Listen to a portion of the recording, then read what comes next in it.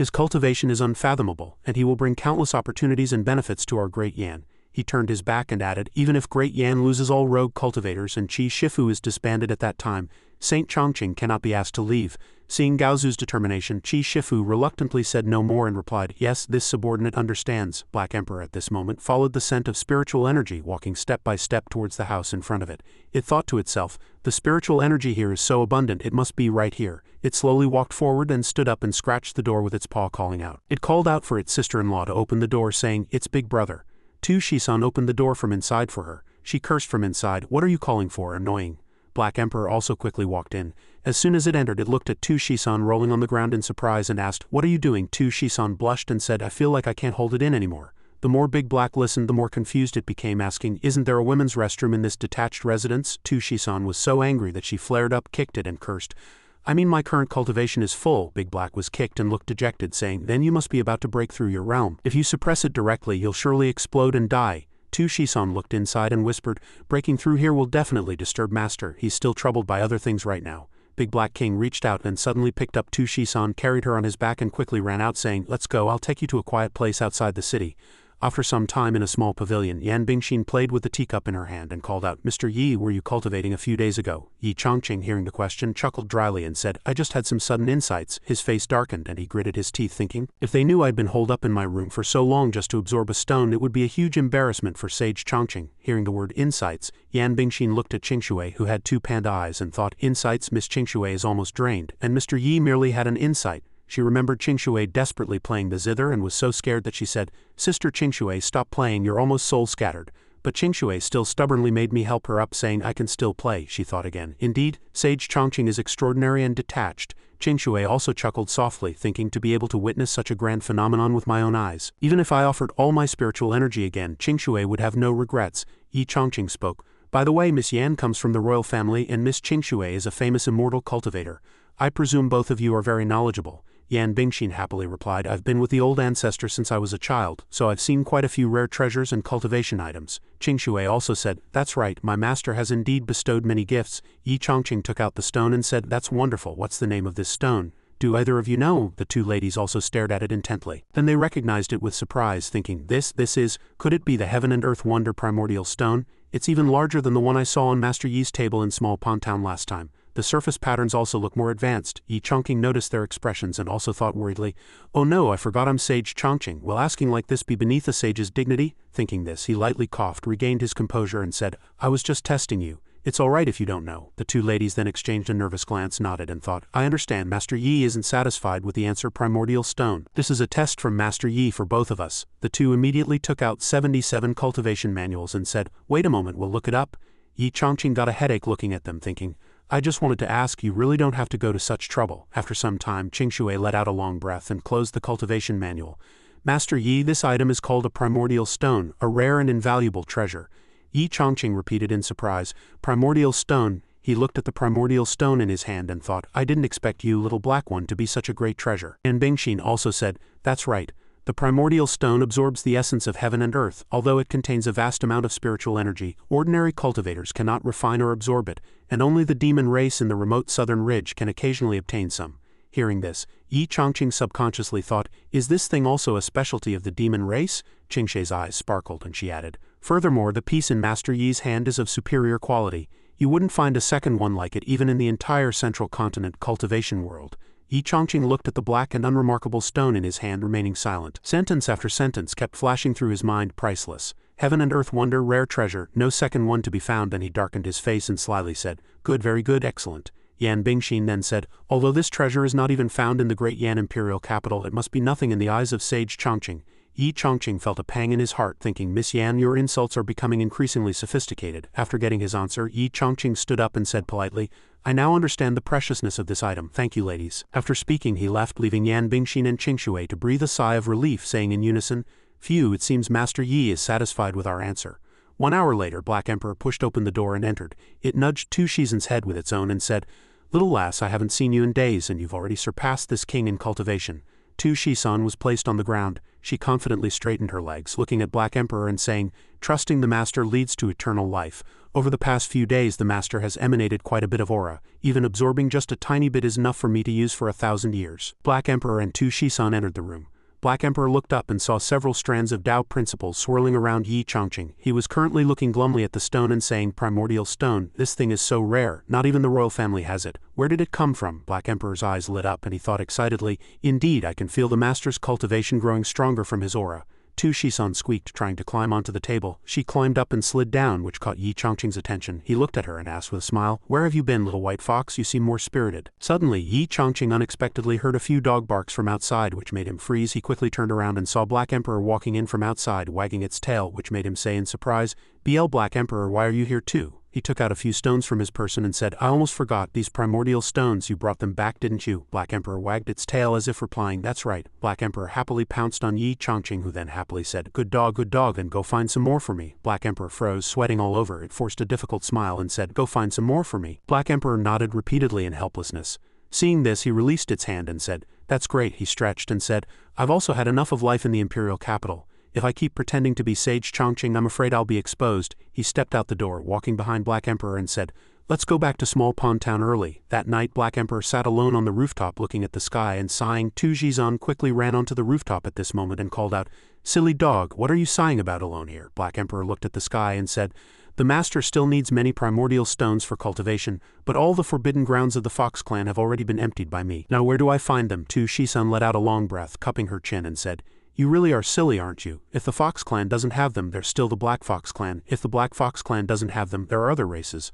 I'll go with you to raid them one by one. Are you still worried master won't have enough?" Black Emperor regained its confidence and said, "That's right." Black Emperor pointed forward and said, "When master takes us back to Small Pond Town, we'll venture into the southern ridge again." Early the next morning in Yi Chongqing's room, he was still diligently cultivating, beginning to circulate qi, harmonize yin and yang, establish the 8 directions of Qian, and have the 4 qi face the sun. He shouted, "Receive," and then held up the primordial stone in his hand, which was now devoid of any spiritual energy. One primordial stone was finally used up and it was wrinkled and hard, but he felt his cultivation becoming more and more skilled. Yan Bingxin and Yan Yangnian walked in and said, "Master Yi, my father has come to see you."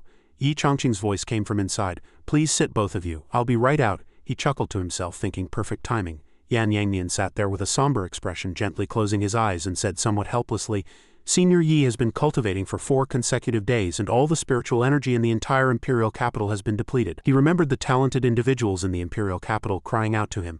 "Your Majesty," he said with tears streaming down his face, "if this continues, the other cultivators in the imperial capital will have no way to survive. This is not a long-term solution." He slammed the table fiercely, trembling as he thought, "Although the old ancestor can't make up his mind for the long-term peace of the nation, I must ask Senior Yi to temporarily move elsewhere." Yi Chongqing walked out at this moment, calling out, "Your Majesty, I apologize for the wait." He served a plate of hot tea and went straight to the point, saying, "I also happen to have something to discuss with you." Yan Yangnian also said, "Please instruct me, Senior Yi." Yi Chongqing said, "I have decided to leave the imperial capital in a few days." Yan Yangnian's mouth dropped open, thinking, "I haven't even spoken and Master Yi brought it up himself.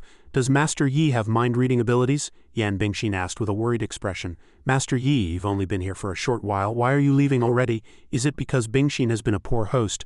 Yi Chongqing calmly said, No, I have already enjoyed the beautiful scenery of the imperial capital. I have no regrets in this life." He looked at ease and detached on the outside, but inwardly he was pouting, thinking, "Such a powerful imperial capital, and I can't even find a single primordial stone. How can I cultivate then?" He poured a cup of hot tea and handed it to Yan Yangnian, saying, "I think the imperial capital has good feng shui, so I tried planting some tea. Your Majesty, please try it." Yan Yangnian took the teacup, thinking in confusion, "Drinking tea? What does Senior Yi mean by this? Never mind, I'll drink it first as a gesture of respect." Just as he was about to gulp down the tea, his face flushed and he stammered, this is." He felt as if he were in the 9th heaven, thinking, "This cup of tea actually contains supreme fortune and can even stimulate the spiritual energy within the body. Truly marvelous." Yi Chongqing smiled again and said, "After I leave, these tea leaves and the tea trees in the backyard will be left to your Majesty." Yan Yangnian was stunned after hearing Yi Chongqing's words, and suddenly realized, "I was truly foolish. Master Yi absorbed the spiritual energy of the imperial capital not for his own cultivation but to refine spiritual energy through tea cultivation to benefit everyone." 2 lines of hot tears streamed down his face and he silently thought, "Senior Yi has always considered the great Yan. As soon as he finished speaking, Yan Yangnian quickly walked to Yi Chongqing, knelt down and loudly said, "Senior Yi." This action left Yi Chongqing bewildered, not understanding what had happened. He hastily stepped forward to help Yan Yangnian up, saying, "Your Majesty, please rise quickly. I cannot accept such a grand gesture." Yan Yangnian solemnly said, "Master Yi's decision to leave has its own reasons, but the people of Great Yan will never forget Master Yi's kindness." With that he stood up, waved his hand and generously declared, "By my imperial decree, all 50 cities in the 12 prefectures of Great Yan must build Chongqing temples in the shortest possible time. I want the name of Sage Chongqing to echo throughout the land of Great Yan." The next day the carriage was already outside, ready. Yi Chongqing stared blankly ahead, softly saying, "Oh no way." In front of him now stood 5 important figures: Zhang Shen, Yan Jinghong, Yan Yangnian, Yan Bingxin and Gao Zhu. He stood before these people, stunned like a stone, thinking, "You guys really came? This is too embarrassing." Even Qingshui walked over from a distance and called out, "Master Yi," she stammered. "Can Qingshui go to Small Pond Town with you?" Yi Chongqing asked in surprise. "How, why?" Hearing the question, she stammered again. "Qingshui is of dull aptitude. Recently I've encountered new problems in the way of music, but don't worry, once my doubts are resolved I will leave immediately and will not disturb you again." Yi Chongqing did not refuse, saying, "Miss Qingshui is exaggerating too much. If you wish I would naturally welcome you." Gao Zhu also spoke at this moment. "If Senior Yi is free, you are welcome to visit any time. The people of Great Yan will never forget your kindness." Yi Chongqing waved his hand and said, "Old Yan is also exaggerating." All the common people bowed and loudly said, "Farewell, Sage Chongqing. May Sage Chongqing be blessed with prosperity like an immortal and live as long as heaven and earth." Seeing this scene, Yi Chongqing looked at them with some emotion. He chuckled, cupped his fists and bowed in return. "Thank you all for your affection," he then thought with a darkened face. "Is this the treatment of Sage Chongqing? I am truly flattered." Meanwhile, in the clear Windmoon Pavilion, Murong Lizu stood by the window, gazing into the distance, reciting a few lines of poetry. "Day after day I long for you, yet you remain unseen." Lu Ruyi walked in softly. She looked at Murong Lizu and thought to herself, "Without Master Yi these past few days, the Pavilion Master has always been so lonely." She finally spoke loudly, "Pavilion Master, today Master Yi will be leaving the imperial capital from the direction of Dongshan." Murong Lizu asked with a gloomy face, "His departure, what concern is it of mine?" Lu Ruyi then said, "I heard Master Yi has no plans to return for a short while. Are you sure you don't want to see him one last time?" Murong Lizu frowned at her and asked, "Really?" Lu Ruyi replied, "I would not dare to deceive you." Murong Lizu cursed in annoyance. "Why didn't you say so earlier?" She turned around and stomped her foot, actually making a pit in the ground, and quickly flew away. Lu Ruyi looked in the direction she left and chuckled softly. Women, after all, cannot escape the word love. Yan Bingxin on her side held Yi Chongqing's sleeve with both hands, then pulled him with all her might, saying, "Master Yi, you must remember me." Yi Chongqing said in a panic, "I'll try my best." Yan Bingxin's eyes were glistening as she said, "Think of me 100 times a day." "Can you?" Yan Yangnian stood beside Gao Zhu and said, "Old Ancestor, if we could bring Little Nine and Master Yi together, wouldn't that be killing 2 birds with 1 stone? Gao Zhu looked up at a golden light in the sky and couldn't help but say, "I advise you to give up your fantasies early, face reality. Only someone of sufficiently noble status is worthy of an unparalleled figure like Master Yi. Little Nine, you're still far from it." That ray of light flew directly towards Master Yi, causing a tremor. Yi Chongqing looked at the scene, crying, "You haven't even appeared yet. And we've already prepared 7/10." The figure of Murong Lizu shimmered in the flames, walking out from the blazing light with the majesty of a fire phoenix. Those around her exclaimed in surprise, "This person can actually control flames. Could she be related to the legendary phoenix?" Yi Chongqing also thought in surprise, "Miss Murong? Wow, I didn't expect Miss Murong Lizu to be not only stunningly beautiful but with such an extraordinary appearance. She must be a highly cultivated female immortal." Murong Lizu slowly walked over, calling out, "Master Yi, are you leaving today?" Yi Chongqing replied, "That's right." He suddenly noticed Murong Liju's strange gaze towards him. He awkwardly covered his face with his hand, avoiding her gaze, thinking, "Hey, if you keep looking at me like that, I'm going to suspect you have feelings for me." No, she must be looking at Sage Chongqing, he thought with a darkened face. "Oh, Yi Chongqing, if your current identity wasn't Sage Chongqing, you probably wouldn't understand what that look means for the rest of your life. I now have a spiritual root and suitable cultivation methods. As long as I find primordial stones and cultivate diligently, I will win the heart of a beauty one day." Thinking this, he also spoke, answering the question, "Although you and I are merely strangers meeting by chance, thank you, Miss Murong, for coming to see me off." Murong Liju's face showed a hint of sadness upon hearing this, and she thought, "Strangers meeting by chance? So in Master Yi's eyes we are only strangers meeting by chance? Perhaps Master Yi already knows my feelings and is unwilling to accept them, unwilling to say so directly, and thus leaves me with this last bit of dignity. It must be so. A sage traveling the world must be surrounded by countless beauties. How could he fall for a tiny woman like me?" Qingshui looked at Murong Lizu and sneered disdainfully, thinking, "Sure enough, no woman can resist Mr. Yi's charm, not even someone from the Murong ancient clan." My judgment was indeed correct.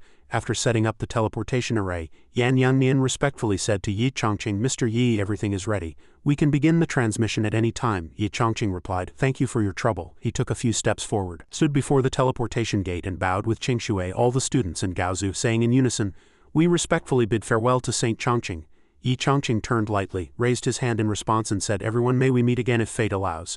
Yi Chongqing chuckled, thinking, "Good brother, thank you for this time. Your identity has been very useful, making me incredibly powerful." Even now, Yi Chongqing still didn't realize that the statues in the temple were of himself. In the Great Sha Kingdom within the Yunlu Mountain, in the century-old Sword Dao sect of Wanjian sect, several shouts rang out, "Don't miss this great opportunity. Opportunities don't come every day. Seize the moment. The Wanjian sect's cultivation methods are being demonstrated. You'll witness their excellence firsthand." Inside the hall, the sect leader and two elders sat in a circle, cultivating. Wanjian sect leader Jian Zhengyuan formed hand seals and chanted, "Flying sword soaring 1,000 miles." The Wanjian sect elder also chanted, "Immortal sword unsheathed, clouds disperse." After chanting, all three shouted in unison, channeling their energy to condense spirit swords. A disciple outside explained to everyone, "Everyone, please see, this is one of our sect's top-tier cultivation methods, demonstrated by our sect leader and elders." Seeing them promoting so enthusiastically, passers-by listened and scrutinized him. He leaned closer to a passerby and added, "Our Wanjian sect is the most famous sect among sword cultivators.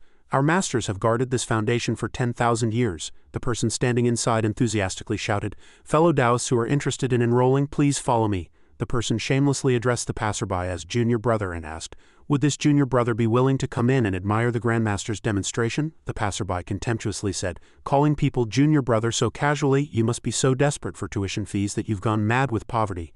People gathered in twos and threes, discussing with disdain, "Most famous. I think they're only third place at best. I still want to go to Zeching Holy Land to study. My immortal cultivation relative said that Wanjian sect is bound to decline sooner or later.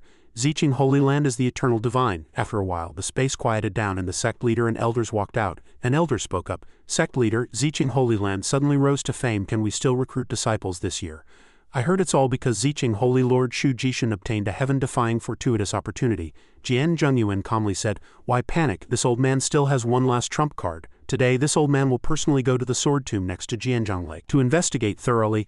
Our ancestral master has been in seclusion here, and there are still life fluctuations emanating. The sword chi at the bottom of Jianzhang Lake is incredibly scorching." This old man thought, "Sure enough, the ancestral master is about to emerge from seclusion." The elder asked worriedly, "The ancestral master has been in the Mahayana stage for many years and is expected to ascend soon. Why choose to emerge at this time?" Jian Zhengyuan said, "Of course he can't bear to see the Wanjian sect's morale low and is reluctant to part with us, his disciples and grand disciples." He pointed to two disciples and ordered, "You two, immediately spread the news that the Wanjian sect's strongest ancestral master is about to emerge from seclusion." The two disciples immediately responded, "Understood." Jian Zhengyuan continued, "Let Zeching Holy Land and the world know that as long as the Wanjian sect's ancestral master is here, Wanjian sect will remain the leader of the central continent's sword Dao." Suddenly, there was another tremor, causing everyone to lose their footing.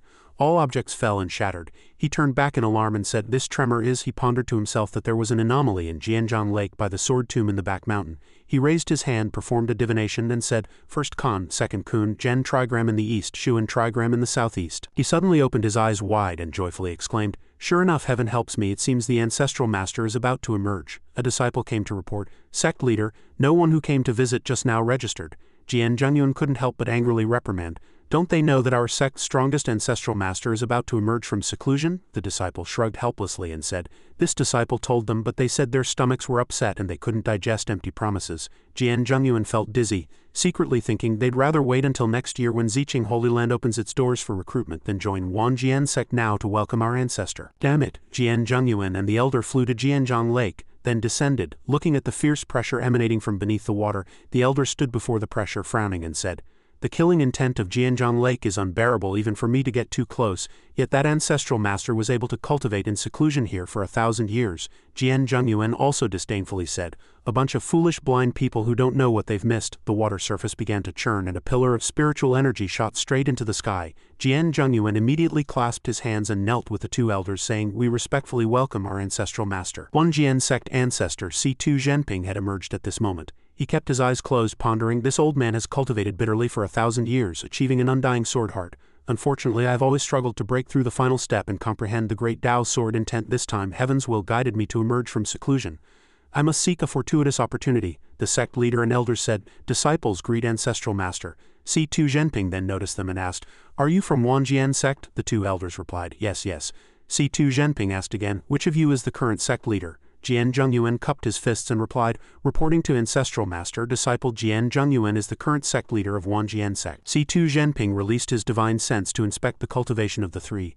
The two elders were in the mid-stage of soul transformation, while Jian Zhengyuan was in the early stage of void refinement. C2 Xenping sighed, an unknown junior early-stage void refinement. No wonder Wanjian sect has declined to this extent. Jian Zhengyuan felt as if a sword had pierced his heart upon hearing these words. The two elders behind him, seeing Jian Zhengyuan's ashen and trembling face, said to each other, "Is the ancestral master already displeased with us immediately after emerging? The cultivation world is unstable now, and expenses are tight. We can't blame our sect leader." C2 Xenping landed on the ground and walked outward, saying, "Enough.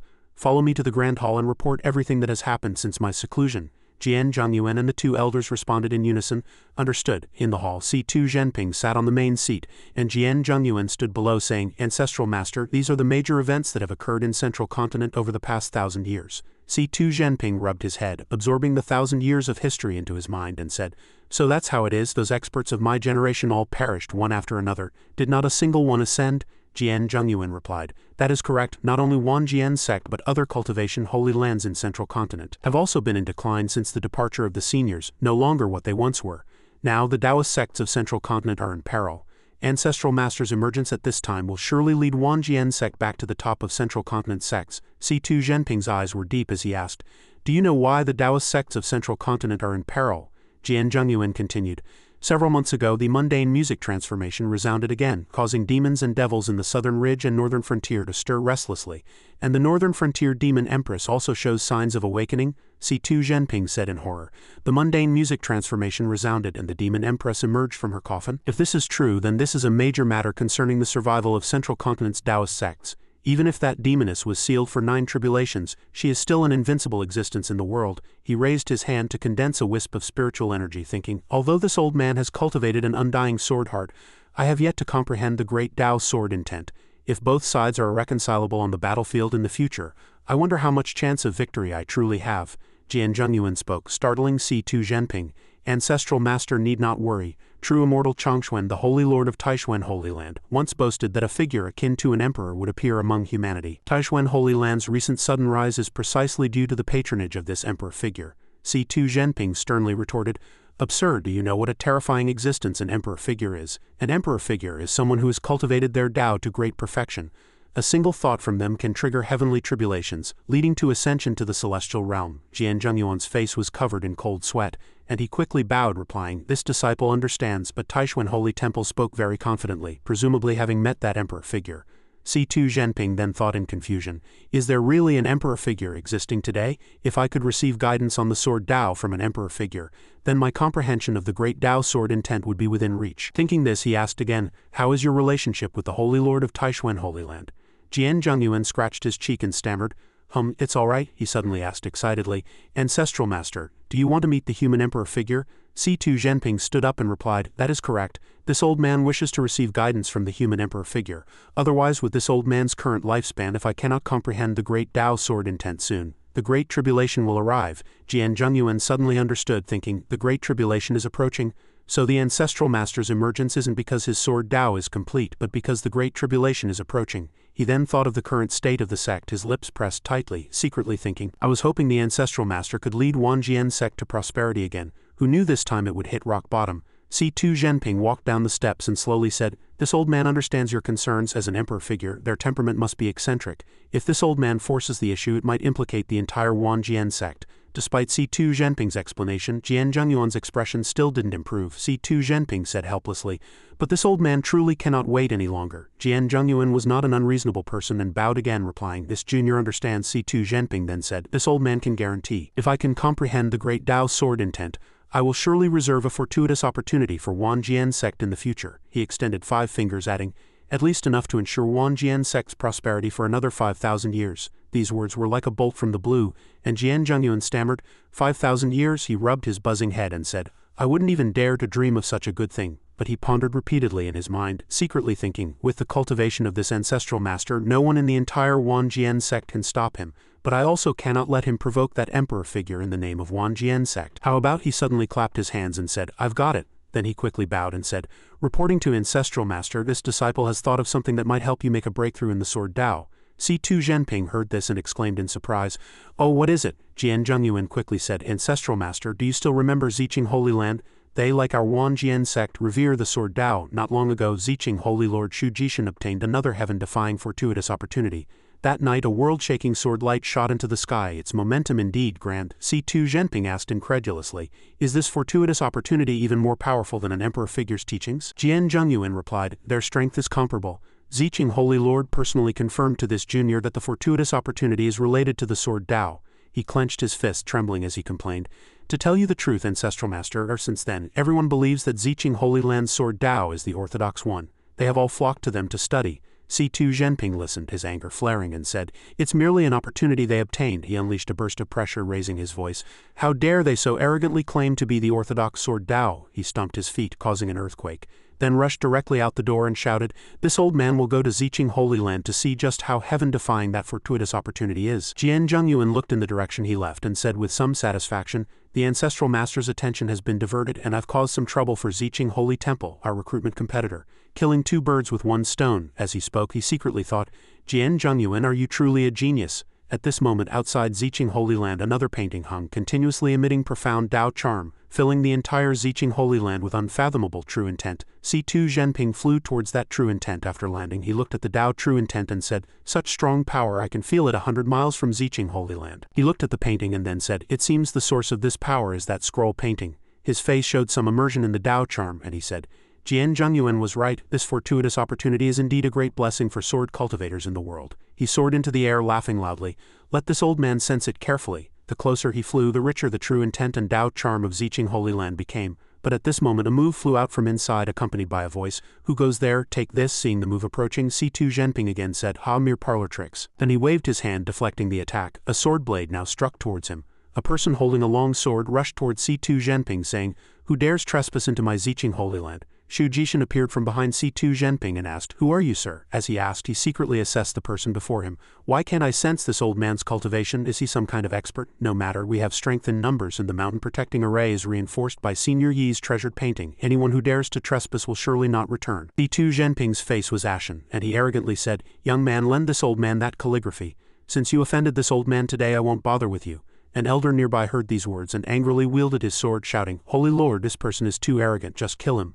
C2 Xenping heard this and laughed loudly as if he didn't take the elder's words seriously. He turned to the elder holding the sword and said, since this old man began cultivating, you are the first person to dare say you would kill this old man. Shu Jishin listened to him for a long time, his anger also rushing to his head, and he shouted, good, everyone form the array. Upon command, 3 elders simultaneously formed hand seals and said, sword breaking the void. Shu Jishin raised his sword and chanted, gazing upon the 8 wilds. Immediately, an array was set up guarded by the 3 elders and Shu Jishin.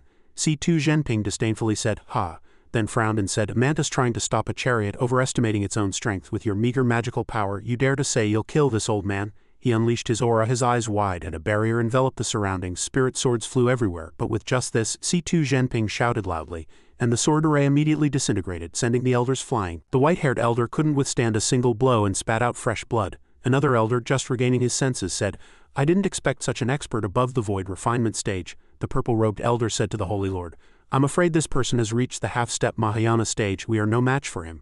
A sword was plunged into the ground. Shu Jishin's body trembled as he said, no wonder I couldn't sense his cultivation. He is a paragon among sword cultivators. C2 Xenping flew in the air and declared loudly, I'll say it again, this old man only wants that calligraphy. Shu Jishin bit his lip in frustration watching him, then struggled to his feet again. His face was ashen with anger, his teeth constantly grinding as he said, that calligraphy is the supreme treasure of my Zeching Holy Land. How can it be easily given to another? He pointed his sword at C2 Xenping and said, what if you are in the Mahayana stage, a sacred item bestowed by Mr. Yi, I will defend it to the death. C2 Xenping, hearing this, pondered a little. He dared to speak so eloquently. Did he have a hidden trump card? Shu Jishin formed hand seals, thinking, with the assistance of Saint Yi, of course, the divine transformation array. As he spoke, he controlled the giant sword, charging toward C2 Xenping with immense power. 3 different swords were also shot out, then converged into a single light pillar that gradually intensified, fusing to form a colossal spirit sword. Shu Jishin decided to fight him to the death, saying, let you taste the weapon forged by the primordial spirits of successive Zeching Holy Lords. With that he unleashed the Zeching Holy Sword, and a dragon opened its maw, rushing towards C2 Xenping. C2 Xenping still chuckled lightly, saying the power dissipation array combined with the Zeching Holy Sword.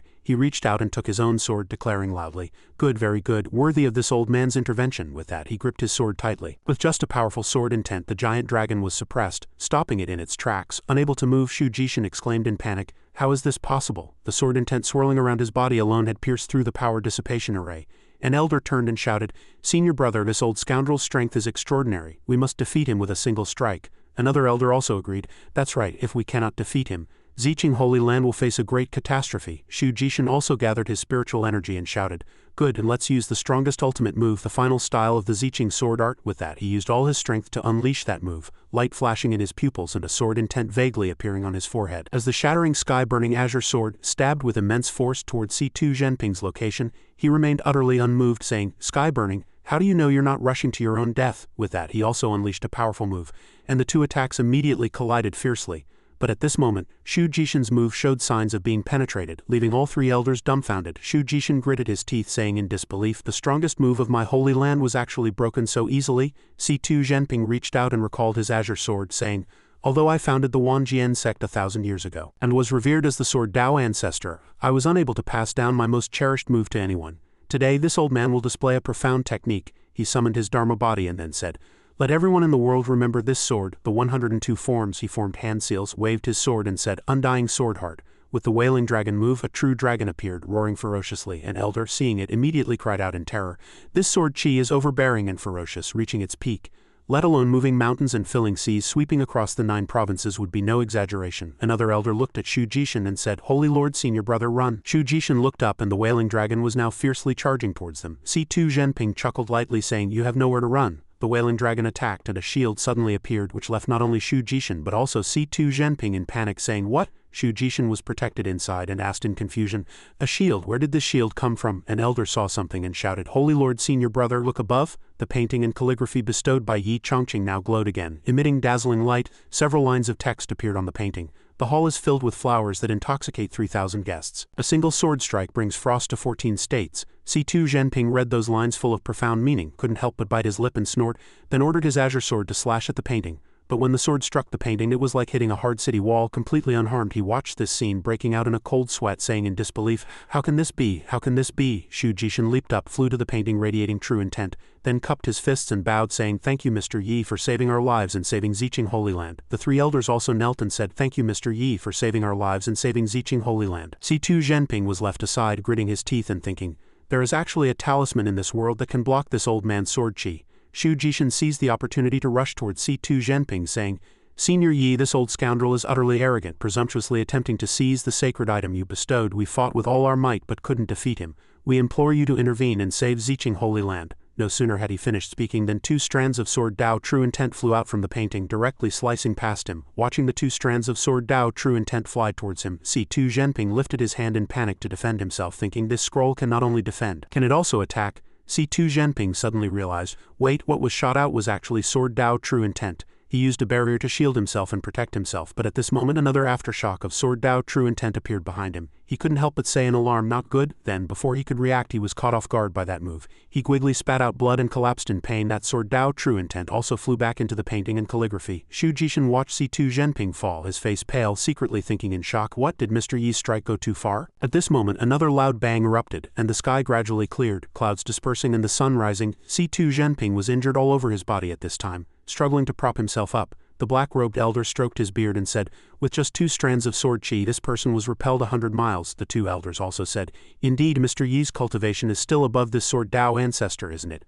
C2 Xenping was sitting on the ground but couldn't support himself, spitting out blood. Although his body was trembling from injuries, he wore a satisfied smile, saying, "Unbelievable, unbelievable. There is actually someone in this world who can unleash great Dao sword intent. This old man has truly broadened his horizons, ha ha ha." He propped himself up with his sword and said, Good, this old man C2 Xenping is the 5th generation successor of Wanjian sect.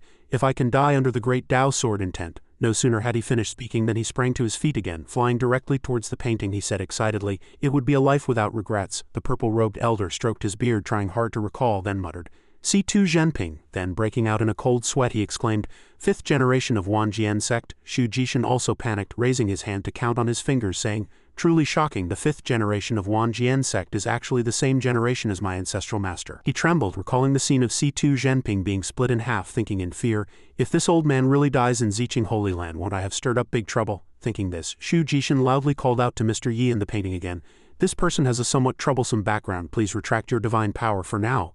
Hearing this, the painting retracted its divine power and slowly disappeared. C2 Xenping aggressively raised his sword to strike but found the painting gone and couldn't help but utter a surprised "ha."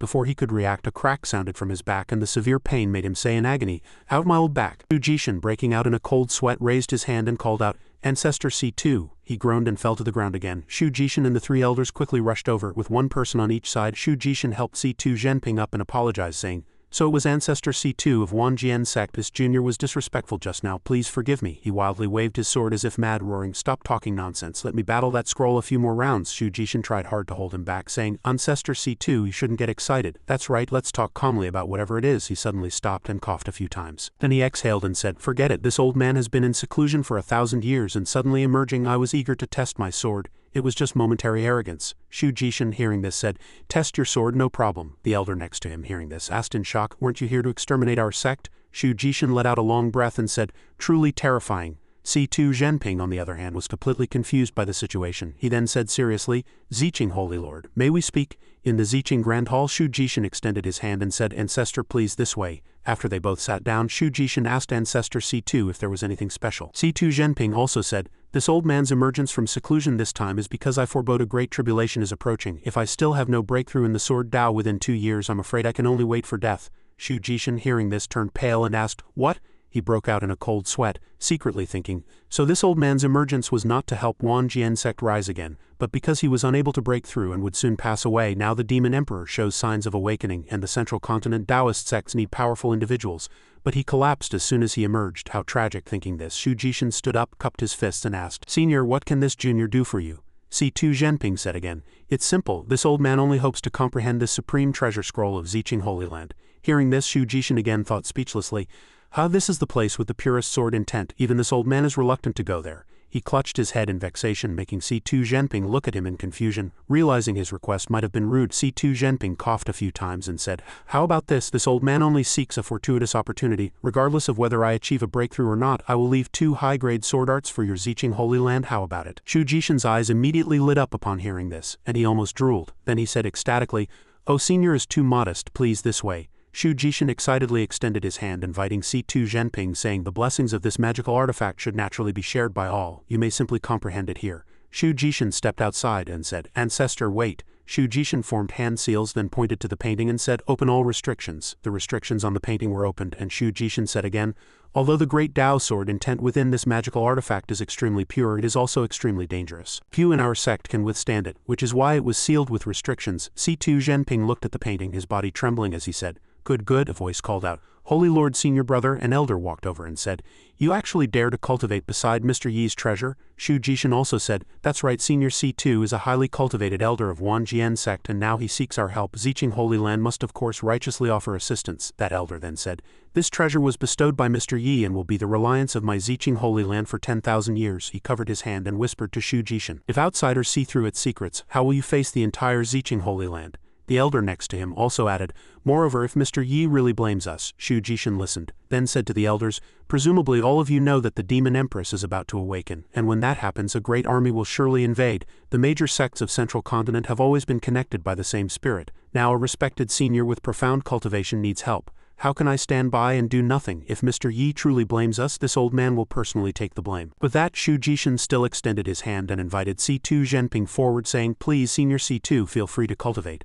C2 Xenping stroked his beard and said, "Zeching Holy Lord indeed possesses chivalrous righteousness. A drop of kindness should be repaid with a gushing spring." He flew into the air, declaring loudly, "Everyone rest assured, this old man will certainly not act unreasonably." He flew into the air, then stopped. In the air he sat cross-legged before the painting and said, "During my comprehension here, I only hope to do some small things for Zeching Holy Land." With that, he also began to enter the Tao, returning to the Heavenly King, stabilizing the heavens. Heaven and earth, profound yellow, yin-yang, marvelous art. Then he reached out and cast a spell, transforming into many small swords, saying, "Rise." Those swords obeyed and flew downwards. Sword intent emanated, flying in all directions. A disciple looked up and asked curiously, "What is that?" Strands of sword intent flew into the bodies of the elders and all the disciples, making everyone exclaim and rejoice. I felt a brand new sword intent. Zeching also felt it, his face filled with satisfaction, saying, "Powerful yet gentle." The black-robed elder also said, "This old man is truly worth befriending. Indeed, one can learn something from him." A verdant green butterfly flew over and landed on Zeching's shoulder, calling out, "Master." He picked up the butterfly resting on his hand and snorted, "This is news from that girl Qingshui." Qingshui's voice came from inside. This disciple has recently returned to Small Pond Town with Mr. Yi, please do not worry. He let out a surprised oh, saying, I didn't expect Mr. Yi to leave the imperial capital so soon. He released his hand and let the butterfly fly away, secretly thinking, Qingshui, you must seize this opportunity well. A pair of feet stepped forward, Yi Chongqing stretched, saying contentedly, this is great, I'm finally back. Qingshui walked beside him and asked, does Master Yi not like Great Yan imperial capital?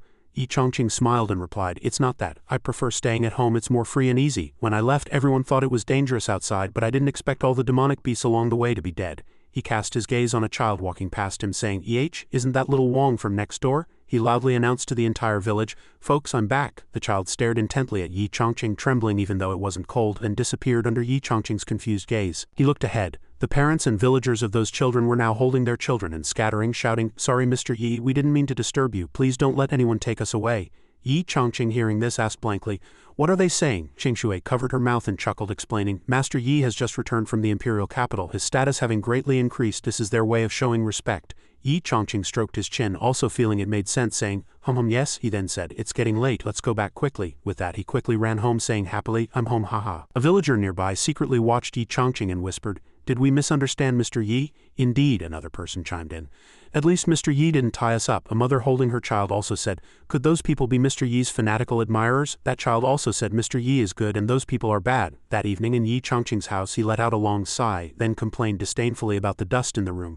Ah, too much dust. Yi Chongqing reached out and said, Miss Qingshui, let me do it. He handed a wooden bucket of water to Black Emperor and said, Black Emperor, go fetch some water. He sat down on a chair, stretched, and said exhaustedly, finally done with the cleaning. He looked up to see Qingshui boiling water and pouring tea and chuckled, thank you Miss Qingshui, you're too kind.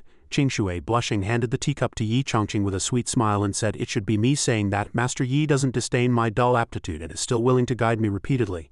Yi Chongqing reached out to take the teacup from her hand. She gasped in surprise, then blushing touched her hand, feeling a tingle as if she had received an electric shock. So this is what it feels like to touch a powerful person. Yi Chongqing said, it's strange, the imperial capital has countless good things, but only returning to Small Pond Town allows my mind and body to relax. Qingshui replied, exactly, I don't like hustle and bustle either. She poured another cup of tea, adding, just like Master Yi, I also prefer this leisurely and peaceful life. A new cup of tea was handed to Yi Chongqing. He said, ah, thank you. Their hands gently touched again. Yi Chongqing, blushing, quickly pulled his hand back. Qingshui on her side also blushed and hugged herself, saying, ah, Master Yi's aura is so comfortable. Yi Chongqing, also blushing, thought, what does Miss Qingshui mean by this? I'm still a handsome young man. After another moment, Yi Chongqing, sweating profusely, said, Miss Qingshui, didn't you say you had some new problems with your way of music? Qingshui replied, that's true, although I've made great progress today, I still can't play the mundane music transformation tune.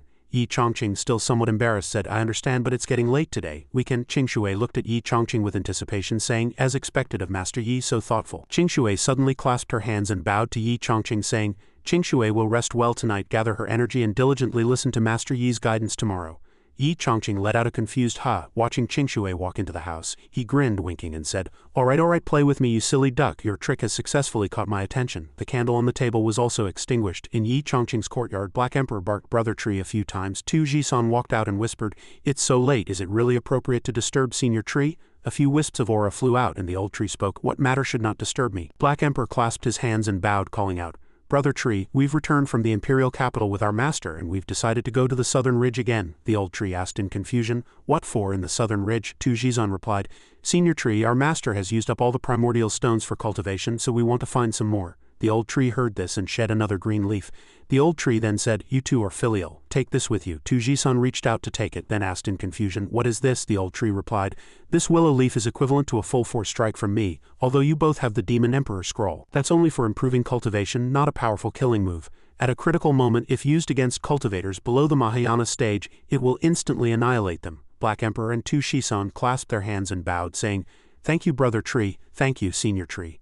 The old tree added, actually I also know of a great secret realm with many primordial stones, but it's extremely dangerous. Even if you two go together, you won't make it back. I'll wait until I have a chance to transform into human form and personally make a trip for our master. Black Emperor chuckled. No trouble, Brother Tree, Big Serpent. Tu Shizan also said, this time we'll definitely bring back a lot. The next morning in Qingshui's courtyard, she was playing the zither for Yi Chongqing while some restricted images resurfaced in his mind. Qingshui said softly, Master Yi, practicing this love song is really tiring. Hearing her say this, Yi Chongqing said, then how about we switch to practicing the exchange glances tune? Just thinking about it. Yi Chongqing's mouth watered. Qingshui, looking at Yi Chongqing's expression, called out in confusion, Master Yi, he still stood by, imagining the subsequent scenes unseen by the audience, chuckling. Qingshui suddenly shrieked, Master Yi. Startling him and scaring him out of his wits, Yi Chongqing cleared his throat, coughed a few times and said, Excuse me, where were we just now? Qingshui sadly lowered her head and replied, Qingshui has tried many times but still can't play the mundane music transformation tune. The mundane music transformation score is very obscure and difficult to understand. If starting with Azure Dragon entering the sea, the left hand plucks too much and too finely.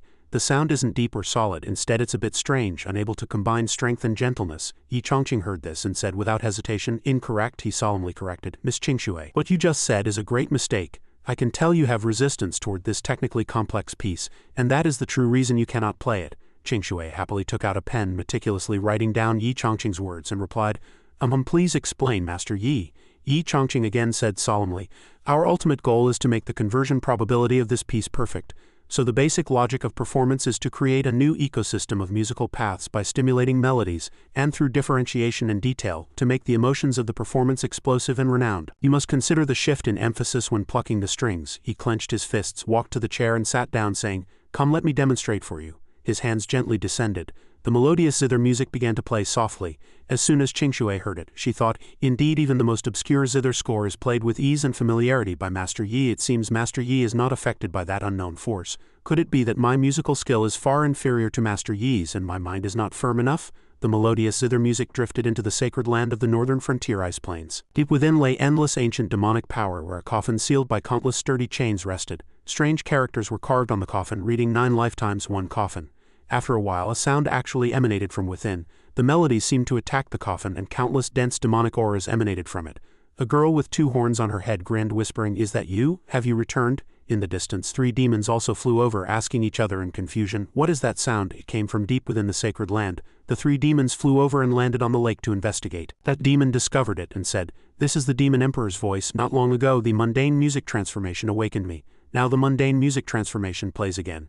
And the 9 lifetimes have come. These layers of arrays can no longer stop me. The shackles of loneliness. The demon emperor's aura was so surging and terrifying, forcibly tearing a large hole in the void. The demon emperor's arm impatiently stretched out from within while the distant king said, Wait for me. Once I break through these seals I will come find you first. The 3 demons fell to their knees in fear, shouting, Your Majesty, please do not be hasty in breaking the seal. Indeed, we cannot watch you exert yourself. You must take care of your sacred body. The demon emperor now broke free from the seal and flew out, saying, There's no need to worry, everyone. The 3 quickly knelt down, clasped their hands and said in unison, Greetings, Your Majesty. That demon clasped his hands and said, The restrictions in the abyss limit the passage of all living beings, preventing us from helping. The second demon also said, We are truly ashamed. The demon emperor merely smiled faintly without speaking, then thought, What are restrictions? What are seals? The era of 9 reincarnations is over. My demon emperor, Jiyu Duqingfeng, will only be stronger than 1,000,000 years ago. She waved her hand, her aura majestic. The day I break out of seclusion will be the day I lead the demon race to reclaim the world. The 3 demons immediately kowtowed and replied, We are willing to assist Your Majesty in achieving great success. The zither music still floated melodiously, echoing throughout the land. At Zeching Holy Land, the zither music again flew here, merging into the painting above. Below, C2 Xenping was still cultivating intently. The zither music again entered his ears. C2 Xenping looked up and said, in confusion, What is that sound? This melody. He closed his eyes and felt it, then said, Like resentment, like longing, like weeping, like complaining, dancing gracefully in dark valleys, crying sadly on a solitary boat. C2 Xenping suddenly comprehended, opening his eyes wide and saying, Such a simple melody, yet it contains boundless true intent, giving me a deep understanding. Xu Jishan also sensed it from within. He looked outside and said, This piece, it seems to be the mundane music transformation that Qingshui brought back from the great secret realm back then, but she could never play it. He stroked his beard and chuckled. It seems Qingshui has truly learned the essence of Senior Yi. C2 Xenping hurriedly flew down, calling out, Holy Lord Shu. Did you hear that melody? Xu Jishan replied, Of course I heard it, Senior C2. Why are you so anxious? C2 Xenping added. This old man felt that the zither music just now contained immense fortune. Holy Lord Shu, do you know who played it? Xu Jishan stroked his chin, pondering immense fortune. He suddenly realized, was that Senior Yi personally playing just now? He quickly said, To be frank, I do know the person who played it. C2 Xenping asked in surprise, Really? Then can you take me to meet them? C2 Xenping said with some hesitation. But that esteemed person prefers quietness and dislikes noise. It wouldn't be appropriate for me to take you there. C2 Xenping sighed. At this point, why still worry so much? The demon emperor is about to revive. If this person is also one of our kind, they should certainly contribute. C2 Xenping's face darkened and he thought, Never mind, this old man is also for the greater good. Senior Yi is incredibly perceptive. He will surely understand this old man's intentions. Xu Jishan clasped his hands and said, Senior C2 is right, this esteemed person resides in small pond town near Taishuan Holy Land. C2 Xenping asked in surprise. Taishuan Holy Land. Back when this old man was in seclusion, that place was known for its beautiful scenery, abundant spiritual energy and talented individuals. At that time, several grand elders in the Holy Lord were rare geniuses, with hopes of ascending to the upper realm. Xu Jishan then said, "To be frank, this Senior Yi is indeed an immortal ancestor from Taishuan Holy Land who has already ascended." C2 Xenping was even more surprised to hear this. The immortal ancestor has already ascended. To be able to freely travel between the upper and lower realms, his cultivation must have reached a heaven-shattering level. He clasped his hands and bowed slightly, saying, "Thank you, Holy Lord Shu, for your guidance. Please accept these two sword techniques. If this trip fulfills this old man's wishes, I will surely offer a generous reward in the future." With that, C2 Xenping flew away. One morning at Taishuan Holy Land, a disciple walked over to He Changxuan and an elder, saying, "Holy Lord, there is a senior at the foot of the mountain claiming to be C2 Xenping of Wanjian sect who wishes to meet you."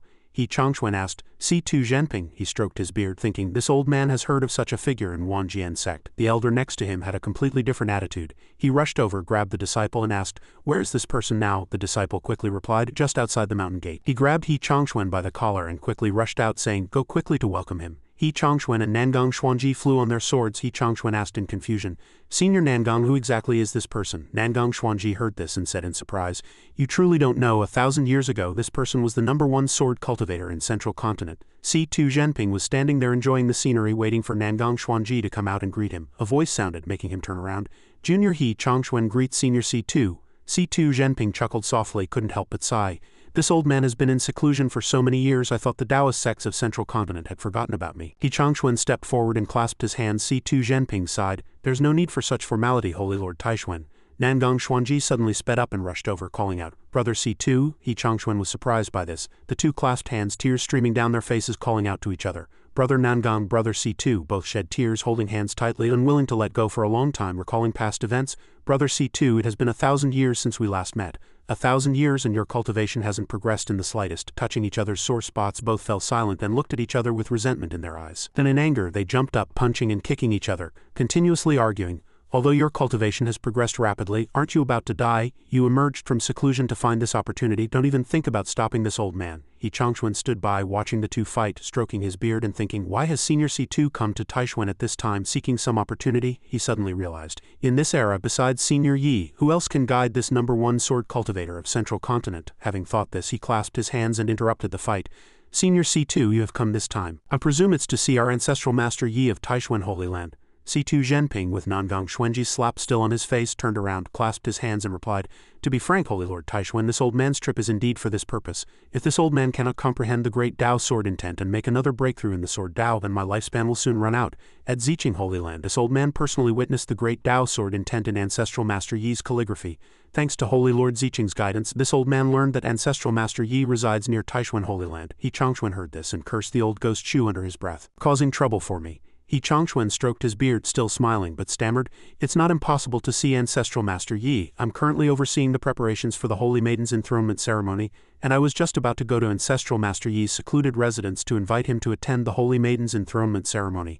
C2 Xenping happily said, "Really?" He Changxuan chuckled lightly. "Of course, cultivators don't lie to cultivators. However, Senior C2, shouldn't you pay some tuition fees?" Nangang Xuanji held up an honorary elder's plaque. Taishuan Holy Land. C2 Xenping looked at the plaque, snorted and thought, "Everything comes at a price." C2 Xenping clasped his hands again and said, "Holy Lord of Taishuan, if Ancestral Master Yi of your sect can truly help this old man gain enlightenment in the way of the sword, this old man pledges his lifelong allegiance to Ancestral Master Yi and will become a guest elder of Taishuan Holy Land." He Changxuan patted C2 Xenping on the shoulder and said, "Don't worry, no one can resist Senior Yi's charm." Nangang Xuanji also said, "Brother C2, from now on we are colleagues." C2 Xenping was greatly astonished to hear this, looking at the two of them and saying, "Are you both that confident?" C2 Xenping leaned in and whispered to Nangang Xuanji, "I say, Brother Nangang, you must have met that Senior Yi already, right? Please tell me the truth." Nangang Xuanji did not conceal it, saying, "Senior Yi once guided me in the way of chess and I benefited greatly." C2 Xenping asked in disbelief, "No way, he could actually guide a chess saint who has cultivated the way of chess for thousands of years?" Nangang Xuanji stroked his beard and chuckled contentedly, saying, "Indeed, Senior Yi appears refined and easygoing, but in reality he is unfathomable. Every word and action contains the ultimate truths of heaven and earth and the great Tao." C2 Xenping then asked, "Is there anything specific I need to be aware of when interacting with this Senior Yi?" Nangang Xuanji merely uttered 4 words, "Be sincere." A few more days passed and C2 Xenping and He Changquan had already set off for Small Pond Town. C2 Xenping landed, and before his eyes was Small Pond Town. C2 Xenping walked into the town and seeing the dense and pure Dao charm pervading everywhere couldn't help but exclaim, "Unbelievable, I never imagined this small town would be completely enveloped by such dense and pure Dao charm." He Changquan also said, "That's wonderful, the residents of this town are also deeply influenced by the Dao charm. It's just that they are blessed but don't realize their good fortune." He then turned and called out, "Senior C2, there's one thing I must remind you. Ancestral Master Yi doesn't like his identity to be revealed, so please call him Mr. Yi later." C2 Xenping gave a thumbs up confidently saying, "I understand." At this moment, another melodious zither tune drifted into C2 Xenping's ears. He cocked his head, listening intently, and said, "Someone is playing the zither again." He Changquan added, "It must be coming from Mr. Yi's courtyard." C2 Xenping remained with his eyes closed, feeling the rhythm of the music, then said, "Skillful and adept, reaching a supreme level. It seems the player has integrated the principles of music into the composition." He murmured and lowered his eyes, thinking, "But it doesn't contain the immense fortune of that piece from a few days ago." He Changquan walked along, saying, "Perhaps it's just a servant in Mr. Yi's courtyard who is very knowledgeable about music." The two quickened their pace and saw Yi Changqing leisurely reclining in a chair in front of the courtyard. He Changquan whispered to C2 Xenping, "It seems Mr. Yi is taking his afternoon nap. We'll have to wait a moment." C2 Xenping quietly approached, whispering to himself, "Is this what a true master looks like?" His appearance was exactly as Nangang Xuanji described. His appearance is like jade, elegant and transcendent, truly resembling an immortal at first glance. The two stood there yawning as a faint refreshing fragrance drifted by. Yi Changqing had also woken up at this moment. Slightly opening his eyes, he sat up, stretched comfortably, but then suddenly saw something and was a little surprised. "Elder He, long time no see." Yi Changqing stood up and walked over, also happily saying this. C2 Xenping nervously clasped his hands and said, "C2 Xenping pays his respects to Mr." Yi Changqing looked at him and asked, "And this is?" He stroked his chin, guessing, "Holy Lord of Taishuan, if I'm not mistaken, they are all calligraphy enthusiasts." Yi Changquan spoke up to answer the question. "Mr. Yi, this is a friend of mine. He has a few matters he wishes to seek your guidance on today." Yi Changqing also happily greeted them, gesturing with his hand, "Then don't just stand outside, please come in." The three walked into the house together. As soon as C2 Xenping entered the house, he still felt somewhat puzzled. "Mr. Yi is too young, it always feels a bit exaggerated." As the three entered the house, the melodious zither music played again. He Changquan looked on in surprise, saying, This. He looked at the zither player, thinking, how could the Zeching holy maiden be here? Qingshui was still immersed in the music and didn't realize everyone had entered. Yi Changqing gestured to introduce her. "This is Miss Qingshui. She has some issues with her way of music. She's been studying and improving here recently." C2 Xenping's eyes widened, thinking in disbelief, the Zeching holy maiden. Xu Jishan actually left his sect's future successor here. He Changquan on his part immediately burst into tears, thinking Mr. Yi is actually secretly giving special tutoring to the holy maiden of Zeching Holy Land. He ran over aggrievedly and hugged Yi Changqing's leg, crying out, "Mr. Yi, have you forgotten our Bingxin?" Yi Changqing said speechlessly. "Then just let her into the courtyard." Qingshui stopped playing, walked over, bowed slightly and said, "Master Yi, if you have guests, I'll return to my room first." Yi Changqing chuckled softly, saying, Miss Qingshui, please feel free." Yi Changqing then said, "Please both of you sit down and have some tea first." Yi Changquan immediately replied, "Thank you, Mr. Yi." After a while he took a sip of tea, an intoxicated expression appearing on his face, letting out an "ah," and then said contentedly, "Still the same brewing method as before, still the familiar taste." C2 Xenping on his side hadn't yet drunk the tea, thinking, is this enlightenment tea? He held up a tea leaf in his hand and said, 10,000 years ago my masters brewed tea, taking only the highest quality tea buds from the enlightenment vine. Coarse tea leaves like these would be discarded. He set down the teacup, shook his head and said, "This old man only went into seclusion for 1,000 years. I didn't expect the sect now considers it an honor to drink enlightenment tea." Yi Changqing laughed heartily, saying, it's all right, just drink it first and we can talk." C2 Xenping said no more, picked up the teacup and drank.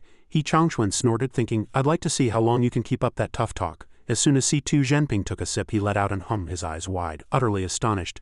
Just one sip of tea made C2 Xenping's eyes widen as if he were transported to the celestial jade capital Fairyland. On the 12th floor a pair of feet gently landed on the ground. That person reached out and gently touched C2 Xenping's forehead. He closed his eyes, feeling it, then said, "It's like entering a fairyland." He suddenly opened his eyes wide and exclaimed, "Impossible! How could enlightenment tea produce such refined essence?" He trembled, his face turning pale, saying, "Unless," he then thought, "unless a true master can control the spiritual energy of heaven and earth, cultivate iron palm with earth fire and use it with ease, only then could the essence be refined to its highest state, far surpassing enlightenment snowbuds and displaying the most perfect color and aroma." He Changquan stroked his beard, glanced over and asked, "How is it?" "I guarantee you won't be able to stop after one sip." C2 Xenping's face suddenly turned angry. He stood up and asked, "Mr. Yi, did you personally brew this tea?" He Changquan's face stiffened as he reminded, "Senior C2, don't be so rude." Yi Changqing was not angry. He reached out and pointed to himself, saying, "Of course, I'm a tea brewing master who graduated from New Oriental." C2 Xenping thought in shock, could he really be a true master? Yi Changqing then said, Elder C2, if you have any questions regarding calligraphy, feel free to ask, don't be shy. Yi Changquan closed his eyes slightly, sighing, Ancestral Master is indeed magnanimous. Completely disregarding Senior C2's offense, C2 Xenping then clasped his hands and went straight to the point. May I ask, Mr., what is the way of the sword? This question made Yi Changquan spray out the tea he had just sipped. He looked at C2 Xenping in alarm, thinking, Senior C2, has he been possessed to ask such seemingly difficult questions repeatedly? C2 Xenping, on his part, had his own thoughts. He thought, if Mr. Yi is truly a master, he will surely give me a satisfying answer. Yi Changqing's eyes were white, and he stammered, isn't this outside the scope of calligraphy? He hugged his head, gritting his teeth, thinking, what is the way of the sword? How would I know? I haven't even held a sword before. Yi Changquan quickly clasped his hands and defended C2 Xenping. Mr. Yi, my old brother C2 is impetuous and always outspoken. I hope you won't take offense. C2 Xenping stroked his beard, secretly pondering this. Senior Yi, if he can integrate the true intent of the sword Dao into calligraphy, he must have a complete grasp of it, like observing fire in his palm. If he doesn't answer, then he is merely someone who seeks fame by false pretenses. Yi Changqing, on his part, was trembling all over. He thought with a pale face, the way of the sword, oh, the way of the sword, what on earth is it? He scratched his head, walking with a swagger, thinking, forget it, maybe I'll just recite a few lines of poetry to get by. C2 Xenping, however, could no longer wait. He showed a disappointed expression, stood up and prepared to leave, saying, if Mr. Yi doesn't answer, it's all right. This old man's expectations were too high. Yi Changquan suddenly slammed the table in anger. Senior C2, you are too rude. C2 Xenping snorted, implying directly, it's just that your Mr. Yi has an empty reputation. Yi Changqing suddenly cleared his throat. Then he spoke, asking, do you wish to know what the way of the sword is? C2 Xenping asked in surprise. This is, Yi Changquan chuckled lightly, saying without surprise, Ancestral Master is about to unleash his might. A powerful force surged forth, magnificent in momentum. C2 Xenping covered his eyes with his hand but secretly observed through a gap. He saw Yi Changqing now holding a precious sword, standing there majestically as if a vast army was gathering to attack before him. C2 Xenping asked in alarm, what is going on? Yi Changquan said calmly, Ancestral Master always uses this method to allow us juniors to experience it. You just need to watch carefully. The leading general shouted loudly. Understood. Subsequently, thousands upon thousands of soldiers charged towards Yi Changqing. Seeing Yi Changqing still standing there with a calm expression, C2 Xenping, under the oppression of the illusion, frowned and glared, saying, this is bad, even I can't withstand such a powerful illusionary attack. But Yi Changqing still calmly raised his sword and recited the lines. Throughout 3,000 li I fought many battles. With one sword I once held back 1,000,000 troops. With just this one sword strike, nearly half of the soldiers before him were eliminated. This unprecedented sight left both C2 Xenping and Yi Changquan speechless, saying, a single sword strike shatters the army. Not only that, Yi Changqing continued to raise his sword and recited, yellow dust scattered in a mournful wind, winding cloud paths ascend the sword pavilion.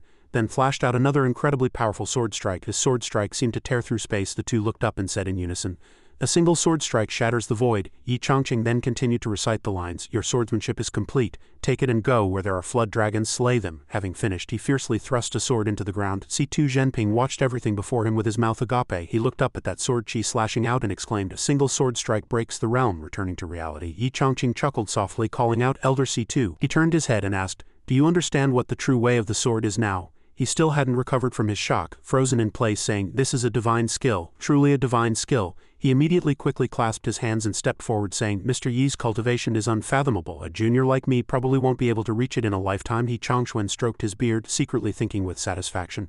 Of course. Yi Changqing scratched his head and politely said, Senior C2, you flatter me. I merely recited a few lines unintentionally. He suddenly froze, thinking, wait, something seems off. He broke out in a cold sweat, thinking, this old man started by asking about the way of the sword and came with the Holy Lord of Taishuan, most likely a great immortal cultivator. And those people before, at first I only thought they were calligraphy enthusiasts, but now it seems they are all Dao cultivators. But they are inexplicably so respectful towards me. The more he thought, the paler his face became, and he thought, could it be that from the very beginning everyone has mistaken me for Saint Changqing? His mind tied in knots, he thought, it must be so. He gritted his teeth, thinking, since I have already begun cultivation, I will surely encounter many problems in the future. I absolutely cannot lose Taishuan Holy Land. This is a solid backing. As long as I keep pretending to be a saint and maintain good relations with them. If I encounter problems in cultivation, I can subtly seek their guidance through words. So let them continue to mistake me. Moreover, these great immortal cultivators probably just want my calligraphy. Yi Changquan saw that Yi Changqing didn't hum or haw and asked, Senior Yi, is something wrong? He coughed a few times, raised his handsome face and said, I'm fine. Do you two have any other questions? Yi Changquan smiled happily, clasped his hands and replied, all questions have been asked. He thought to himself as he spoke. At first I just wanted to go with the flow, to let nature take its course. Alas, I didn't expect Senior C2 to be so rude and even doubt Ancestral Master. Now how can I say anything more? But C2 Xenping did not disappoint him and raised his hand again, asking, Mr. Yi, I heard you have high attainments in calligraphy, and the guardian treasure of Zeching Holy Land was bestowed by you. May I request one of your masterpieces? He Changquan was so furious at C2 Xenping's shamelessness that he almost pulled off his beard, thinking, C2 Xenping, can't you be less shameless? Yi Changqing, however, said cheerfully, that's easy, I'll go get it for you. After Yi Changqing left, He Changquan said, burning with anger, Senior C2, I must say you were truly presumptuous just now. What if a single word displeased Mr. Yi? We would surely die here today. C2 Xenping still muttered blankly to himself. Which words were presumptuous? This old man specifically sought advice from Brother Nangang. He told me to be sincere, He Changquan also said speechlessly. One dared to teach, the other dared to listen. He stiffened his face and said, Ancestral Master lives in seclusion here, originally not wishing to be disturbed. You, on the other hand, repeatedly spoke out of turn today. He slammed the table fiercely in anger. If this angers Senior Yi, if he simply left, how could this old man face the ancestors of Taishuan Holy Land? C2 Xenping could only laugh heartily upon hearing this. Yi Changqing came out holding a painting and said, My apologies for the wait, both of you. He handed a painting to C2 Xenping, saying, Elder C2, this is my most recent work, I hope you like it. C2 Xenping bowed as he received it, then replied, Thank you Mr. Yi for bestowing this treasure. He Changquan bowed and said, We have disturbed you today. He immediately ran out and pulled C2 Xenping along, saying, Then we'll take our leave first. Senior Yi, please rest early. Yi Changqing also happily responded, All right, be careful on your way. After sending the two off, he chuckled to himself, thinking, I've befriended another great immortal cultivator, truly as expected of me. C2 Xenping, on his part, clasped his hands and apologized to He Changquan. I was anxious to seek answers regarding cultivation, so I failed to consider things thoroughly. I hope you won't take offense. A voice from an unknown source rang out. Human juniors, since you have obtained the master's fortuitous opportunity today, you should also help the master with something. C2 Xenping turned around with a menacing expression, roaring, Who is speaking? A willow leaf flew directly towards his head and a furious voice roared, It is this king. C2 Xenping rubbed his heavily swollen head, looked up at the old tree and asked in panic, Is this the millennial willow demon Nangang Xuanji spoke of? He was sweating all over, thinking, This willow demon can actually break through my divine sense and transmit sound directly into my mind. It seems this tree's cultivation must be above mine.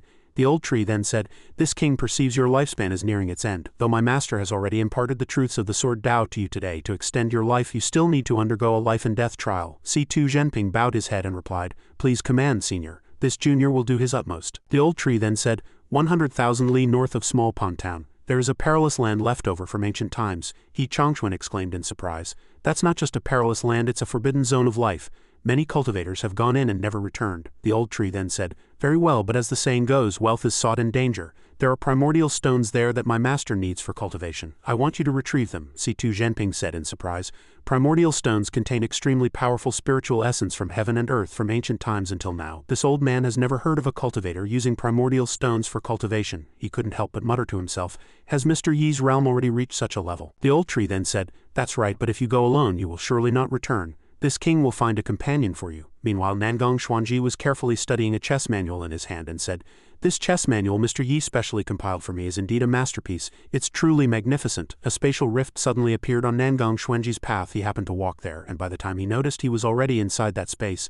Then with an ouch he fell straight down. That spatial rift transported him to where C2 Xenping and He Changquan were. The two ran forward in panic, shouting, Senior Nangang? Nangang Xuanji held his head, feeling dizzy, and said, What happened? Who am I? Where am I? C2 Xenping walked forward and called out, Brother Nangang, calm down. He Changquan also said, This is Small Pond Town. Nangang Xuanji scratched his head and asked blankly, Holy Lord Taishuan, Brother C2, how did I end up here? He Changquan pointed and said, It was Senior Tree who sent you here. Nangang Xuanji looked back up, immediately cupped his fists and respectfully said, Nangang Xuanji greets Senior Tree. The old tree spoke, You and young C2 have both received guidance from my master, so of course you should repay this kindness. Let young C2 tell you the specific details. The next morning at the entrance of Small Pond Town, Nangang Xuanji and the other two walked out of the town. He Changquan asked, Are you two really going to the cultivator's forbidden zone? C2 Xenping affirmed, That's right, that place indeed contains extremely terrifying things. But Senior Tree said I still need to undergo a life and death trial to truly break through. Nangang Xuanji stroked his beard and said, As the saying goes, heavenly secrets must not be divulged, this journey must hold profound meaning. He Changquan clasped his fists and said, In that case, elders, we shall meet again. C2 Xenping and Nangang Xuanji flew away through the air. He Changquan sighed and said,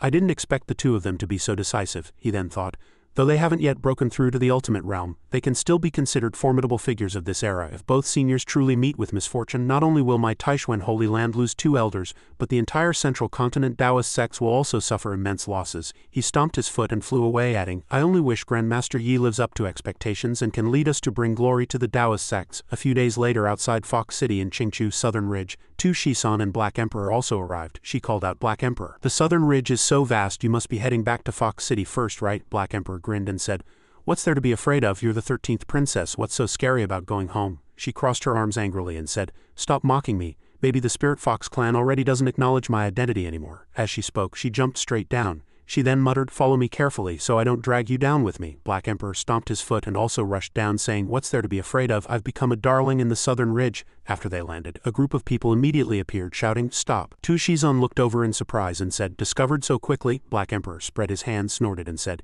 it seems the Spirit Fox clan has indeed come out in full force this time. Tu Zi walked out from behind and said, after all, it's Black Emperor, a fellow even the 7 great demon kings couldn't handle, so of course it's worth setting up a dragnet to capture him. Tu Shizan thought in surprise.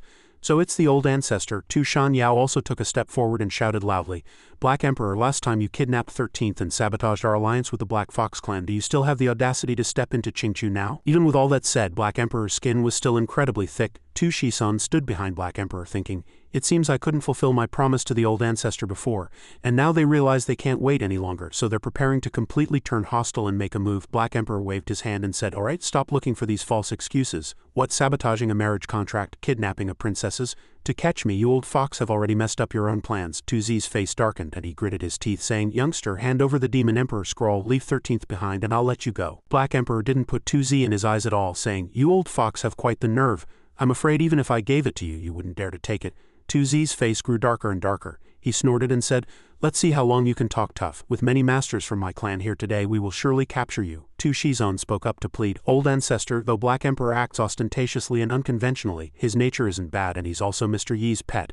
If Mr. Yi were to know of your plot to suppress and kill Black Emperor today, the Spirit Fox clan would surely face a great calamity. Tu Zi looked at Tu Shisan and said, 13th you. She looked at the surging demonic aura on Tu Shisan and said, you've actually entered the Demon King realm? Even Tu Shan Yao said in disbelief, Demon King realm. The Fox clan behind them also started discussing. When 13th princess left Qingchu, she was still centuries away from cultivating into a Demon King.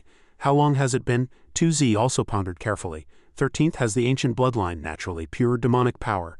Though cultivation is easier than for ordinary fox demons, it's only been a few months since she left Qingchu, and she's already leapt to the Demon King realm, recalling the Sphere Dragon Demon Venerable's prophecy. If this old one isn't mistaken, Qingchu's destiny must now be entirely concentrated on 13th. Tu Zi gritted her teeth, thinking with a dark face, 13th, what kind of fortuitous opportunity did you get in that small courtyard? She turned around, sighed, and said, never mind, for 13th's sake who pleaded for you, you two should return to Peach Mountain Palace with me first. Tu Shizan still replied with some fear, as you command, old ancestor. Black Emperor laughed. Alright, let's see what other tricks you have up your sleeves. With that, he and Tu Shizan went to Peach Mountain Palace together. In Peach Mountain Palace, several voices intertwined. Is it really true? No wonder 13th princess has progressed so quickly. Unbelievable. Unbelievable. Seeing is believing. I've truly had my eyes opened today. Black Emperor sat there roaring with laughter, proudly saying, just what kind of existence is my master? Can you little demons even imagine? It was precisely because I saw the 13th princess's talent that I decided to bring her to my master's side. Now you know the benefits, right? But your old ancestor, without asking any questions, insisted on pursuing this king to Central Continent. If it weren't for this king's plea, my brother Tree would have probably beaten her back to her original form long ago. You didn't see her tucking her tail and fleeing. It was truly hilarious. Tu Zi trembled with rage upon hearing these words. She opened her bloodshot eyes wide and said, you're going too far. She raised her hand high and unleashed a move, then grinned, revealing a tooth, and smugly hummed to herself, thinking, it's not fatal, but it's enough to make you suffer for a few days, a good punishment. But that attack was repelled by Black Emperor's protective aura, then counterattacked towards Tu Zi. She let out a ha, somewhat surprised, but before she could do anything the attack grazed her cheek, immediately leaving a gash on her face. She trembled with rage, thinking, how could a youngster who just entered the Demon King realm block a sneak attack from a peak Demon King? Black Emperor opened his mouth wide and roared with laughter at Tu Zi. You brought it upon yourself. He reached into his embrace, took out something, and then took out a willow leaf given by the old tree, saying, this is precisely the protective magical artifact brother Tree gave me. Tu Zi's face turned pale. She covered her nose, thinking, though Black Emperor is covering it with his scent, I can still smell the heart-stopping pure spiritual energy contained in these leaves. Do I really have to bow down to this black dog? Black Emperor then said, actually the 13th princess and I have a simple purpose for returning to the southern ridge this time, to help our master find some primordial stones. If your Spirit Fox clan is truly sincere, you only need to offer this king 20 fist-sized primordial stones. This will not only resolve grudges, but will also be considered family from now on. Tu Zi could no longer endure it. She stood up and shouted loudly, last time you seized primordial stones in the Forbidden Grounds I haven't even settled that score with you, and now you dare to mention family? Tu Shan Yao spoke. Black Emperor, well, to be honest, No matter how many years my Spirit Fox clan has accumulated, we only had those few primordial stones in the Forbidden Grounds. You took them all last time. Now there's really not a single one left." Black Emperor was startled, slapped the table, let out a ha, and said, "Are these primordial stones really that scarce? Then won't my master lack cultivation materials?" 2Z stood up and glared, saying, "Stop boasting. This old one has never seen anyone cultivate by refining primordial stones." 2 Shizen's face was serious. She quickly knelt down and said, "Reporting to old Ancestor, what Black Emperor said is true. 13th has also personally witnessed master cultivating." 2Z seemed unable to believe it. She abruptly stood up and asked what. She then thought, does that human really cultivate with primordial stones? You know, the spiritual essence of heaven and earth in primordial stones, let alone this one being a peak demon king. Even someone at the half-step demon venerable stage might not be able to withstand it. She walked straight down and said loudly, "Black Emperor, just who is your master? Which sect leader is he?" She stood before Black Emperor, her angry eyes wide, asking, "Or a venerable, from which side?" She suddenly made a terrified guess herself. Could he be the human emperor? Black Emperor suddenly stretched out a paw and covered her mouth, saying, "You've definitely tasted Brother Tree's power last time, haven't you? But he's just my master's subordinate. Do you understand now?" As Black Emperor spoke, he released his paw. 2Z's eyes widened in shock, thinking, so that's how it is. Black Emperor's strength is ordinary, yet he dares to be so unrestrained in the Southern Ridge. The Spirit Fox clan's destiny could actually be easily snatched away and arbitrarily placed upon 13th. Even that willow tree can easily suppress Ming Wuxiang, yet it's fiercely loyal to the master of that small courtyard. The more she thought, the darker her face became. It turns out another human emperor has appeared. It's truly too difficult for my demon race to become kings, Black Emperor then spoke.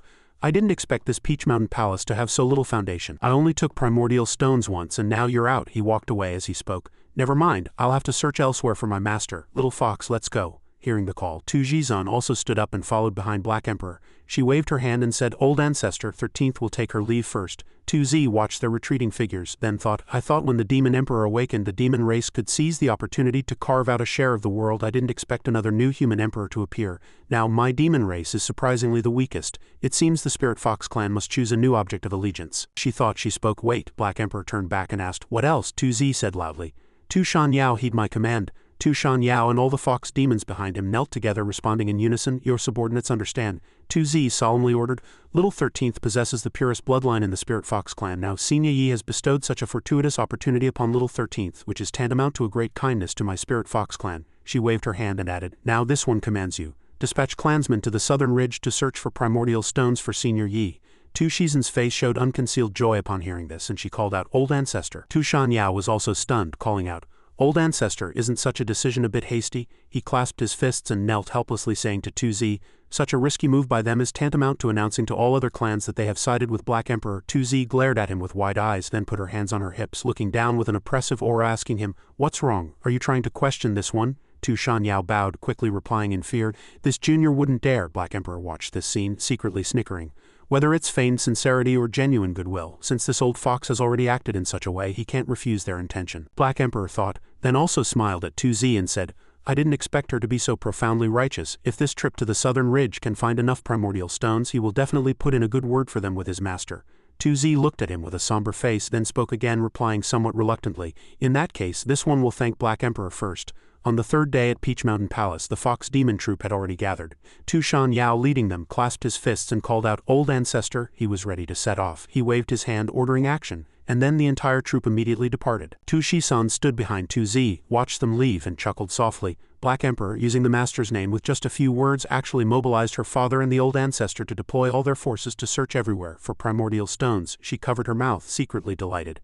She truly chose the right path, although Mr. Yi's demands have been increasing lately, and not knowing what's happened in the few days he's been away, she imagined Yi Chongqing constantly struggling in his mouth, repeatedly demanding primordial stones. 2Z turned back and called out, "Little 13th." Being suddenly called while she was thinking about Yi Chongqing made her blush and stammer. 2Z then turned around and told Tu Shisan to go to Peach Mountain Palace with her. Tu Shisan silently followed behind her. 2Z turned back again and called out, "Little 13th." Then she said, "You possess a pure bloodline rarely seen in a century, and your cultivation speed is much faster than ordinary fox demons." However, she still finds it hard to believe that merely with Mr. Yi's guidance, Tu Shisan could break through so quickly. Tu Shisan replied with a light chuckle, reporting to Old Ancestor, "It's actually because Senior Yi personally painted a flying immortal painting for me." 2Z turned back in surprise and asked, "Really?" She then asked if Tu Shisan had brought the painting with her. "Could I borrow it for a read?"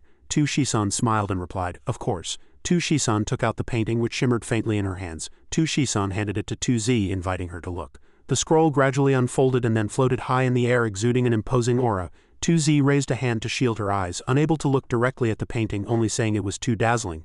2Z took a deep breath, then thought, does it really contain such dense Tao principles and fortune? A stream of power flew out from the painting, directly entering 2Z's body.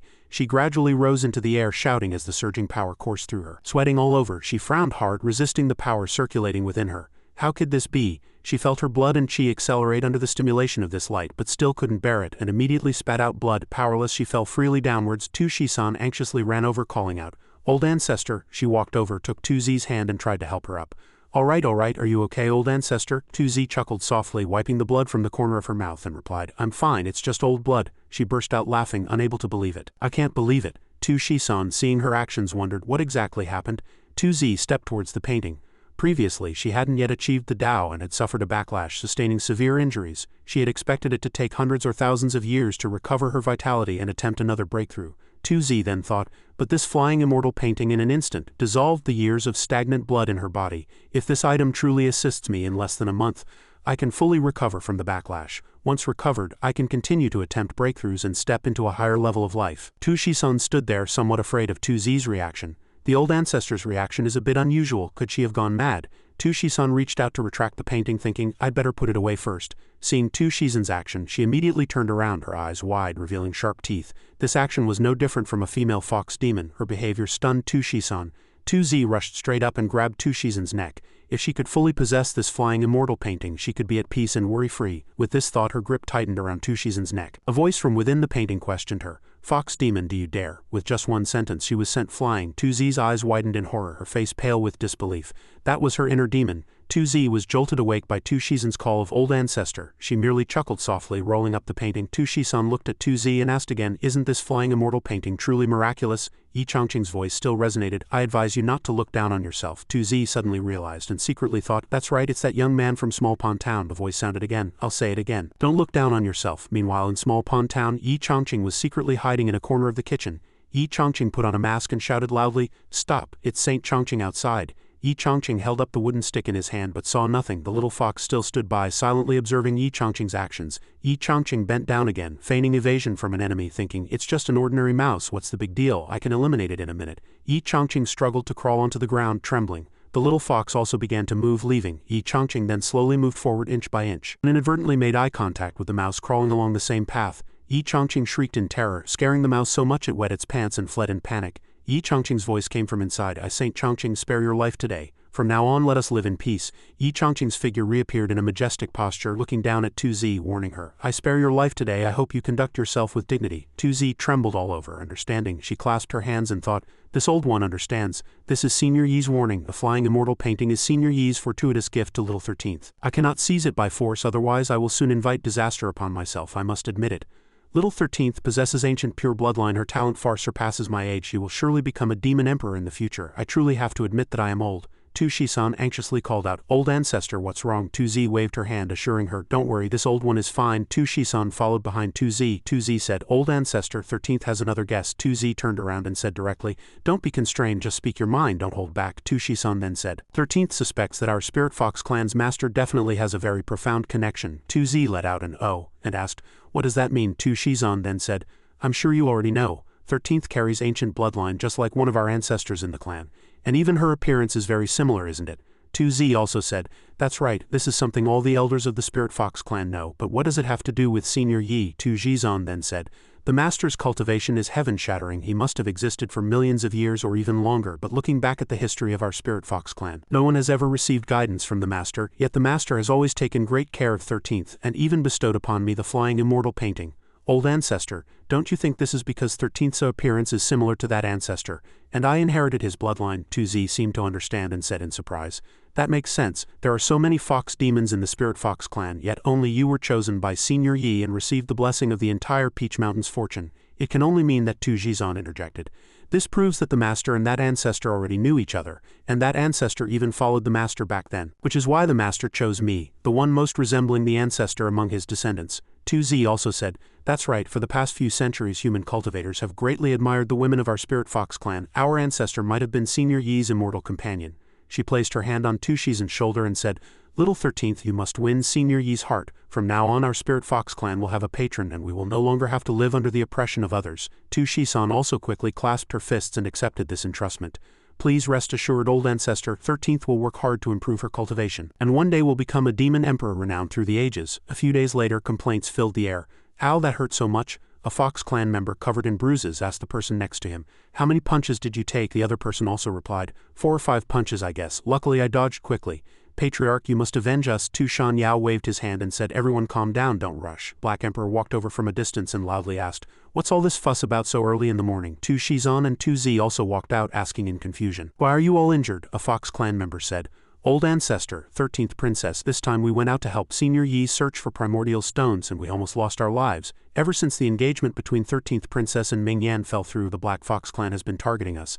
They even incited our allied tribes against us. They kept causing trouble along the way." Black Emperor immediately got angry and roared, "Don't they know you're working for this emperor?" Several Fox clan members below whispered, "Who would dare to say that? You're the one who sabotaged Ming Yan's marriage." Black Emperor's eyes gleamed as he gritted his teeth and said, "Before, the 7 great demon kings of Southern Ridge besieged this emperor, and I didn't want to settle old scores with them. Now they dare to push their luck. Today this emperor is going to wipe out the Black Fox clan." Tu Shan Yao's mouth dropped open and he asked, "Wipe out the Black Fox clan?" There was no joy on his face. Instead, he thought, although Ming Wushang has now perished, the Black Fox clan still has 2 demon emperor realm elders, Ming Juling and Ming Yuhai, guarding it. "I've also heard there's a demon emperor level big shot hidden behind the scenes, so it's indeed a bit difficult to deal with." Tu Zi stood aside, also deep in thought. Black Emperor is now working for Senior Yi, and at this moment he loudly announces that he will destroy the Black Fox clan. If our Spirit Fox clan doesn't express its support, I'm afraid he will hold a grudge against us in the future. I also don't want Senior Yi to settle scores with me later. Black Emperor then spoke, "How about it? This emperor is sticking up for the Fox clan. You must take a stand, right?" Tu Shan Yao scratched his cheek, still hesitating, and called out, "Black Emperor, in this old man's opinion this matter still needs." Tu Zi spoke for him. "This old one agrees." Tu Shan Yao let out a ha and was startled, thinking, the old ancestor has always been cautious in her actions. Why is she so decisive this time? Several other Fox clan members anxiously tried to dissuade her. "Old Ancestor, please reconsider." Tu Zi waved her hand, cutting them off, and shouted, "No need to say more. If we keep backing down, it will only lead to further aggression from the other side. When pushed too far, there's no need to endure anymore. This one will definitely seek justice from the Black Fox clan." Black Emperor clapped his hands and praised, "Good, I didn't expect you to be such a righteous person." Tu Zi folded her arms, remaining silent, but secretly retorted, "What's the use of being righteous? This old one just doesn't want to choose the wrong side." Black Emperor turned around and said to everyone, "Now we set off immediately to annihilate the Black Fox clan's lair. If other tribes dare to interfere, this emperor will personally suppress them. Today I will make the Southern Ridge change color." With that, he also forcefully pushed off with his leg and flew away. In Wei Fox Mountain, several Tiger Clan members looked into the distance, seeing a few strange lights, and asked each other, "What's that in the distance? The wax on their faces is too thick, I can't see clearly. Where are the fireworks coming from?" The more they looked, the more alarmed they became, asking themselves, "Are they flying towards us?" Those rays of light slammed into them, knocking everyone to the ground. All 3 of them fell, and the figures behind them gradually appeared. It was Black Emperor and his group. He waved his hand and arrogantly shouted to the sky, "You black cats, come out and face your death." A group of Black Fox clan members ran out, and a person who seemed to be their leader looked on with a grim face, saying, "Black Emperor, it's you." Black Emperor immediately mocked him upon seeing him.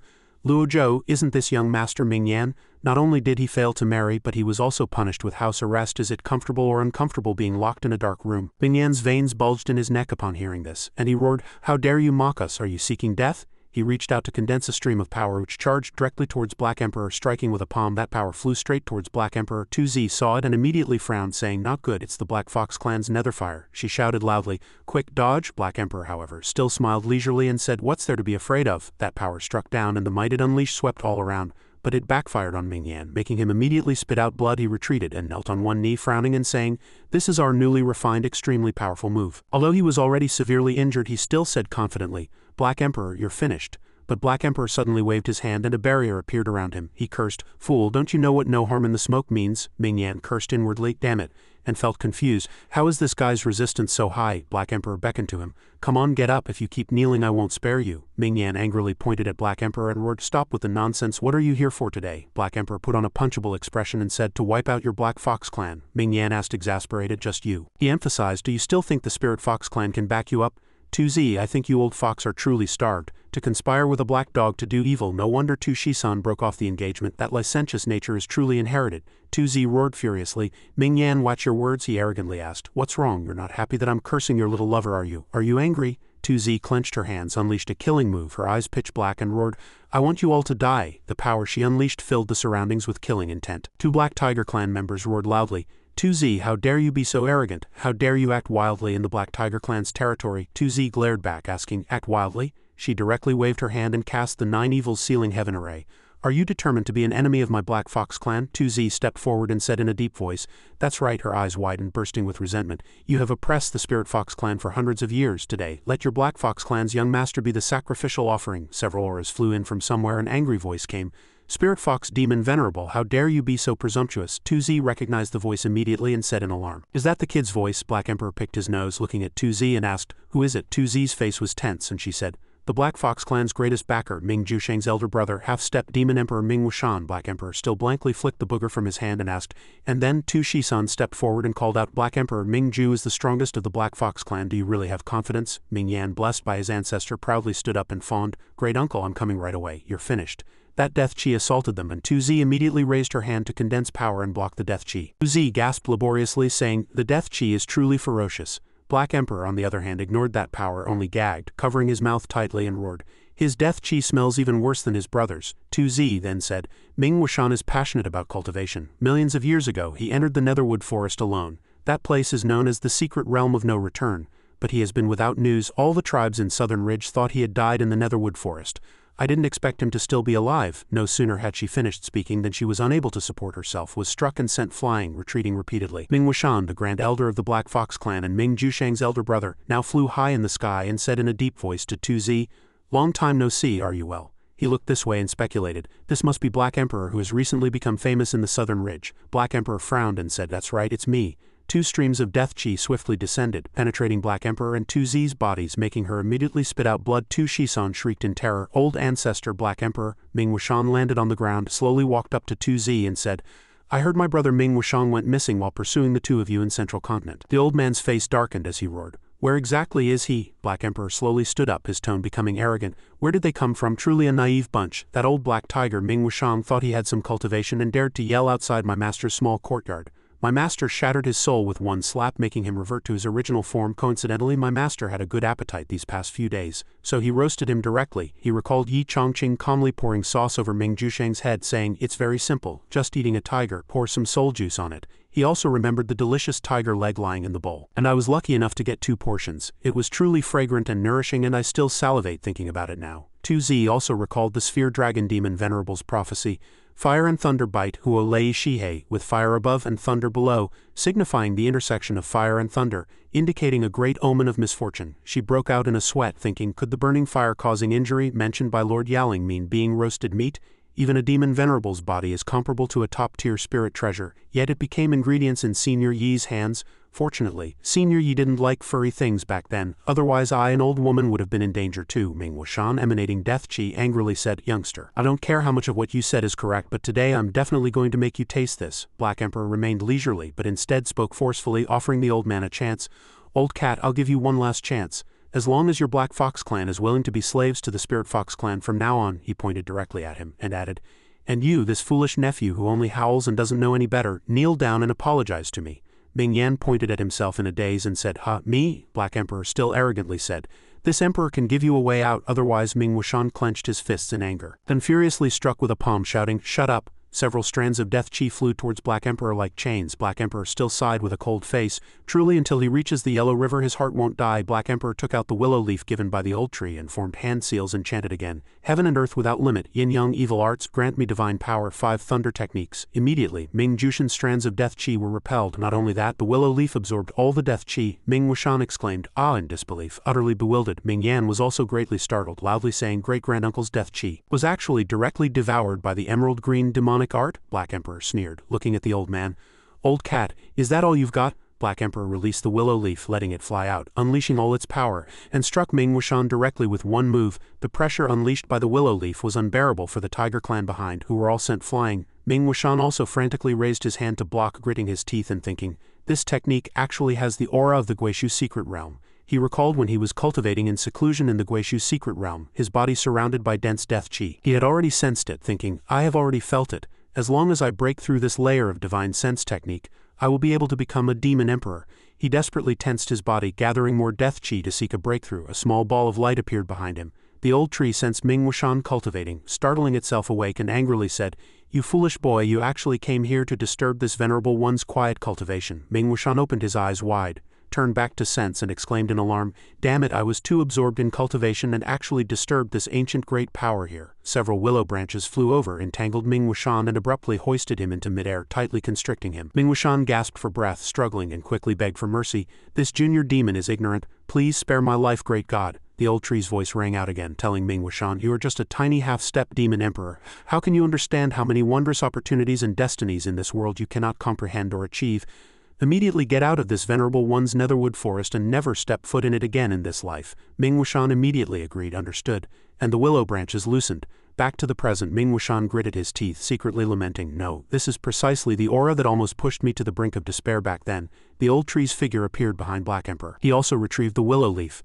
The old tree asked Black Emperor in confusion, "Why did you use up what this venerable one gave you so quickly?" Black Emperor feigned being a victim, wailing and crying, indignantly shouting, "Brother tree, do justice for me." He tearfully turned back and accused, "This little brother merely came to the Southern Ridge Spirit Fox clan on behalf of my master to inquire about primordial stones, but this group of Black Fox clan members not only tried every possible means to hinder me, but also spoke nonsense." He shamelessly lay on the ground rolling around, leaving 2Z speechless. This group of black cats said, "Whoever controls the territory has the right to decide everything. Even if the King of Heaven came, they would have to kneel and call him father. But this little brother only recognizes my master as a good father." Ming Jushin's face was pale, not expecting to be trapped like this, and he frantically said, "You didn't say that just now."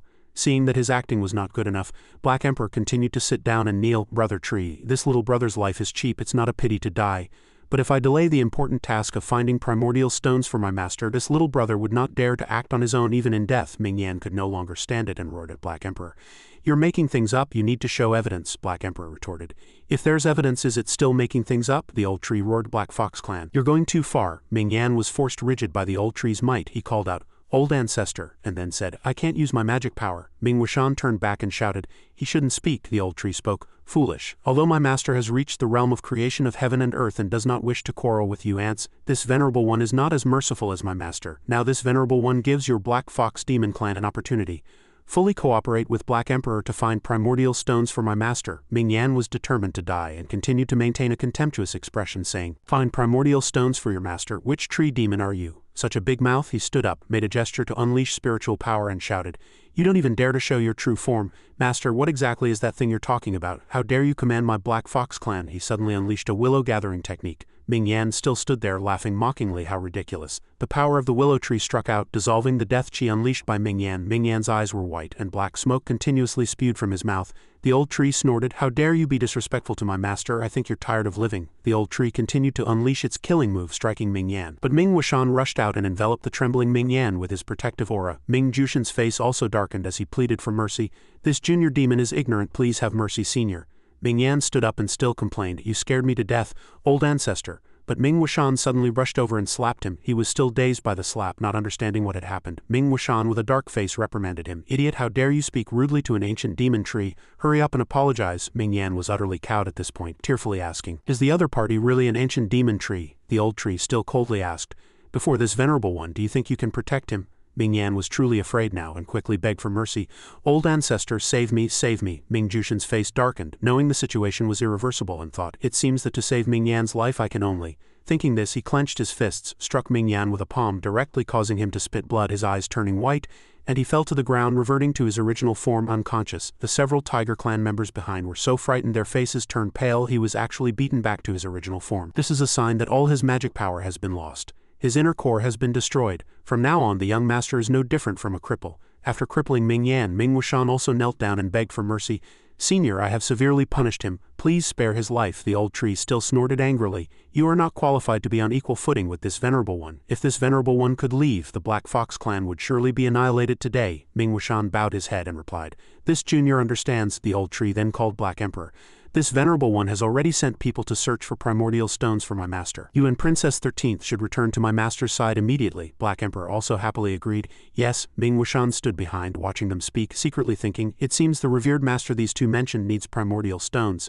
If the Black Fox clan can provide enough primordial stones, perhaps today's grudges can be resolved. Black Emperor received the order, turned back and said, "Let's go." Ming Wuxian suddenly spoke. "Wait." Black Emperor impatiently turned back and asked, "What now? Is there something else?" Ming Wuxian raised his hand and took something from his sleeve, offering it as a gesture of goodwill. "Black Emperor, today was all a misunderstanding. These 50 primordial stones are my apology to you on behalf of the Black Fox clan." With that, he respectfully presented a storage ring with both hands. Black Emperor took it, staring intently, thinking, "There are actually 50? The Black Fox clan is indeed rich. Since you've already directly surrendered, this Emperor will certainly not miss this opportunity." Thinking this, Black Emperor feigned a dark face, raised the storage ring and asked, "Only 50? Ming Wuxian exclaimed, "Ha," in a daze full of questions, then said frantically, "After all, primordial stones are treasures of heaven and earth, not common stones. These 50 are the entire accumulation of the Black Fox clan over 1,000 years. Black Emperor picked his ears, not believing him, and continued, "At least 200. Although Ming Wuxian was trembling with anger, he still tried hard to suppress his rage. "Your Excellency is too greedy." Black Emperor then put on a terrifying expression and threatened him word by word. "The day after tomorrow morning, this Emperor will leave Southern Wind. Hand over the primordial stones on time. When this Emperor returns, I will naturally explain everything clearly to my master and brother Tree, otherwise you're on your own." As expected, the next morning a huge sack was brought out. Ming Jushin's eyes were bloodshot, looking as if he hadn't slept for a long time, and he said, 150 pieces, plus the 50 in the ring. That's 200 in total." Black Emperor reached out and took them, sneering, "Very good." With that, he put them into his storage ring, then looked darkly at Ming Wuxian again.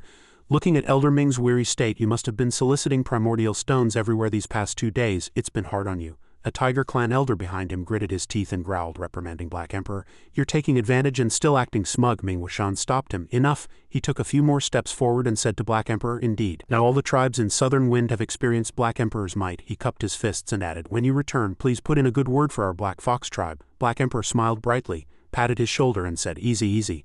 Tu Shizan also bowed to Tu Zi in farewell. "Old Ancestor, 13th is leaving." Tu Zi suddenly placed her hand on Tu Shizan's shoulder and sternly said, "After returning to Central Continent, you must diligently cultivate by Senior Yi's side. This is your opportunity and good fortune, and also that of our Spirit Fox clan." Tu Shizan tightly clasped her hands, replying, "13th understands." Having said what needed to be said, the two flew off. Black Emperor flew high in the sky, excitedly saying, "This is great, bringing back 200 primordial stones. I believe my master and brother Tree will definitely look at this Emperor with new eyes." Returning to Small Pond Town, Black Emperor and Tu Shizan also reverted to their original forms and walked to the old tree's main body. Black Emperor said, "Brother Tree, we're back." The old tree spoke, cautioning, "Don't go to Southern Wind casually anymore. You caused trouble in Southern Wind, and the Black Fox clan now regards you as a sworn enemy. When this venerable one's Dao injuries recover, I will personally go to Southern Wind and make the Black Fox clan pay the price." Black Emperor presented the storage ring containing primordial stones, calling out, "Brother Tree, look, these are 200 primordial stones offered by the Black Fox clan. Seeing that they were obedient, please spare their lives." The old tree listened, then said, "This venerable one will decide this matter. Go give the primordial stones to my master." Black Emperor agreed. Yes. Back in the room, Tu Shizan gently placed the storage ring next to Yi Chongqing's pillow. Looking at Yi Chongqing sleeping soundly, she chuckled softly, thinking, "I hope master sees this gift when he wakes up." Watching Yi Chongqing sleep, she couldn't help but reach out and gently pinch his face, thinking, "Master looks so cute when he's asleep." Yi Chongqing suddenly grabbed her hand. He pulled her into his arms and continued to sleep soundly. Tu Shizan was a little shy but still slept with him until dawn. The next morning, Yi Chongqing opened his eyes and eyed again, his head aching. Tu Shizan was still asleep, not having woken up. Yi Chongqing glanced at the person beside him, saw Tu Shizan and sat up in a panic, blurting out, "Holy crap." His face was pale as he muttered to himself, "When did Miss Tu come back?" His hand accidentally touched the storage ring. He glanced at it, then picked it up and asked, Did Miss Tu bring it back?" He didn't think much of it, holding the storage ring in his hand, and decided, "Before that I'll see what this thing is." Yi Chongqing freely fell into the storage ring, exclaiming, "Ah," in a daze, utterly bewildered. Before Yi Chongqing's eyes were countless mountains of primordial stones. Yi Chongqing gasped in astonishment, repeatedly saying, This, how can there be so many primordial stones?" He happily picked up a primordial stone and said, "Isn't this just asking me to ascend directly in cultivation? Ha ha ha ha." He wasted no time. Yi Chongqing began cultivating with the primordial stones in his hand, chanting, "Heaven and earth intersect, all things transform with beginning and end, operating for 100 li." Yi Chongqing raised the primordial stone in his hand, immediately absorbing it, then continued to chant, "Born in 4 seasons, completed day and night." Yi Chongqing smiled faintly, thinking, "The primordial stones Black Emperor brought back this time are really good. The essence within is extremely rich, and even my meridians can feel the intense energy fluctuations." It was so calm inside, but outside it was like a hurricane sweeping through, forcing Tu Shizan and Black Emperor to cling tightly to the old tree to avoid being blown away. Tu Shizan's fur stood on end, and she cried out in a daze, "What on earth is going on?" Black Emperor also vaguely guessed where this hurricane-like wind was coming from. It seems Master is cultivating very intensely this time. Little 13th, look, a cultivating wind must have already blown to Master in Taishuan Holy Land. The disciples in the wind were fleeing in all directions, everyone's face pale, shouting, "Everyone hide quickly, this wind will absorb cultivation spiritual energy." Inside the Taishuan Grand Hall, the two elders stood there, looking outside perplexed, saying to each other, "Why has the spiritual energy of heaven and earth suddenly begun to erode?" Another elder spoke, but there was no worry on his face. The sect has a huge spirit gathering array set up by the Ancestral Master, and the mountain protection array also has the effect of gathering spiritual energy. The black-bearded elder listened, his worry undiminished, yet the spiritual energy of heaven and earth continued to dissipate. He Changxuan walked in from outside calling out, "Junior brothers." The two elders looked over and saw that He Changxuan's hair and beard were all standing on end, yet they ignorantly asked, "Is that a new style, senior brother? This aesthetic is a bit out of the ordinary." He Changxuan continuously smoothed his hair with both hands, his head buzzing, and said, "I just walked in the wind and it got messed up." Seeing only two people in the hall, he asked, "Why isn't junior brother Juju here?" The black-haired elder replied, "A few days ago, junior brother Juju suddenly had an epiphany and has been in seclusion diligently cultivating." He Changxuan remained silent for a moment after hearing this. Another elder stepped forward and said, "Senior brother, a sudden spiritual energy upheaval has occurred in our holy land." He Changxuan sighed and said, "It was nothing.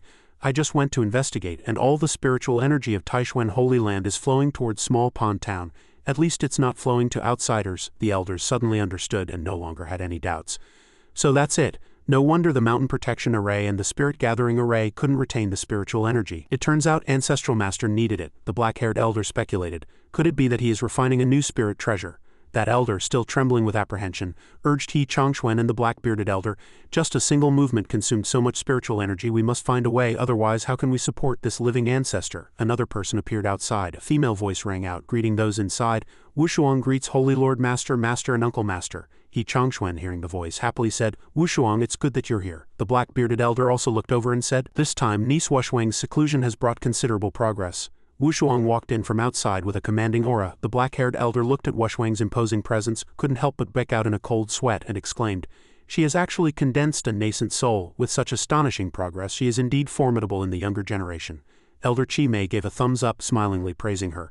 Now, let alone Spirit Sword Peak, Wushuang's cultivation has far surpassed her fellow disciples of the Seven Peaks. She is far ahead. He Changxuan solemnly addressed his junior brothers. "Today I would like to discuss the ceremony for conferring the title of Saintess upon Wushuang. The ceremony will be held in the middle of this month, however. Guest Elder Senior Nangong is currently traveling with Sword Dao Ancestor. In your opinion, should this conferral ceremony be postponed for a while until they return?" Elder Chi Mei said with some hesitation, but also with some reservations. "Holy Lord Senior Brother, although both seniors are renowned, Elder Nangong is, after all, only a guest. Moreover, as for Senior C2 and the Saintess concerns the foundation of our Taishuan Holy Land, this old one believes that your presence and that of Ancestral Master Yi are sufficient." Black-haired elder stroked his beard, also agreeing with this opinion. "Wanjian is right. Wushuang has been waiting for this conferral ceremony for quite some time, and it should not be delayed any further." Wushuang cupped her fists and said to the three, "Holy Lord Master, Master and two Uncle Masters have shown such stern consideration for Wushuang. Wushuang is deeply grateful. Wushuang also believes that the conferral ceremony should not be postponed, but not because of those guest elders, but because of Ancestral Master Yi. It is precisely because of so many distinguished individuals that they are willing to reside in Taishuan Holy Land. Birds fly far with phoenixes, and people of virtue ascend with the wise. Therefore Wushuang believes that regardless of the scale or number of attendees at the conferral ceremony, the presence of Ancestral Master Yi alone is sufficient." He Changxuan, after listening, also highly agreed with Wushuang's idea, saying, "Exactly. The reason our Taishuan Holy Land has weathered so many storms and still flourishes is all due to Ancestral Master Yi's care. We should be grateful. I will go invite Ancestral Master Yi now." He Changxuan happily raised his hand. "Ancestral Master Yi will surely be delighted to see our Taishuan Holy Land developing so strongly now and will gladly agree to attend." Meanwhile, Yi Chongqing was reading a love letter left by Qingshui. "Dear Master Yi, because your cultivation speed has been truly too fast recently, Qingshui deeply feels that the great Tao is boundless and learning is endless, and thus has decided to immediately return to Zeching Holy Land for secluded cultivation. Once Qingshui becomes stronger, I will surely be soundly defeated by you again." Yi Chongqing, after reading the love letter, hid in a somewhat bewildered manner, seemingly not understanding what he had just read, and then read the last line. "Qingshui, forever anticipating being conquered by you." Yi Chongqing looked at the letter and exclaimed, "So Miss Qingshui is into such thrilling things." Yi Chongqing contentedly lay back in his chair. "However, I have indeed made a lot of progress recently." He lay on his back facing the sun, pondering. He could already observe his internal Dantian's cultivation progress through some incantations. If he cultivated all the primordial stones Black Emperor brought back as he was dozing off. A few thump-thump knocks on the door came from outside, making Yi Chongqing sit up in confusion. He ran out to open the door, and seeing a familiar face he called out, "Elder He, why have you come? Please come in." Yi Chongqing chuckled. "Mr. Yi, I hope this old one hasn't disturbed you?" Yi Chongqing casually replied, "No, it's fine." He suddenly cleared his throat, adjusting his demeanor, thinking, "Before these old seniors my persona is Saint Chongqing, so I must be cool." With that thought, Yi Chongqing spoke. "I haven't been doing much recently, just some simple cultivation." Yi Chongqing, hearing the word simple, seemed to fall into a daze of panic. Yi Chongqing suddenly let out a humph and looked over. A beam of light shone directly onto Yi Chongqing's face, making his tears flow continuously. He shielded the light with his sleeve and confusedly asked himself, "Where is this light coming from, so strong, and this abundant spiritual energy?" Yi Chongqing hummed with a darkened face, asking if he was all right. Yi Chongqing, shielding his eyes with his hand, unable to open them at all, loudly said, "Yes, from this old one's experience, this powerful light must be a top-tier treasure of heaven and earth." Yi Chongqing opened his eyes wide and rubbed them, trying to see clearly. Yi Chongqing also looked at him blankly. "Elder He, please sit here." Yi Chongqing humphed, looked at the primordial stones on the table, and then carefully looked again, his mouth agape, trembling all over in shock. He stared intently at it, repeatedly muttering, "This. He looked at it with a darkened face, deep in thought. Indeed, it is a supreme primordial stone. Just by being stacked here, it already exudes an irrepressible pure spiritual energy and Tao charm. I've never even seen a primordial stone with such an appearance. I must look a few more times." Yi Chongqing had already sat down and poured tea, saying, "Elder He, we're old acquaintances, just tell me what's on your mind, it's fine." Yi Chongqing held the teacup, hesitated for a long time, and then said, "Mr. Yi, 2 days later, Taishuan Holy Land will hold the Saintess conferral ceremony. This old one would like to invite you to Taishuan Mountain to attend if you would be so kind." Yi Chongqing asked in surprise. "You're inviting me to attend again?" Yi Chongqing stood up straight, nodding his head like a pestle. Yes. Yi Chongqing instead clapped his hands in approval. He happily jumped up like a child, saying he wanted to spend a day touring the Holy Land. He suddenly darkened his face and with a dangerous tone called out, "Elder He, you are the Holy Lord of Taishuan Holy Land, right?" Yi Chongqing, hearing this, felt as if struck by lightning, thinking, "Is Ancestral Master Yi asking me a rhetorical question?" Meanwhile, within Taishuan Holy Land, all the Holy Lords had arrived. Yi Chongqing sat in the main seat and said to the crowd below, "Thank you all for coming from afar. It has been almost 100 years since the last meeting of the Holy Lords of the 5 great Holy Lands." Holy Lord Luo Wanfeng of Deluo Holy Land chuckled softly, also revisiting old memories. "It's been a long time since I've been to Taishuan Holy Land. Arriving here today, Brother He, the spiritual energy here is richer and purer than before." Holy Lord Bai Ling of Guha Holy Land also crossed her arms and happily said, "Indeed, Taishuan is currently filled with abundant fortune. I've only been here for a short while, and the fatigue from the long journey has already dissipated. I even feel an urge to try and break through my cultivation." Shu Jishin held the teacup in his hand and said, "All right, if you praise him any more, Brother He will get embarrassed." Holy Lord Duan Changda of Yinyang Holy Land suddenly slammed the table, his face not showing any joy, but rather as dark as a pot, saying, "Everyone, stop with the pleasantries. This time I didn't come just to attend Taishuan's Saintess conferral ceremony, but also for an important matter to discuss with you all." In the joyful atmosphere, only Duan Changda seemed unhappy, making Shu Jishin frown and ask, "What's wrong, old Duan?" Yi Chongqing also hastily guessed, "Did something happen in Shimo which you guard?" Duan Changda's thick eyebrows remained tightly furrowed, and he solemnly said, "That's right. The last eminent monk of the Yu family from Dalian Temple in Shimo Buddhist Kingdom is about to emerge from seclusion after achieving enlightenment." As soon as these words were uttered, all the peak masters present became tense. Luo Wanfeng also asked, "The Yu family, are there still people alive?" Shu Jishin put down his teacup, seemingly not taking the matter seriously, and asked, "What, do we still have to be afraid of that monk kingdom?" Duan Changda sighed deeply, and then said, "Buddhism and Taoism are different sects, and moreover we have been generational enemies with Buddhism. 1,000 years ago a conflict over orthodox Tao erupted between the Buddhist sect and the Taoist sect in Central Continent. It took the combined efforts of the 5 great holy lands to drive them out of Central Continent. Since then, the Buddhist sect has retreated to Shimo, developing secretly in a certain place." Bai Ling also added, "Had it not been for my uncle master, Taoist Qian Yuan, who debated with him for 7 days and 7 nights, finally gaining a slight upper hand, perhaps now the entire Central Continent would be permeated with Buddhist teachings, and Taoism would be in peril." Shu Jishin listened, somewhat surprised, and suddenly understood. "So that's how it is. So when this Yu family monk emerges from seclusion this time, will he also be very formidable?" Duan Changda said, "Yes, indeed, he is not simple. Some say that he was personally taught and enlightened by Abbot Yu Xin at the age of 3, and by the age of 5 he had already mastered 18 major and minor scriptures, thus being granted the Dharma name Ji. At the age of 20, the great son Tathagata personally performed a ritual to manifest his cultivation, again granting him the Dharma name Bo. Hence, the Buddhist community refers to him as Yu Zibo. This person not only possesses extremely high cultivation but also commands many secret Buddhist arts. This time his emergence is undoubtedly to directly enter Central Continent and avenge the humiliation of his senior brother Yu Xin. May I ask, Holy Lords, if among your disciples there is anyone capable of debating with him? As soon as the question was posed, the 4 Holy Lords present fell silent. Luo Wanfeng stammered, "My Deluo Holy Land doesn't," Bai Ling also cautiously said, "Neither do my disciples." But only Shu Jishan still underestimated the importance of the matter, suddenly slamming his thigh and loudly saying, "What's there to hesitate about? Since we can't debate him, why not just prevent this bald monk from stepping into Central Continent?" Duan Changdo repeatedly waved his hand, hearing this method wouldn't work. If we keep forcing him to stay outside the border, wouldn't that just tell everyone that our Taoist sect has declined and is inferior to Buddhism? Moreover, do you really have the confidence to stop him? Hearing this, Shu Jishan stammered again. It was only then that He Changxuan spoke, saying, "Everyone, don't worry, I have a way. We still have a trump card, Senior Yi." Shu Jishan, hearing this, immediately clenched his fists and said, "That's right, with Senior Yi overseeing Taishuan Holy Land, Yu Zibo will certainly not dare to act rashly." Bai Ling turned her head and asked in confusion, "Senior Yi? Who is that?" Duan Changda also retorted in disbelief, "I say, Holy Lord Taishuan, is that Senior Yi you speak of reliable? If we lose, it's not just the shame of the 5 great holy lands, but if Taoism declines from then on, that would be a major issue." Shu Jishan understood Yi Changqing's strength, immediately stood up and slammed the table, roaring, "You haven't met Senior Yi, you can't talk like that. Senior Yi's cultivation is profound, his realm is beyond our imagination." Luo Wanfeng intervened, "Holy Lord Zeching, don't be anxious, Brother Duan means no harm. He's just raising a question." Duan Changda still crossed his arms, stubbornly disbelieving, saying, "If there's such a powerful person in Central Continent, how could my Yin-Yang Holy Land not know? You must all be talking nonsense." Suddenly the teacups on the table shook violently, an anomaly appearing somewhere, making Duan Changda exclaim in panic, "Heavens, what's happening?" Bai Ling also stood up in alarm, asking, "Brother He, Taishuan Holy Land, have you been attacked?" At this moment the outer door also suddenly exploded, and a black shadow rapidly rushed in, making Duan Changda exclaim "Ha!" in panic, and 2 black and white carp appeared dancing and circling. A voice also rang out, "Taishuan Wooden Sword Art. Second form." Duan Changda shielded his hand, shouting in disbelief, "What?" He suddenly opened his eyes wide and asked. Here he suddenly found himself standing in a huge Taiji diagram, utterly terrified. "Is this innate Taiji?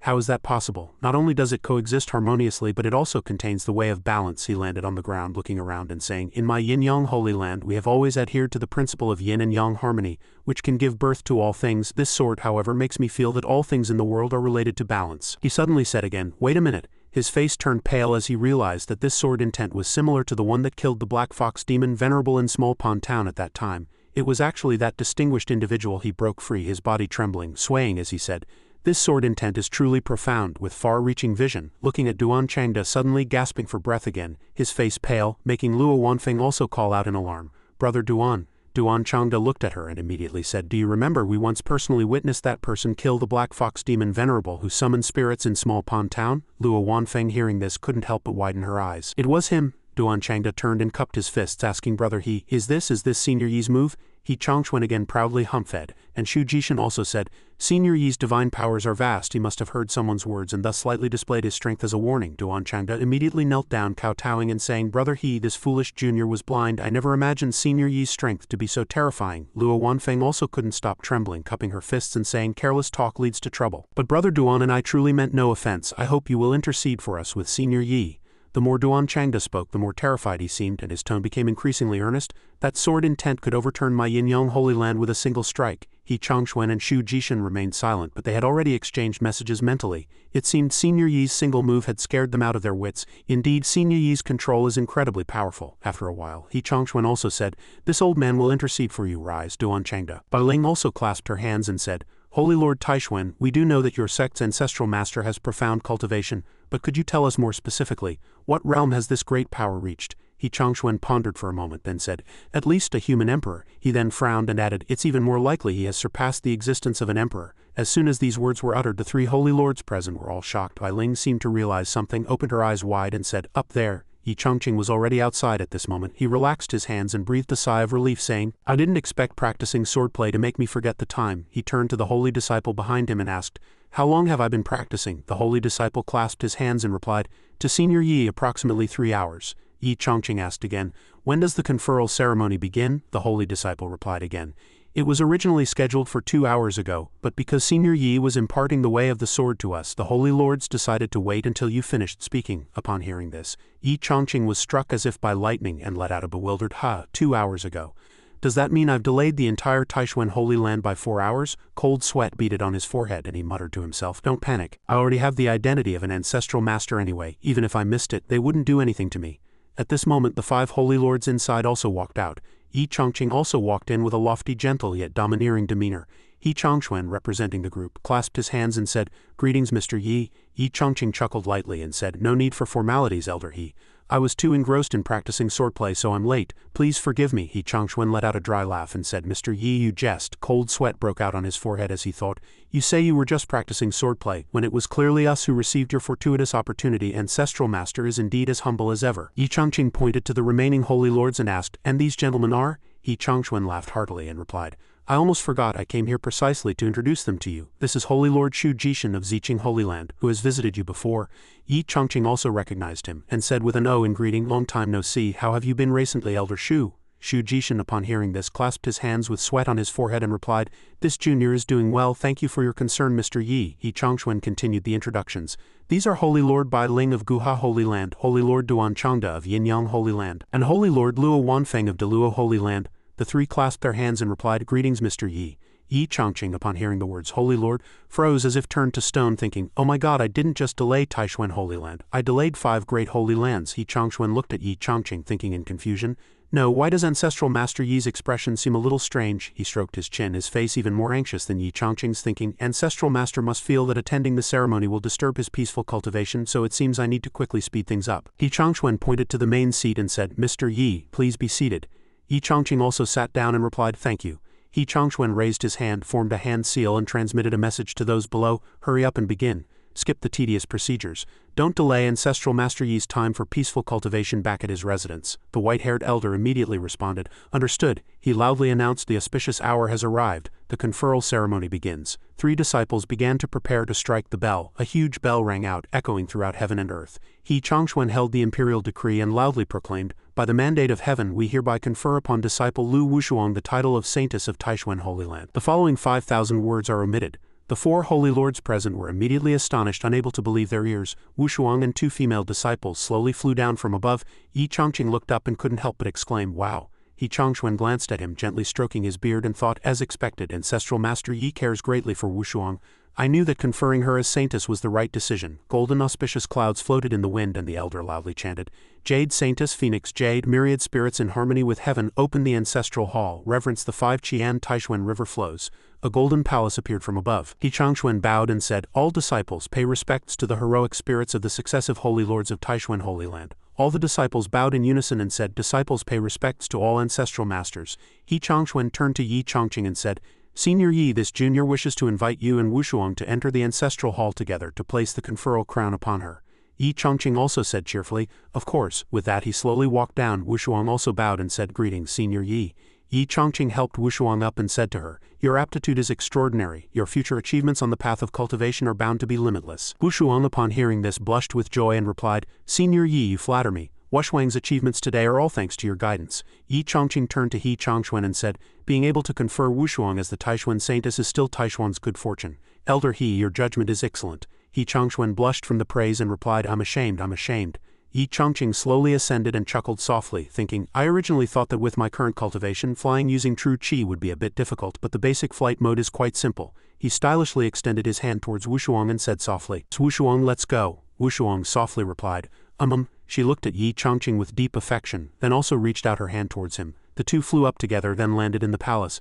As soon as Yi Chongqing walked in, he thought again, "Luckily I learned the conferral process from a book in the Sutra Pavilion, otherwise I would have lost face today. The first step is to burn incense and pay respects to the Taishuan immortal ancestors. The second step is to receive the martial saint crown and the Taishuan ancient spirit.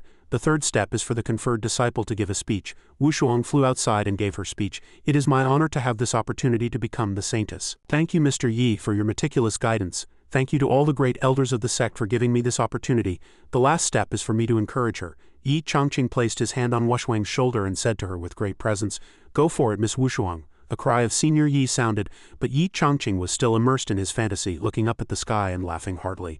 then even praised himself for being perfect. Wushuang called out Senior Yi again loudly, bringing him back to reality. She pointed downwards and said, "Could you please bestow a few words of wisdom upon the Taishuan disciples?" Upon hearing this, Yi Changqing let out a bewildered ha and stared blankly at the thousands of disciples below, thinking, the book didn't say anything about this. I haven't prepared anything. Yi Changqing hesitated, sweating profusely, thinking, then I can only borrow a few lines from somewhere else. With that thought, he also plucked up his courage and said, "Everyone, a hero once said, the path to light is fraught with thorns, and only by witnessing destruction can rebirth be seen." Yi Changquan and the elders listened intently.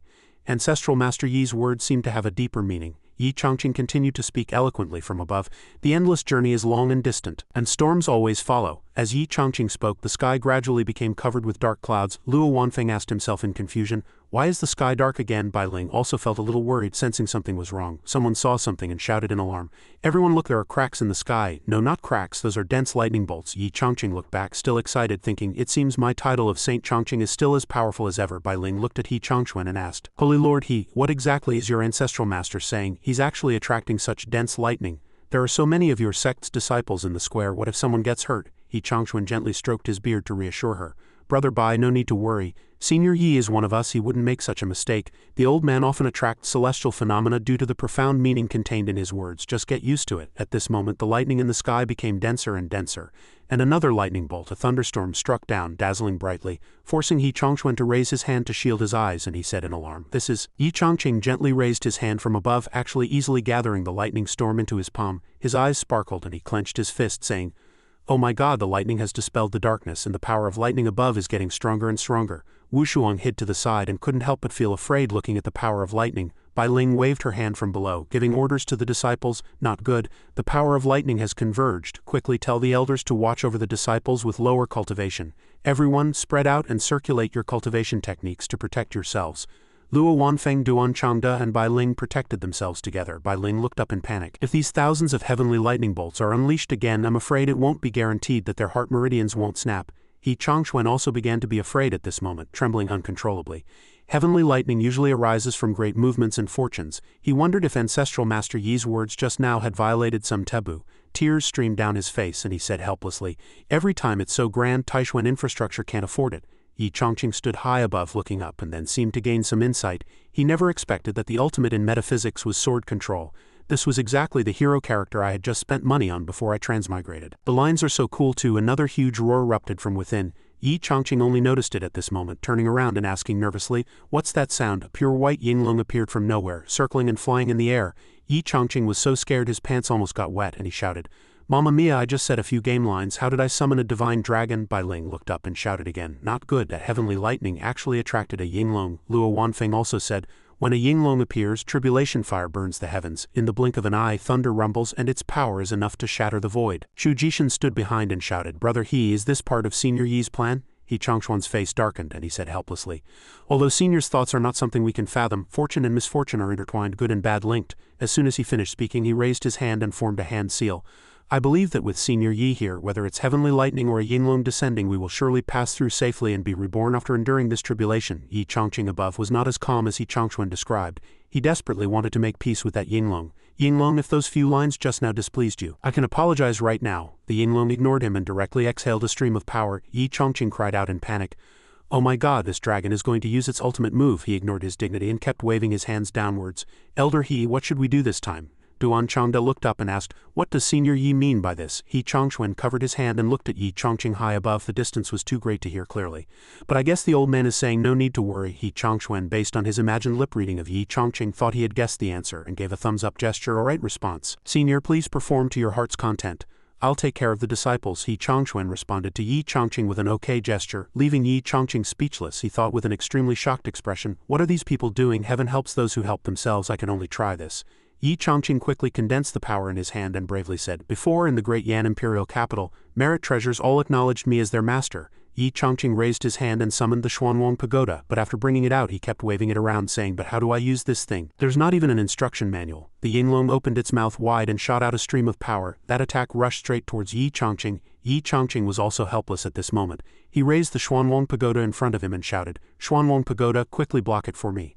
The Xuanwang pagoda collided head-on with the yinglong. Yi Changqing cried out in distress under the pressure of the power, "I can't take it anymore." That power pressed down on Yi Changqing. Suddenly a faint yet rich aura flew out. Yi Changqing gradually flew out as if transforming into another person. His face was cold and there was a flower on his forehead. He coldly swept his gaze downwards as if looking down on everyone. Long absent from battle, I had almost forgotten. The Xuanwang Pagoda I created can withstand all attacks in the world. Upon hearing this, the Yinglong opened its eyes wide and suddenly let out a roar, gathering another surge of power in its mouth. Yi Changqing flew higher, standing shoulder to shoulder with heaven and earth, he said coldly, completely disregarding the Yinglong. A mere Yinglong daring to cause trouble before this venerable one? The Yinglong still stubbornly rushed towards Yi Changqing. Watching the attack approach, Yi Changqing merely uttered softly, stubborn and incorrigible. He only shouted, "Go!" and the Xuanwang Pagoda rushed forward at high speed. Xuanwang Pagoda directly confronted the Yinglong's attack. The two moves clashed, but the outcome was already predetermined. The Xuanwang Pagoda pierced through that move, then flew directly towards the Yinglong. Yi Changqing continued to form hand seals. Purple tribulation Xuanwang, please guide the Zhang of the middle heaven to temper my true body. The Xuanwang Pagoda emitted a dazzling light. The Yinglong looked at those rune-like characters flying towards it and roared in terror. With just a scream, it was entangled by those golden ropes. Yi Changqing relaxed his hands, his face expressionless, and commanded, "Scatter." With that he clenched his fists and the ropes immediately tightened, making the Yinglong wail in agony. A ray of light emitted and Yi Changqing floated above. Bai Ling, seeing the scene, couldn't help but exclaim in surprise. The Yinglong was actually defeated. Duan Changda and Luo Wanfeng were also dumbfounded. The thing Senior Yi brought out just now, it seemed like the Xuanwang Pagoda, wasn't it? That's an ancient supreme treasure. Yi Changxuan also breathed a sigh of relief at this moment. After the fright he spoke as if he had expected it. It seems the heavenly lightning has passed. Xu Jishan also burst into hearty laughter as spiritual energy cascaded down from above. Wu Shuang reached out to receive it, happily saying, "This is the immense spiritual energy left behind after the giant dragon was defeated." Xu Jishan also looked up and called out to Elder He, "Your judgment was correct. Senior Yi deliberately used the heavenly lightning to draw in the Yinglong, presenting Taishuan with a grand gift." Yi Changxuan also affirmed, "Exactly." Yi Changqing raised his hand, retracting the Xuanwang Pagoda, which gradually dissipated in his grasp. He suddenly paused, his face solemn, then clutched his head in pain as if struck by a sledgehammer, his voice filled with agony. "The Xuanwang Pagoda, the clouds of merit and virtue, and the bronze coffin. Whose blood is this again?" Yi Changqing clutched his head, his body trembling incessantly as strange images flashed through his mind. Yi Changqing asked himself, "What are these images? Are they my memories?" Yi Changqing slowly lowered his hands. "Who exactly am I?" Yi Changqing gradually collapsed. Upon seeing this, Wu Shuang immediately cried out in alarm.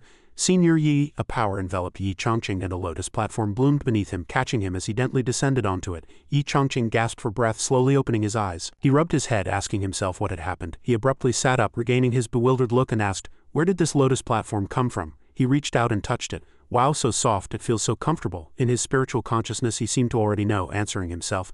Chaos energy churns, complex patterns subtly appearing and disappearing. This chaos green lotus is indeed as the legends say. He gazed around blankly, then scratched his head and said, "How do I know the name of this lotus platform? And I seem to know it very well." Yi Changqing clutched his head and rubbed it, saying, "My head still hurts a bit. It seems a lot happened just now. My cultivation suddenly surged. I could even control the Xuanwang Pagoda, and I even fought with that fellow. What are those memories that suddenly flooded into my mind?"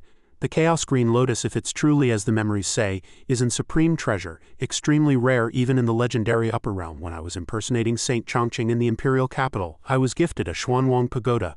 So this Chaos Green Lotus might also have been bestowed by Saint Chongqing. The dark clouds gradually dispersed, leaving behind a clear sky. He, Chongxuan, and the others stood below. He ventured to guess. It seems Senior not only emerged unharmed from the lightning tribulation but also acquired a new treasure. Wu Shuang also slowly descended, her hands clasped, gazing up at Yi Chongqing with reverence in her eyes. As expected of Senior Yi, always strategizing, one step ahead of fate, Luo Wanfeng and Bai Ling said in confusion, "A lotus platform? I don't know of any magical artifact or treasure by that name, but the green lotus's design is very peculiar, covered in green mists and shimmering light." Luo Wanfeng said enviously, "Judging by its aura, even the most important supreme treasure of my Deluo Holy Land, I'm afraid cannot compare to it." Bai Ling mused, thinking, "To be able to gather such rich chaos energy, it seems the day this lotus platform appeared must date back to ancient times." Yi Chongqing, sitting on the lotus platform, slowly flew down and said to the crowd, "The phenomenon in the sky just now was something I never expected, but fortunately it has been resolved." The crowd bowed in unison, replying, "We congratulate Mr. Yi on acquiring another supreme treasure." Yi Chongqing smiled and said, "Thank you everyone, but this is merely a more convenient means of transportation. No need to pay it too much mind." Bai Ling looked at Yi Chongqing, thinking with even greater confidence, "It seems this ancestral master of Taishuan Holy Land is truly extraordinary. Defeating Yu Zibo is entirely possible." Yi Chongqing then said, "Everyone, the conferral ceremony has concluded and my duties are complete. It is now time for me to depart." Yi Chongxuan hastily stepped forward and said, "Senior Yi, this junior still has something." Yi Chongqing did not allow He Chongxuan to continue, interjecting, "Elder He, there is no banquet that does not end. All participants must eventually depart, and all matters in the world have their predetermined course, and cannot be forced." Upon hearing these words, only one question immediately sprang to He Chongxuan's mind, and he was secretly shocked. Did Mr. Yi suddenly use Buddhist scriptures to bid farewell because he foresaw what was about to happen with Yu Zibo? Yi Chongqing calmly added, but his tone was like a solemn instruction. "Henceforth, unless Taishuan Holy Land faces danger, please do not disturb me again, let me cultivate in peace." He Chongxuan and Bai Ling were instantly astonished and disbelieving upon hearing this statement. Indeed, Senior Yi had already foreseen what was about to happen. After speaking, Yi Chongqing flew away without further delay. Though appearing calm, he sighed wearily inwardly, thinking, "Please don't bring people to ask for calligraphy again if there's nothing wrong." He clenched his fists, his heart filled with determination. "This time, back in Small Pond Town, I must focus on cultivation and reclaim everything that is mine." He was full of heroic spirit, yet his foot slipped, and the lotus platform swayed to a halt, refusing to fly away. Yi Chongqing stomped his foot repeatedly in anger, saying, "What's wrong, out of gas? This broken vehicle isn't working, is it? Speed up." As if hearing Yi Chongqing's words, the lotus platform immediately accelerated and sped away. Watching Yi Chongqing speed away, the crowd also said in unison, "We respectfully bid farewell to Senior Yi." A few days later, back in Small Pond Town, Yi Chongqing and Tu Shisan were sitting in the house. Yi Chongqing leaned back in a wooden chair looking at the map before him. According to the introduction in the Taishuan Sutra Pavilion, this cultivation world is distributed as follows. The west and central continent are inhabited by humans, while the south and north are not. Tu Shisan, hearing the last sentence, spat out a mouthful of tea directly. Yi Chongqing turned his head and asked, "Miss Tu, you're from the southern ridge, aren't you? What made you decide to come to central continent?" Tu Shisan replied, "Yes, senior, I am the 13th princess of the Spirit Fox clan. My father is the current clan leader of the Spirit Fox clan, but I came to central continent to escape an arranged marriage. Speaking of which, I should also thank Lord Black Emperor for helping me elope." Yi Chongqing's face and mood darkened. He thought to himself, "Miss Tu is also a second-generation demon, yet she still can't escape the fate of being urged into marriage." He suddenly let out a humph, and then thought, "Black Emperor, Lord Black Emperor helped you elope? I only know that Black Emperor has some spiritual intelligence and can help me find primordial stones. Did he go out and cause trouble behind my back?" Yi Chongqing suddenly shed tears and thought, "Son filial dog," he said with a stiff face. "Miss Tu, besides Black Emperor helping you elope, has he done anything else?" Tu Shisan felt a bit awkward upon hearing this. "Does Mr. Yi not know anything at all?" she worriedly thought. "Black Emperor is also my benefactor. If I say something wrong and make Senior Yi angry at Black Emperor, wouldn't that be my fault?" Seeing Yi Chongqing's bloodshot eyes, she grew even more afraid, but since Senior Yi had directly asked how could she deceive him, she carefully replied to Yi Chongqing, "Senior, Black Emperor has never done anything truly bad. Even if he did many bad things, it was always other demon races who started the trouble first." Yi Chongqing's face turned ashen. He could hardly believe his ears. Did he really do bad things? The expression on his face remained calm, even carrying a slight smile as he cajoled Tu Shisan to speak. "Go ahead and tell me. How could I blame Black Emperor?" But behind him a sharp iron blade was already prepared, waiting to send Black Emperor to the afterlife. Tu Shisan blinked, then turned her face and replied, "As far as I know, Black Emperor only became famous among the demon race after digging up 30 ancestral graves. Then he had diarrhea at the Spirit Fox altar. He also caught Auntie's third mother-in-law having an affair with the Golden Lion clan's third brother next door, and he rejected the Lion Elephant clan princess's marriage proposal." Yi Chongqing felt dizzy and vision blurred. Yi Chongqing asked, tears streaming down his face, "When he did these things, he probably didn't mention that he had a master, did he?" Tu Shisan countered, "What do you think?" Yi Chongqing pressed his lips tightly, crying and secretly complaining, "I'm cutting off our human-dog relationship. If he's so powerful, why doesn't he just fly up to the heavens?" He suddenly paused and thought, "Wait, powerful? If Black Emperor is really that strong, how could he acknowledge me, an unknown cultivator, as his master? The great Yan imperial family mistook me for Saint Chongqing, and Taishuan Holy Land mistook me for their ancestral master." Watching Yi Chongqing ponder calmly, Tu Shisan couldn't help but admire him. He controlled his emotions so quickly, truly worthy of being Senior Yi. After a moment, Yi Chongqing also understood. Black Emperor has mistaken me for someone else again. Thinking this, he simply remained silent. Seeing this, Tu Shisan softly called out, "Mr. Yi." He, however, still pressed his lips tightly, thinking, a dog doesn't despise its poor owner. Even taking 1,000 steps back, even if he truly made a mistake, this dog still owes me for raising him since he was young. Imagining Black Emperor roaring the truth, he bit his fingernails and muttered to himself, "Just leave me a complete corpse." He turned around and said, "Miss Tu, I'm going out for a bit." Tu Shisan looked at him with watery eyes and asked, "Can I go with you?" Yi Chongqing chuckled lightly. Of course. Black Emperor was currently hiding on a small path, muttering to himself, his hands and feet stained with blood, saying, "Don't be so sweet-talking. If you cooperate with cultivation in the future, you might even become an immortal artifact." His ears suddenly twitched. He looked up and saw Yi Chongqing passing by. Both were startled. Yi Chongqing's face was contorted in fright by the sight before him. Black Emperor also cried out in panic, "Master," looking at Black Emperor, Yi Chongqing couldn't help but fearfully think, this mouth is specially for devouring alive. These legs are comparable to mighty blades and golden steeds. This humble person was so ignorant before. I actually treated you like a dog. I deserve to die. Yi Chongqing shivered repeatedly in fright, his hand tightly clutching Tu Shizan's hand. Tu Shizan called out, Master, please stop trembling. Black Emperor also stood there looking at the two of them, thinking, what does Master's expression mean? Is he venting his displeasure towards me on the little fox? Black Emperor raised a paw and called out, Master. He held up the chicken he was gnawing on and said, Master, this is for you. Yi Chongqing backed away with a stiff face, waving his hand and saying, Black Emperor, you go back first. The little fox and I have something to do. After speaking, Yi Chongqing ran off and Black Emperor cried out, tears in his eyes, Master. Tu Shizan raised her hand and waved to Black Emperor, comforting him. Don't worry, go home first, silly dog. It's all right. Yi Chongqing ran, his face pale as he thought, oh no, I originally thought Black Emperor was just a timid dog. I didn't expect him to be so huge after transforming into human form.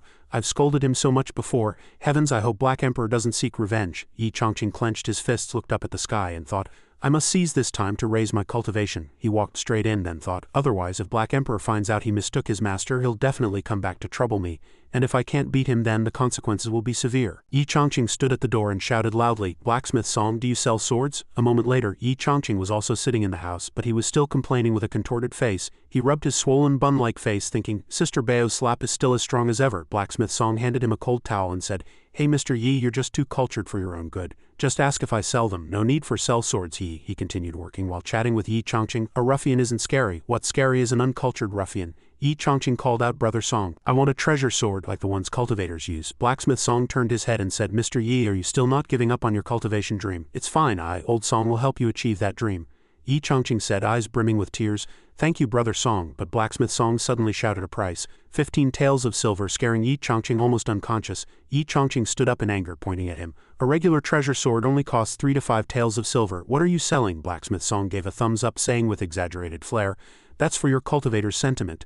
Yi Chongqing was furious, thinking, he's really treating me like a leek to be harvested. Got it? He raised a finger and said to Blacksmith Song, How about I trade it for this door god painting from the first year of winter solstice? Blacksmith Song asked, blushing. Really?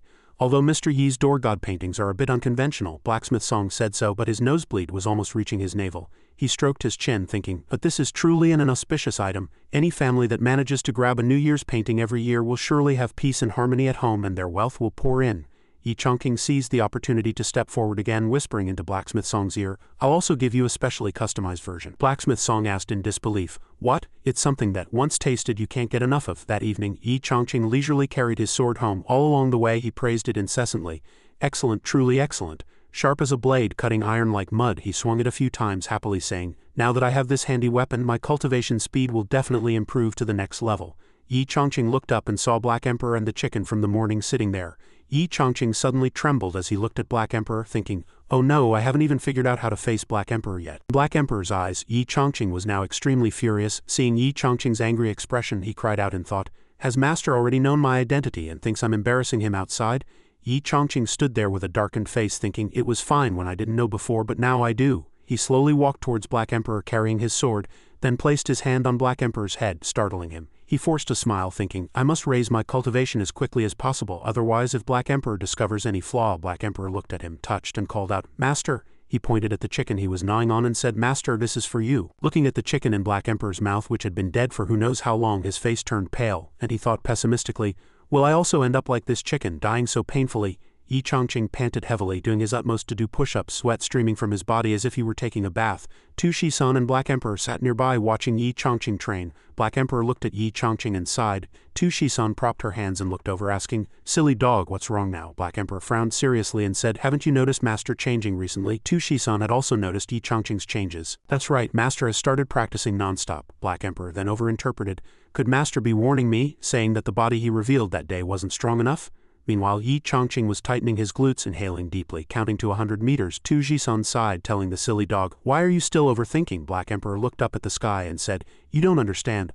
A lapdog and a love-struck fool are always 100 compatible, haven't you noticed? When Master practices frequently, the spiritual energy of heaven and earth within hundreds of miles continuously stirs, summoned by Master to be refined and used for himself. Tu Shizan then asked him, Do you think Master has had a new epiphany, or is about to make a breakthrough? Black Emperor's face suddenly changed, and he fearfully said, Although that's the case, with Master's unfathomable cultivation, these few hundred miles of spiritual energy are but a drop in the ocean for him. But for us with low cultivation, it's practically cutting off our path to survival. Master's cultivation is profound, and he's so diligent we should work even harder to cultivate. Tu Zhizan laughed, asking the silly dog, why don't we find another place to cultivate? Black Emperor still muttered unhappily to himself, what should I do now? Black Emperor turned to Tu Zhizan, and upon hearing her words was immediately overjoyed. Go somewhere else. Good idea. He stood up abruptly and said, let's go to the primeval forest in the southern ridge, or find a place near other holy lands with abundant spiritual energy, or even a blessed land. After a while, Yi Chongqing suddenly pushed open the door. He stood with his hands on his hips, letting out a long sigh. Days after Black Emperor and Tu Zhizan left, Yi Chongqing felt the power within his dantian. He happily said, after cultivating in seclusion, it really feels different. Even controlling this treasure sword is much easier. On Taishuan Mountain, the flowers, trees, and spiritual energy here have sadly withered. A disciple tremblingly raised his hand, his voice almost crying, and asked himself, the spiritual energy, where has all the spiritual energy gone? He wailed like a walking corpse. I haven't even formed my core yet. I can only cultivate by relying on the spiritual energy of heaven and earth. Another disciple also spoke. My spiritual platform is about to dry up. Wushuang walked over and called out to her junior brothers. Her face was haggard and her spiritual power was depleted. She held up a pill and said, take these enlightenment pills first. They should sustain you for a while. Several disciples frantically called out, Saintess Senior Sister. The disciple took the pill from Wushuang, stammering, this enlightenment pills are treasures only the sect leader is qualified to possess. Wushuang spoke, in recent days the spiritual energy on the mountain has suddenly disappeared. Holy Lord Master and all the peak masters are very anxious and are trying to find a solution. If any junior brothers or sisters encounter difficulties, just come find me or the Holy Sun. The disciples were all very grateful and said in unison, thank you, Saintess Senior Sister. You've also worked hard, Senior Sister. Please also remember to rest. Wushuang also reminded them to quickly return to meditation and adjust their breathing after taking the pills. The elder then walked over and called Wushuang. Wushuang turned around and asked, when did Master arrive? Is there anything you need? Her master said, come with me to the sacred hall. In the Taishuan sacred hall, the black-haired elder and He Chongxuan stood in a place where spiritual energy was very abundant. The black-haired elder happily said, excellent, I didn't expect a spiritual spring to be hidden here. Master specifically sealed this place back then, perhaps to cope with today's situation. Wushuang also walked over at this moment. She let out a wow and swayed in the abundant spiritual energy before her eyes. The black-haired elder took her hand and asked, are you all right? Wushuang smiled and replied, I'm fine, I'm just a little dizzy from not seeing spiritual energy for so long. He Chongxuan waved and called Wushuang, come quickly, put your head in and see the center of the spiritual energy.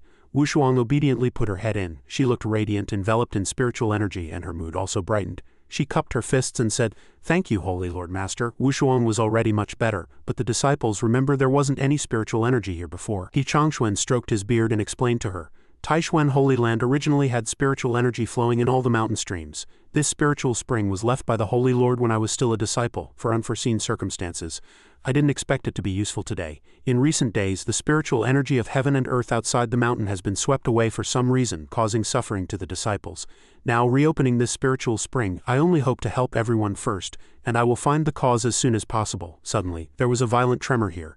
He Chongxuan and the black-haired elder said in alarm, where did the earthquake happen? Wushuang saw something, pointed to the sky, and said, look, dark clouds are gathering in the sky with lightning and thunder. Wushuang said in a panic, it's the chaos chi again. He Chongxuan waved his hand and said, not good, junior brothers. Quickly cast spells to block it. This last trace of spiritual energy cannot be swept away for no reason. He Chongxuan and the two elders simultaneously formed hand seals. With a crisp sound, the three of them set up a protective array. He Chongxuan looked at the chaos chi above and then said, chaos chi only appeared in ancient times when primordial chaos opened the heavens and earth. Later, the creation god passed away and the great Tao in the human world became fragmented. Ever since Ancestral Master Yi came to Taishuan Holy Land, chaos chi has continuously appeared. Is it hinting that Ancestral Master Yi's origins are related to ancient times? A few strange sounds came from somewhere unknown. The two elders struggled to support themselves and upon hearing it said, this sound is really familiar. It sounds like the ringing of metal and stone. He Chongxuan closed his eyes and felt it, saying, no, what this old man feels is the resonance of the great Tao. Back at Chongqing's small courtyard, Yi Chongqing was currently sitting carving something and humming, don't say it, just don't say it. After a while, he held up his sword to examine it, then praised. With the addition of the chaos green lotus patterns, it indeed looks much more beautiful than a bare sword blade. Each petal has different patterns. When I finish carving, won't it become a continuous pattern? Maybe I can even borrow some luck from the chaos green lotus. After marveling for a while, he suddenly noticed again, Why is the sword blade shaking so violently? Over here, He Changquan saw another dazzling light and immense power fluctuations, he said in alarm. Indeed, ancient texts record that after the creation god passed away, the great Tao in the human world became largely fragmented. Therefore the cultivation of us cultivators is limited, leading us to pursue the perfection of the great Tao, wishing to break through, with ascension being the only path. Now the sound of the great Tao resonates again, capable of repairing the great Tao. Could it be? The black-haired elder suddenly let out an "ah." He Changquan turned and asked his junior brother, "Did you feel something too?" The black-haired elder formed hand seals and replied, That's right. He pointed to the array diagram above and said, "Senior brother, the patterns that suddenly appeared in the sky at this moment are precisely the decree for repairing the way of the sword." He Changquan asked in surprise, "Are you sure?" The black-haired elder gave a thumbs up and affirmed, "Absolutely. It must be an Peerless sword cultivator who has already learned the method to supplement the great Tao of the sword and is trying to repair it, making it complete." He Changquan stroked his beard, doubting, "But among heaven and earth is there a sword cultivator more powerful than Ancestral Master Yi?" Wuan ran over at this moment and said, "Master, I feel it too." The black-haired elder turned around and said, "Good, you meditate with me." The master and disciple both held swords in their hands, then sat there in meditation. The black-haired elder then said, "At this moment only sword cultivators can feel the changes in the way of the sword between heaven and earth. This feeling is too wonderful. I believe it won't be long. This old man will be able to break through again." Wuan frowned and called out, "Master." Wuan sensed a familiar aura and she suddenly opened her eyes wide and said, "It's Ancestral Master Yi indeed." She stood up abruptly, cupped her fists and said, "Holy Lord Master, disciple understands everything." He Changquan asked in surprise, "What happened?" Wuan then said, "In these past 10+ days the spiritual energy within a 100 li radius has been collected by Ancestral Master Yi into Small Pond Town. At first glance it seems a bit overbearing, but in reality Ancestral Master Yi is using the spiritual energy of heaven and earth as a guide, trying to stimulate the sound of the great Tao, thereby repairing the great Tao." The black-haired elder walked over and said, "That makes sense. If the great Tao of the world can be made to tremble, looking back through history only Ancestral Master Yi could do it." He Changquan then said, "If Ancestral Master Yi succeeds in repairing it, then that means junior brother Wanjian won't need to painstakingly pursue ascension. He can also seek the great Tao in the human world and achieve the true principles of the way of the sword." Wuan then said, "Even if Ancestral Master Yi possesses heaven-shattering abilities, this act is like defying the cultivation laws of several millennia." He Changquan also couldn't help but sigh. This kind of defiant and audacious act is actually doing what ordinary people dare not do. Only by doing so can one reach a realm unattainable by ordinary people. Yi Changqing here still desperately pressed the trembling sword onto the table. He held a small knife in one hand, painstakingly continuing to carve. "Only a few strokes left, don't shake anymore." He suddenly let out an hum, looking at the mottled cracks on the sword, and the next second the sword shattered into many pieces. Looking at the pattern still remaining on his hand, Yi Changqing couldn't help but sigh. The sword is broken, but the patterns remain. It seems the patterns of the Chaos Green Lotus are very exquisite, definitely carrying a portion of immortal power. He said somewhat dejectedly, "Even if this sword was made exquisitely, it's still a mortal object and cannot withstand immortal power." He poked the Chaos Green Lotus with his hand and said, "But these patterns are really exquisite.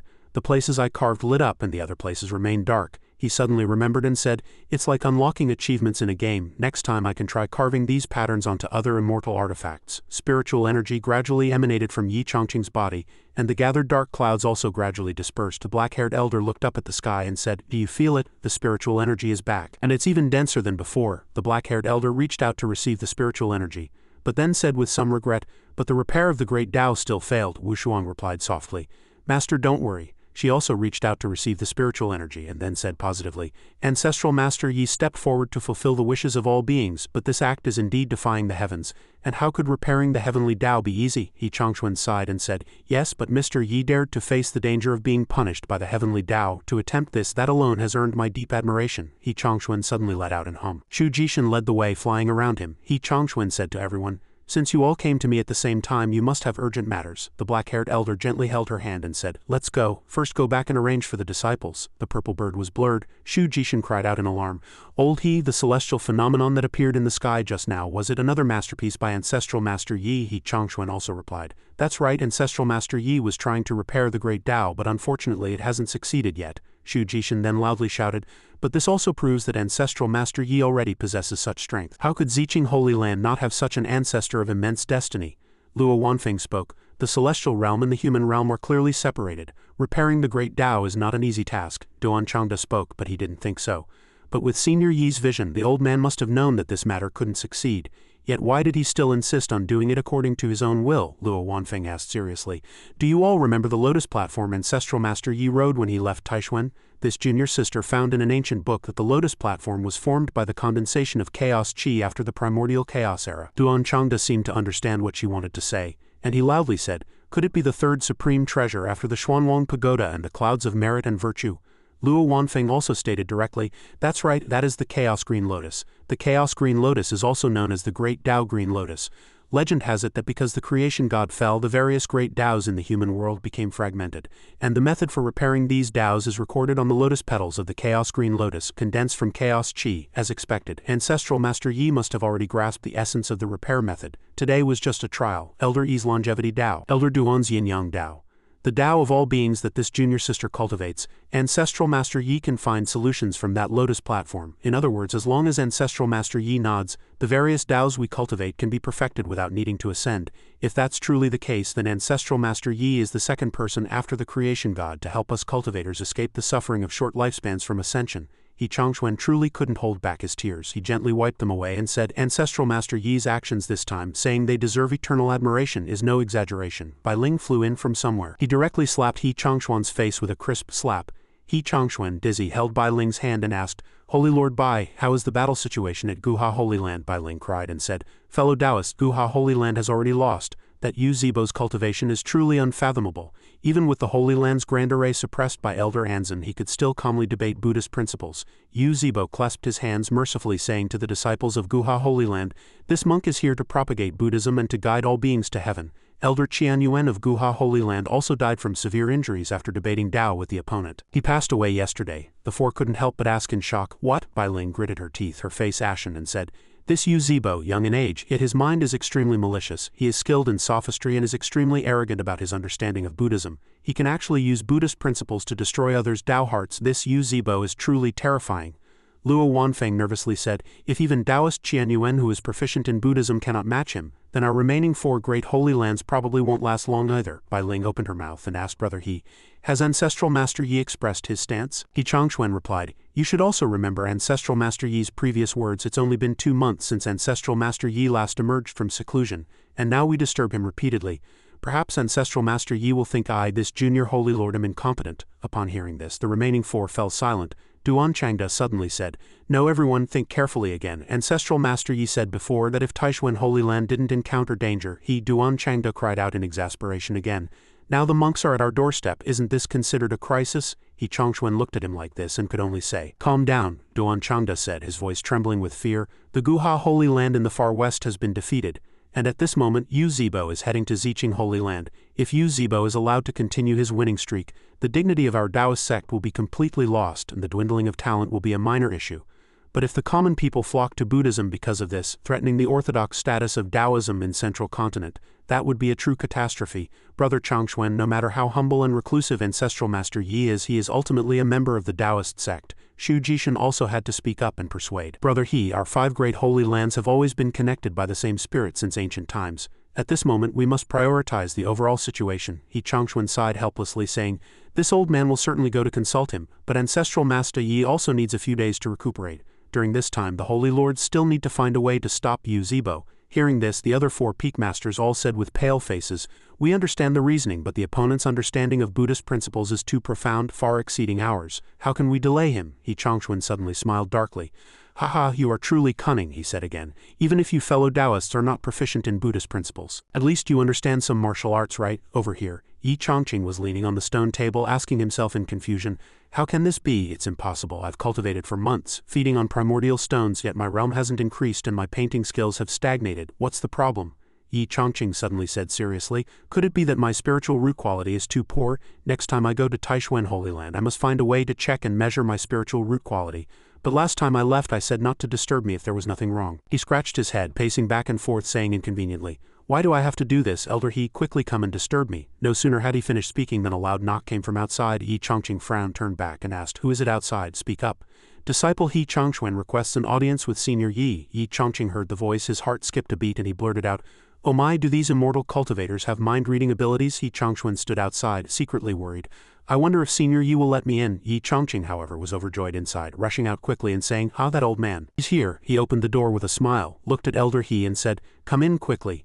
Yi Chongqing walked from outside to inside, maintaining a happy smile, and said, "Elder He, please be seated." He Chongquen was initially smiling happily, but suddenly uttered and hummed, noticing something on the table. He suddenly widened his eyes. He seemed to be in the illusion of the painting on the table, as if surging waves were rising before his eyes. Looking at the waves, He Chongquen couldn't help but exclaim, completely disregarding that he had been drawn into an illusion by Ancestral Master Yi's calligraphy.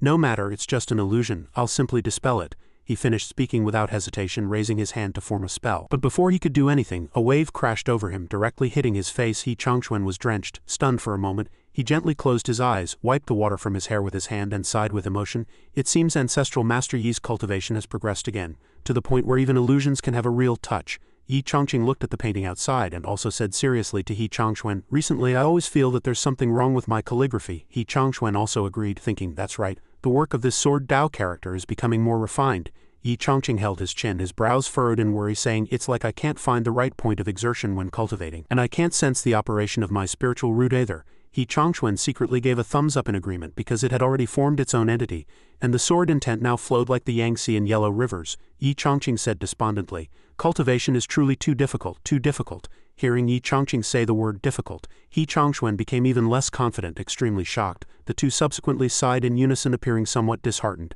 Yi Chongqing put that matter aside and asked again why Elder He had come this time. He Chongquen immediately replied, then asked, "Mr. Yi, do you know of the Shimo Buddhist kingdom?" After telling Yi Chongqing everything, "That's how things are. This junior's visit this time is to invite Mr. Yi to lend a hand to my Taishuan Holy Land and debate with the demonic monk from the Shimo Buddhist kingdom." Yi Chongqing held his chin, pondering for a moment. He didn't expect Buddhism to exist in this world. Listening to their actions, they seemed like a heretical sect. Fortunately, I am knowledgeable and have read many related books in my previous life. I wouldn't dare say I'm a master of Buddhist studies, but I can at least handle one or two. Yi Chongqing grasped He Chongquan's hand and happily agreed. "Elder He, I didn't lie to you either. I also have something to do in Taishuan Holy Land recently. Since you've already invited me today, let's go together." He Chongquan couldn't help but be utterly surprised to hear this. He agreed so easily. Happiness came too suddenly. He Chongquan stood up and also replied happily, "Then let's set off immediately." "How about it?" Yi Chongqing also said happily. Good, he had another plan in mind. Check his spiritual route and incidentally help Taishuan Holy Land a little, selling a favor. Back in Taishuan Grand Hall, as soon as He Chongquan landed, Luo Wanfeng and the others rushed up and asked, "Where is Ancestral Master Yi? How is it, you weren't blocked outside, were you?" He Chongquan happily stroked his beard and said, "Ancestral Master Yi has always cared about the Taoist sect. How could he not agree?" Shu Jishin looked to the side and asked again, "Then where is Ancestral Master Yi?" Recalling Yi Chongqing's unconventional choice to fly away on a lotus platform, he said, "He's riding his beloved carriage," He Chongquan said helplessly. "Ah, Ancestral Master Yi said he might arrive in a few days." He looked up and asked how Brother Duan was doing. Then he looked at the mirror above and saw that Duan Changda was clearly being tortured to the brink of death by Yu Zibo, not knowing what to do. Duan Changda's voice came from inside, making the four outside cover their faces helplessly. Has Senior Yi agreed? This old bones of mine can't hold on much longer." He Chongquan also said, caught between a rock and a hard place, "Brother Duan, surrender. You don't have to be like this. You can already escape danger." Duan Changda was covered in bruises, lying motionless on the ground. Duan Changda struggled to say a few words into the communication mirror in his hand. "No need, because your Ancestral Master Yi is here." Looking at Yi Chongqing's side, he had indeed arrived. Two streams of tears burst from Duan Changda's eyes and he said, "Limitless Heavenly Venerable." After a while he struggled to get up again and said, "This bald monk actually attacked an old man like me?" Yu Zibo walked straight over, pointed the Zen staff in his hand at Duan Changda and coldly asked, "Holy Lord Duan, who else in your Yin-Yang Holy Land can fight?" Duan Changda looked at him, crying and retreating in fear, but still stubbornly said, "Yu Zibo, don't be so arrogant. I might as well tell you that Ancestral Master Yi of Taishuan Holy Land has already said that his Tao is boundless. How can he fear your myriad Buddhist principles?" Yu Zibo oed in his heart. He still didn't take the person Duan Changda mentioned seriously. In that case, this monk will first go to Taishuan Holy Land. He sped away, loudly declaring that he would compete with that Ancestral Master Yi. Over at Taishuan Holy Land, everyone was welcoming Yi Chongqing's arrival, greeting Senior Yi. Yi Chongqing smiled and replied, "No need for formalities, everyone." As soon as Yi Chongqing walked inside, he turned back and asked Elder He, "When is the debate?" He Chongquan replied, "Approximately an incense stick's time from now." Yi Chongqing then said, "Then I'll go to the Sutra Pavilion first. You can send someone to find me when the time comes." Yi Chongquan replied again, "I'll have Wushuang accompany you." Before he could say more, Yi Chongqing again rode the lotus platform and sped away, saying, "No need, I know the way." Luo Wanfeng looked in the direction Yi Chongqing left and said, "Senior Yi is probably going to the Sutra Pavilion to look up some Buddhist scriptures, right?" Shu Jishin couldn't help but sigh. Senior takes the debate on Buddhist principles so seriously, we are relieved. As soon as Yi Chongqing entered the sutra pavilion, he slammed the door shut, his face immediately changing, chuckling. The plan succeeded. He looked around and said, I clearly remember seeing a crystal ball on the first floor. He seemed to see something. Looking at the crystal ball before him, he said, found it. Looking at the crystal ball, he said again, it's exactly like the crystal balls those monks used to detect spiritual roots before. He slowly walked towards the crystal ball, then lunged and grabbed it, saying, come here quickly. He looked at it, then directly placed his hand on it, saying, just transmit some spiritual energy, right? He extended a finger, transmitted spiritual energy into it, and said with some surprise, so fast it's already reacting. Outside, lightning gradually began to gather. Luo Wanfeng and Xu Jishan asked in confusion, why is it suddenly thundering for no reason? Is Senior Yi trying to repair the great Tao again? He Chongquan suddenly trembled and loudly said, no, this is a completely different aura. I feel a pressure emanating from the bottom of my heart, and a huge dragon with powerful momentum is circling and flying in the sky. It stopped and let out an ear-splitting roar. Bai Ling looked at it in shock, shouting, this is the manifestation of a spiritual root. Luo Wanfeng reached out to block the force that seemed to push them away. Even we can't withstand this pressure, He Chongquan firmly believed. This must be Senior Yi knowing that hateful monk is coming and he's preparing to fight with all his might for the central continent Taoist sect. Xu Jishan joyfully jumped and said, let that bald monk taste our power. Clap of thunder boomed. Bai Ling turned back in panic and said, that's a vermilion bird radiating light all over its body, flapping its wings in the air. The four stopped in unison, looked up and said, it's a vermilion bird. The vermilion bird and azure dragon are majestic. Connecting heaven and earth, Senior Yi can actually manifest two spiritual roots at the same time. Bai Ling seemed to sense something, saying, no, it's not over yet. The black tortoise and Qilin also manifested 4 of them. How powerful is Senior Yi's spiritual root? It's truly unbelievable. Duan Changda ran from a distance, complaining incessantly. Oh dear, I'm exhausted from running. He stopped, panting, supporting himself with his hands and said, that monk set off half an incense stick of time before me. But after the Holy Lord's teleportation gate, he's probably still 100 or 200 miles away. He looked up and asked, has Ancestral Master Yi arrived? Hey, look at me, I'm asking you. Xu Jishan waved him off, saying, I'm watching a miracle. Duan Changda also looked up in confusion. What's there to see in the sky? It's not like the 3 lifetimes true immortal has arrived. He suddenly widened his eyes and said, this is the 4 symbols transformation. He trembled, pointed, and asked, is this the work of Senior Yi? Luo Wanfeng looked at him and retorted, what do you think? Yu Zibo had also arrived at this moment. He looked at the celestial phenomenon and after a while said, purple chi rising from the east spanning 30,000 li. I heard that in the Taoist sect, this phenomenon signifies the emergence of a great master. It seems this monk is about to meet a true opponent. Inside the sutra pavilion, Yi Chongqing still had his hand on the crystal ball. He sat tiredly on the ground and said, didn't they say the crystal ball would quickly stabilize and display the tester's spiritual root attribute and quality? I've already transmitted 4 strands of spiritual energy, but there's still no result. They say the color and intensity of the light change according to the spiritual root attribute, but this crystal ball is a mess. As soon as Yi Chongqing thought of this, his face turned pale again, guessing, am I a mixed spiritual root? He grabbed the crystal ball with both hands and loudly said, one more try. He uttered an A and withdrew his hand from the crystal ball. As soon as he withdrew his hand, the crystal ball shattered. Yi Chongqing said in a panic, it's broken? It broke after only a few strands of spiritual energy? He cried out in fear. This thing must be very expensive, right? Bushwang's voice came from outside. Mr. Yi, are you in there? Yi Chongqing said in a panic. I am, I'll be right out. As soon as he saw Yi Chongqing open the door and come out, Wushuang hastily said, Senior Yi Yu Zibo of the Shimo Buddhist kingdom is almost here. Yi Chongqing was somewhat surprised. Yu Zibo, he wondered if he should change his name to Neu Su on the spot. At Taishuan Mountain Gate, Yu Zibo was fearless, wielding his Zen staff, repelling some Taishuan Holy Land disciples who were attacking him. The 2 black-haired elders and Wanjian rushed out simultaneously, roaring, Yu Zibo, you dare to be arrogant in Taishuan Grand Hall. Yu Zibo flew in the air, his tone extremely arrogant. This monk only wishes to contend with one who can transform into a divine general. Do not obstruct my path. Yuanjian's face darkened with rage. This monk dares to be so presumptuous. The 2 rushed up to attack simultaneously, shouting loudly, take this. Yu Zibo's figure blurred slightly, and he chuckled coldly. Patron is confused over here. Everyone was waiting for Yi Chongqing's arrival. Bai Ling suddenly felt a chill run down her spine, saying, this is bad. He Chongquan also worriedly said, why hasn't Senior Yi arrived yet? He spoke to reassure everyone, don't worry. From beginning to end, Senior Yi has always been far-sighted. He must feel the time is not yet right. Xu Jishan saw Yu Zibo flying from a distance, so he raised his sword and pointed forward, loudly saying, the time has passed and fate follows. He's here. Xu Jishan's face showed anger, and he shouted loudly, like a fish in shallow water, so too are the rivers Luo. Yu Zibo, though you are proficient in Buddhist principles and highly cultivated, you are using the pretense of debating Buddhist principles to disturb the central continent Taoist sect. Yu Zibo always had a benevolent smile on his lips, but his face was still stained with the blood of disciples, and he replied with a smile, how can I make everyone believe that this monk is merely here to spread Buddhism? Bai Ling loudly retorted, you are clearly using the pretense of debating Buddhist principles to commit widespread slaughter. Hearing this, Yu Zibo's face darkened and he looked up again and said, "Slaughter is merely retribution," Yu Zibo added. "When the predecessors of the Central Continent Taoist sect drove out this monk's people, did they ever consider today? The Taoist sect is about to decline yet still struggles in vain. This monk is merely using killing to stop killing and to rectify the Buddhist sect." He Changxuan led the charge, roaring, "Enough nonsense. Take this." He Changxuan and the others attacked, but Yu Zibo raised his Zen staff to block their attacks and with a mere turn sent everyone flying. Yi Changqing over here was still walking leisurely talking to Wushuang.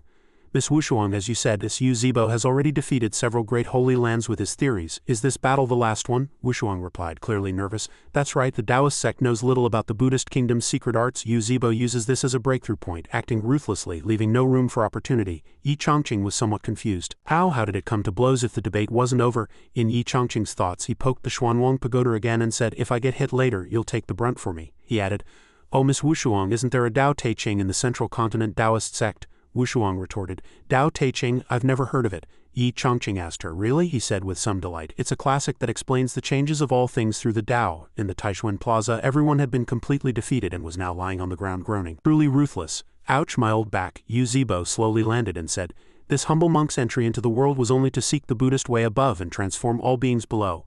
Unfortunately, you Taoist brethren kept forcing my hand, making this humble monk have to resist." He Changxuan, injured, sat on the ground, stammering incoherently. Yu Zibo continued, "Today, outside the mountain gate, this humble monk witnessed the majestic aura of the vermilion bird and azure dragon, and only then did I realize that there are indeed masters among your Taoist sect." He pointed his Zen staff at Yi Changxuan and shouted, "Please send that person out. Today this humble monk must compete with him." Just then, Yi Changqing's voice rang out again. "The Tao that can be told is not the eternal Tao." Yu Zibo looked up with a HMPH as Yi Changqing flew in on a lotus platform, still reciting, "The name that can be named is not the eternal name."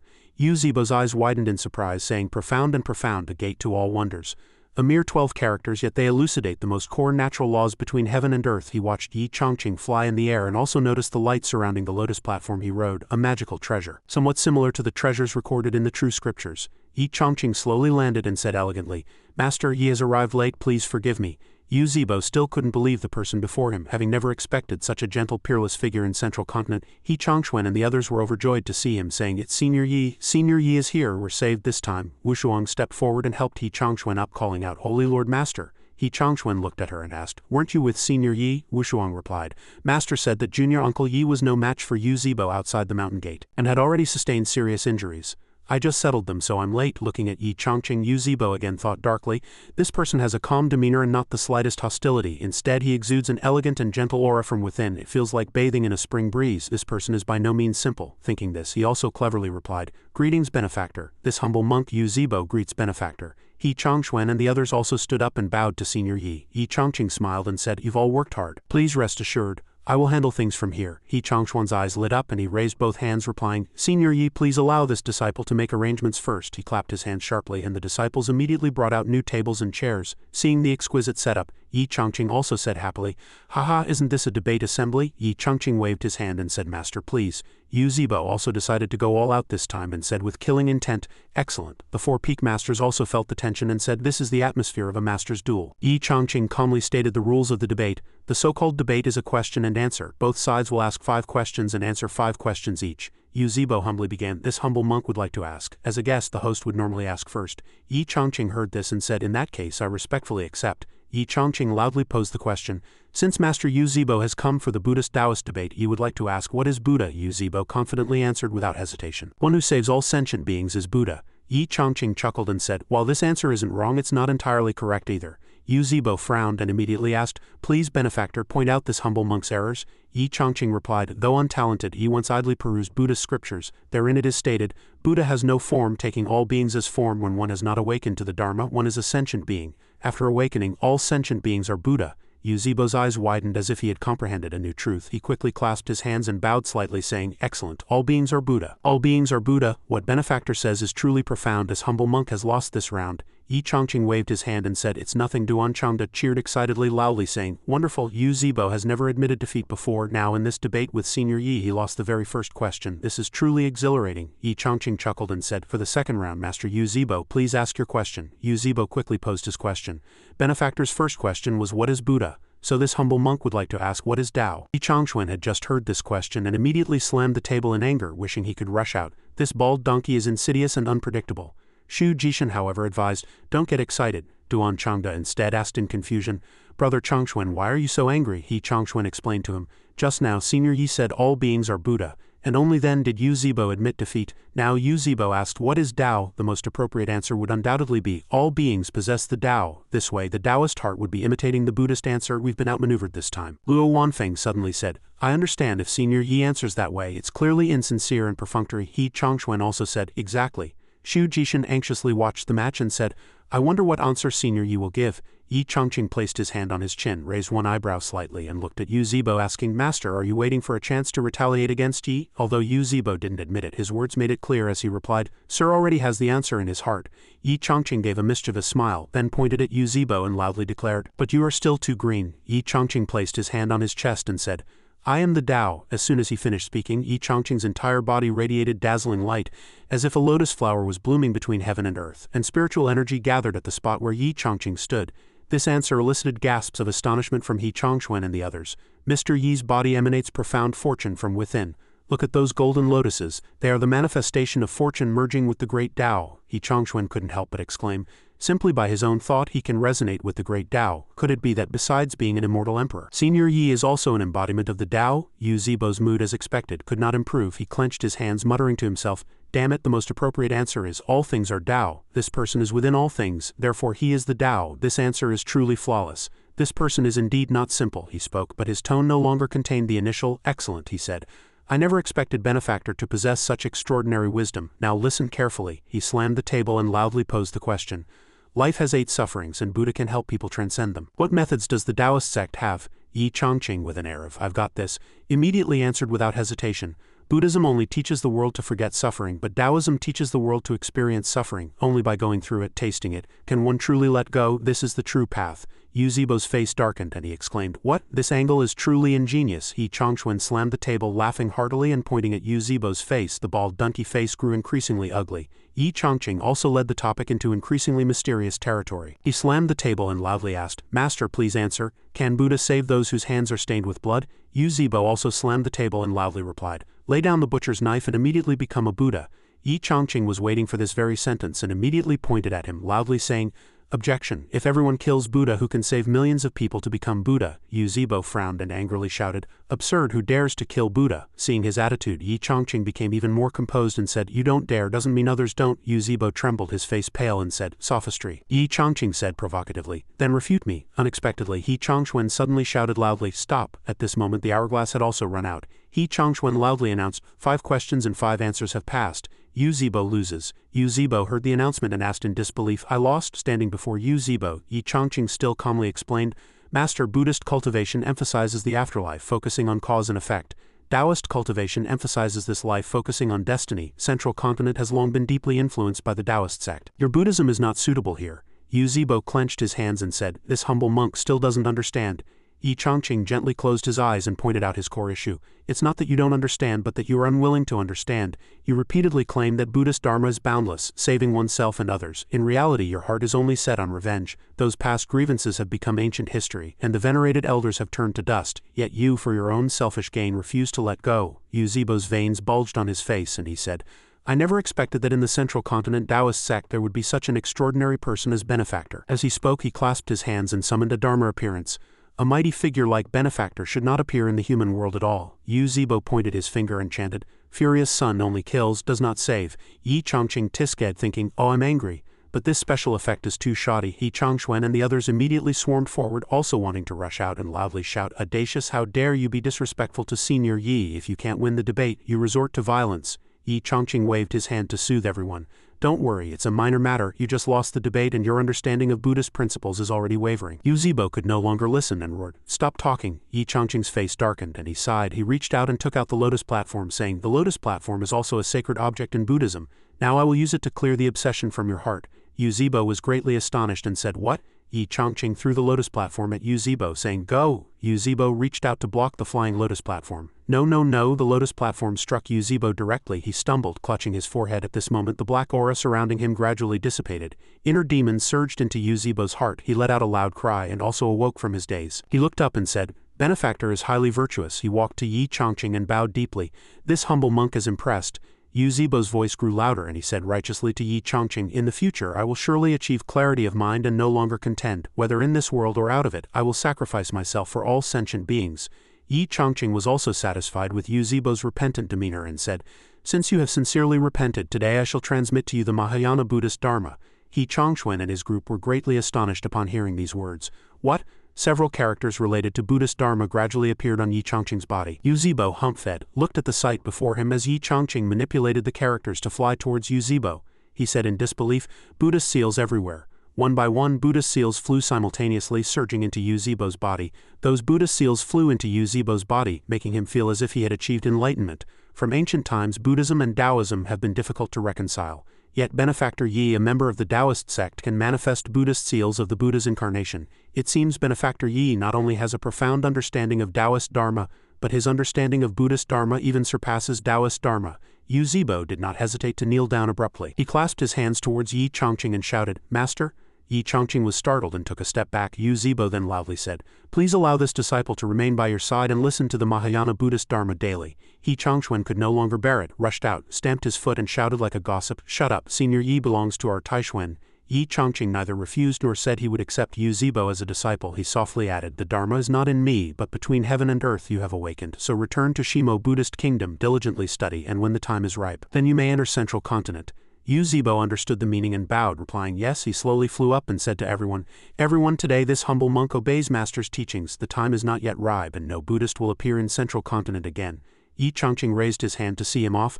I wish you a smooth journey. Yi Chongqing turned and asked Elder He, Is the debate over? Yi Chongquan was startled and replied yes. Yi Chongqing turned again and said, Then I'll go to the Sutra Pavilion again. Yi Chongquan asked blankly, What are you going there for? Yi Chongqing's face darkened and he broke out in a cold sweat, thinking, Those shattered crystal balls still need to be cleaned up. Yi Chongqing gathered the shattered crystal ball fragments into a large cloth. He looked around worriedly, saying, Where can I hide them? This Sutra Pavilion is open on all sides. What if someone coming in later sees them immediately if I just carelessly throw them in a corner? Left with no choice, Yi Chongqing sat down, tightly wrapped the cloth bundle and then carried it upstairs, thinking, maybe I should go up and look. As soon as he went upstairs, Yi Chongqing again exclaimed, Wow, saying, in comparison there are indeed far fewer books on this fourth floor. He looked up at the towering bookshelves, and then said, It seems they're all stored in the cabinets. He took out the cloth bundle containing the crystal ball fragments and said, First find a place to hide the fragments. Casually opening a cabinet, Yi Chongqing placed the cloth bundle directly inside. I'll put it here for now, I'll figure out how to get it out when I leave. It's in there. But Yi Chongqing unexpectedly noticed another item originally in the cabinet. Looking at the cultivation technique titled Zhanguang Sheng Dian Mysterious Light Sacred Canon, Yi Chongqing also took it out and casually guessed, judging by the name, cultivation techniques should also be stored here. At this moment the disciple guarding the Sutra Pavilion was dozing off in a chair. He was startled awake by the loud noise, opened his eyes and seeing the light from the fourth floor he stood up in panic. Watching the light move further and further away, he said fearfully, The ancient text restrictions have been broken. The items on the fourth floor are secret cultivation techniques of our sect. The restrictions on the fourth floor of the Sutra Pavilion have been broken. Quickly report to the Holy Lord in Taishuan Holy Land. Bai Ling spoke first. Brother Zhan, Senior Yi said that when the time is right, the Buddhist sect can enter Central Continent again. Doesn't that mean today's victory is meaningless? Luo Wanfeng also said worriedly, Brother He, once Buddhist Dharma spreads again, the power of our Taoist sect will inevitably decline. Shu Jishan also stroked his chin, puzzled, saying, That's right, what exactly did Senior Yi mean by making such a promise? Yi Chongquan waved his hand and coughed, reassuring everyone. Everyone knows what kind of existence Senior Yi is, how can we guess his intentions? Duan Changda squinted and said, Isn't it simple? Senior Yi is the ancestral master of Taishuan Holy Land. It might not be difficult to inquire about ancestral Master Yi's reputation in the name of the Taoist sects of the world. Perhaps it's not difficult. If he's not convenient to disclose too much to us brothers, just give us a few reliable words and we'll be able to discuss countermeasures. Yi Chongquan's face darkened and he said nothing. After a while he suddenly stood up again and said, Everyone, how do you all say Senior Yi is? He shouldn't have participated in this Buddhist-Taoist debate in the first place. It was this old man who shamelessly begged him to come. Now Senior Yi has personally entered the fray and guided the general situation of Central Continent, not to mention Taishuan. Perhaps the 5 great holy lands combined are just a small chess piece to Senior Yi. And don't forget, Holy Lords, if it weren't for Ancestral Master Yi at this moment we would probably have already passed away one after another like Taoist Qian Yuan, unable to defeat Xuand. Hearing these fatal words, everyone's faces darkened, unable to refute.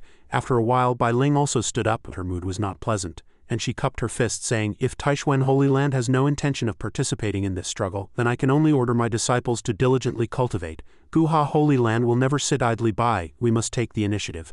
Luo Wanfeng also carefully raised her hand in agreement. De Luo Holy Land is the same. Duan Changda sighed and also reluctantly raised his hand. Yin Yang Holy Land is also the same. He Changxuan was greatly astonished to hear everyone say this, and loudly asked, "What are you trying to do?" Suddenly another report came from outside. A disciple ran in from outside, knelt down and reporting to the Holy Lord, an anomaly suddenly appeared on the 4th floor of the Sutra Pavilion, and the seal restriction of the supreme ancient texts has been broken. He Changxuan suddenly stood up and asked again, "The 4th floor of the Sutra Pavilion?" The disciples all gathered around the Sutra Pavilion. A beam of light shot straight into the sky, seen by the disciples, who immediately said, "Another red light. This is the 7th. Wanjian was also present at this moment. He waved his hand to dismiss the disciples who were watching. "All right, disperse. No one is allowed near without permission. Understood?" He Changxuan walked over at this moment and asked what was happening. Seeing He Changxuan and his group approaching, Wanjian immediately bowed and replied, "Wanjian greets Senior Brother and all the holy lords. The cultivation technique restrictions were being continuously lifted. It must be Senior Yi who broke the restrictions on the 4th floor." He Changxuan looked up and his mood was also not good. The 4th floor contains supreme cultivation techniques personally sealed by ancient immortals and sages. Hoping that future disciples would be able to break the restrictions and pass them down through generations, Wanjian sighed helplessly and said, "I never expected that after 1,000 years no one has been able to break them. I remember 2 years ago, Holy Lord Senior Brother wanted to go to the 4th floor to look for ancient texts, but not only did he not find them, he was almost severely injured by the restrictions." He Changxuan stroked his beard, thought it over, and felt nothing unreasonable. It was also quite reasonable that Senior Yi, having returned from the upper realm since ancient times, could ascend to the 4th floor and decipher many cultivation techniques and mental methods. He suddenly widened his eyes and said, "Wait," he then burst out laughing, tears streaming down like rain. Shu Jishan looked at him puzzled and asked, "Brother He, what are you laughing at?" He Changxuan's mood became joyful. He pointed to the 4th floor of the Sutra Pavilion and said, "Who says Senior Yi doesn't care about the Taoist sect? This is precisely one of his brilliant moves. Once Senior Yi breaks all the restrictions on the 4th floor, the supreme mental methods and cultivation techniques within will reappear. Not only Taishuan Holy Land, but even the 5 great holy lands and the entire central continent Taoist sect will benefit from the reappearance of these cultivation techniques." Duan Changda slapped his head, seemingly understanding the profound meaning.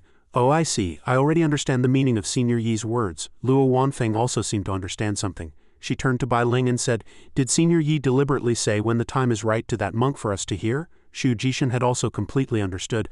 On the surface it's relaxing Buddhist Dharma, but in reality he wants to cultivate us holy lords and needs us to prepare in advance, thereby stimulating the development of the Taoist sect, Bai Ling also said. "So that's how it is." He Changxuan still smiled broadly, unable to close his mouth as he said to everyone, "Senior Yi is wholeheartedly guarding the Sutra Pavilion for us, just wait here." Yi Changqing was flipping through the cultivation technique in the Sutra Pavilion.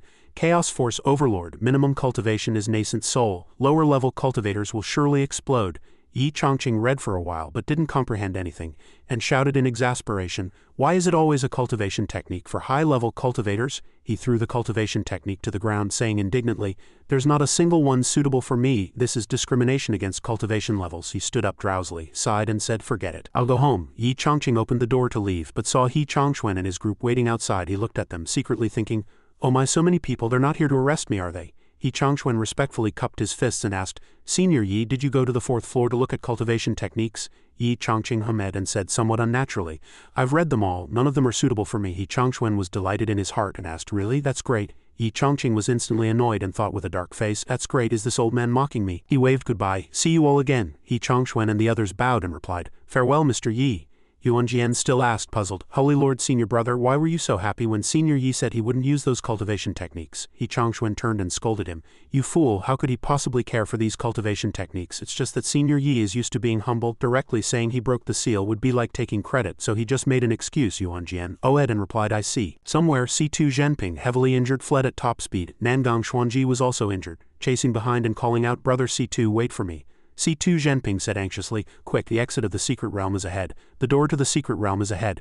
C2 Xenping and Nangang Xuanji rushed out of the secret realm with all their might. Both fell directly to the ground. Only a roar was heard. Nangang Xuanji looked back at the entrance they had rushed out of and couldn't help but exclaim, "I can't believe we actually escaped." C2 Xenping also said, "That's right." Nangang Xuanji took out a storage ring and said happily, "We did not fail Senior Yi's trust. Finally, we brought out the primordial stones." As he spoke, he looked at C2 Xenping's missing left arm. "It's just a pity about your left arm." To block that sword you had an arm torn off by the red-eyed demonic ape in the secret realm. C2 Xenping chuckled. No, in this old man's opinion, to unleash sword sense, sword chi and sword intent and almost perfectly fuse sword techniques at a life or death moment, it's not in vain to be a sword cultivator in this life. Moreover, this old man's sword strike also had some power. I assume the red-eyed demonic ape was also severely injured. As he spoke he also took out a scroll painting. Although after unleashing that sword strike this old man felt that he had truly entered the Mahayana realm, where every blade of grass and tree could cut through the sun, moon and stars. It's a pity that even with this breakthrough there is no hope of reaching the realm Senior Yi expects. C2 Xenping made the scroll painting float high in the air and said again, Brother Nangang, let's recover here. After resting and recuperating it will be easier to meet Senior Yi. Nangang Xuanji also said, alright. Suddenly flocks of birds blotted out the sun. A red light erupted in an area. C2 Xenping shouted in panic, it's the red-eyed demonic ape. The red-eyed demonic ape, having just been mentioned, immediately charged at the two. The two were greatly alarmed and couldn't help but retreat in fear. It actually wasn't afraid of the demon-slaying array at the edge of the Forbidden Land. The red-eyed demonic ape roared, intending to smash down with its two immensely powerful arms. Nangang Xuanji shouted, Run! Nangang Xuanji threw the storage ring to C2 Xenping, saying, Brother C2, quickly take the primordial stones and go first. Nangang Xuanji's voice reached an old man's ears. Primordial stones, you must give the primordial stones to Mr. Yi. Primordial stones, the old man thought with a solemn face. This old man has guarded this place for thousands of years and no one has ever dared to covet the primordial stones. He finished speaking and disappeared, appearing behind the red-eyed demonic ape. The old man shouted loudly, Red-eyed demonic ape, stop, how dare you charge out of the array? The red-eyed demonic ape turned and roared. The human race intruded into the secret realm of no return first. You and I have long agreed that any living creature that intrudes is at my mercy. The old man raised his hand and formed a seal and said with a dark face, But these two have already escaped death, so it's not your place to deal with them. Several streams of purple chi surrounded the red-eyed demonic ape and that power bound the red-eyed demonic ape, forcing it back into the secret realm. The demonic evil retreated, and the old man gradually descended to where C2 Xenping and the two were. The northern wilderness demon gate was stirring and the demonic evil power in the secret realm of no return seemed to have grown stronger. The winds were rising, signaling an impending storm. Nangang Xuanji bowed and cupped his fist, replying, Thank you, Senior, for saving our lives. The old man said nothing more and raised his hand with a dark face. He then said, Hand over the primordial stones you stole. Nangang Xuanji and the two both hid, puzzled by everything happening before their eyes. C2 Xenping retreated with a dark face and replied, This junior cannot agree to Senior's request. This junior, C2 Xenping, is the 5th-generation disciple of the 10,000 Sword Sect. Nangang Xuanji also cupped his fists and said, This junior Nangang Xuanji is from no sect or faction and is alone. The old man Oed, looking at the cultivation of the two, he thought, The Nangang family, their cultivation is not bad. His face was still murderous and he glared, saying, Stand up, you are a junior of the Nangang family. Are you one of the 4 ancient clans? Nangang Xuanji, hearing the question, replied, This junior has cultivated alone for 1,000 years and has long since severed ties with the Nangang clan. Hearing this, the old man's expression softened and he said, Interesting.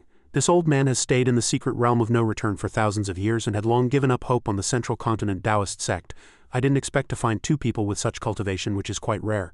C2 Xenping opened his mouth and asked, May I ask for Senior's esteemed name? The old man grinned and said, This old man's surname is Zimin. As soon as he heard this, Nangang Xuanji was greatly astonished and loudly said, Could it be the Zimin clan, one of the 4 hidden ancient clans? The prophecy says that the 4 hidden ancient clans of Central Continent, including the Huyan clan, the Zimin clan, the Murong clan, and the Nangang clan, will only appear simultaneously when Central Continent is in turmoil and all living beings are suffering.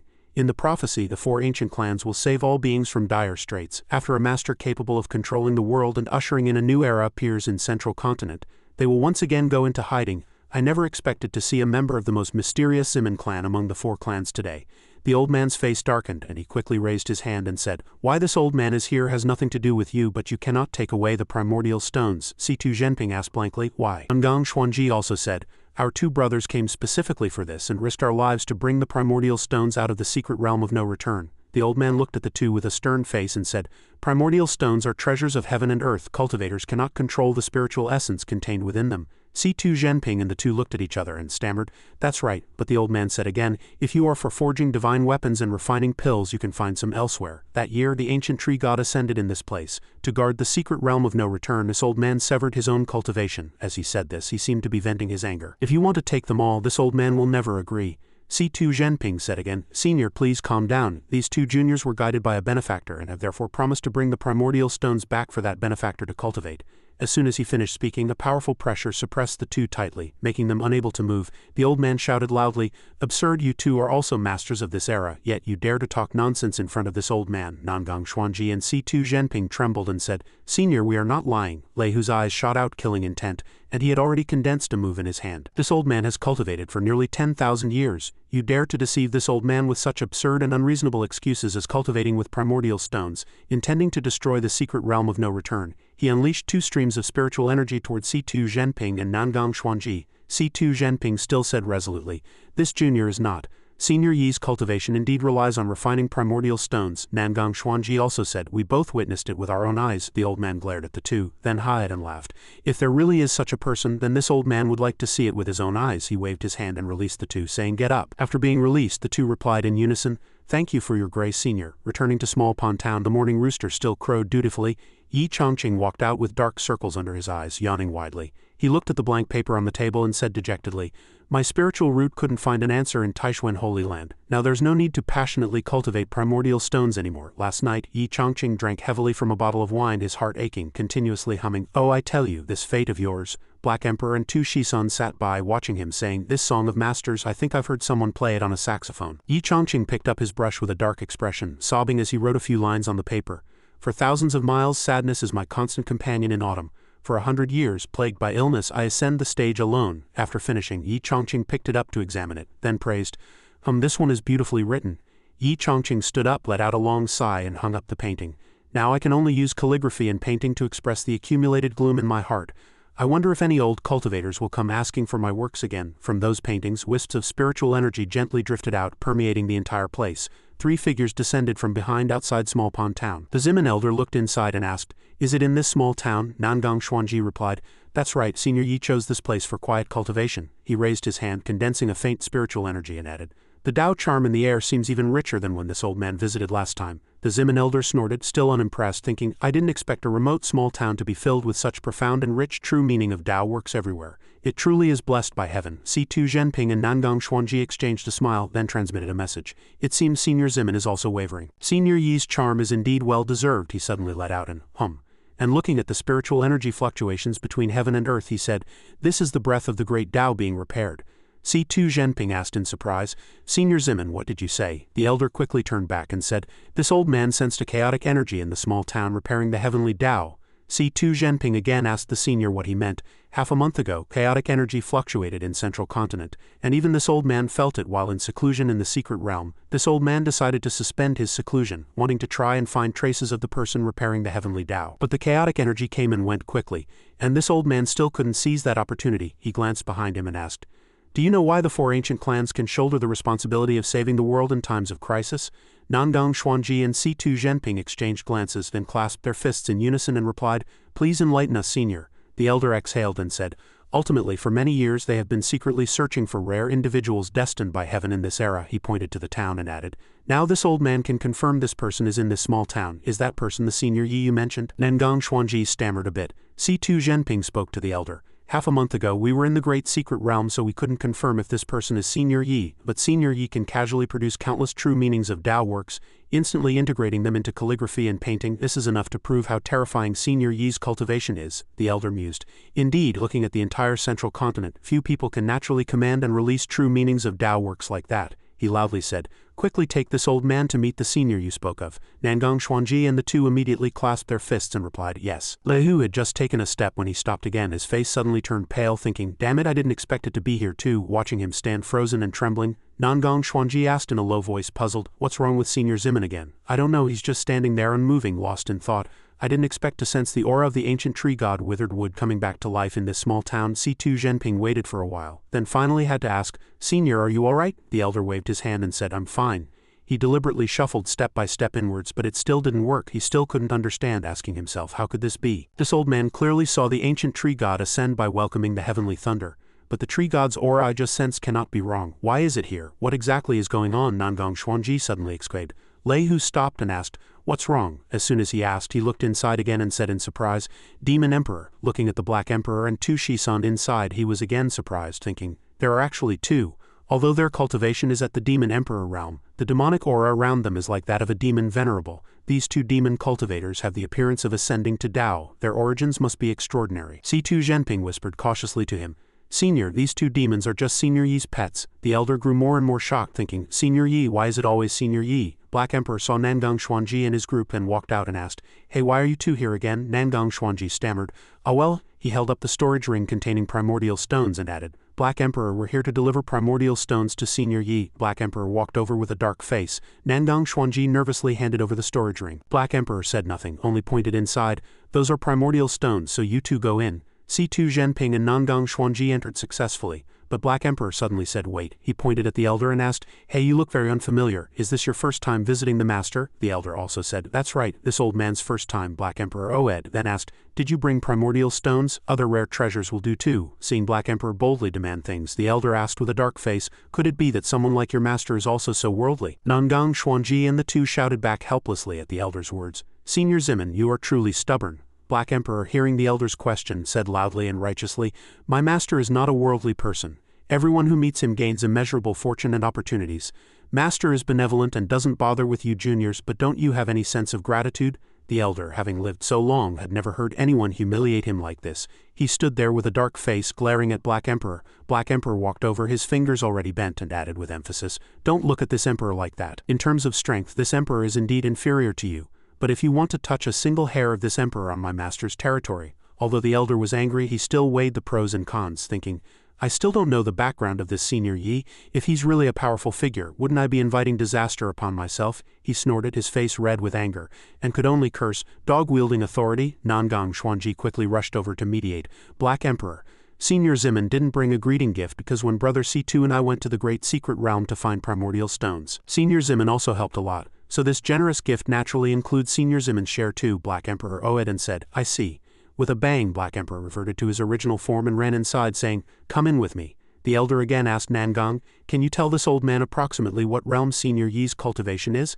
Nangang Xuanji also said helplessly, It's not that Senior Zimin is unwilling. I'm just afraid it's a realm juniors have never heard of. You must remember, don't call him senior later, just Mr. The elder also submissively replied, This old man remembers. Three entered together. Nangang Xuanji clasped his fists and said first, Mr. Yi, Nangang Xuanji is here to visit.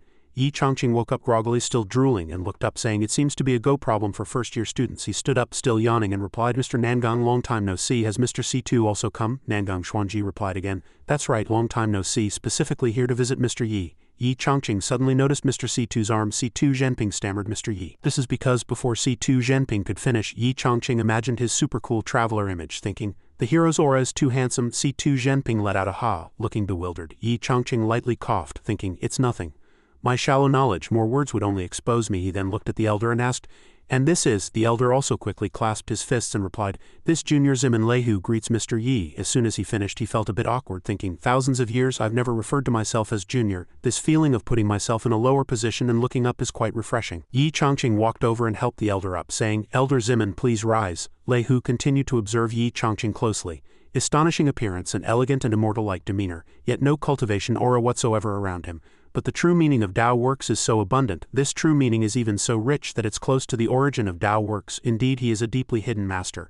Yi Chongqing, however, was immensely pleased, thinking, As soon as I see the look in your old cultivator's eyes, I know the whole process. He pointed demonstratively to the nearby table and said, The three of you please come in. With hot tea poured, Yi Chongqing and the three sat at the table. He said, The three of you have come a long way. Have some tea to moisten your throats. Mr. Zimin, please also try it. These are tea leaves grown in my home.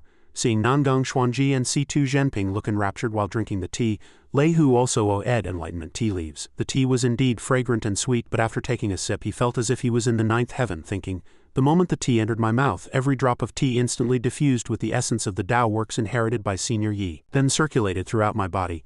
Only tea trees that absorb the essence of all Tao origins can have this taste in their leaves. Senior Yi is indeed not simple. Yi Chongqing then asked, May I know why the three of you have come today? C2 Xenping let out an ah, then took out a storage ring and placed it on the table, saying, Mr. Yi, last time I presumptuously sought your calligraphy. I truly apologize. My virtuous brother Nangang and I have prepared a small gift, hoping Mr. Yi will accept it. This ring contains natural high-grade primordial stones that we found in the Great Secret Realm. There are tens of thousands of them. Yi Chongqing picked up the storage ring in some surprise, thinking, The few hundred that Black Emperor brought back last time already brought me to my current realm.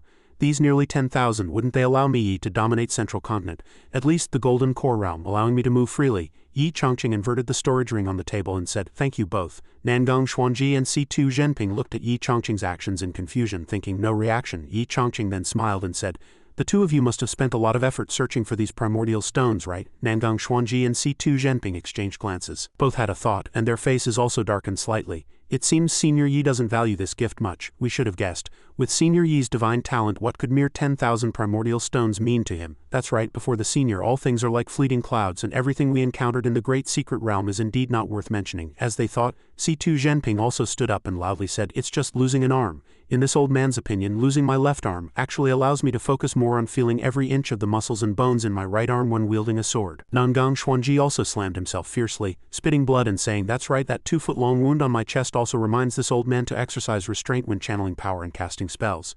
Yi Chongqing watched the two perform, rolling his eyes and secretly thinking, this acting, even a best actor would have to bow down. Yi Chongqing held his teacup, eyes rolled back, his soul almost flying out, thinking, oh no, these two old men are old, powerful, and have sects I can't afford to offend, yet they've become like this just to give me primordial stones. C2 Xenping and Nangang Xuanji, both in a pleasant mood, not feeling at all disadvantaged, said in unison, "Mr. Yi has bestowed upon us immeasurable opportunities and good fortune, so we are bound to wholeheartedly offer a token of our appreciation to Mr." Yi Chongqing's smile grew stiffer the more he listened. "You are truly too filial." He stood up and added, "Well, it's rude not to reciprocate. You've given me a generous gift, so I can promise to bestow upon you a custom calligraphy and painting. How about it? Mr. C2, what would you like?" C2 Xenping stood up and replied, "Mr. Yi, last time you already bestowed upon me a set of calligraphy with a sword theme. Now this junior only hopes to receive a set of calligraphy without a sword theme." As soon as he finished, he thought seriously, that set of sword-themed calligraphy is the original sword intent, far surpassing the great Tao sword intent, at my current realm, let alone comprehending it. Just looking at it brought immense life and death danger. Yi Chongqing also happily said, "No problem." And Mr. Nangang? As soon as Nangang Xuanji heard his name, he quickly waved his hand and replied, "Mr. Yi, I don't aspire to calligraphy and painting. You've already taught me an introductory Go problem. I have gained much insight and feel I have made significant progress. I wonder if you could once again guide me in Go?" Yi Chongqing snapped his fingers and happily said, "Of course I will certainly guide you well in this aspect." He then added, "Since Mr. Zimin has come, it can be considered a fated meeting." Lei Hu, who was still in a daze, suddenly snapped out of it with a ha. Yi Chongqing then said, "How about I also present you with a watercolor painting, Mr. Yi?" After speaking, he again sized up the elder. His demeanor seemed even more abstract than Nangang and C2 could another important figure have visited. "Let's give him one for now. If after a while, he also gives me some golden equipment like those two, that would be great. It's like Qin Shi Huang touching a power outlet, a massive win." Lei Hu nodded lightly, but unexpectedly refused.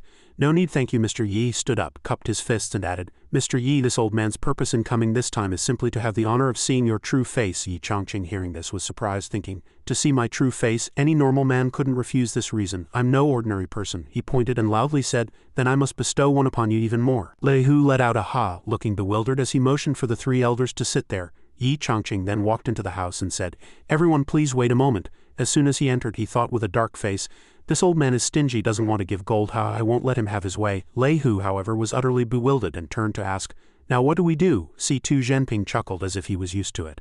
"Senior Zimin, please don't mind it. Mr. Yi has always been this approachable." A willow branch whipped down with a smack. All three looked in the direction of the sound, wondering what had happened. Triold was in a good mood and also greeted the three. "Junior humans, we meet again," Senior Nangang replied. "Senior Tree, this junior has not failed your expectations. I have delivered the primordial stones to Senior Yi." Senior Tree hummed, "Quite pleased. I have heard you did well." Lei Hu looked up at Senior Tree, still incredulous, saying, "It really is you, ancient tree god. 10 years ago, after ascending with the heavenly thunder, you never returned from the secret realm. That day, you manifested 100,000 evergreen vines to resist the heavenly thunder. The scene was truly magnificent, and this old man still remembers it vividly." Senior Tree also said, "Even though I have cultivated for hundreds of thousands of years, ascending is not easy. You desperately faced the crisis of the secret realm's collapse, offering your body as a sacrifice, and dismantled the array for me. Unfortunately, I ultimately failed to withstand the last heavenly tribulation and almost perished." Lei Hu's eyes were filled with tears and he sighed, "What a pity. I hope that in the future, if fate allows, Senior will once again display your former glory." Nangang Xuanji and C2 Xenping listened to their conversation, exchanging glances, and asked, "Is this what conversations between great figures are like? Don't say another word, I'm thinking," recalling Yi Chongqing's complaint about him being so dark. Senior Tree added, but I was fortunate enough to transform into a small tree and take root beside my master. After 10 years of careful nurturing, I have recovered as before, just waiting for the day to return to my peak. However, contrary to his words of careful nurturing, Yi Chongqing had merely casually planted him in the ground. Senior Tree continued, Junior, today Master will surely bestow upon you an invaluable opportunity. Even if I repay all the favors I owe you, we will be even. Lei Hu remained silent for a moment, then asked, Senior, this old man still has a question, please tell me. What realm is Senior Yi truly in? The willow branches swayed in the wind, rustling softly. Senior Tree pondered for a moment before speaking. I dare not speculate. If I am not mistaken, Master must have sealed himself here for secluded cultivation, but I can be certain that even in the upper realm, Master's cultivation would absolutely shake the heavens. Nangang Xuanji and C2 Xenping were both shocked to hear this. Shake the heavens? Lei Hu was sweating profusely, and he cupped his fist, saying, It's truly unimaginable. Thank you, Senior, for clarifying. Yi Chongqing also walked out from inside at this moment, calling out, The three of you have waited long enough. This one is for Senior C2, and the other for Senior Zimin. He handed them to the two, gesturing for them to open and see. C2 Xenping and Lei Hu exchanged glances, thinking, I wonder what kind of opportunity we will receive this time. With that, the two opened the scrolls. Lei Hu gasped, looking up, his eyes filled with Tao charm. He closed his eyes, took a deep breath, and felt it. Yi Chongqing leisurely sipped wine before Lei Hu, reciting, For thousands of miles, sadness is my constant companion in autumn. For 100 years plagued by illness, I ascend the stage alone. Difficulties and bitter hatred burden my frosted temples. Disheartened, I halt my new cup of turbid wine. This scene before him made Lei Hu incredibly astonished. Looking again at the scroll in C2 Xenping's hand, he just stood there gazing, and lines of enlightenment seemed to appear before his eyes. Though a sunken boat 1,000 sails pass by, before a ailing tree 10,000 springs flourish. C2 Xenping's eyes widened, and he asked, What? Another line of text appeared. Today, hearing your song, I temporarily rely on wine to lift my spirits. C2 Xenping suddenly realized and comprehended the deep meaning. Senior Yi wants to teach me the Tao of rebirth. He instantly broke free from the illusion. Shu Jishan and Lei Hu both gasped, utterly shocked. Yi Chongqing looked at the two and asked, How was it? How was it? Lei Hu was drenched in sweat, giving a thumbs up and exclaiming, Amazing, truly amazing. C2 Xenping vigorously thumped his chest, replying, From this calligraphy, this old man truly comprehended Senior Yi's profound intentions. Yi Chongqing stroked his chin contentedly, saying, It seems you two also have a slight understanding of calligraphy and painting. To be frank, the overall style of these two pieces of mine leans towards ancient simplicity.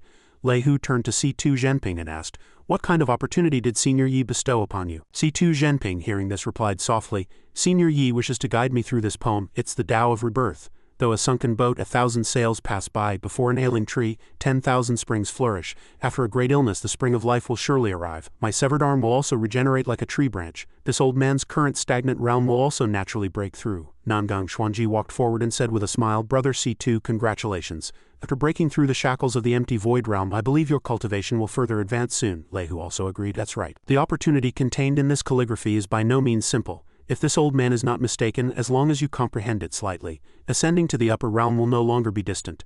C2 Xenping and Nangang Xuanji looked at him and asked, Senior Zimin, what about you? Lei Hu tightly clenched his hand, which still retained spiritual energy, and said, I can feel that the calligraphy bestowed upon me by Senior Yi not only contains the true meaning of the Tao, but also an extremely ancient Tao inheritance. The first 4 lines and the last 4 lines of this poem depict 2 completely opposing scenes. One thought creates, another destroys. One thought can determine life and death. Is Senior Yi warning me that even if my cultivation spans ancient and modern times, my existence is merely a grain of sand to the heavenly Tao that Senior Yi represents?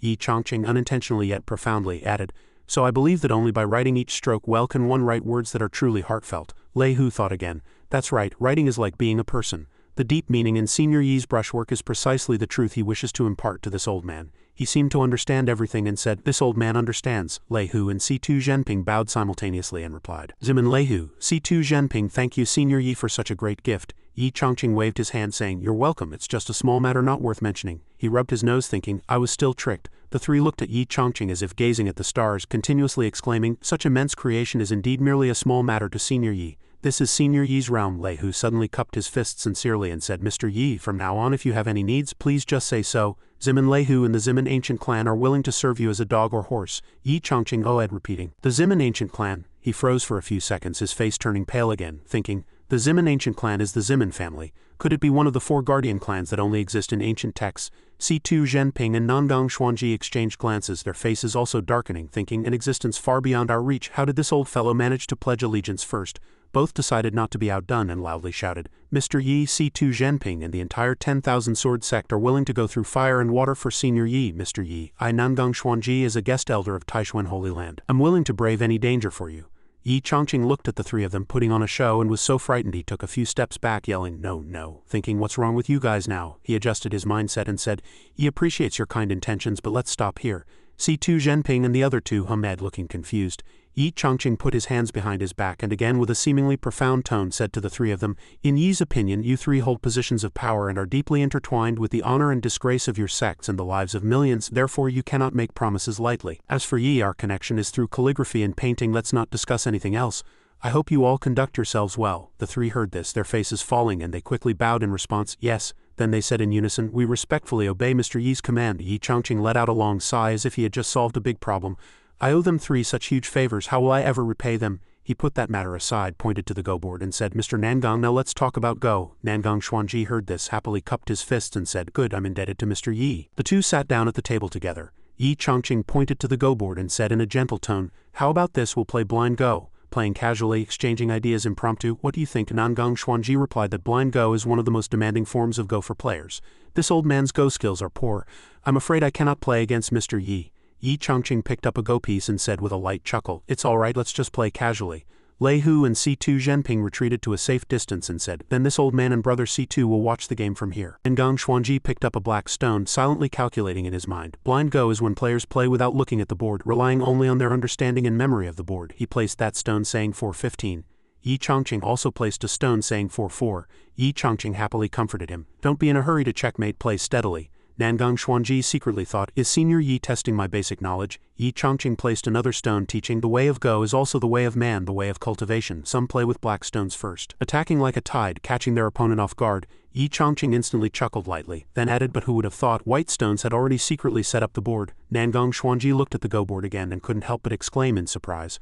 "What?" Yi Chongqing continued enthusiastically, "Make a thorough plan beforehand before acting." Nangang Xuanji listened to these fantastic experiences dumbfounded and said, "Another anomaly brought by Senior Yi." Yi Chongqing and Nangang Xuanji seemed to be in a huge Go game. Yi Chongqing's voice still rang out coolly, "Whether it's biding your time. We're gradually making progress, both are valid paths. Both are the great Tao of Go." Nangang Xuanji's eyes sparkled as if he had comprehended the profound true meaning within, and he immediately stood up, cupped his fists and replied, "Nangang Xuanji thanks Senior Yi for your guidance." After speaking he closed his eyes, comprehending the Tao charm on the Go pieces. C2 Xenping still looked somewhat confused and asked, "Senior Zimin, has brother Nangang comprehended it?" Lei Hu chuckled softly and said, "That's right," he added. "And he comprehended it through Senior Yi's impartation of the Dharma. If I'm not mistaken, when he wakes up he will successfully break through his realm in his epiphany, and may even achieve continuous breakthroughs." After guiding Nangang Xuanji, Yi Chongqing turned to Lei Hu and C2 Xenping saying, "Gentlemen." The two heard this and immediately cupped their fists, replying, "Mr. Yi." Yi Chongqing then said, "I see it's getting late, why don't you stay for lunch?" After speaking a sly smile appeared on his face and he stroked his chin saying, "How about we have black tiger meat?" Nangang Xuanji, who was comprehending the true meaning of the Go board, suddenly opened his eyes, looked at his palm and tightly clenched it, secretly thinking, "It seems that as long as this old man's mind fluctuates he can break through the shackles of the empty void realm at any time, step into the Mahayana realm, and even instantly reach the mid-Mahayana stage. I'm just one step away from ascending." He suddenly let out a long sigh and somewhat dejectedly said, "But given Senior Yi's precise understanding of the way of Go, with my mediocre talent, I could only comprehend a small part in over an hour. If I continue to cultivate in seclusion for many years, perhaps I will have another chance to invite heavenly tribulation and thus ascend." Several calls of Brother Nangang rang out, and Nangang Xuanji happily turned his head and replied, "What's wrong?" Brother C2 looked and saw C2 Xenping carrying dishes and Lei Hu going upstairs. C2 Xenping hurriedly urged, "Come quickly and help Senior Yi." Nangang Xuanji still said a bewildered "Ha," and he walked forward to take the rice bowl from C2 Xenping's hand, still happily saying, "Senior Yi's guidance on the way of Go this time is truly a huge opportunity for me." Yi Chongqing walked forward, placed the meat dish on the table and said, "Mr. Nangang, stop talking about the way of Go. Comprehending what I said will definitely be of great help to you in the way of Go in the future." Yi Chongqing added a sentence that made Nangang Xuanji's face turn pale, "But right now you're still a novice in Go." Nangang Xuanji quickly stood up, cupped his fists and replied, "Yes, Mr. Yi's teaching is correct." Yi Chongqing put his hands on his hips and said again, "After all, you are a grandmaster with considerable cultivation. You shouldn't pursue overly distant goals. The black tiger meat is all served.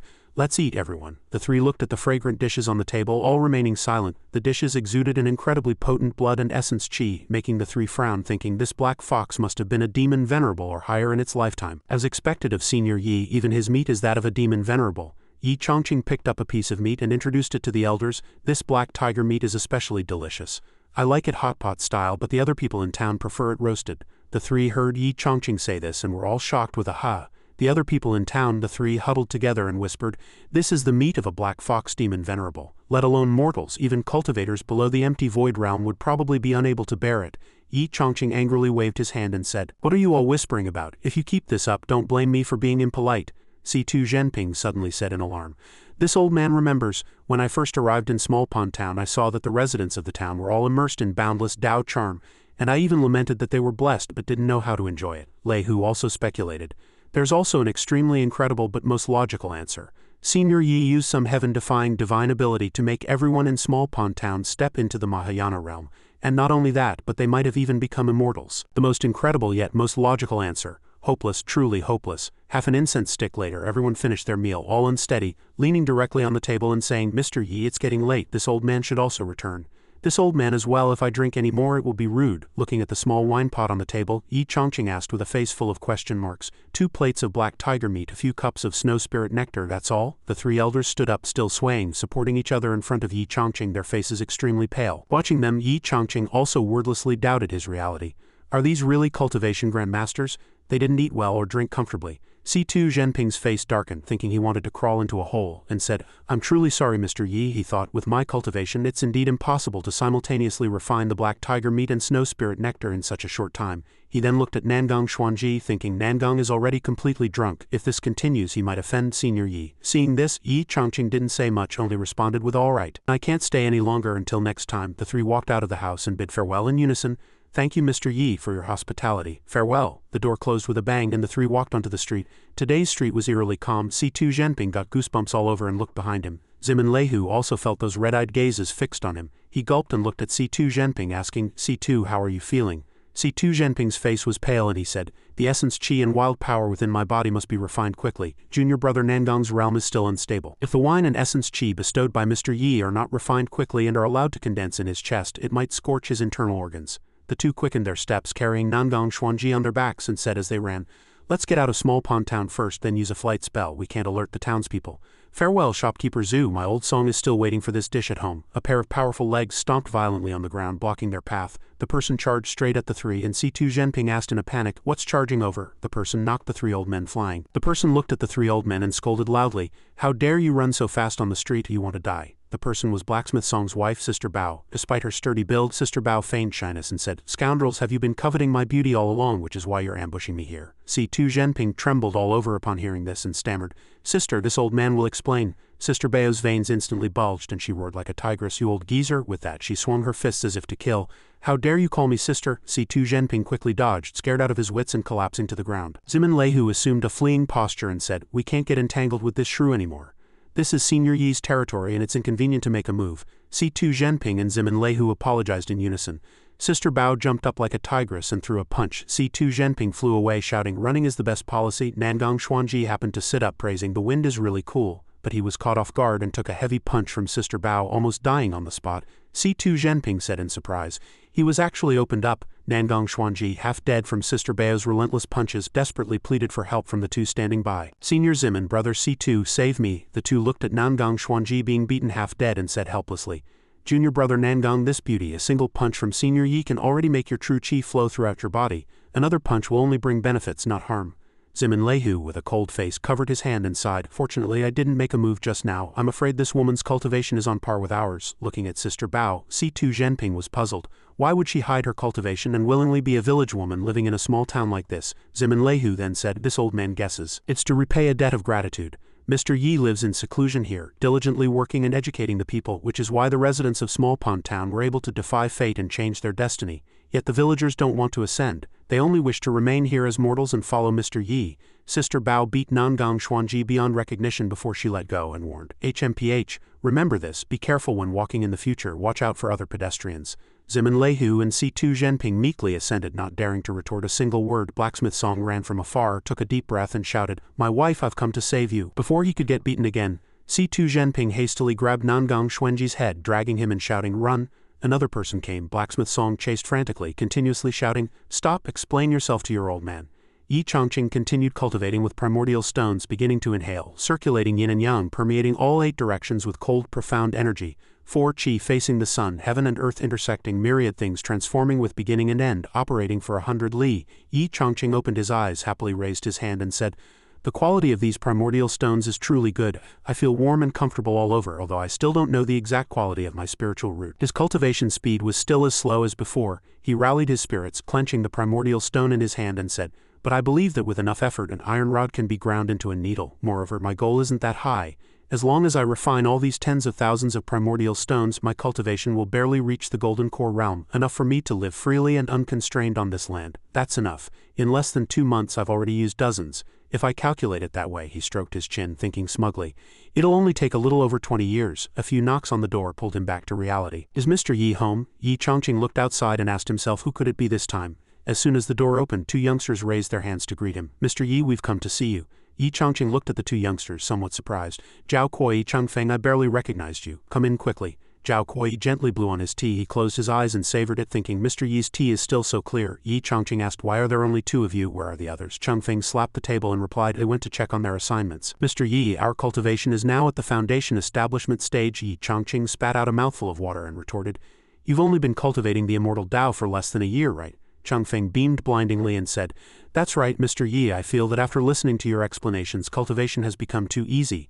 Zhao Kuo-yi also beamed, saying, "The Golden Origin Sword Art, I memorized it after reading it once. Even the incident with the parasitic soul and river god Liang almost made the disciplining senior brother jump off a cliff." Changfeng exhaled, then added, "When I first heard your explanations, I didn't understand anything. I even thought I was truly stupid." Yi Chongqing laughed dryly, thinking with a dark face, "All right, if you keep talking, I'll want to jump off a cliff too." Zhao Kuo-yi looked at Yi Chongqing, thinking, "It's just as Master and Honored Master said."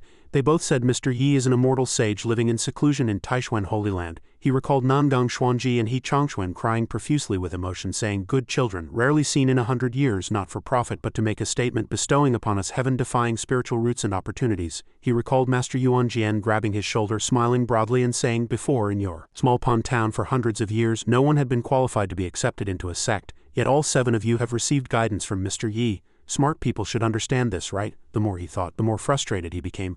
Unexpectedly, Mr. Yi's status was so noble, and he hadn't cherished the time they spent together before. It was truly too late for regrets. He glanced at Changfeng, thinking, just a little cultivation and he's already ignorant of the world's ways. Changfeng, completely oblivious, continued, "All the masters think highly of Zhao Kuo-yi and me, and even intend to personally pass down their mantle to us." Yi Chongqing's face turned green with anger, thinking, "You brats, stop talking." Seeing Yi Chongqing's expression, Zhao Kuo-yi again thought, "It seems Mr. Yi also dislikes Changfeng." He quickly placed his hand on Changfeng's shoulder and transmitted a message. "Changfeng, that's enough."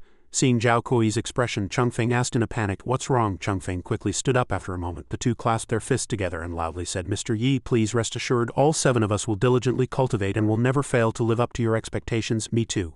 Yi Chongqing smiled, waving his hand somewhat self-consciously and saying, "No need to be so polite, it makes it seem too distant. I see your learning results are good. I have a question I'd like to test you on. A journey of 1,000 li begins with a single step. A 9-story tower rises from accumulated earth. The qi refining stage is the first stage of cultivation. But if the body absorbs enough spiritual energy yet still feels no change in realm, why is that?" After asking, Yi Chongqing also felt somewhat embarrassed, thinking, "This is such a basic question, I'll just have to try and get the answer out of them." Zhao Kuo-yi remained silent for a moment, then said, "Mr. Yi, we've all indeed encountered such a problem." Yi Chongqing, as if he had found a treasure, quickly said, "Please begin to elaborate." Zhao Kuo-yi thought for a moment and replied, "When we first tried qi refining, we also encountered this problem. The senior brother in charge at the time said that the quality of spiritual roots varies when guiding the spiritual energy of heaven and earth into the body and attempting to refine it. The spiritual root will exhibit a repulsion phenomenon." Yi Chongqing thought in surprise. "Has it even been elevated to the theoretical level?" Zhao Kuo-yi added, "The higher the quality of the spiritual root, the longer the spiritual energy is repelled because it requires pure spiritual energy." Changfeng nodded in agreement. "That's right, it took us 3 months to break through to the foundation establishment stage, while disciples with medium spiritual roots from the same period broke through in half a month. In my opinion, they were truly bringing trouble upon themselves." Yi Chongqing thought after hearing this, no wonder I've refined so many primordial stones, yet my realm hasn't progressed at all. It turns out the spiritual root Saint Chongqing bestowed upon me is of too high a grade, requiring more spiritual energy to nourish it." Yi Chongqing stood up, satisfied, and clapped his hands, saying, "This answer is wonderful, truly wonderful." Changfeng and Zhao Kuo-yi clasped their fists and replied, "Mr. Yi, you flatter us." Yi Chongqing turned, revealing a mischievous smile, and thought, "From today onwards I must cultivate diligently and quickly break through this repulsion phase." Zhao Kuo-yi clasped his fists and asked again, "Mr. Yi, could you bestow a calligraphy piece upon the 2 of us?" Yi Chongqing turned, surprised, and asked, "Where did you hear that from?" Zhao Kuei replied, Master Wanjian and Holy Lord Master said that your calligraphy contains the great Tao of heaven and earth, and the Taishuan Chongqing painting is still displayed above the sect, nourished and revered by spiritual energy every day. Yi Chongqing, hearing this, also happily said, So it was those old geezers, then I'll give you an eye-opener. As soon as Yi Chongqing put his brush to paper, Changfeng and the other two nervously stared, thinking, What will Mr. Yi write? I'm so excited. As the ink flowed, Yi Chongqing exuded abundant spiritual energy and said, This calligraphy piece is my good wish for you, and it's also because your revered master once taught you. I only hope that you, Zhao Kuei shouted loudly. Look, Yi Chongqing drew a phenomenon with a single stroke, saying, Everyone can be as powerful as a dragon. Changfeng also couldn't believe the phenomenon. Both were shocked to the ground by it. Yi Chongqing turned, and Oed saying, No need to be afraid, these are just phenomena, just the outer shell. He saw the two youngsters to the door. Changfeng bowed and said, Goodbye, Mr. Yi. Yi Chongqing chuckled lightly and said, Go, after returning to Taishuan Holy Land you must cultivate diligently. The two replied yes in unison and then left.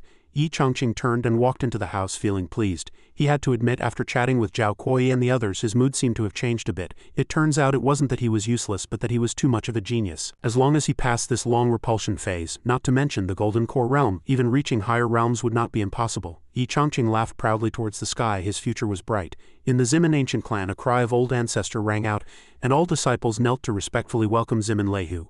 The Zimin clan welcomed the old ancestor back. Zimin Lehu walked into the house and asked, Zimin Kaiki, why did you send word to this old man earlier? The current clan leader of the Zimin clan, Zimin Kaiki, clasped his fists and replied, Reporting to old ancestor Chen Qilu of the ancient Dust Kingdom requests an audience with you. Zimin Lehu listened and said decisively, No audience. Zimin Kaiki called out, Old ancestor, that high-grade Yuanqing pill refined 100 years ago, the most precious one in the Phoenix Spirit helmet, was personally presented by Chen Qilu. At that time this junior also promised Chen Qilu that I would help them once. Now the ancient Dust Kingdom is being jointly attacked by Great Yan and Great Sha, repeatedly defeated.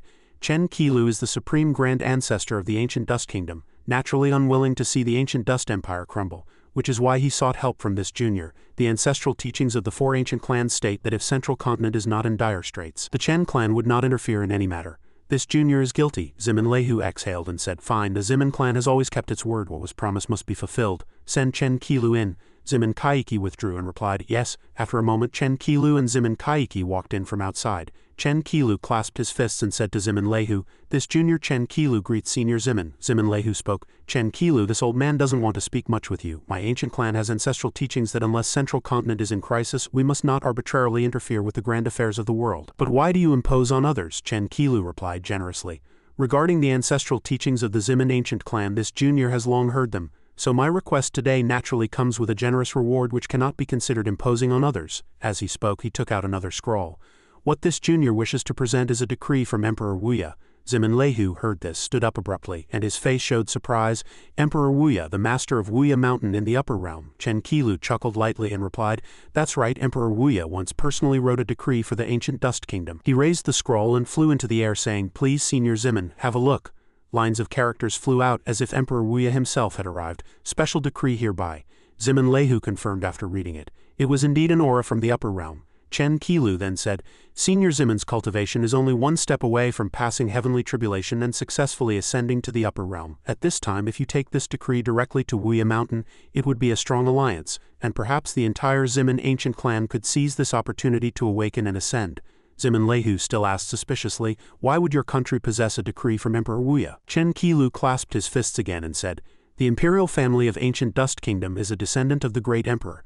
The entire nation reveres the Great Emperor as a god. 100 years ago, the Great Emperor manifested descending a divine decree and treasure, personally instructing that it should not be opened unless facing a national crisis. Now ancient Dust Kingdom is facing a crisis of annihilation, which is why I have brought the divine decree to seek aid, hoping Senior will lend a hand. Lehu remained silent for a moment, then took the scroll painting into his hand. Seeing this, Chen Qilu immediately prostrated himself. Thank you, Senior, for your great righteousness. He lowered his head but revealed an unfathomable smile. Chen Qilu was about to stand up when Lehu called out to him. He said with murderous intent, I have accepted your divine decree and agreed to intervene in the affairs of the world, but I must warn you beforehand. I and the Zimin ancient clan will not act against your clansmen. We will only negotiate with the rulers of Great Yan and Great Sha, and the ceasefire period is only for 100 years. Chen Qilu frowned and said this before he could finish. Lehu waved his hand again. After 100 years, if the two countries send troops again, the Zimin ancient clan will never participate again. Chen Qilu gritted his teeth and cursed silently. As expected of an old immortal who has lived for tens of thousands of years, truly cunning. Chen Qilu suppressed his anger and replied, "This junior agrees on behalf of Ancient Dust Kingdom.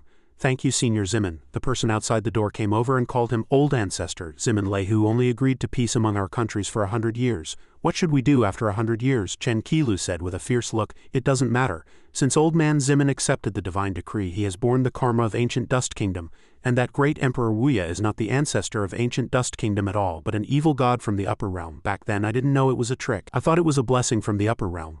Who knew that evil god wanted to use me to slaughter and sacrifice 1,000 young boys and girls? He recalled the past, and cold sweat broke out on his forehead. He said, otherwise the thunder source in the divine decree would immediately backlash against Ancient Dust Kingdom. The thunder source in the divine decree was suppressed precisely by exchanging the karma of those boys and girls. Once Zimin Lehu accepts the divine decree, the karma has been transferred to him and the Zimin clan. By then, when the karmic retribution descends, many things will be out of his control, and we will have to use him. Finished speaking and thought to himself, Zimin Lehu, if it weren't for your greed attempting to preserve the Zimin clan and solve 10,000 years of worries in one go, you wouldn't have fallen into my trap. My apologies. Lehu was deeply investigating the scroll painting inside. After a while he suddenly opened his eyes wide, then was repelled out, letting out a loud cry. He landed on the ground, looked at the scroll painting in his hand and said, good, indeed a sacred object from the upper realm. I never expected a supreme all-powerful being to descend a divine decree upon a secular ancient kingdom.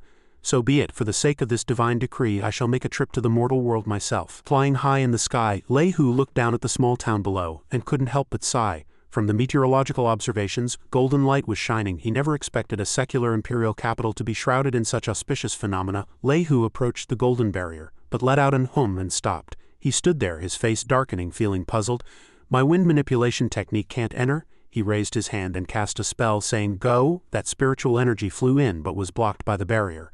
Lehu also confirmed, indeed there's a barrier, very similar to the auspicious phenomena covering the imperial capital, but the power of the barrier carries a divine majesty. He quickly approached the barrier. Looking at it, he seemed to recognize something and said, could this barrier have been set up by the guardian deity of Great Yan, specifically to counter those powerful foreign cultivators? He landed below, muttering to himself, troublesome. It seems that to enter the city, I must seal my cultivation and walk in as a mortal. As he walked, he muttered, truly a timid emperor.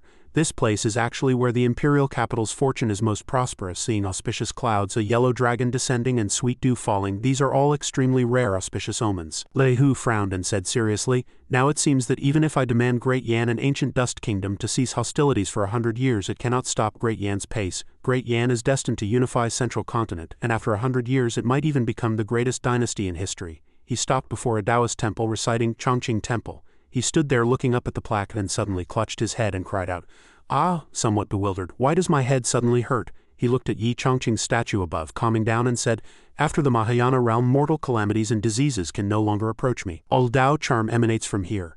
Do not look at what is improper. As he spoke, he raised his hand to cover his eyes, but then scratched his head bewildered and said, this divine statue can actually bless the national fortune of a secular country all by itself? Impossible. Besides Mr. Yi, I have never seen anyone who can shroud the world with merit. He thought again.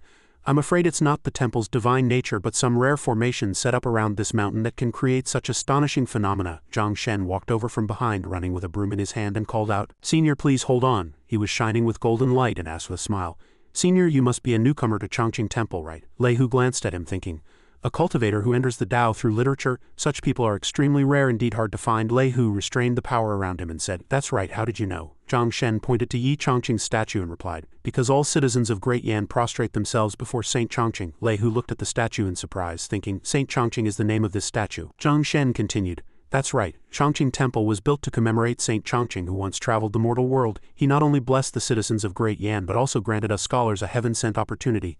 I am precisely the grand tutor of the Crown Prince, and it was under Saint Chongqing's guidance that I entered the Tao. Lehu gently stroked his beard, also nodding. That's right, entering the Tao through literature has always been the most difficult thing since ancient times. It seems this Saint Chongqing indeed has some skill. Zhang Shen, filled with immense reverence for Yi Chongqing, said, ever since helping the officials of Great Yan enter the Tao together, Saint Chongqing has become the belief of all of us. Lehu was suddenly startled upon hearing this sentence, entered the Tao together. Lehu silently watched Zhang Shen still talking endlessly. Saint Chongqing, a saint among saints. Lehu waved his hand and turned away, scoffing, absurd. Zhang Shen suddenly let out a ha and cried out, old man. Lehu walked away, complaining because he had to spend half a day listening. I've lived for tens of thousands of years, and helping one person enter the Tao is unprecedented, let alone a group of people simultaneously entering the Tao. Truly absurd. The more he spoke, the angrier he became. Helping people enter the Tao, is it like cabbage at the market? Buy 5 get 3 free. An unknown Saint Chongqing casually saying a few empty words deceived these people. Lei Hu felt there was nothing praiseworthy about Great Yan. Zhang Shen chased after him breathlessly, calling out, "Old man, wait." He placed his hand on Lei Hu's shoulder, his face darkening, and loudly said, "I see some anomalies around you and your face is gloomy. I'm afraid you are plagued by misfortune." Lei Hu raised his hand with murderous intent, casting spiritual energy, and said in a deep voice, "Boy, 1,000 years ago I had already entered the Mahayana realm. Your words about being entangled by karma are simply absurd to me." He made a move towards Zhang Shen like a mere scratch, and both stood there bewildered. Lei Hu looked at his hand, asking himself, "What is this thing?" Zhang Shen, however, enthusiastically said, "Don't worry, old man." He pointed to Yi Chongqing's statue and said, "As long as you stand before Chongqing Temple and bow your head, those misfortunes will naturally dissipate." Lei Hu turned away angrily, muttering to himself, not believing it at all. Truly absurd. Zhang Shen tried to persuade him for a long time but could only stand there helplessly. Lei Hu on his side aimlessly wandered outside, thinking, "It seems that this Saint Chongqing enshrined in Chongqing Temple, if nothing unexpected happens, should only be a low-level cultivator who is good at using illusion arrays. That harmonious fortune is likely also created by a formation. With my strength and soul, impure things cannot approach me. It must be an illusion. He pretends that I have been tainted by human karma." He continued walking with an angry mood. The Emperor of Great Yan actually openly worships this person. Has he also been fooled by his trickery? Let me go and ask clearly. Yan Yangnian and Emperor Gaozu were in the main hall, both looking at the map on the table. Yan Yangnian spoke, "Great Yan's army with Great Sha's alliance is unstoppable and irresistible. Yesterday the army camped 5 li outside Muyu City in ancient Dust Kingdom, just waiting for old Ancestor. Before he could finish, the door was suddenly violently pushed open. Yan Yangnian asked in a panic, "What's wrong?" Emperor Gaozu shrugged and said, "Someone has intruded." Lei Hu walked in from outside and said in a deep voice, "I, Zim and Lei Hu have come today to discuss something." He was full of murderous intent and his eyes were even more terrifying. "Please, Emperor of Great Yan, come out to meet me." Yan Yangnian cried out in fear. Guards quickly stop him. Yan Tianchen still stood there observing the person before him. This person's surname is Zimin, and his Dao charm and spiritual energy fluctuations are extremely weak. He knocked down the royal guards without even lifting a finger. Yan Tianchen waved his hand, blocking Yan Yangnian. He walked forward majestically and bowed to Lei Hu. "This junior, Yan Tianchen, greets Senior Zimin." Yan Yangnian also walked forward, cupped his fists and said, "My memory is poor, Senior. You are a member of the Zimin clan, one of the 4 guardian ancient clans." Yan Yangnian nervously pointed to the main seat. "Senior Zimin, please take a seat in the Great Hall." Lei Hu walked forward and also said, "No need to be nervous. Today I have come at someone's request to discuss something with you." He sat down comfortably. Yan Tianchen also asked, "Senior Zimin, may I ask who entrusted you, and for what purpose?" Lei Hu took a sip of tea and also said, "It's Chen Qilu, the old ancestor of ancient Dust Kingdom. I believe you have guessed the matter. I have come this time to ask you to consider my and the Zimin clan's face." As he spoke, he forcefully placed the teacup on the table, demanding a 100-year ceasefire with ancient Dust Kingdom. Yan Yangnian glanced at Yan Tianchen, his face darkening, and said, "Old Ancestor, this cannot be agreed to. In half a year we have almost captured 10 cities of ancient Dust Kingdom. The enthusiasm of the common people to join the army is also unprecedentedly high.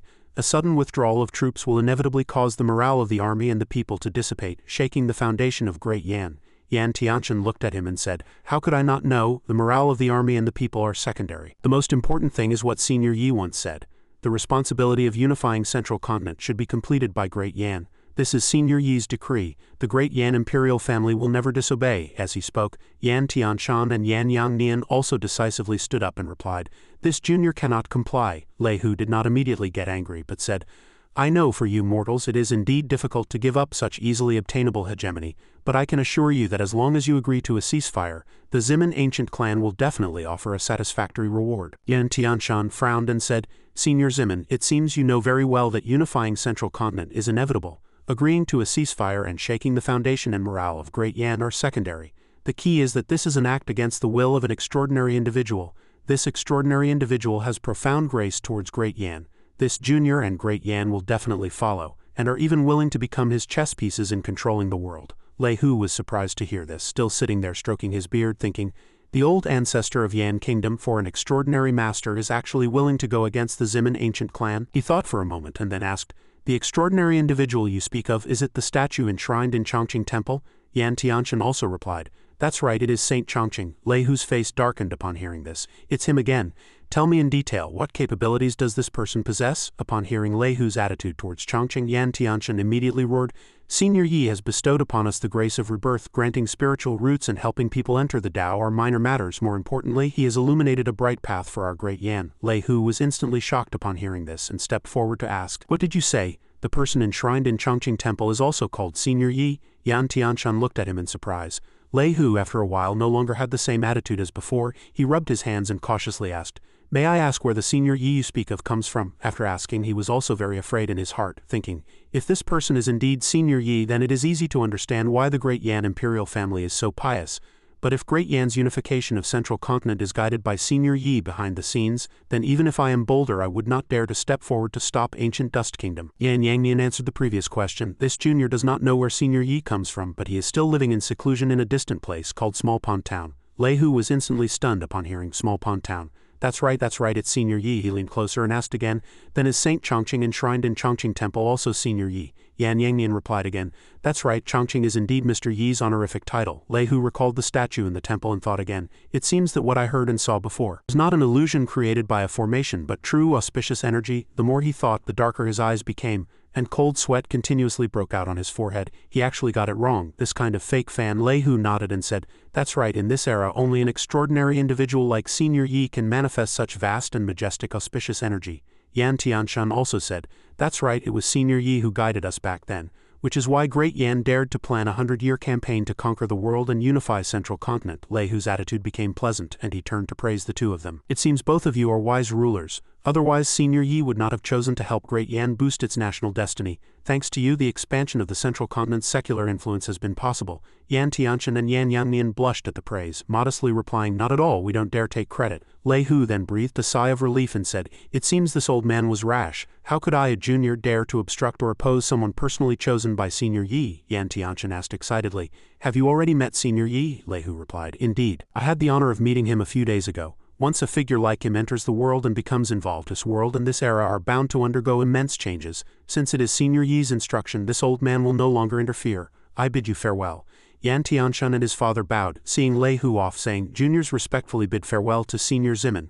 Lei Hu also took out the scroll and said, compared to senior Yi's plan to give his all for the secular world, this imperial decree from the upper realm is insignificant. If the person enshrined on the mountain is senior Yi's golden body, then this old man must pay his respects. He finished speaking and walked step by step forward. Standing before the statue, he gazed at Yi Chongqing's likeness with wide eyes, sighing, this golden body is lifelike up close, even possessing a trace of senior Yi's divine aura. It is truly rare. He bowed and offered the scroll to the statue, saying, this junior respectfully obeys senior Yi's command. Today I return this imperial decree to the ancient Dust Kingdom and will no longer interfere in the secular affairs of Central Continent.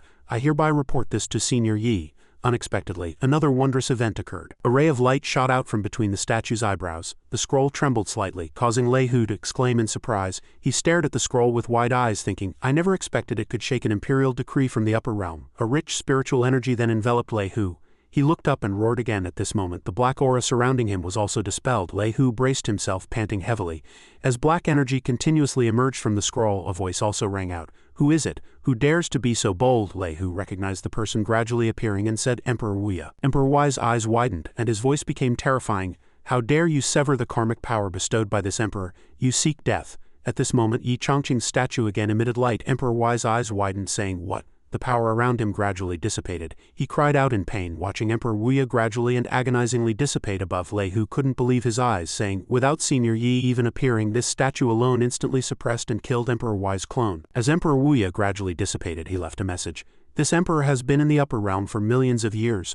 Though I do not know who you are, by this profound true meaning of Tao works alone, I know we shall meet in the upper realm. When that time comes, this emperor will spare no effort and fight you to the bitter end. A clap of thunder echoing through the heavens struck down. Lei Hu frowned, recognizing that the lightning contained chaos chi. To be enveloped by chaos chi, the lightning must surely come from the upper realm, or even higher realms. A mere confrontation could summon such a massive lightning strike. Just what kind of person is senior Yi? He rubbed his chin and pondered, then said, senior Yi extinguished Emperor Wu's clone with just a single bolt of heavenly thunder with chaos chi, not even deigning to take human form to speak with him. Perhaps in senior Yi's eyes, whether it's this old man, the Yan father and son, or Emperor Wuya, we're all just ants.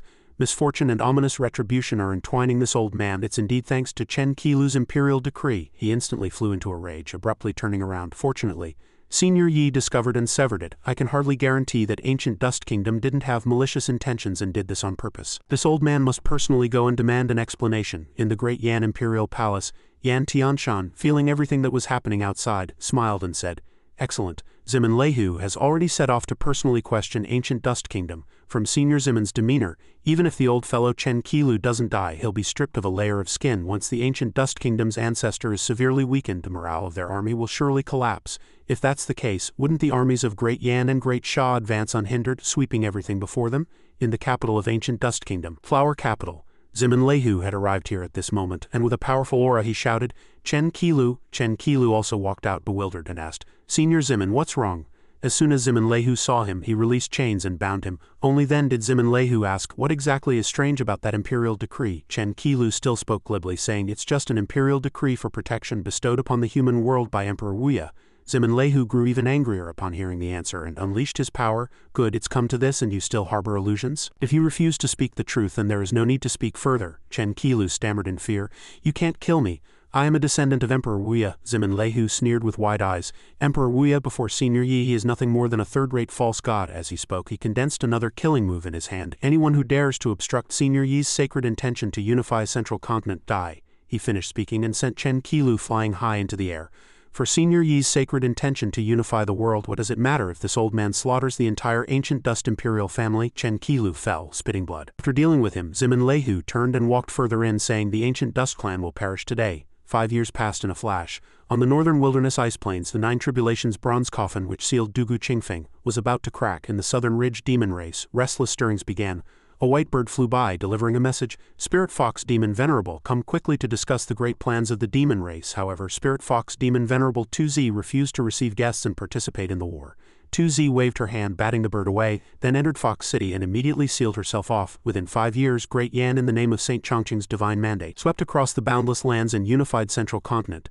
Nangang Xuanji and C2 Xenping both advanced to the Mahayana realm, just a step away from Ascension. Several holy lords also successively broke through their long-suppressed cultivation bottlenecks. True immortal Changxuan, Xu Jishan and Duan Changda were all in the integration realm, sighing, Brother He, why is the spiritual energy in your Taishuan Holy Land becoming scarcer? He Changxuan's cultivation had not increased, remaining in the void refining realm, and he said, it has all been used by Mr. Yi. The seal in the northern region is very weak. It seems the Devil Empress's emergence is inevitable. Senior Ancestor Yi has been in seclusion all these years. I wonder how his progress is. Meanwhile, in small pond town, Yi Chongqing opened his eyes. He picked up a primordial stone and said, the speed of refining primordial stones is getting faster and faster, but why isn't my own progress accelerating? He gently crushed the primordial stone, looking at the spiritual energy fluctuating in his hand. Yi Chongqing again said, since forming a golden core 2 years ago, I can finally freely circulate the spiritual energy within my body, he said with a wry smile. But I'm still just an ordinary golden core cultivator. It took refining over 10,000 primordial stones to reach this realm. How will I endure it after foundation establishment and nascent soul? At this moment, Triold called out again, Master. Yi Chongqing stood up and looked at Triold, asking happily, Willow, you've finally woken up. 5 years ago, when I suddenly heard you speak, I thought I was hallucinating from cultivation. Triold replied, thanks to the Tao fragment bestowed by Master, my cultivation has largely recovered. Yi Chongqing looked at the light, somewhat surprised, and Triold added, I can now take human form. Triold gradually transformed into human form, gradually revealing a woman with a clear and cold complexion. She slowly descended and softly said, Little Willow greets Master. Yi Chongqing still hadn't reacted but suddenly exclaimed in surprise, Luli, it's Luli. After Little Willow landed, she asked confusedly, Luli, is that my new name? Yi Chongqing scratched his head and chuckled, no, it's a compliment. Yi Chongqing cupped his chin, observing her, and asked in confusion, but 3 years ago I remember your voice was clearly very deep. Little Willow coughed lightly and replied, I was still young then and my voice was changing. Yi Chongqing clapped his hand, enlightened. So that's how it is. At this moment on the northern wilderness ice plains, a breach was opened and a huge power erupted, with black chi gradually spreading. A voice also muttered, how can I forget the humiliation of those years, the sin and karma, the wrath of heaven upon me? A woman with 2 horns on her head looked up at the breach. She flew upwards and again said, only when I lead my people will we emerge again today. She flew above with imposing might. The demons standing below couldn't help but be ecstatic, shouting, the Emperor has finally broken the seal. Our demon race has been trapped in this bitter cold land for many years. Finally, we have a chance to return to Central Continent. Dugu Qingfeng flew above, looking down at the demons below, and said, retreat. A powerful force erupted, and the demons below retreated in response, the ancestor clenching her hands, full of rage. 9 generations ago, each of the 7 Taoist ancestors left a wisp of their soul, forming a seal that imprisoned this venerable one. This venerable one has awaited this day for a long time. Dugu Qingfeng now held a spiritual energy-filled green orb in her hand. At this moment another voice came. Dugu Qingfeng, after 9 tribulations, you have become even stronger. I only hope you will show mercy to the human race, for the sake of those Taoists before the 9 tribulations.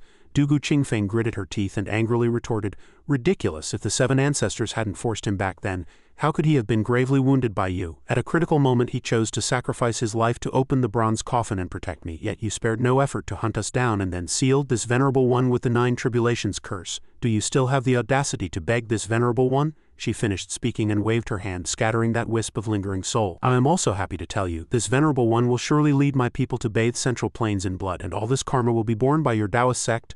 Another slightly weak voice came drifting and asking, then what about the one who played the mortal transforming Qin melody? After 9 tribulations, if he still dedicates himself to the Taoist sect, will you still bathe Central Plains in blood? After 9 tribulations you still cannot forget that person. Dugu Qingfeng, it seems the word love is still your weakness. With this we can rest assured and perish. Dugu Qingfeng silently flew down. Back then you didn't want to see a war between humans and demons. Even after death you wished to preserve a sliver of hope for the demon race. Dugu Qingfeng slowly descended, and the demons below unanimously said, Greetings, Emperor. All gods welcome the return of the underworld Emperor. Dugu Qingfeng still pondered silently, even after several tribulations. Only he could play the melody of mortal transformation. But what if he really is in the Taoist sect? Dugu Qingfeng waved her hand and loudly said, This venerable one suffered a backlash when breaking the seal array. Perhaps I need a few days to recuperate. The attack on Central Continent needs to be reconsidered. In the 10,000 Mountains Wolong Valley, the demon race strategist Ming Wuan said to everyone, Esteemed tribal leaders, I have invited you all here today to deliver good news. There has been an anomaly in the northern wilderness today. Barring any surprises, the demon emperor who was sealed for 9 tribulations may have emerged.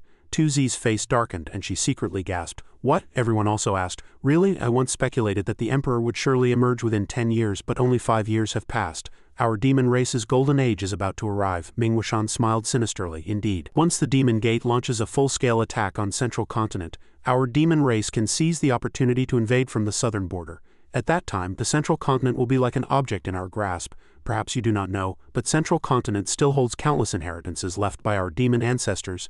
These inheritances will help you step into higher realms. The green-haired fierce one slapped the table excitedly saying, What? Ming Wuan added. It even offers great benefits for ascending to the upper realm. The others also chimed in. As long as you give the order, we will brave fire and water without hesitation. Returning to Central Continent is inevitable. Ming Wuan smiled and said readily. That's even better. 2Z still gravely observed Lord Cholong's expression. She secretly thought, such a beneficial endeavor, yet Lord Cholong, as the demon race's top strategist, remains silent. Does Lord Cholong share the same concerns as I do? Senior Yi has been in seclusion for many years and does not understand the situation in Central Continent. If the demon race acts rashly at this moment, wouldn't it be walking into a trap? After pondering for a moment, she also decisively stood up and said, Everyone, our Spirit Fox clan has a small population, so we will not participate in this battle, and will remain in the southern ridge for generations. The Azure Monkey will also not join the Central Continent Great Tao. Hearing this, some were displeased and asked, Demon Venerable 2Z, what do you mean? Today we finally have a chance to return to Central Continent, yet you represent the entire Spirit Fox clan in giving up? Have you completely forgotten the hatred from when the demon race was expelled? Ming Wuan sneered. Everyone, you've misunderstood Demon Venerable 2Z's meaning. Everyone knows that the Spirit Fox clan has always been timid and sought strong allies since ancient times, even planning a marriage alliance with our Black Tiger clan back then. 2Z gritted her teeth, her face dark as she said, You, Ming Wuan propped his hands, continuing to mock. Who knew 213th was naturally wild and actually eloped with Black Emperor to Central Continent, even taking a human cultivator of extraordinary power as her master? It seems the Spirit Fox clan has decided to ally with this human powerhouse, which is why they chose to avoid conflict. 2Z retorted, If 13th is willing to befriend human cultivators, that is the Spirit Fox clan's weakness. But your grandson Mixu had his cultivation personally severed by you for offending this human cultivator's subordinate. This also proves your fear of the human race and your willingness to be their lapdog. Ming Wuan was enraged and slammed the table, roaring, You're truly being unreasonable. Lord Cholong then slowly spoke, Stop the fuss. He turned to Demon Venerable 2Z and asked, What exactly is the Spirit Fox clan's reason for avoiding battle? 2Z Zan replied, I suspect the master the 13th princess serves is an existence that transcends human emperors. Everyone immediately started discussing, An existence that transcends an emperor, what kind of cultivation must that be? Demon Venerable 2Z, how do you know? How could there be such a figure in Central Continent? Ming Wuan said disdainfully, full of intimidating words, If that master truly transcended an emperor, why would he be content to live in a corner of Central Continent? 2Z glanced at him and retorted, Have you forgotten Ming Jusheng's death? Ming Jushen's veins bulged at this and he roared, You dare to bring that up again? 2Z continued, The fiery thunder-devouring toad with fire above and thunder below is a phenomenon of fire and thunder intertwining, undergoing the punishment of burning and lightning strikes. This was precisely the conclusion Lord Cholong had drawn. Lord Cholong also confirmed, "That's right. That day I once performed a divination on that person, seeing only chaos before and after him, and I received a backlash warning as a result." 2Z immediately continued, "The truth is that Central Continent Emperor once dispatched the ancient withered wood as a servant, instantly mobilizing it to kill Ming Wuxian who dared to invade Central Continent. Ming Wuxian and Lord Cholong were both astonished, killed instantly, and used an ancient withered wood as a servant." 2Z looked at their expressions, smiled faintly and added, "And the reason, unfortunately, it was because that emperor was craving black tiger meat. Go ahead and invade Central Continent. But if one day that senior wants to taste the meat of other demon venerables and catches you to be served as dishes, don't blame me for not warning you in advance." The other demon venerables, thinking of the smoking roasted meat, all turned pale. The two then awkwardly said, "I suddenly feel that staying in Southern Ridge isn't so bad. Yes, the scenery is pleasant, very suitable for retirement." Old Niu also denied what he had just said. "In another 100,000 years I'll be dead too. It's more peaceful to go back to the countryside, fish, hunt birds, and eat my mother's cooking." Ming Jushin's veins bulged with anger. He angrily roared, "Shut up!" He launched a move and loudly reprimanded 2Z, "You want to shake the morale of the demon race's army attacking Central Continent. Wishful thinking.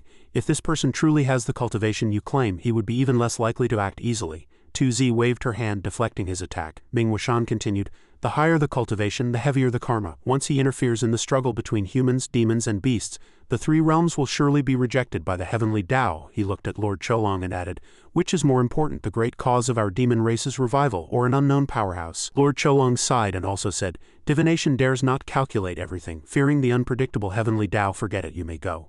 Ming Wuxian said happily, "Good. From today onwards all tribes will gather outside the southern border for training, awaiting my command. As for Demon Venerable 2Z, I command you and your clan not to leave Green Hill for half a step. If you disobey, I will personally wipe out the entire Spirit Fox clan."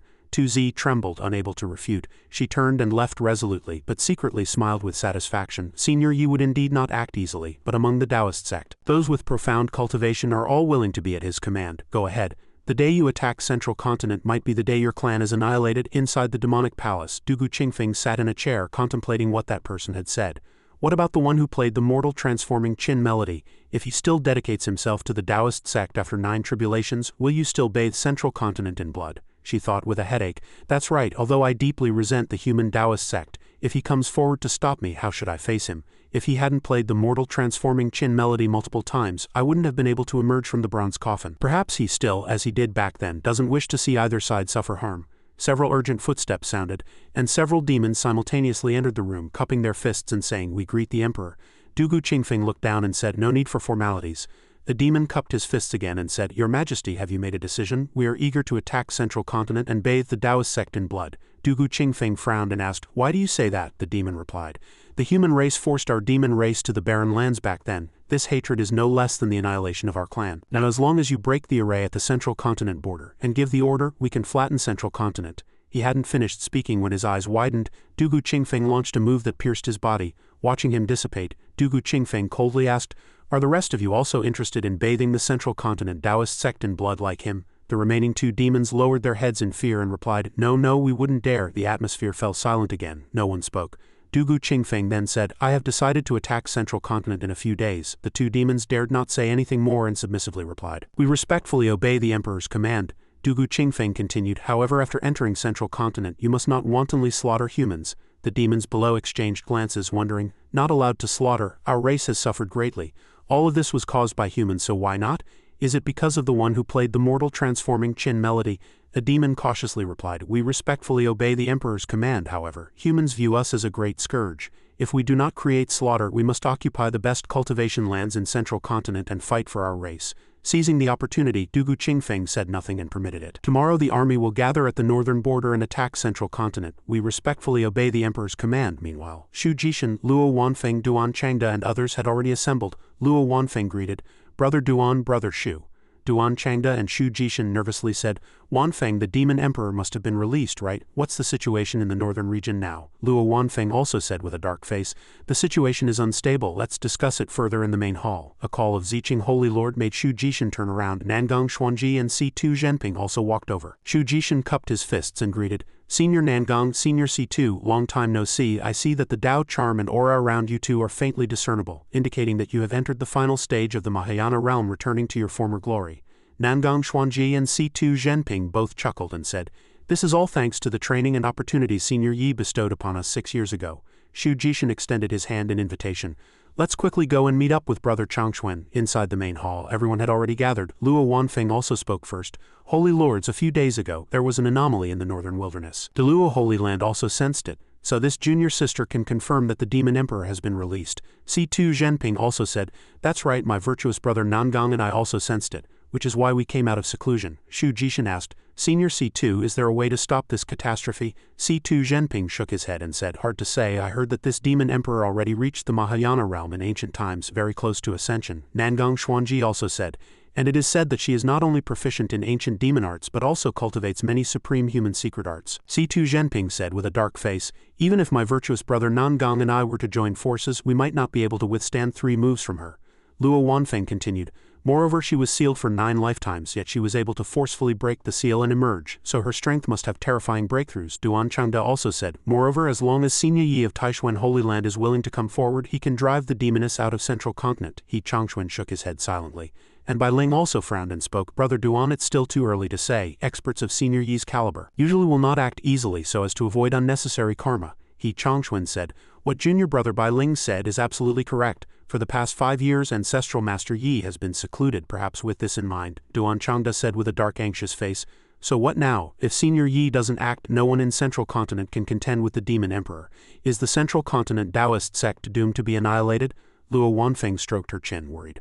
"Once the Demon Gate breaks through the northern region, the demon race in the southern ridge will inevitably seize the opportunity to invade, bringing more disaster than fortune." C2 Xenping added, "There is currently one more option, and that is to ask the 4 guardian ancient clans of Central Continent to emerge." Everyone was immediately surprised. The 4 ancient clans? That's right, the 5 great holy lands, the 8 great sects and the 4 world-saving ancient clans. If the 4 ancient clans are willing to act, that would be wonderful. C2 Xenping continued, "Moreover, I always feel that Senior Yi will not sit idly by while the human race is annihilated. Although he is an emperor, he is ultimately of human origin." He then stood up, cupped his fists and said, "Everyone, since the Demon Emperor has appeared, the demon army will soon gather and eye Central Continent covetously.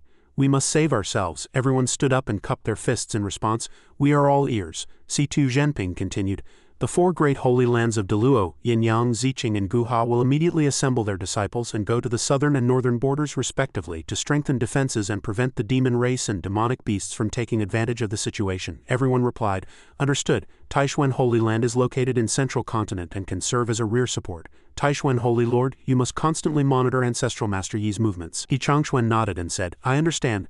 C2 Xenping then turned to Brother Nangang and said, "We 2 old fellows will have to make a trip to Small Pond Town personally to persuade the 4 ancient clans. Perhaps Senior Yi will not stand idly by then."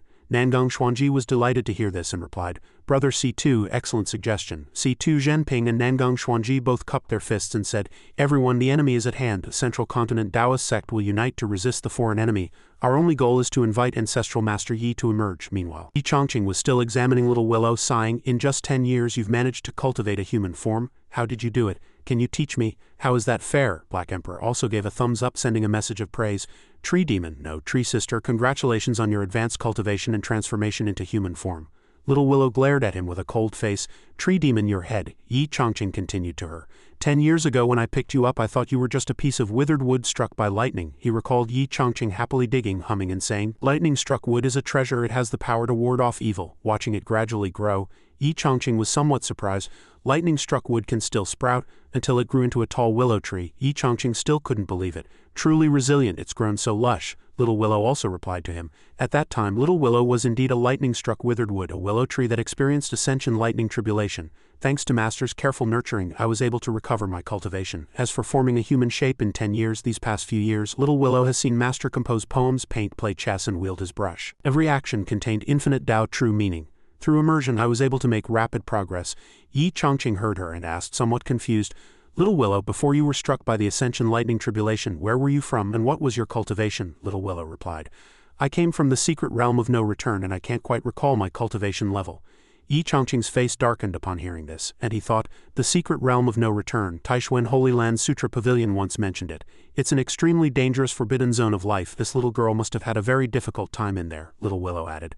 "I only remember that in the secret realm they all called me Willow God." Yi Chongqing thought in surprise. "God?" Little Willow looked at him and said, "I can't let Master call me Willow God, that would be too arrogant." Yi Chongqing was taken aback, thinking, others call you Willow God, you call me Master, who exactly is more arrogant? He clutched his head and said to her, then let's just stick to our own names. Little Willow looked at him expressionlessly, thinking, recently, I can feel that the Tao principles and fortune in Master's courtyard are becoming purer and purer.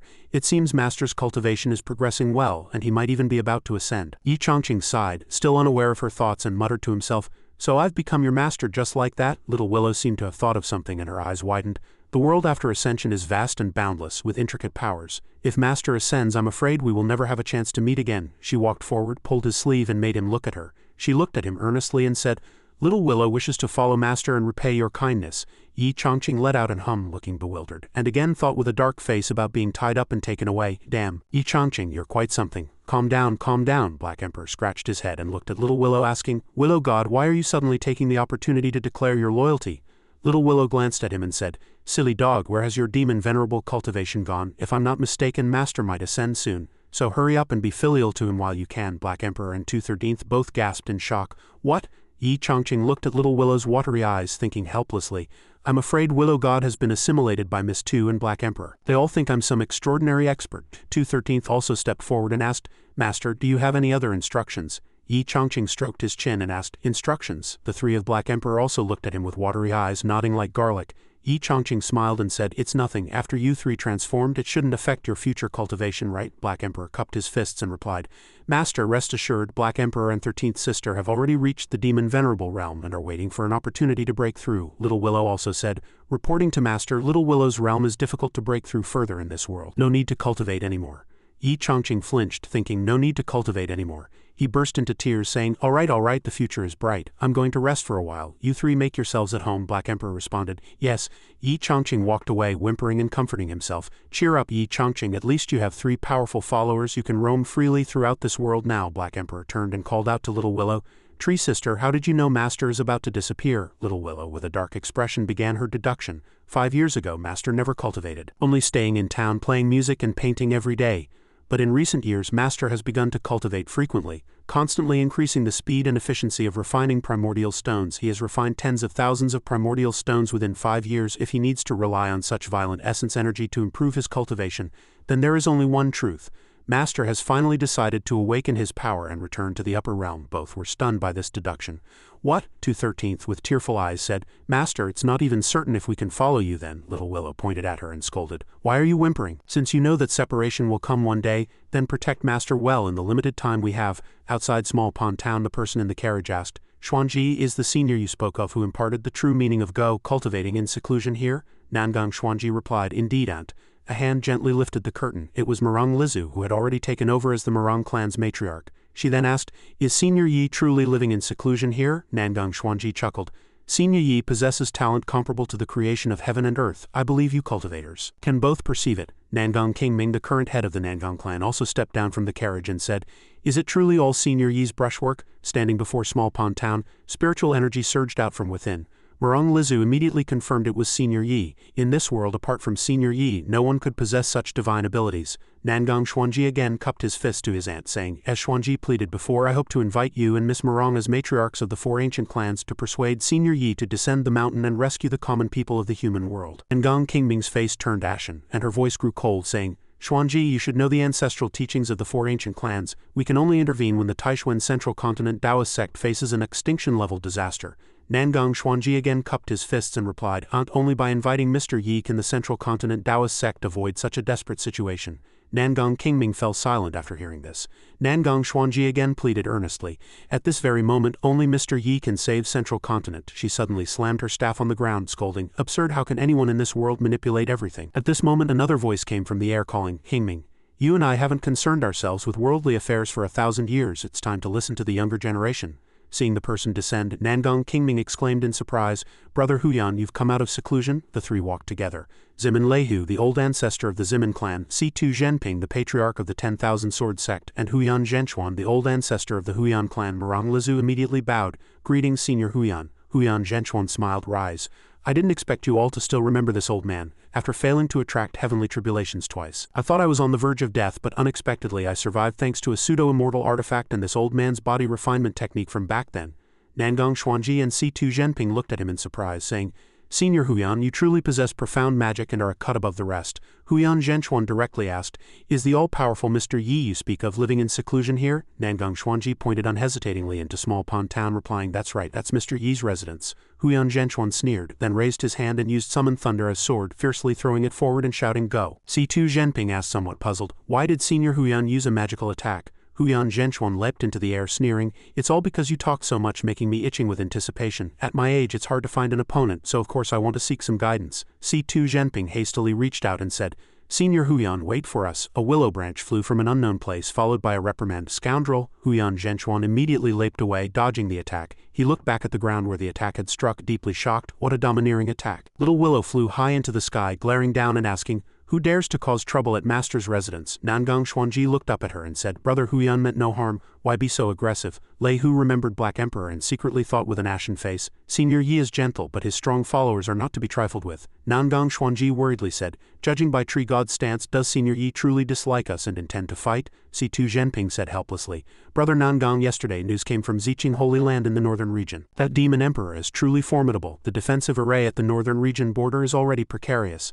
The life and death of Central Continent are of utmost importance now. If we truly anger Senior Yi, this old man is willing to bear the consequences. Nangang Xuanji could only sigh in silence. Little Willow launched another attack at Huyan Zhenchuan, immediately rushing before him, her eyes filled with murderous intent, asking, Old man, was it you who used the thunder transformation art? She recalled Yi Chongqing about to cut her hair, saying, a little longer, just a little longer and it'll be perfect. Just then, thunder rumbled in the sky again. Yi Chongqing looked up and exclaimed, wow. Lightning striking flowers in broad daylight, a bolt of lightning struck down, hitting Yi Chongqing and Little Willow directly. Both stood there dumbfounded. Back to the present, Little Willow furiously lashed out, shouting, die.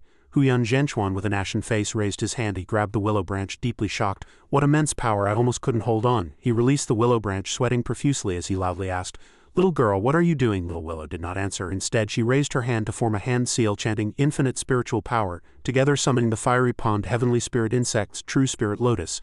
Huyan Zhenchuan looked up in surprise, saying, this old man can actually use domain techniques. That move struck Huyan Zhenchuan directly.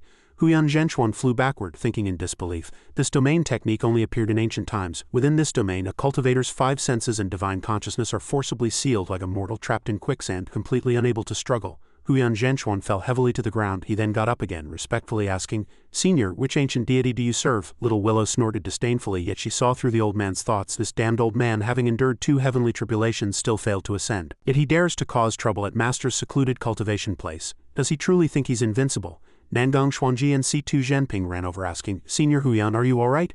As soon as Nangang Xuanji looked up, he saw a willow branch strike, and he screamed with wide eyes. The willow branch sent all 3 flying. Little Willow, her eyes wide with anger, said, you too knew Master was in secluded cultivation, yet you dared to bring outsiders to intrude. What is your crime? Nangang Xuanji and C2 Xenping immediately knelt, saying, Senior, please calm your anger, we were truly compelled. Nangang Qingming looked behind her and called out, Lizu, didn't you say that Senior Yi was refined and gentle? Why is he so violent? Murang Lizu frowned and replied, Aunt Nangang, this person is not Senior Yi. Just then, Lei Hu loudly cupped his fists, respectfully saying, this old man greets ancient tree god. Everyone was greatly astonished upon hearing this. Ancient tree god? Huyan Zhenchuan suddenly realized and asked, then what exactly is her relationship with Senior Yi? Lei Hu stammered. She is one of Senior Yi's attendants, ancient tree god. These are the ancient clan guardians, gathered here today hoping to implore Senior Yi to emerge and save the world. Little Willow, with wide eyes still fuming, said, Master acts with his own discretion. He doesn't bother with you all. She turned her face away, then warned, if there's a next time you will surely die. C2 Xenping hastily called out, Senior, wait, but Little Willow still unleashed her power and left. Lei Hu sighed and said to everyone, this ancient tree god is one of the oldest beings in the world, extremely powerful. Now everyone can see her willingly recognize a master, which shows what kind of person Senior Yi is. Huyan Zhenchuan slowly stood up and also said, to be able to make the ancient tree god use her domain technique and recognize him as master, this person is by no means simple. Nangang Qingming also said somewhat blankly, I never expected such a divine and powerful person to exist in this era. This old woman's vision was too narrow. Murang Lizu remained silent, thinking, I didn't expect that after our last farewell, Senior Yi would have such an omnipotent servant. Although I am now the matriarch of the Murang ancient clan, I wonder if I can impress Mr. Yi.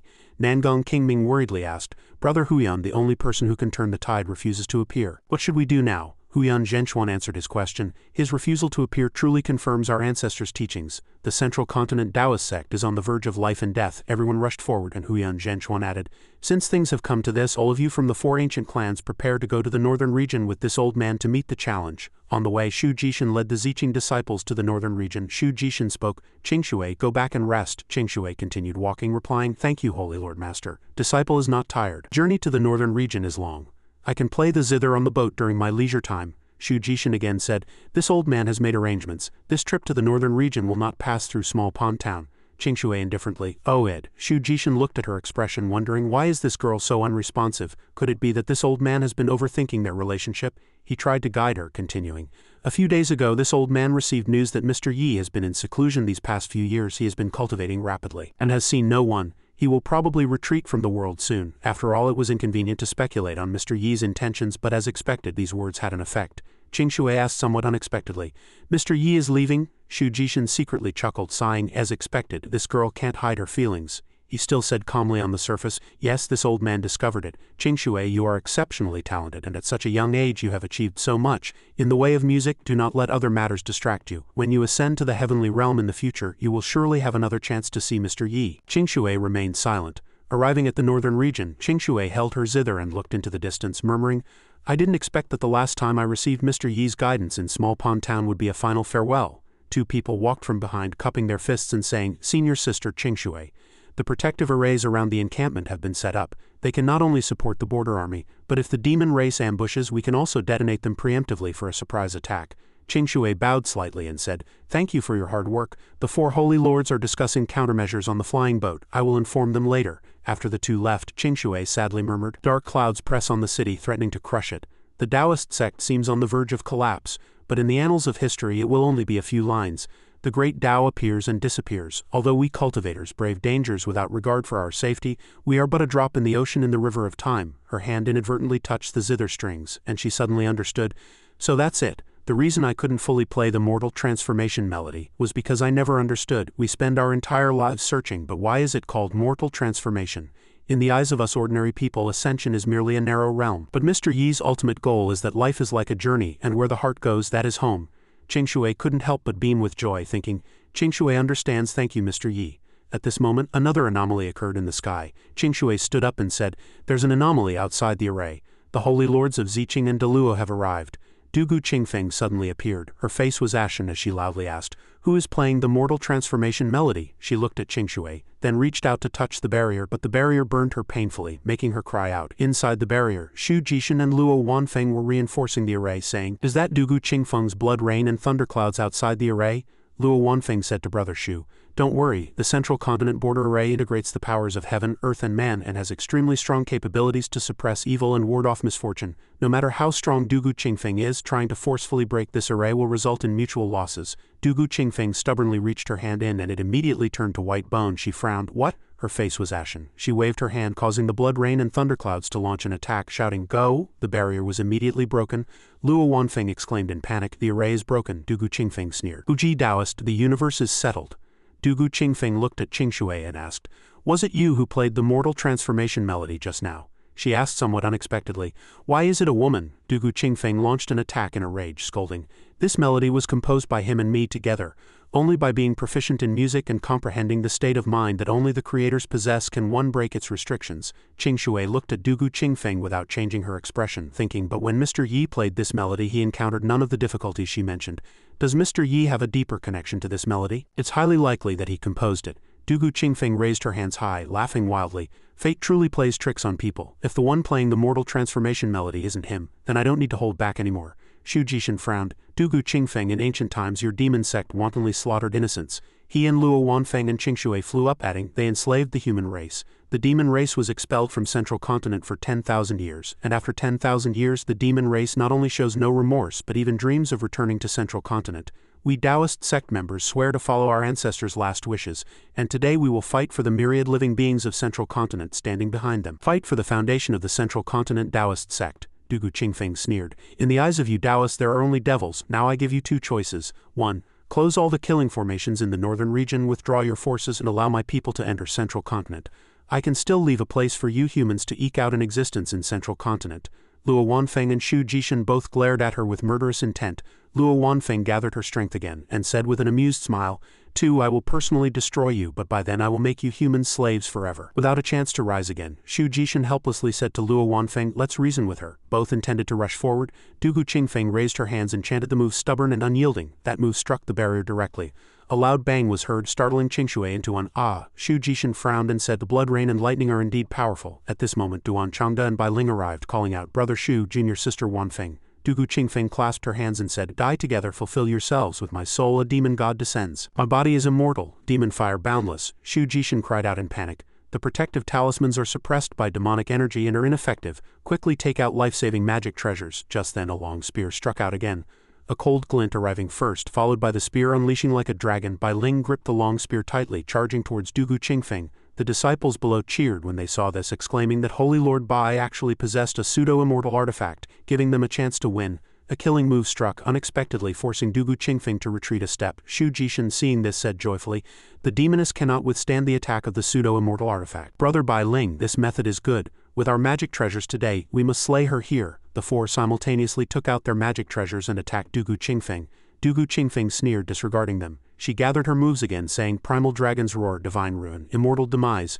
A true dragon appeared, immensely powerful. Seeing the true dragon, everyone exclaimed in surprise. "She actually possesses the chi of a true dragon," Dugu Qingfeng said arrogantly. "Have you all forgotten? The first true dragon in ancient times was the incarnation of my demonic dragon clan. Feel the power of the demon race's first immortal artifact." Bai Ling suggested, "If we can't resist her immortal artifact, then we must strike first." He raised his long spear high, saying, "Shooting star chasing the moon." He thrust his spear at Dugu Qingfeng, shouting, "Go." Dugu Qingfeng was fearless, gently putting a flute to her lips and playing. With just one action, a barrier rose, shielding her. Bai Ling said in panic, "What? She can even dissolve the attack of a pseudo-immortal artifact without using any spiritual energy? That's the Snow Rain Spear, forged with legendary extreme cold iron." Dugu Qingfeng lowered her hand and threw the spear back to Bai Ling, saying, "Even your Guha master's ancestor wielding this spear was my subordinate back then. Do you alone think you can fight me now?" Xu Jishan, Luo Wanfeng and Duan Changda simultaneously formed seals and chanted, "Jade Bone Sword, Heavenly Net Umbrella, Divine Wind Banner." Dugu Qingfeng smiled wickedly, "If you're not afraid to die, then come." But with a mere wave of Dugu Qingfeng's hand, all the magic treasures were repelled, a great formation was destroyed, and even Xu Jishan spat blood. Luo Wanfeng rushed over to support him, shouting, "Brother Xu." Duan Changda also ran over, shouting, "Brother Bai, their internal organs are connected to their magic tools, and now the magic tools are destroyed." Bai Ling clutched his chest, his face pale and incredulous, saying, You can easily destroy a pseudo-divine artifact?" Dugu Qingfeng laughed loudly. "I told you already. Under the primal dragon's roar, light damage means all divine weapons are destroyed. Heavy damage means Tao souls dissipate. My demon race's great desolate dragon bone flute was the #1 immortal artifact in the human world 10,000 years ago. Do you think a few pseudo-immortal artifacts can contend with me? Truly naive and laughable. Since you are so naive, then I will show you something." A wave of killing intent immediately enveloped them. That killing intent flashed past. Fortunately, Xu Jishan dodged in time. He asked everyone in panic, "What do we do now?" At this moment a cry of "Save me!" made Xu Jishan turn his head sharply. "Isn't this our formation against the demon gate?"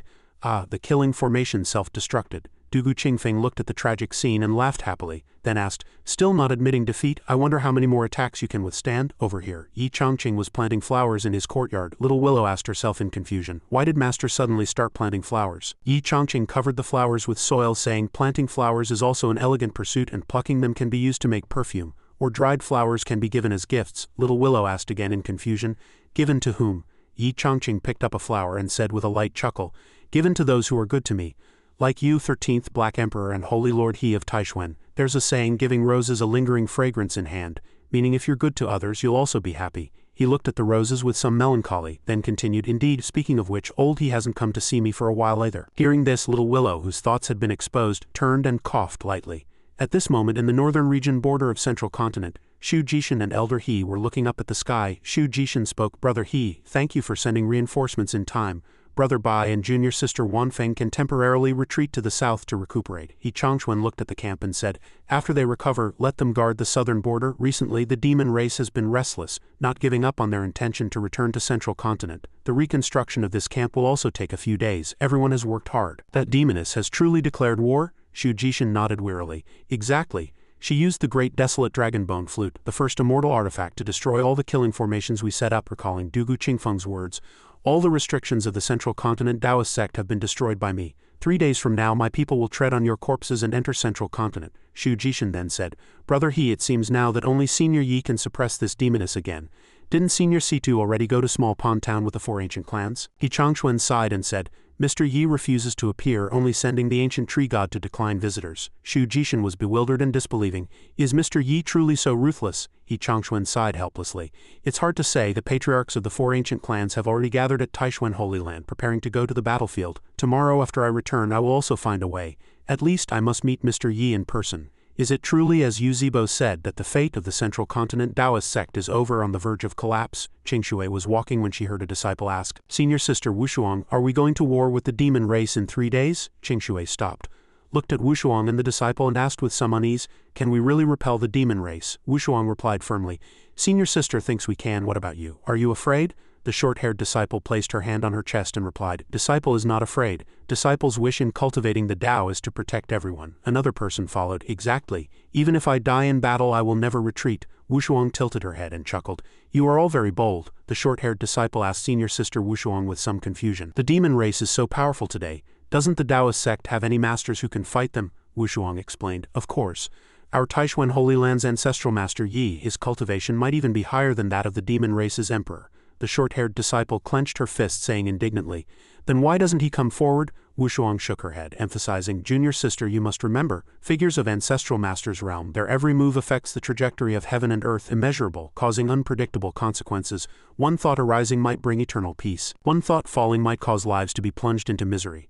Perhaps at this moment his inaction is the best protection for the Taoist sect. The female disciple huddled up, sadly saying, All right, it's fine if I don't see Ancestral Master act. Can I at least pray for his protection? She clasped her hands, looking up at the sky and praying, Disciple Li Tianzhen, may Ancestral Master Yi bless us to defeat the demon race. Several other disciples also began to pray. Pray for Ancestral Master Yi's protection. I'll try too. I've long heard that Ancestral Master Yi is immensely powerful. Maybe he'll manifest. Wushuang also looked up at the sky. Disciple Lu Wushuang, may I receive Ancestral Master Yi's blessing? Everyone prayed in unison. May Ancestral Master Yi bless us. May Ancestral Master Yi bless the Taoist sect. Ancestral Master Yi, do you see us? Qingshui behind them subtly released a bit of spiritual energy, sending it high into the sky. While the disciples were focused on praying, several golden lights appeared high above. Those spiritual energies flew into their bodies, making them feel incredibly comfortable, saying, I feel so warm all over, and it seems an unfamiliar, tranquil energy has appeared in my dantian. My cultivation seems to have improved. They stood up, exclaiming, This is great. I think I'm about to break through. My weapon has been upgraded. Let me try it quickly.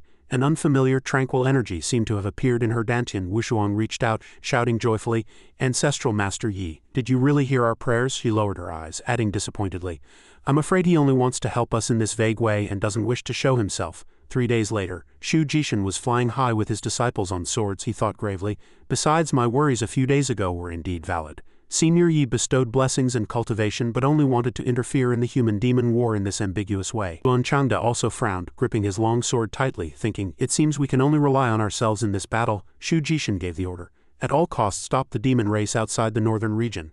Dugu Qingfeng was also approaching on the wind, followed by a group of demonic creatures. The white-haired old man flying sensed such terrifying killing intent. Is this the strength of a demon gate emperor?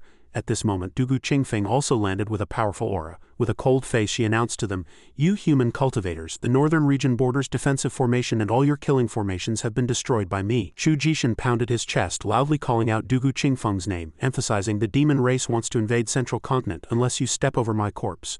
Dugu Qingfeng's face darkened and she coldly boasted, Before I attacked Central Continent I ordered my people not to slaughter wantonly. She unleashed her demonic power, then added, But excluding those who stubbornly resist, just her released aura was enough to overwhelm the disciples. It was a deathly aura. Shu Jishin gritted his teeth and said, There's no need to attack, just those few auras are enough to disrupt morale. Dugu Qingfeng praised leisurely, Your courage is indeed commendable. I will not bully the weak either. Shifting Void Realm.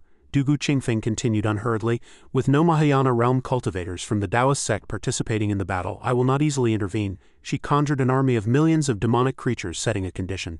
If you can withstand my millions of kin, I will admit defeat. She clenched her fist, emphasizing, Do you dare? Dugu Qingfeng unleashed her power in all directions, ordering, With me as your banner, lead the demon race to kill. The demonic creatures also charged fiercely, clashing desperately with the Taoist sect. The white-haired old man formed a seal and chanted, Form the dragon-trapping array. The several disciples behind also flew over, preparing for battle. In the blink of an eye, streaks of power struck down, binding 2 demonic creatures. The horned one waved and shouted, "Fire arrows!" Several other demonic creatures then bent their bows and shot arrows in unison towards the sky, clashing with the dragon trapping array. "This is bad. Evil magic has been applied to the arrowheads." That arrow pierced a disciple, making him recognize, "Is it a core-destroying talisman? Indeed, it is cruel and malicious." As he fell, the demonic creatures there ordered again, "Keep firing arrows." The core-destroying talismans were indeed effective. Shu Jishin waved his spiritual energy to block the arrows, and the old demonic creature there pointed again. "Take down all these arrogant cultivators." Shu Jishin gritted his teeth, looking at the few trembling disciples. The lethality of the core-destroying talismans was too great, the disciples simply couldn't withstand them. In a blink of an eye, the arrows destroyed the dragon trapping array, and the disciples also fell, crying out, "Ouch, help!" He fell to the ground, and a demonic creature walked up and mocked, "Cultivators without spiritual power." He raised his sword, slashed down, ending that disciple, then said, "Then die."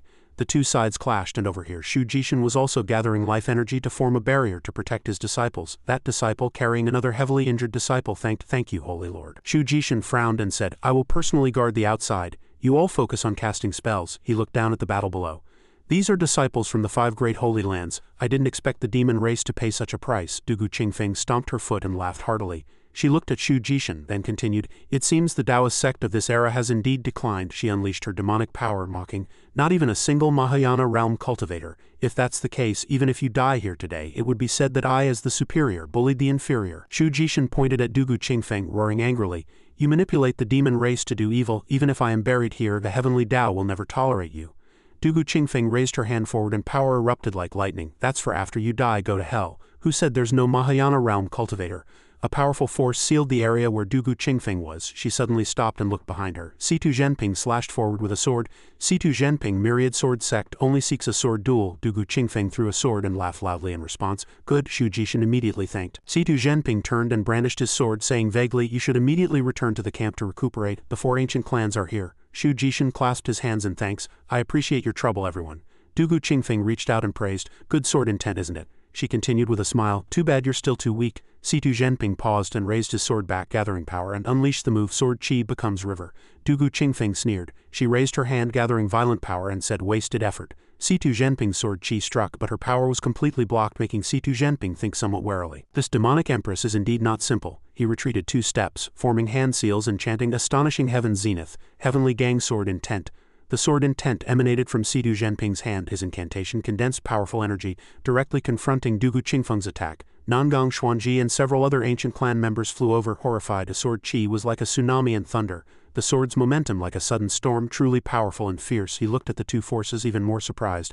1,000 sails passed by the sunken boat's side. "This is the Tao Mr. Yi taught us back then. C2, have you already fully comprehended it?" C2 Xenping furrowed his brow, also thinking, "This move is one that this old man can only unleash after fully comprehending Mr. Yi's teachings." He raised his sword and executed the move. 1,000 sails passed by the sunken boat's side. 10,000 springs flourished before an ailing tree. Life contains killing intent. Death holds a door to life. With that, he used his sword to thrust at Dugu Qingfeng's attack, making her exclaim, "What?" C2 Zhenping's eyes emitted spiritual energy as he charged forward. Although Dugu Qingfeng is an ancient demonic empress, this old man is not confident of winning. "But if the fierce battle drags on, I will inevitably be defeated in the end. It's better to directly unleash the strongest move Mr. Yi taught me. A single strike to decide victory or defeat is much more satisfying." Dugu Qingfeng brought the immortal artifact dragon bone flute to her lips and began to play a melody. "But I'd like to see how many swords you can unleash with your current cultivation." She concentrated on blowing a mesmerizing sound. C2 Zhenping stopped just after thrusting a sword. "What kind of demonic art is this?" He retreated, dodging the demonic miasma, thinking, "I never expected her to calmly resolve my fierce sword momentum. This old man's sword, demonic power, is entwining C2 Zhenping's sword." Dugu Qingfeng waved her hand, controlling the demonic power. The other elders raised their hands with defensive shields. "Everyone be careful, this flute is an extremely rare evil artifact." At this moment another wisp of demonic power shot into C2 Zhenping's body. He spat blood, propping himself up with his sword, looking at Dugu Qingfeng. "If this were in ancient times when I first stepped into the Emperor realm, your sword strike could indeed have matched mine." She smiled and continued. "But I have experienced 9 lifetimes in the bronze coffin. My comprehension of my own magic power has probably far exceeded your imagination." She looked arrogantly at the other elders as if giving an order. "Next, all of you attack together." Huyan Zhenchuan also channeled his power and charged forward, saying, "You said it." Charging forward, multiple forces flew towards Dugu Qingfeng. Immediately after, Huyan Zhenchuan unleashed Heavenly Gang Extreme Fist. Lei Hu and Nangang Ming also cast 5 Ghost Evil Transformation Array and Phantom Hand True Body, and even Murong Lizu burst forth with powerful flame energy, but even so Dugu Qingfeng merely tilted her head slightly, avoiding a wisp of power and leapt. Dodging the incoming attacks, she raised her hand to gather power, both praising and criticizing. Your attacks seem seamless, but they are actually strong on the outside and weak within. I can test it with one move. She spread her arms, erupting with dangerous power. Just a tiny wisp of power cut Huyan Zhenchuan's arm. Nangang Xuanji was greatly astonished, his face grim. Has Senior Huan's fist intent been broken? C2 Xenping gritted his teeth, distressed. Even under continuous attacks from several masters of the 4 guardian ancient clans, Dugu Qingfeng could still calmly resolve their assault. He stared at Dugu Qingfeng, thinking, Dugu Qingfeng's defense seems effortless, but in reality she is taking the opportunity to continuously comprehend and improve her offensive techniques. She can do it, and so can this old man. He closed his eyes, concentrating. The sword behind him condensed power. 1,000 sails passed by the sunken boat's side, 10,000 springs flourished before an ailing tree. Today, hearing your song, I temporarily rely on wine to lift my spirits. Meanwhile, Huyan Zhenchuan and Nangang Xuanji were both forced back by Dugu Qingfeng's immense pressure. Nangang Ming and Murong Lizu were also forced back. This demoness's strength is indeed not to be underestimated. Dugu Qingfeng raised her hand and mocked. The 4 guardian ancient clans, in my opinion, are nothing special. She looked at C2 Xenping, surprised. He's actually comprehending at this moment. She looked down and praised. He does have some talent, she thought. He has reached the Mahayana realm, and coupled with the sword Dao and sword punishment techniques he displayed earlier, if he comprehends something he will be a difficult enemy. She summoned her flute again. C2 Xenping must not succeed. Profound heaven's limitless yin evil returns to position. Sealed 8 trigrams, blocked 4 directions. Demonic power began to circulate in the air. Huyan Zhenchuan asked in surprise, has she also summoned an ancient domain technique? Dugu Qingfeng unleashed powerful energy so immense that it firmly suppressed and confined both him and Nangang Xuanji. He abruptly looked up at the sky. The demoness's ancient domain technique is more formidable than divine ancient techniques. Within this domain, a cultivator's 5 senses and divine consciousness are forcibly sealed like a mortal trapped in quicksand, completely unable to struggle. That demonic power pressed towards C2 Xenping. Huyan Zhenchuan also anxiously shouted, C2, wake up quickly, but he only formed a hand seal and pointed, and several spots of Dao light appeared on his face. Dugu Qingfeng's demonic power enveloped C2 Xenping. Huyan Zhenchuan's eyes widened, his face turning dark as he said, it's over. Are the powerhouses of the 4 ancient clans also doomed to die here today? Dugu Qingfeng still played the melody, and the music increasingly emitted astonishing power, causing Murong Lizu and Nangang Ming to spit blood, and Lei Hu and Huyan Zhenchuan were in similar states, with spiritual energy flowing in reverse and qi and blood backfiring, utterly unable to resist. Dugu Qingfeng scoffed, this venerable one temporarily spares your wretched lives not out of kindness but to make the 4 ancient clans witness firsthand. She waved her hand and flute forward, controlling the demonic power, then continued, how my people will step into Central Continent and destroy the Taoist sect. At this moment another fierce attack struck from behind her. Dugu Qingfeng looked back, puzzled. He's not dead yet. C2 Xenping held his longsword, stating with dignity, Mr. Yi once said he himself is the Tao. His eyes emitted spiritual energy and his voice continued firmly. Then I, C2 Xenping, wish to say today. He sliced through Dugu Qingfeng's demonic power with a single sword, emphasizing, I am the sword. That powerful sword Qi flew toward the attack Dugu Qingfeng was fending off. Huyan Zhenchuan exclaimed in surprise. C2 is actually like the embodiment of this sword. C2 Xenping raised his hand again, creating a phantom of a sword. A single ride fighting 3,000 li, a single sword once slew 1,000,000 troops. Dugu Qingfeng's face darkened in disbelief. How could anyone directly break my domain technique? C2 Xenping raised the sword in his hand, gathering power. Until today, this old man has finally experienced a bit of Mr. Yi's mindset. With that, he spun his longsword once, creating terrifying power.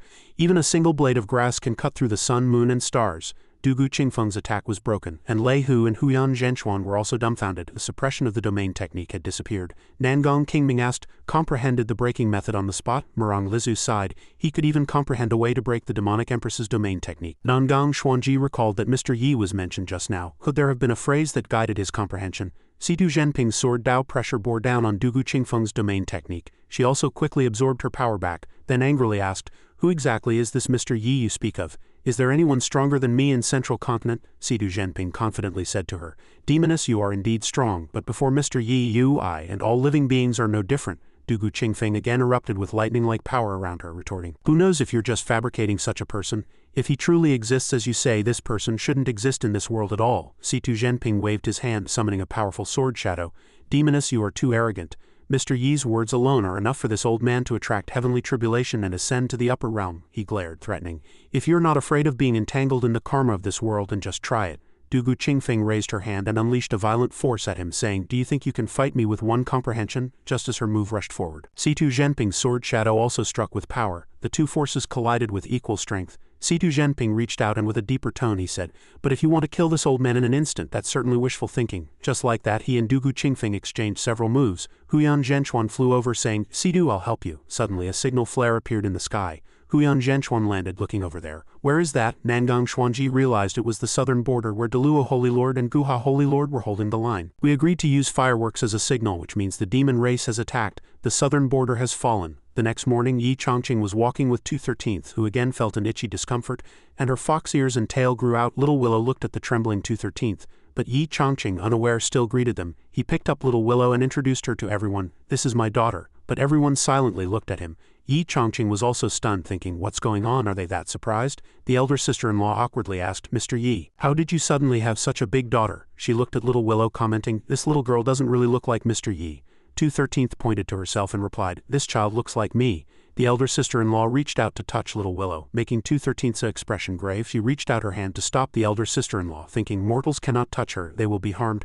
But the elder sister-in-law casually pinched Little Willow's cheek, praising, "This little face is so soft and smooth." Little Willow coldly thought, "No one has ever dared to treat this venerable one like this." 213th was surprised. "She's fine." Yi Chongqing rubbed his head, somewhat embarrassed. "It's my fault for hiding too much, causing you all concern." The elder sister-in-law held Little Willow kindly. "Hamed, Mr. Yi, look at this.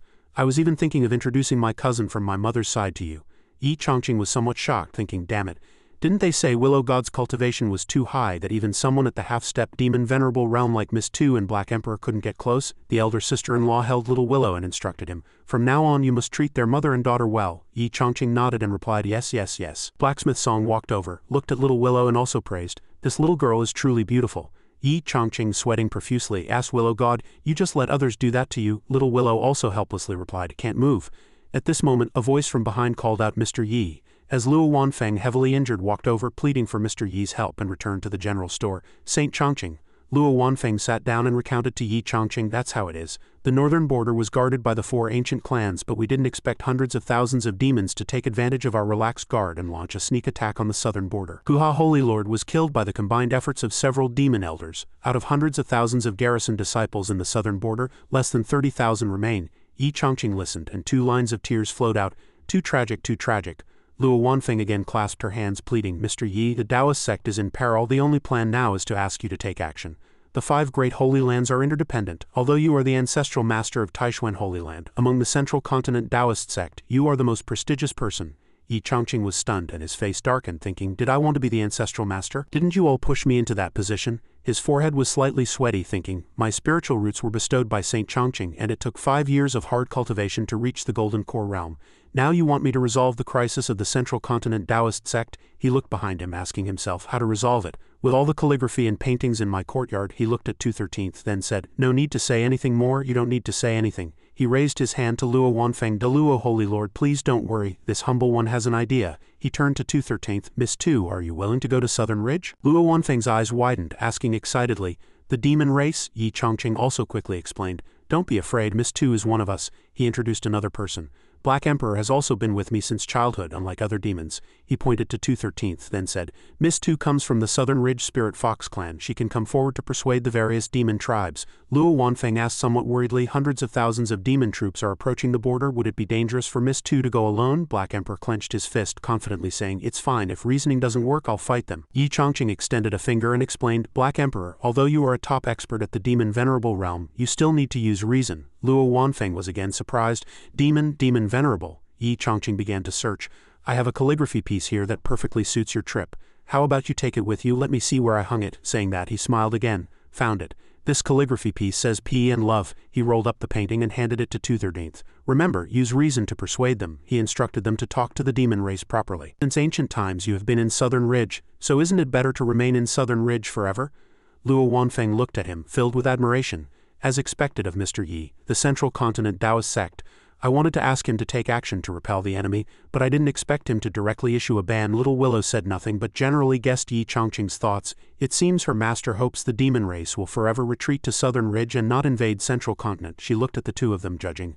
With just 213th and Black Emperor, 2 young and unfamiliar demons, those old demons certainly won't listen obediently. She walked to 213th's side and said to her, Little Willow wants to go too. Luo Wanfeng also walked forward but stopped her. Little one, don't go, it's very dangerous. She tried to touch Little Willow but a force emanated from Little Willow pushing her away. She braced her legs, steadying herself, then exclaimed in shock, how high is this little girl's cultivation? Yi Chongqing grabbed Little Willow's shoulder, comforting her. Don't worry, this little fellow hits quite hard. After a while, Luo Wanfeng also bid him farewell. Mr. Yi, we shall take our leave. Yi Chongqing waved his hand, be sure to be careful on your journey. In the air, Luo Wanfeng also absently watched Little Willow, thinking, did I just hear Ancestral Master Yi say this is his daughter? Little Willow was surrounded by the aura of an ancient great demon. Luo Wanfeng lightly wiped sweat from her brow, asking herself, what kind of immortal being is Ancestral Master Yi? Yi Chongqing raised a hand to his forehead, looking at the sky, thinking, hundreds of thousands of demon troops, yet Little Willow and Miss Tu appear so calm. It seems they must have extraordinary abilities. He walked slowly into the house with his hands behind his back, thinking, such terrifying demon figures actually take a slow cultivator like me as their master. He sat on the meditation cushion, idly plucking the zither strings. It was truly both funny and exasperating. If Little Willow and the others could make the enemy army surrender and the demon army withdraw from Central Continent without a fight, he smiled and plucked a few more strings, pondering, wouldn't my status in the Central Continent Taoist sect rise even further? What if people from the northern wilderness also come knocking, asking me to make the demon army retreat? I have no connection with the demon race. On the battlefield in the northern region of Central Continent, countless disciples had already fallen. Another person holding a sword rushed towards a demon, shouting, die! The demon split the disciple in half with an axe. Several elders here also collapsed, exhausted. Take that! C2 Xenping was also struggling to hold on, thinking, after several days of fierce fighting until today, even now this old man is still burning his vital essence, desperately sustaining the battle. He looked at Dugu Qingfeng, feeling a little puzzled, but the demoness showed no sign of fatigue. She raised her hand and unleashed surging demonic power. That move struck C2 Xenping. Murong Lizu tried to launch an attack from behind, but Dugu Qingfeng grabbed her by the neck and pointed her other hand at C2 Xenping's weapon, stopping him. She praised, as expected of a Mahayana realm cultivator. With your 2 cultivations you've managed to fight me fiercely for days, she sneered, but unfortunately I no longer have the patience to play with you. She unleashed demonic power, causing Murong Lizu immense pain. She then pointed that weapon at C2 Xenping's forehead. Unexpectedly, just then a melody drifted over. Dugu Qingfeng released Murong Lizu, and fortunately C2 Xenping caught her in time. He watched Dugu Qingfeng fly away, somewhat confused. What happened? Dugu Qingfeng followed the melody, thinking, it's mortal transformation melody again, but completely different from the one played by that female cultivator. Is it you? Will it be you this time? C2 Xenping was still a little dazed, thinking, what on earth is going on? Why did that demoness suddenly leave? Murong Lizu pointed and said, Senior C2, the demon race has already gathered. The demon holding 2 axes shouted, the various Lord Imperial envoys have arrived in Central Continent. We must quickly follow the pace of Lord Imperial envoy, they shouted in unison. Follow Lord Imperial envoy to attack Central Continent. Charge. The demon raised a skull and charged towards C2 Xenping and Murong Lizu. They dodged by leaping aside. C2 Xenping formed a seal and said, we are in no condition to fight anymore. Let's go. The 2 quickly flew away. C2 Xenping said, the Taoist sect has suffered heavy losses, and the demon race is invading in full force. Murong Lizu also hurriedly added, we can only send messages to the great holy lands of Central Continent, telling them to hold their sects. C2 Xenping recalled the demoness's departure earlier, and his face suddenly became solemn. Could it be because of that melody? Wiping his sweat, he suspected, perhaps it's the person playing the melody. Dugu Qingfeng had already flown to where the music was coming from. She said in surprise, I didn't expect such pure fortune to be here. This is Small Pond Town. Dugu Qingfeng affirmed, this is it. She looked down, somewhat puzzled. This place is shrouded in the origin of Tao, so the people in the town should have already entered the Tao or even have high cultivation. Why are they also wearing mortal clothes? She widened her eyes, suspecting, it seems there must be a reason behind this that I never imagined. Dugu Qingfeng thought to herself, I'll temporarily seal myself with a secret art to avoid causing unnecessary trouble. Yi Chongqing was sighing. He rested his chin on his hand, lamenting, no cultivation, no love. He plucked the zither strings again. Then I'll play another piece. As mortal transformation rang out, pure love appeared. Suddenly a wave of demonic power appeared before him. Dugu Qingfeng smiled blissfully. Yes, it's the mortal transformation melody. She pounced on Yi Chongqing and hugged him tightly.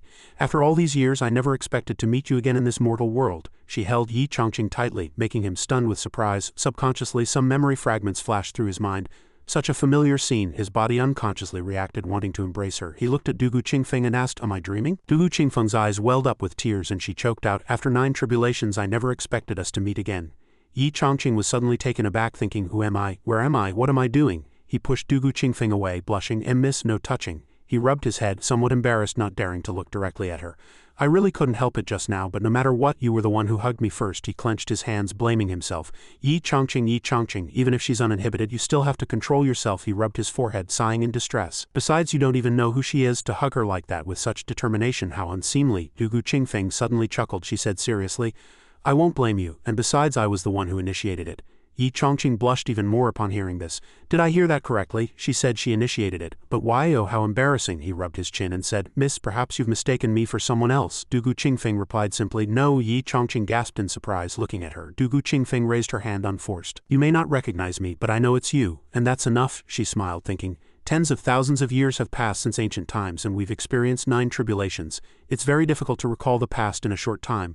Many unintentional subtle actions actually stem from the instinctive reaction deep within the divine soul. She looked at Yi Chongqing, touching her fingers together, blushing like a young girl, and thought, Your appearance also resembles that person by 7 or 8 parts.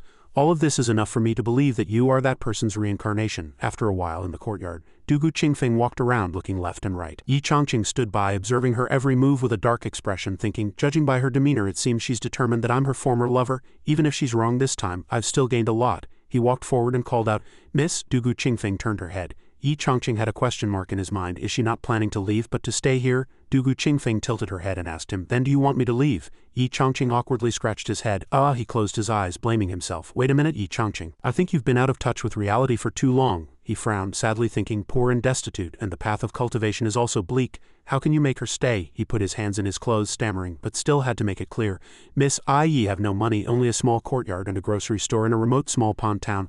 I'm not worthy of a refined lady like you. Dugu Qingfeng held his hand and sincerely asked, What if I say I don't mind? Yi Chongqing was again greatly surprised. He smiled, thinking, The first time I came here I recognized this small courtyard as the center of the entire town. Presumably the Tao fortune that envelops this place was all bestowed by him, she said happily. As expected of his reincarnation, his achievements in this life will certainly not be limited to this, otherwise how could he play the mortal transformation melody? She walked closer to Yi Chongqing, emphasizing again, Yes, I don't mind. A thought flashed through Yi Chongqing's mind. I understand, she really has mistaken me for someone else. She's so certain, then that person who looks very much like me must be very important to her. Dugu Qingfeng, however, misunderstood, and was also full of anticipation, thinking, His eyes are so affectionate. Has he remembered something? Yi Chongqing said, All right, in that case you can stay for now. He smiled, pondering. When she figures it out and leaves, that's fine, but if she stays long enough for feelings to develop, that's also good. He turned to her and said, I'll go prepare a room for you.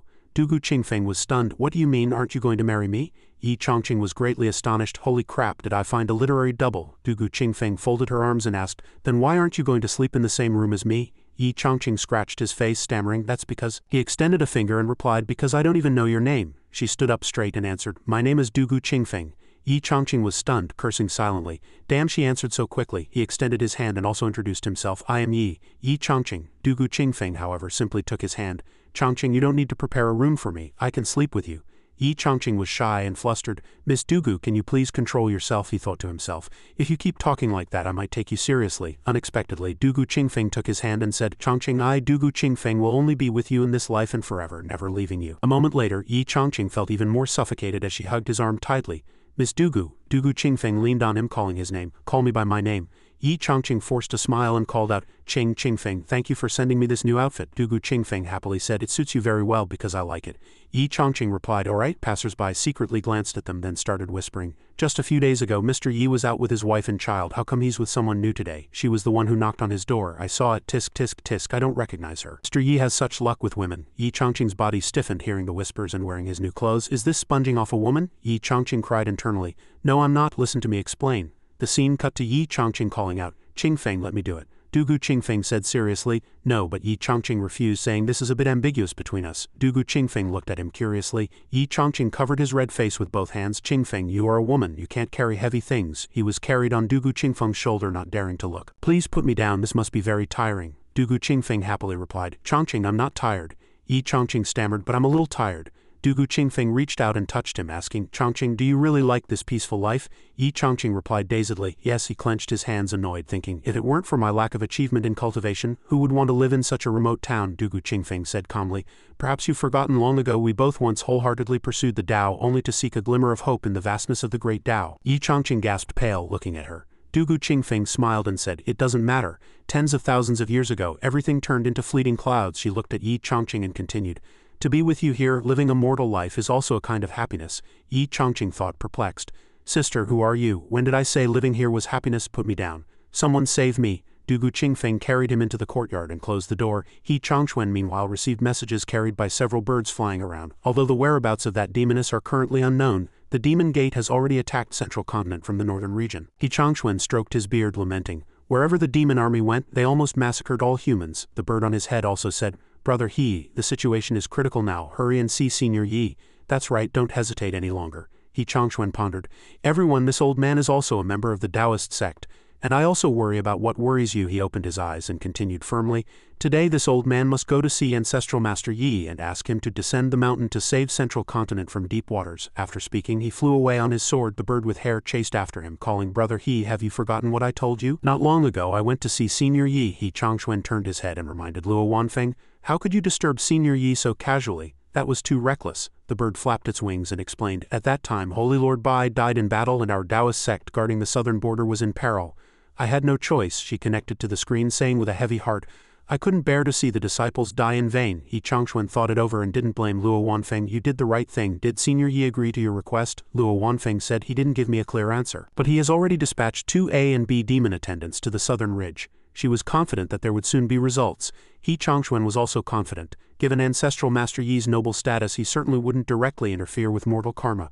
But if he agreed to send his attendants, it meant he was willing to help their Taoist sect. After speaking, he flew forward on his sword. Junior Sister Wanfeng, rest assured, please convey my words to all the holy lords. He clenched his hands firmly. Whether it's central continent or the Taoist sect, there will be a glimmer of hope. He looked up at the sky where stars twinkled and silently called out to Ancestral Master Yi. This time, is it a tribulation or a tempering? It all depends on your single thought. He stood at the door of Yi Changqing's house for a moment, then knocked. He cupped his hands and bowed slightly, calling out, Mr. Yi, Junior He Changquan requests an audience. Dugu Qingfeng pushed open the door and faced He Changquan, startling him. She also looked at him and paused. She silently observed He Changquan, thinking, he's a cultivator. He also looked at her in surprise. Dugu Qingfeng thought, fortunately, before entering Small Pond Town, this venerable one had already sealed her demonic qi with a secret art, so he probably didn't notice. She glanced at He Changquan, somewhat surprised. This old man doesn't bother to hide his aura. Peak of the God Transformation realm. He Changquan, however, was blushing, standing there in a daze, well-dressed, calm expression.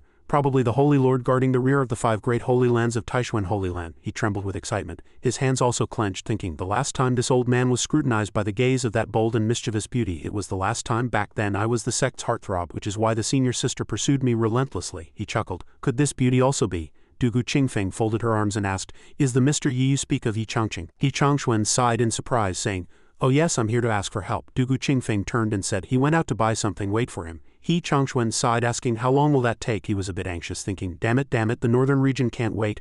Dugu Qingfeng heard this, turned her head again and unhappily asked, Are you here to ask Changqing to go to the northern region to quell the chaos? He Changquan sighed and suspiciously asked her, Even a woman like you knows about the chaos in the northern region? He stroked his beard, lamenting, as expected of a woman by Mr. Yi's side. Always having a clear understanding of the world's affairs, Dugu Qingfeng's face turned ashen with a cold snort, then erupted with a brutal demonic power. He Changquan was even more surprised now.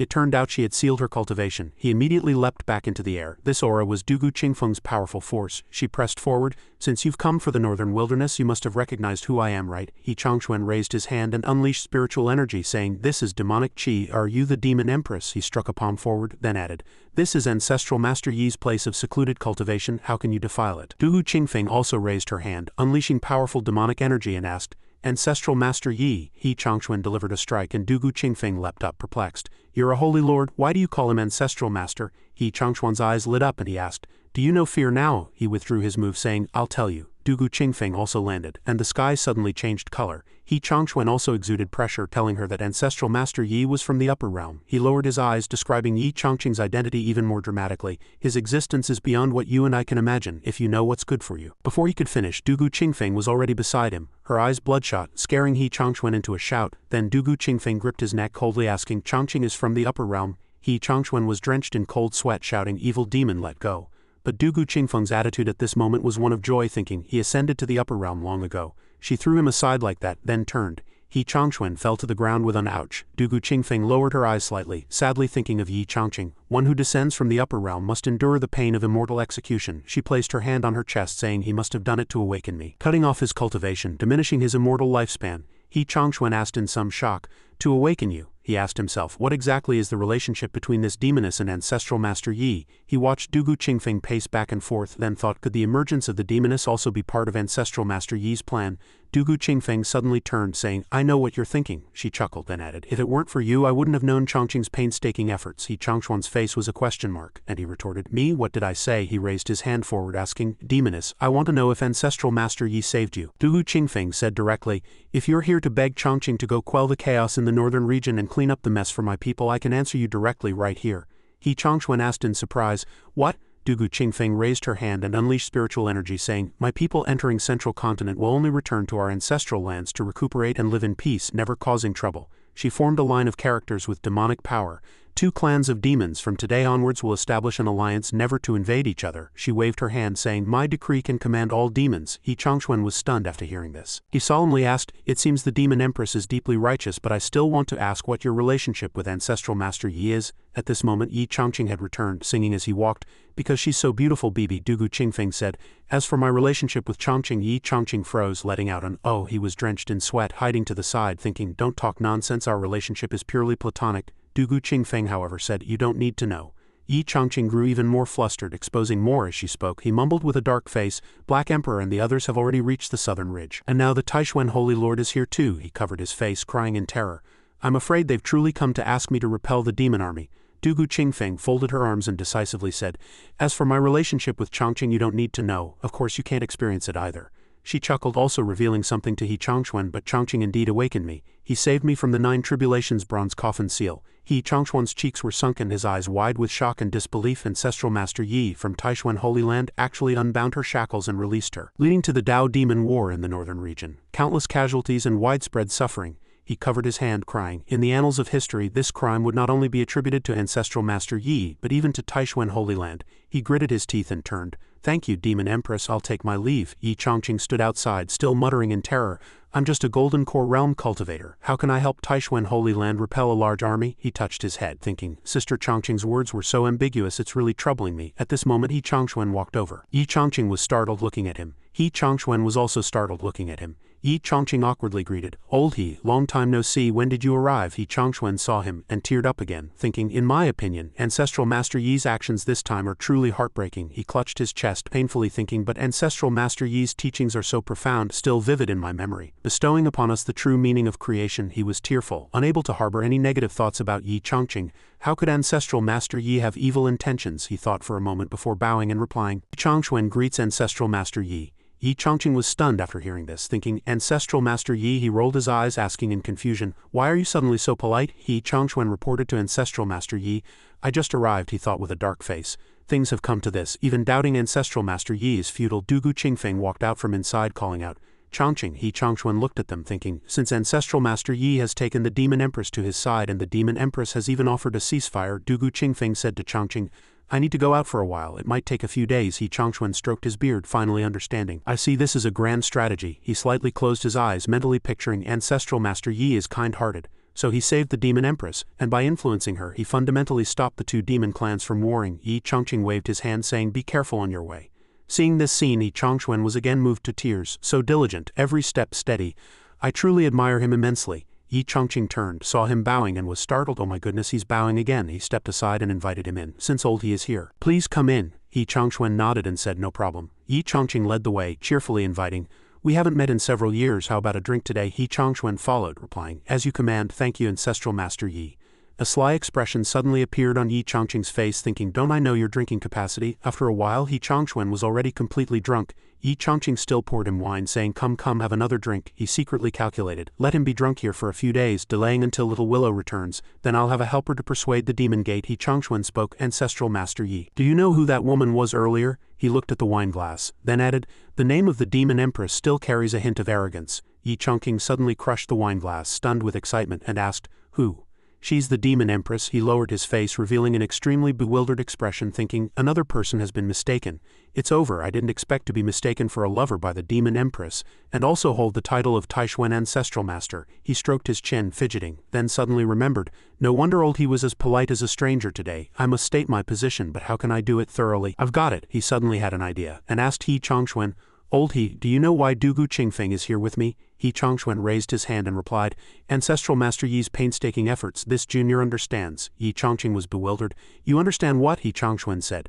The demon empress just explained the whole story to me. He recalled the demon empress saying that he awakened her and rescued her from the seal. The relationship between her and him is beyond the understanding and experience of outsiders. Yi Chongqing's face turned red with embarrassment and he shouted, Please forget these rumors, alright? He Chongquan lowered his brows and sighed. The demon empress also said she is willing to act on your behalf and immediately order the demon race to cease fire. Yi Chongqing sighed in surprise. He Chongquan raised his hand again, showing an enlightened expression. Ancestral Master Yi, this junior understands everything. So the legendary tragic love between immortals and demons succumbing to desire, sacrificing oneself to protect the world is real. Back at the northern region demon camp, the bearded old demon said to the others, Everyone, in the campaign to attack Central Continent, our tribe suffered nearly 3,000 casualties, the demon with bangs angrily said. This debt must be settled with the Taoist sect and humanity, otherwise how can we explain it to our people? Humanity should be exiled beyond the northern region. Let them taste 10,000 years of biting wind and frost, the thin demon continued. Destroy the foundation of the Central Continent Taoist sect. The bearded demon frowned tightly, even more ferocious than the others. We haven't killed enough on this path, we need humanity to pay in blood here. Dugu Qingfeng descended from the sky. She exuded a rich demonic power, saying, It seems you venerables have already made a decision for me. The four old demons knelt, greeting Emperor. Dugu Qingfeng solemnly said, I heard everything you just said. The suffering my people have endured for 10,000 years is indeed related to humanity and the Taoist sect, but all of you should know my birth mother was human and human blood still flows in my veins. Hearing this, two of the old demons exchanged glances and asked doubtfully, Really? I thought it was just a rumor. He lowered his face, then added, It's just rarely mentioned. Dugu Qingfeng from above didn't mind telling them that she recently transformed into human form and infiltrated Central Continent, discovering that humanity already has an emperor. That person's power far surpasses mine. This emperor's subordinates are all cultivators, their realms comparable to demon venerables and demon emperors. The bearded demon was startled, turned to the thin demon and said, We knew nothing about this. The thin demon also shook his head, saying, Never heard of it. Dugu Qingfeng raised her hand, unleashed demonic power, and established a pact. The two clans of demons and humans from today onwards will establish an alliance never to invade each other.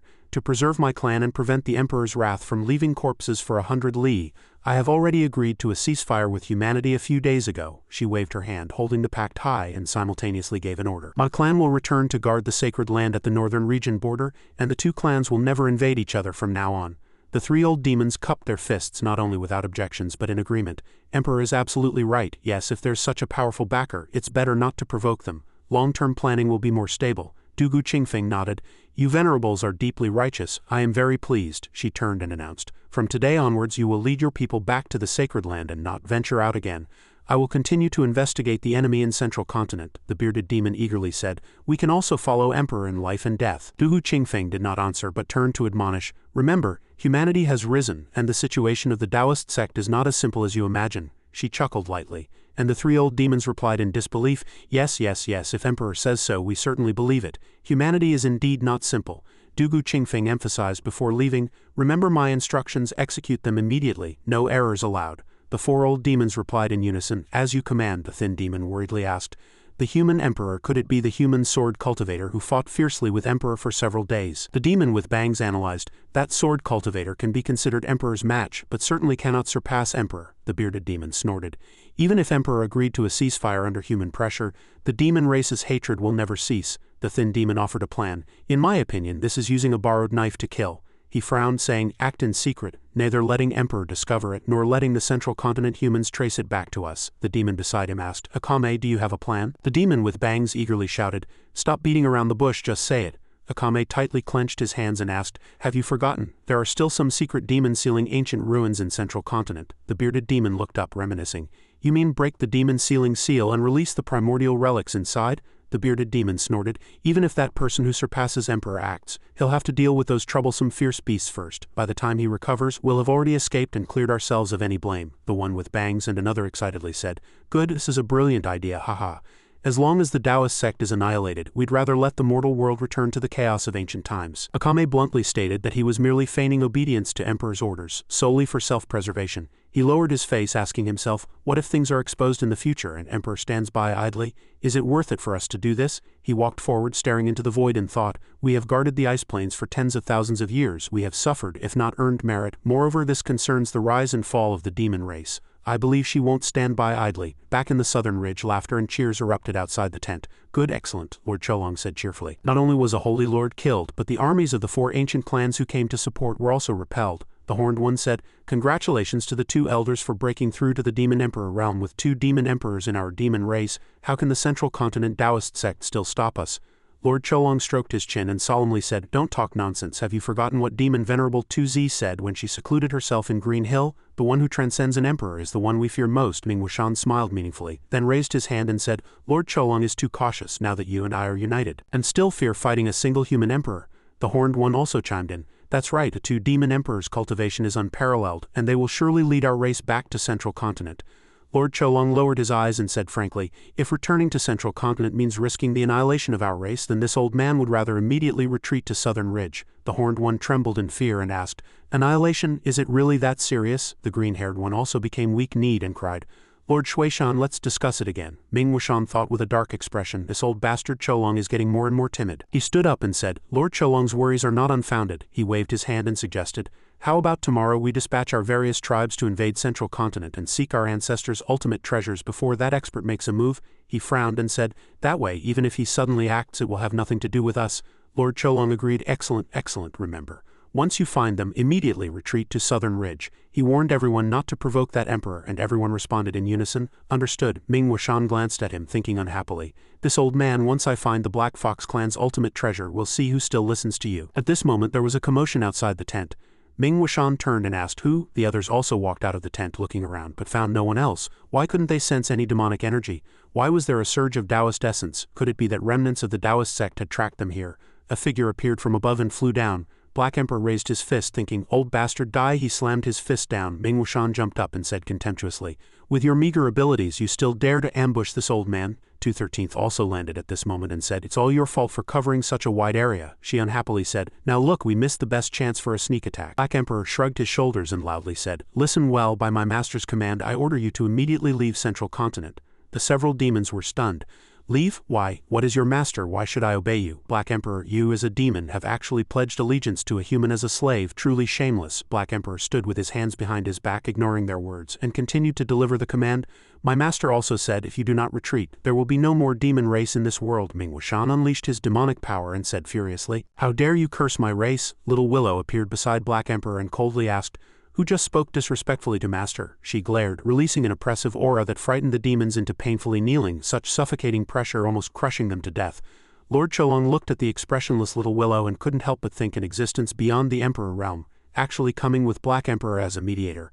Then Black Emperor's so-called master, could he be an unparalleled expert who transcends emperors? He waved his hand to stop Ming Wuan from making a foolish move, and just as he spoke, Black Emperor, we only entered Central Continent to seek the inheritance left by our demon ancestors. He raised his hand in agreement. As soon as we find it, we will immediately leave Central Continent. Ming Wuan angrily asked Cholong, how can you be such a coward? You and I are both demon emperors, yet you want to yield to a mere demon venerable? Lord Cholong's face turned ashen as he shouted, Brother Wuan, don't be ungrateful. Ming Wuan could no longer hold back. He gathered his demonic power and glared at Black Emperor.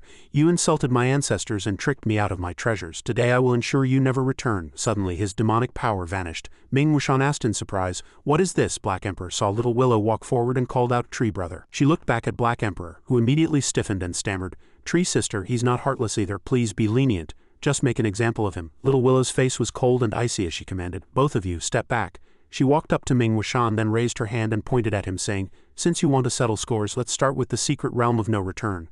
As soon as Ming Wuan asked what, Little Willow's figure appeared in his eyes, and then he looked outside. Is she the ancient demon tree from back then? Little Willow flew up and narrated, back then in the secret realm of no return, you arbitrarily trespassed on this venerable one's cultivation ground. And now you repeatedly offend master. She unleashed her power and said, then this venerable one will take this opportunity to annihilate your Black Fox clan. Ming Wuan frantically retorted, to enter Central Continent the demon race has painstakingly hidden for hundreds of thousands of years. Even if Senior's cultivation is profound, you should not act so cruelly. Little Willow glared at him and asked, cruel? Ming Wuan quickly and deftly summoned the ancient Black Tiger God. The ancient Black Tiger God was mighty and powerful, and Black Emperor cried out in surprise, holy cow, he's using that move again. The ancient Black Tiger God roared, return to my body, and then let out another roar to assert its dominance. Black Emperor shouted, Tree Sister, he used this move before his brother died too, do you remember? Little Willow raised her hand, gathering spiritual energy, and commanded, stop. A few seconds later, vines stretched to the ground, binding Ming Jushin's ancient black tiger god, and the oppressive aura again weighed down on all the demons. Oh my heavens, quickly cast protective spells. Ming Wuan grabbed the vines, instantly stopping little Willow's body. He violently shook off the vines and shouted, "Return everything." Unexpectedly, those vines disappeared. She also waved her hand and told Ming Wuan, "This venerable one advises you to know when to stop." Ming Wuan flew up and said contemptuously, "Ancient tree demon, it seems you can only use these few vines to deal with me." He smiled and asked, "Do you dare to fight the ancient black tiger god?" Little Willow erupted with immense power and said, "Do you know the consequences of provoking this venerable one?" Ming Wuan stomped his feet and then charged at Little Willow. He threw a punch forward and said, "Less talk. Today this old man will surely achieve Tao with the god of war." That punch came but suddenly stopped. Ming Wuan asked in surprise, "I never expected you to also know ancient domain techniques." Little Willow did not answer but raised her hand forward. Spiritual energy extending, her power permeated his body and then wrapped around him. Ming Wuan suddenly screamed after being hit, and the demons below also said in surprise, "It's actually an ancient domain technique. With the divine consciousness and 5 senses sealed, demonic power cannot be unleashed. Brother Wuan will surely explode from this." The demons behind called out, "Lord Cholong, please help." The demons in front also said, "If we lose a powerhouse of the demon emperor level, our race might crumble." He waved his hand and said, "By then, even if the army retreats beyond Southern Ridge, the Black Fox clan will find a way to retaliate against those who commit evil and harm other tribes." Lord Cholong looked up, unable to ignore it. Now he could only offer help. He cast a spell. Several scales grew on his face, his hands and feet transformed into dragon claws, and then he flew off wagging his tail. He flew to Little Willow's front and pleaded, "Senior, please be merciful." He bowed and said, "Senior, please show mercy and spare Brother Wuan." Little Willow's face turned dark and she threatened in return, "You'd best not interfere or don't blame this venerable one for taking my anger out on you." Ming Jushin's eyes were now white and many black patterns appeared on his face. He clenched his hands, erupting with immense power. Little Willow turned, and Lord Cholong also anxiously shouted, "Brother Wuan, quickly stop the forbidden art. You now wield Black Fox divine power. If you cast a heaven-defying forbidden art, you will suffer multiple times the backlash." Ming Wuan cast the forbidden art regardless of the consequences, and Lord Cholong continued to dissuade him. "Once the backlash strikes heaven and earth, this entire area will be shattered by you." Ming Wuan gritted his teeth and said, "Then all of you shall perish with me." He channeled his energy into his hands and furiously charged at Little Willow, but she still calmly said, "Without entering the divine realm, all of you are but ants." She finished speaking and waved her hand, saying, "This venerable one took tens of thousands of years to fully comprehend the way of destiny." She struck Ming Wuan with vines, then continued, "So before you fall, I will give you a chance to experience its true meaning." A powerful force swept over, hitting Ming Wuan, and he immediately spat blood. Little Willow's power flew, and she also channeled her energy to completely suppress Ming Wuan. She smiled faintly and lamented, as expected of the leading demon emperor of the demon race. "This pure demonic power, this venerable one will accept it." Ming Jushin's power was gradually absorbed. He screamed in pain and collapsed from exhaustion, leaving Lord Cholong stunned. She instantly neutralized the Black Fox tribe's forbidden art and even absorbed all of the Demon Emperor's magic power. Little Willow's gaze was cold as she emphasized, "What are the consequences of disrespecting Master and resisting this venerable one?" Lord Cholong landed, transformed back into human form, and bowed, saying, "Lord Saint, we will certainly make proper arrangements." Little Willow flew down and commanded, "Within 2 days find the inheritance you desire, then return to Southern Ridge and obey Master's will. Do not leave Southern Ridge." Lord Cholong and the other demons behind him responded in unison. "Respectfully obey Lord Saint's command." Little Willow looked at 213th and Black Emperor and called out, "It's time to leave." Black Emperor pointed at Ming Wuan and asked, "Tree Sister, aren't we taking this old fellow back for Master to cook?" Little Willow exhaled. "Master doesn't eat everything." Over here, Yi Chongqing was idly propping up his chin. Although he was once Saint Chongqing, Ancestral Master Taishuan and his visitors were all immortal realm magnates, though he couldn't immediately adapt. With the passage of time, he gradually accepted it. He covered his face, trembling with shyness, then continued, "But how can I adapt to being in love with a demon empress?" His face was grim, feeling uneasy, and she also seemed to be mistaking him for someone else. If one day she sobered up, if she could leave him with a complete corpse, she would be very kind. At this moment, Dugu Qingfeng walked in. "Chongqing, I'm back." Yi Chongqing was somewhat surprised, thinking, didn't she say she was going out for a few days? How did she return so quickly? He stood up, thinking before he could figure out a safe way to persuade her to leave, he had to act well. Absolutely not revealing any flaws, he walked up to Dugu Qingfeng and asked, "Qingfeng, why are you back so late?" He thought, "That's right, just act like a normal couple in love, just trick her." Dugu Qingfeng blushed with joy. She walked forward, nestled into Yi Chongqing's arms and said, "Chongqing, I will never leave again, I will be with you forever." Yi Chongqing blushed awkwardly, "But I never thought about being serious with you." He looked at her, trying to adjust his emotions, and asked, "Qingfeng, did something happen on your trip?" Dugu Qingfeng replied, "Nothing, I just left the tribe." She touched Yi Chongqing's face, then continued, "I also told them that they don't need to contact me anymore. Don't worry, no one will disturb us anymore." Yi Chongqing was even shyer as she caressed his face. His eyes widened and he thought gravely, damn it, she really. At this moment the door opened and 2/13 and Black Emperor ran in. Mr. Yi, we're back. Hearing the sound, Dugu Qingfeng and Yi Chongqing quickly separated. Yi Chongqing breathed a sigh of relief, thinking, fortunately they're back, otherwise who knows how long I would have been held. He walked up to the three. Dugu Qingfeng looked at them and asked, Yi Chongqing, who are they? Yi Chongqing replied, they are all pets I raised myself. He lowered his eyes and asked, Little Willow, are the demon affairs settled? Little Willow paused and replied, Yi Chongqing gave a thumbs up and praised. Excellent, 2/13 reported. Mr. Yi, this time our Spirit Fox clan has all retreated to Southern Ridge and has not entered Central Continent. Yi Chongqing smiled brightly and exclaimed, the Spirit Fox clan is truly grand. Black Emperor wagged his tail and said, Wuan has also been dealt with by Tree Sister. This time it seems the most powerful Black Tiger tribe of the demon race has lost its leader. Master, now is a good time to bring them under control and establish your authority. Yi Chongqing stroked his chin and said, that's right, instead of letting others take advantage, why not take it yourself? It seems Black Emperor really wants to go. Black Emperor looked up and replied, that's right, Master. Black Emperor will surely lead the Black Tiger tribe well and be loyal to Master. Yi Chongqing happily shouted, go then, take Miss Tu with you. You don't need to expand your power, just have fun outside. In his heart he prayed, don't come back if there's nothing wrong. Demon emperors and demon venerables constantly pestering me is too terrifying. Black Emperor picked up 2/13 and zipped away. 2/13 cried out in alarm, go slower, I'm dizzy. Dugu Qingfeng had just arrived and sensed Little Willow's aura, asking in surprise, this aura, does your excellency know Wanqiu Mountain? Little Willow did not look back and replied, I cultivated in that mountain 10,000 years ago. Dugu Qingfeng walked forward. She stopped after hearing this, even more surprised. I feel your excellency's aura is very familiar, so you are my savior. Little Willow turned to look at her and asked, Wanqiu Mountain is an ancient mountain from ancient times. Why would you have seen me in the mountain? Dugu Qingfeng said, it has long been rumored that Wanqiu Mountain contains countless opportunities but also hidden dangers. Dugu Qingfeng recalled some memories from her previous life and then narrated, we found opportunities but were also pursued. Most of my companions were killed and I managed to escape by hiding under a willow tree. She clasped her hands respectfully, saying to Little Willow, Senior's actions at the time were unintentional, but for me it was a life-saving grace. Over here, Yi Chongqing thought, if that's the case, Little Willow's cultivation must be higher than this demoness, and they even know each other. He felt somewhat relieved and thought, if one day she suddenly goes back on her word, Little Willow will definitely help. After he finished thinking, he said to the two, since you two are old acquaintances, why don't you catch up and chat? I'll go prepare dinner. He finished speaking and turned to walk into the house. Little Willow asked Dugu Qingfeng, are you a hybrid of the witch and demon races? Why do you know my master? Dugu Qingfeng asked in surprise. Which race? Little Willow's face darkened and she pressed, first tell me, why do you know my master? Demon tribe leader. Dugu Qingfeng smiled and said, it seems you already guessed my identity. As early as ancient times we became Taoist companions against the heavens. Later the Tao and demon races fought a great battle in the northern region of Central Continent.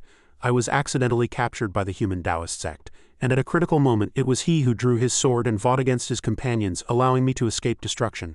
I didn't want him to bear the blame, so I willingly sacrificed myself, crippling my cultivation, while he, at the cost of his life, sealed me into an indestructible bronze coffin. At that time no worldly power would be able to harm me. Before the sealing he promised me that after his 9 reincarnations he would use the mortal transformation melody, which we composed together, as the signal to awaken me. Here tears welled up in her eyes.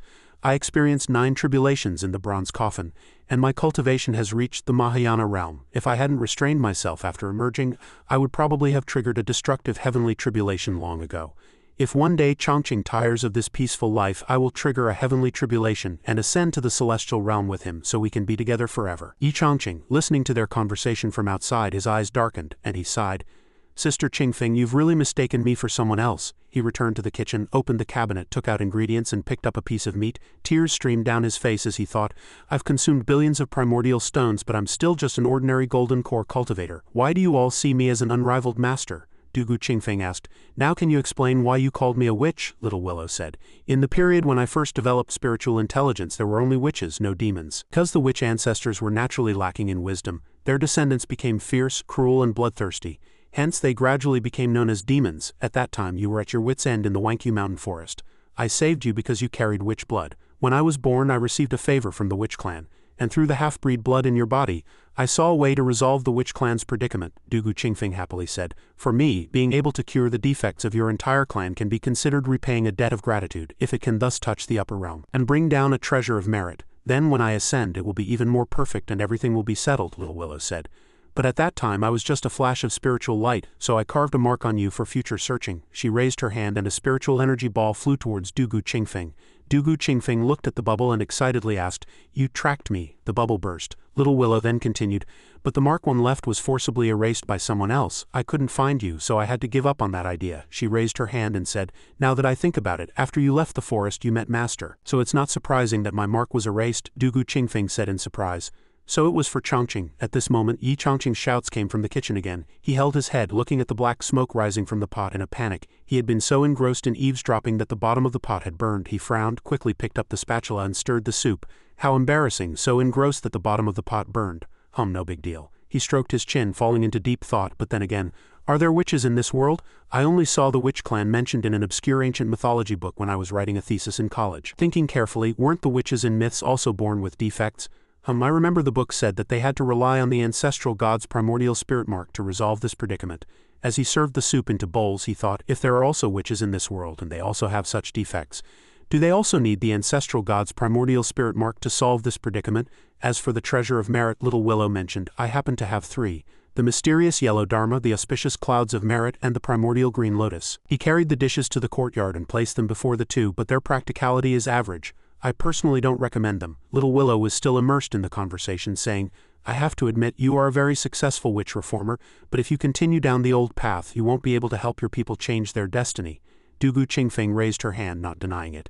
Yes, the deep hatred between the demon and human races still exists today. Little Willow turned and said, then there's only one path left. Yi Chongqing walked over and called out, dinner's ready. Little Willow also added, that is to ask Master for help. Yi Chongqing put down the dishes and said, these are Qingfeng's favorite dishes, and since Little Willow is back today I'll add another one. Little Willow looked at the dishes he made and leaned in closer, saying, having been with Master for 10 years I have personally witnessed countless miracles born from Master's hands. Now Master still possesses 3 treasures of merit and controls thousands of great treasures. Yi Chongqing cupped his chin and loudly said, what are you two mumbling about over there? Come and eat quickly. The two heard him and walked over. Little Willow turned her head and reminded him again, in this world the only one who can help you is Master. Yi Chongqing picked her up and placed her on a chair. Yi Chongqing instructed Little Willow, although you are tens of thousands of years old, you're still so small after transforming, so you must eat more to replenish your nutrition, understand? Little Willow looked at him, chuckled lightly. This is Master's realm, already transcending all beings. Yi Chongqing handed her a spoon, asking her to try if it was to her taste. Little Willow obediently opened her mouth, still so approachable. She took a bite, her taste buds instantly awakened, and she praised repeatedly, wow, so delicious, so delicious. Dugu Qingfeng watched him feed Little Willow. Her hands trembled uncontrollably. Then she called out loudly, Chongqing. Yi Chongqing turned his head and asked, what's wrong? Dugu Qingfeng stammered, I want to ask you to save my people. Yi Chongqing was struck by lightning and let out an ah. His face turned pale as he thought, but I'm just the universally recognized Saint Chongqing of Great Yan, the ancestral master of Taishuan Holy Land, the revered master of Yu Zibo. I'm your mistaken substitute lover and just an ordinary golden core realm trash cultivator. It's not me who can save your people, it's the ancestral god, right? He suddenly remembered something, even more panicked. Wait, you don't think I'm the ancestral god, do you? Seeing Dugu Qingfeng's gloomy face, he sweated even more profusely, chewing and exuding a strong killing intent that made Yi Chongqing purse his lips in frustration. What do I use to fight against hundreds of thousands of demons? Do they think I'm Buddha? Can I just chant a few scriptures and liberate them? He swallowed hard, looked at Dugu Qingfeng and made up his mind. Since you've asked this far so as not to die here at the hands of the demoness, ancestral god, right? I accept it, he cautiously confessed to Qingfeng. It's not that I don't want to help you. It's just that I'm powerless right now. Dugu Qingfeng asked in surprise, you mean you really have a way to change the fate of my clan? Yi Chongqing raised his hand and replied, that's right, to remedy the witch clan's weak foundation the ancestral god's primordial spirit mark is needed. He awkwardly scratched his head, but now my primordial spirit has some minor problems, so Dugu Qingfeng was pleasantly surprised. Chongqing, I'm already very grateful that you're willing to help. Yi Chongqing took her hand, stood up and comforted her. Don't worry, restoring the primordial spirit is just a matter of time, he chuckled to himself. Don't worry, I'll try my best to drag it out until the day I die, he assured her. Once I recover, I'll immediately take action. Dugu Qingfeng smiled happily, thinking, although I don't know what kind of existence Chongqing's ancestral god is, just hearing him speak makes one feel unconsciously at ease. Little Willow mischievously giggled at Yi Chongqing. Finally, Master is willing to reveal his true identity, ancestral god. Both girls giggled. Yi Chongqing also secretly chuckled. Scam successful. As for primordial spirit treatment, I'll just keep delaying it. Each delay lasting hundreds of thousands of years until I come up with another method over here. He Chongquan was still conversing with the others. Oh, my old friends. The 3 birds transformed into power and drilled directly into He Chongquan's divine consciousness. He let out a cry of surprise and the other 3 people appeared. He Chongquan said, this is a trick I just learned from an old Western master. How is it? Envious? Jealous? Shu Jishin called out. Old He, get to the point, He Chongquan said. My sect's patrol disciples have been observing for several months and the demon army that invaded Central Continent has retreated to the border. Shu Jishin asked himself in surprise, Could it be that Senior Yi has already intervened in this matter? Senior Yi must have single-handedly deterred hundreds of thousands of demon forces. Luo Wanfeng sighed. Brother Shu, you underestimate Senior Yi's realm. With Senior Yi's noble status, he can strategize in his tent and win 1,000 li away. I was fortunate enough to witness Senior Yi dispatching troops to quell the Southern Ridge Rebellion with my own eyes. I also saw Senior Yi's demon servant personally slay Ming Wuxian, who had reached the Demon Emperor realm. She couldn't help but clap her hands in admiration. Too strong, ridiculously strong. Duan Changda waved his hand and said, Everyone, I know Senior Yi is strong, but we can't always rely on him. He Chongxuan stroked his beard, also of this mind. I've thought about it repeatedly, and I still feel that Senior Yi holds a high position, and it's truly not advisable to disturb him too much. Duan Changda cupped his hands and said, After 2 major battles, the southern and northern borders, the central continent Taoist sect has suffered unprecedented losses. Although both races show signs of withdrawing, we must not let our guard down. He Chongxuan agreed. That's right. Now the entire Taoist sect should unite and overcome this difficulty together. Duan Changda continued. Otherwise, we would truly disappoint Senior Yi's expectations of us. He Chongxuan smacked his lips, thinking, it's all for Senior Yi again. He opened his mouth and said, Everyone, since some things have already happened, there's no need to keep them hidden. He scratched his face, stammering. In fact, those 3 had been urging him for a long time. Hurry up and say it. Don't be so hesitant. What is it that we can't hear? He Chongxuan could no longer hide it, saying, Actually, the Demon Empress was personally released by Ancestral Master Yi, and currently that Empress is in Ancestral Master Yi's small courtyard in Small Pond Town. Duan Changda and the other 3 were stunned after hearing this. Luo Wanfeng excitedly said, This means that not only the northern border battle but even the southern border battle was orchestrated by Ancestral Master Yi behind the scenes? Duan Changda angrily said, Brother Bai died in battle in the southern border, still hoping that Ancestral Master Yi would emerge to save the world. I'm going to ask him why he's in league with demons. Shu Jishin suppressed his anger and asked Brother He, Where did you get this news? He Chongxuan covered his face and said, Last time, when I flew to beg Ancestral Master Yi to quell the demonic chaos in Central Continent, I accidentally stumbled upon it. He raised his hand and said, It was that demoness who promised me that the demon race would withdraw from Central Continent and the 2 races would reconcile. Shu Jishin asked in surprise. What? Duan Changda was puzzled. Why would she do that? At this point, He Chongxuan also became embarrassed. He said it was because of Ancestral Master Yi. Duan Changda and Shu Jishin, the 2 old men, looked at each other. Had even the Demon Empress been conquered by Ancestral Master Yi? Luo Wanfeng asked. He Chongxuan exhaled. It's just unclear whether this is the fortune or misfortune of the Taoist sect. At this moment, another old man walked in. He Chongxuan turned and called out, Senior Zimin is here. Zimin knelt and with a serious expression asked, Presumably you all already know that the Demon Gate has withdrawn from Central Continent and is stationed at the northern border, right? But recently, the 4 ancient clans discovered that this matter is not simple. He Chongxuan eagerly asked, What else happened? Zimin lowered his head and replied, On the surface, the Demon Gate has ended the war, but secretly, some demon venerable elders are causing trouble. He recalled the information he had gathered. They secretly infiltrated some ancient ruins in Central Continent that sealed demons for thousands of years. They attempted to destroy the demon sealing marks, but fortunately the patrol disciples of the 4 ancient clans discovered them in time and stopped this conspiracy. He Chongxuan asked in surprise, Were the demon sealing marks on the ancient demon sealing ruins set by the generals under the ancestral god? Duan Changda said, It's a blessing that it wasn't destroyed. If those extremely ferocious primordial relics were released, no one in this world would be able to subdue them again. Zimin raised his hand and said, That group of madmen from the Demon Gate, on the surface they've submitted, but in reality they're extremely insane. You still don't know, do you? The Demon Empress has been missing for over half a year since her battle with my old friend C2. Chongxuan turned to everyone and asked, Do you know? Luo Wanfeng hummed, bewildered. Shu Jishin replied, How would I know? Duan Changda also shook his head, having never heard of it. Zimin said, Even you holy lords don't know? He continued with a solemn expression. It seems everything is the demoness's conspiracy. Shu Jishin suddenly remembered something, his face turning pale. Wait, if it's truly the demoness who instructed her subordinates to release primordial relics and the demoness was released by Ancestral Master Yi, what does Ancestral Master Yi want to do? Zimin said, After you few. Myself and brother C2, the patriarchs of the 4 ancient clans, have all fought against that demoness, who has the first immortal artifact supporting her, making her indeed hard to resist, he concluded. Currently it seems we can only ask Senior Yi to intervene. The other 4 heard him, their expressions solemn.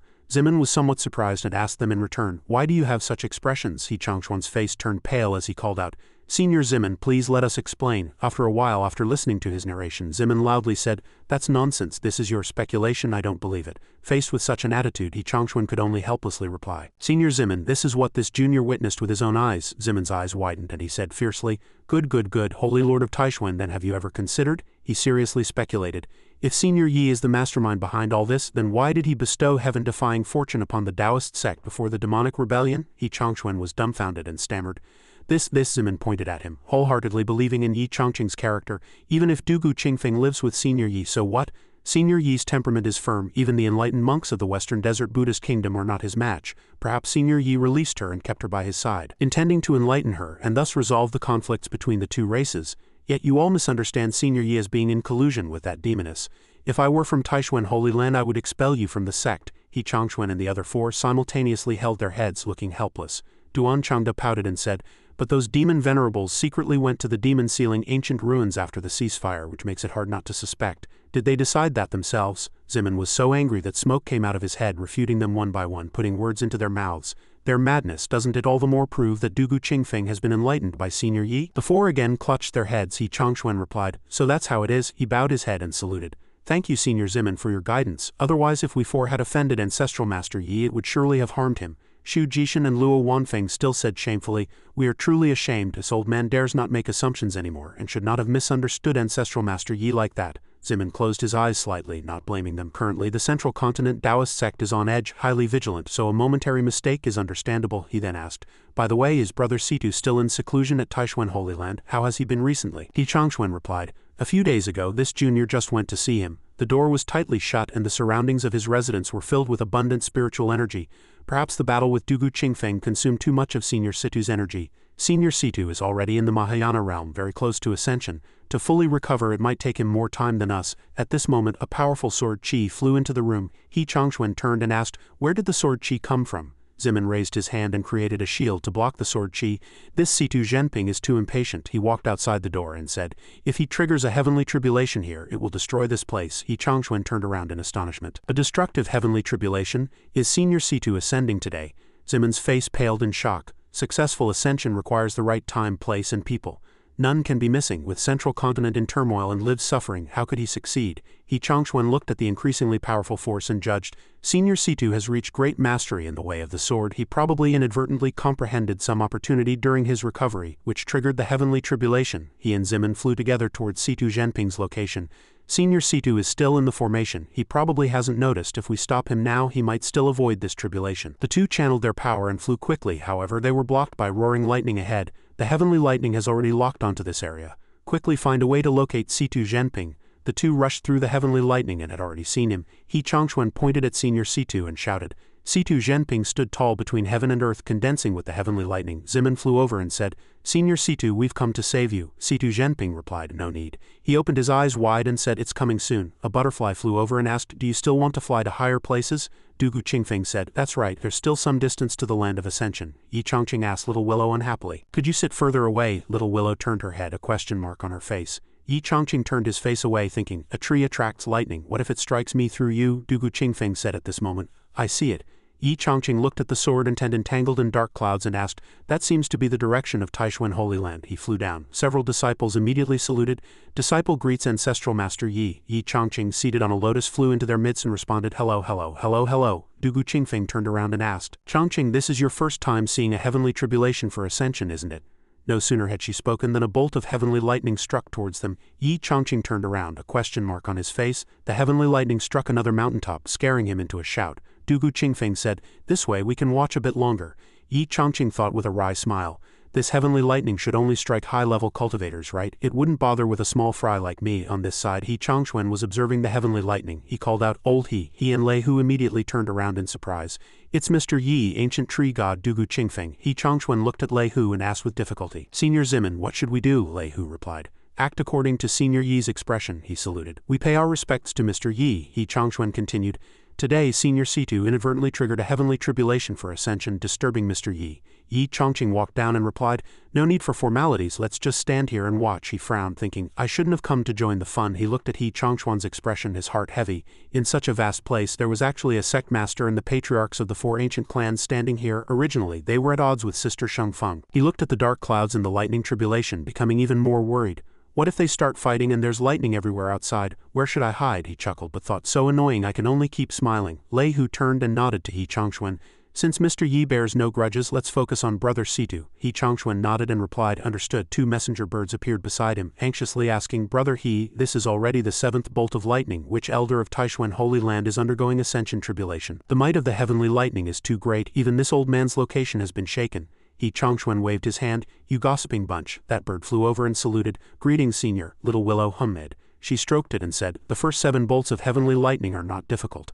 The peak of the Mahayana realm is enough to handle them. The last 2 are fatal." She looked up at the heavenly Tao and continued, "The 8th bolt tests one's comprehension of the great Tao, and the 9th tests one's Tao heart." Her face darkened, and she said, "This is the heavenly tribulation truly capable of destroying cultivators." He Changchuan suddenly asked, "How does she know so much about heavenly tribulations?" Lei Hu raised his hand and said, "Although ancient tree god appears a bit young after transforming, her experience with failed ascensions is quite rich." Little Willow's face darkened, and she glared at the 2 of them. Dugu Qingfeng tilted her head and asked Chongqing, "What do you think are this person's chances of successfully passing the tribulation?"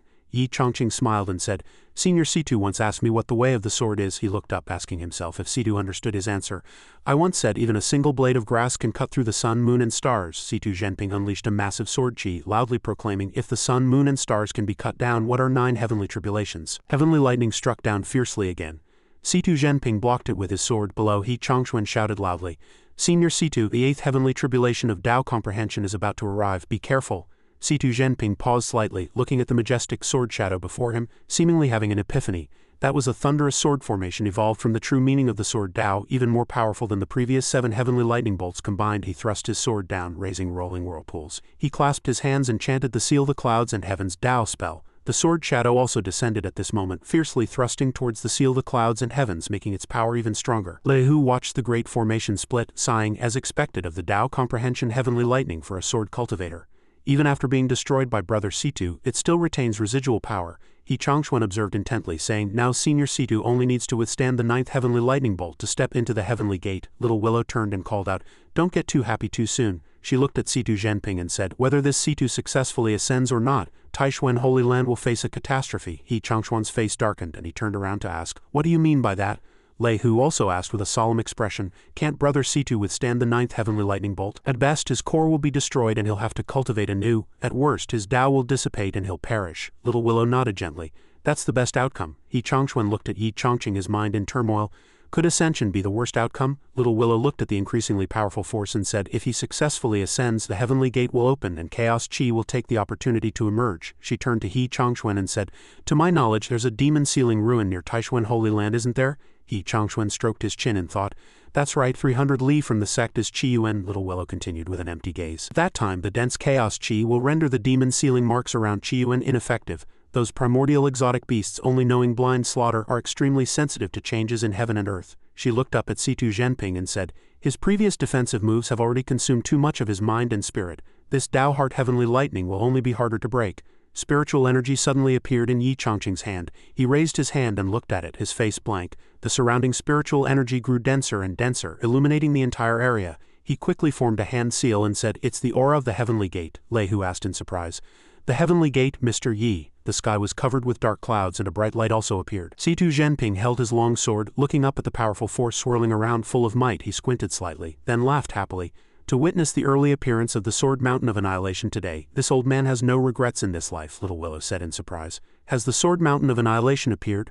No sooner had she spoken than she flew up, startling He Chongchuan and Lei Hu into a panic. "Ancient Tree God Senior." At this moment Yi Chongqing also stomped his foot and flew up. Dugu Qingfeng shouted loudly, "Chongqing." He Chongchuan also shouted, "Mr. Yi, be careful." Little Willow turned and said, "Master." Yi Chongqing had just activated his spiritual energy and said, "If I'm not mistaken, the last time the Sword Mountain of Annihilation appeared was 10,000 years ago." He paused, thinking. "That strange feeling is back. Many memory fragments have inexplicably appeared, gradually becoming clear in my mind." He closed his eyes slightly and murmured, "The Sword Mountain of Annihilation is where the Creator God led his army to attack." Little Willow turned and asked, "Master, have you remembered something?" Yi Chongqing said, "To commemorate history, later upper realm deities commanded strong men to collect the weapons and swords carried by his former subordinates, and they were buried in this mountain. This Sword Mountain thus became the convergence point of Sword Tao true meaning for 10,000 years. Countless sword cultivators have ascended, but never has such a strange thing as the Sword Mountain of Annihilation appearing with a heavenly tribulation been heard of. It seems that the sword chi unleashed by C2 Xenping has reached the true meaning of the Sword Tao, which is why the Sword Mountain of Annihilation responded to his summons." Little Willow was about to fly forward, but Yi Chongqing extended his hand and created a shield. She turned around and asked, "Master, does that C2 boy no longer have a chance?" Yi Chongqing looked at C2 Xenping and calmly said, "Don't speak nonsense. Ascension is an opportunity to defy fate and change destiny, found under magnificent heavenly might. For cultivators, this opportunity to defy fate and change destiny is their firmest belief." C2 Xenping took out a scroll painting and placed it in the air. Since this old man dares to trigger a heavenly tribulation today, I naturally have a complete plan. He clasped his hands and began to chant. 1,000 sails pass by the sunken boat's side, 10,000 springs flourish before an ailing tree. Today, hearing your song, I temporarily rely on wine to lift my spirits. His condensed power grew stronger, surging within his long sword and rushed forward with him. He, even after countless tribulations, never forgot Mr. Yi's teachings. Little Willow reached out to block the strong wind and asked, "Is that C2 boy's belief his master?" Yi Chongqing scratched his face awkwardly, saying, "I am truly ashamed." The heavenly lightning grew fiercer by the moment, but C2 Xenping continued to chant with a calm heart. When willows darken and flowers bloom, another village appears, a turning point in adversity. All things are this old man's aid. He raised his sword high, accumulating lightning to form a divine dragon. Everything that confines this old man will become my aid. The power of sword chi and heavenly lightning grew strong, even resolving the lightning tribulation. Lei Hu asked blankly, "How exactly did he resolve the 9th heavenly lightning bolt?" He Chongquan said, "Has he achieved enlightenment?" Little Willow's expression remained solemn. She said, "But the sword mountain of annihilation still shows no movement. It feels a bit strange." Yi Chongqing calmly asked her, "Do you feel that way too?" He pointed to the forbidden mountain, the sword mountain of annihilation, and continued, "In my opinion, the appearance of the sword mountain of annihilation must be a response to someone who can truly grasp the true essence of the sword Tao." He looked at C2 Xenping resisting the lightning tribulation and judged, "Senior C2 just now used his sword to defy the heavenly Tao. The sword mountain of annihilation is here to let Senior prove the sword Tao with his own being." C2 Xenping had just laughed, relaxed, then hurriedly turned to look at the sword mountain of annihilation flying towards him. Lei Hu exclaimed, "The 9 heavenly lightning bolts have passed. How could that C2 boy still have strength?" Yi Chongquan's eyes widened. He said, "Is this going to suppress and kill Senior C2 here?" He anxiously shouted, "Senior Yi, please think of a way." Yi Chongqing shook his head. "The assessment of the sword mountain of annihilation is presumably bestowed by the upper realm." He looked up and added, "I cannot disobey either." The sword mountain of annihilation descended.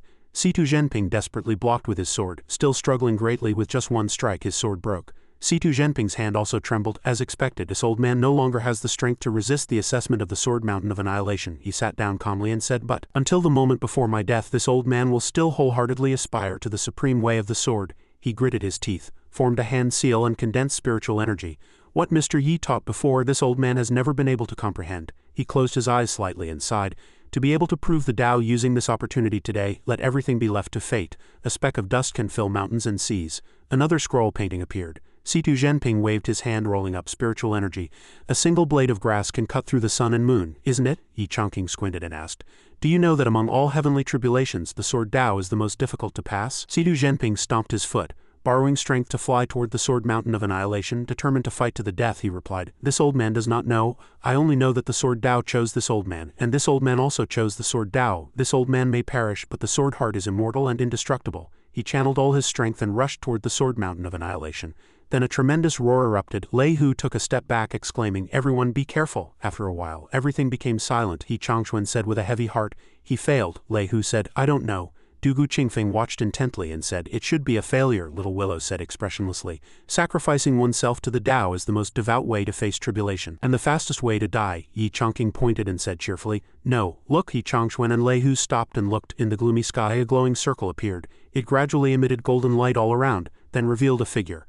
"Someone is there." C2 stood in the dazzling golden light with a brand new appearance, waving his hand and loudly chanting, "A single blade of grass can cut through the sun and moon. Today, this disciple C2 Xenping has successfully passed the tribulation and will surely enshrine the treasure bestowed by Mr. Yi as a divine artifact." He placed his hand on his chest and said joyfully, "I will engrave it in my heart and never forget it for eternity." Yi Chongquan saluted, "Congratulations, Senior C2." Lei Hu also cupped his fist to congratulate Brother C2. C2 Xenping replied, "Brother He, Senior Zimin, I will quietly await your good news in the upper realm." He stepped forward and saluted Yi Chongqing. "Mr. Yi." Yi Chongqing raised his hand and said, "Senior C2, you are now a person of the upper realm, but I still have a few doubts. I don't know." Before he could finish speaking, C2 Xenping had already turned around and said, "Time's up. This disciple must leave." He and Yi Chongquan both looked upwards. The heavenly gate is opened. Yi Chongqing raised his hand and called out, "Senior C2." C2 Xenping turned to Mr. Yi and said, "I understand your concerns." He pointed to his head and said, "Because of your identity, I cannot reveal a single word." Yi Chongqing's face darkened, and he also somewhat understood. It seemed the memory fragments flashing through his mind and the previous resonance with the anomalies of heaven and earth were not accidental. C2 Xenping replied, "Indeed, self-sealing your memories was your choice, but your power remains between heaven and earth, inviolable." Hearing this, Little Willow couldn't help but look at him, thinking, Master's identity is indeed not simple. It seems my guess was correct. He Changquan looked at Lei Hu with a bewildered expression. When Senior C2 said those words, I couldn't fully imagine Ancestral Master Yi's true identity. Lei Hu said, those who can choose to self-seal their memories have reached a realm far beyond our comprehension, let alone understanding their reasons for doing so.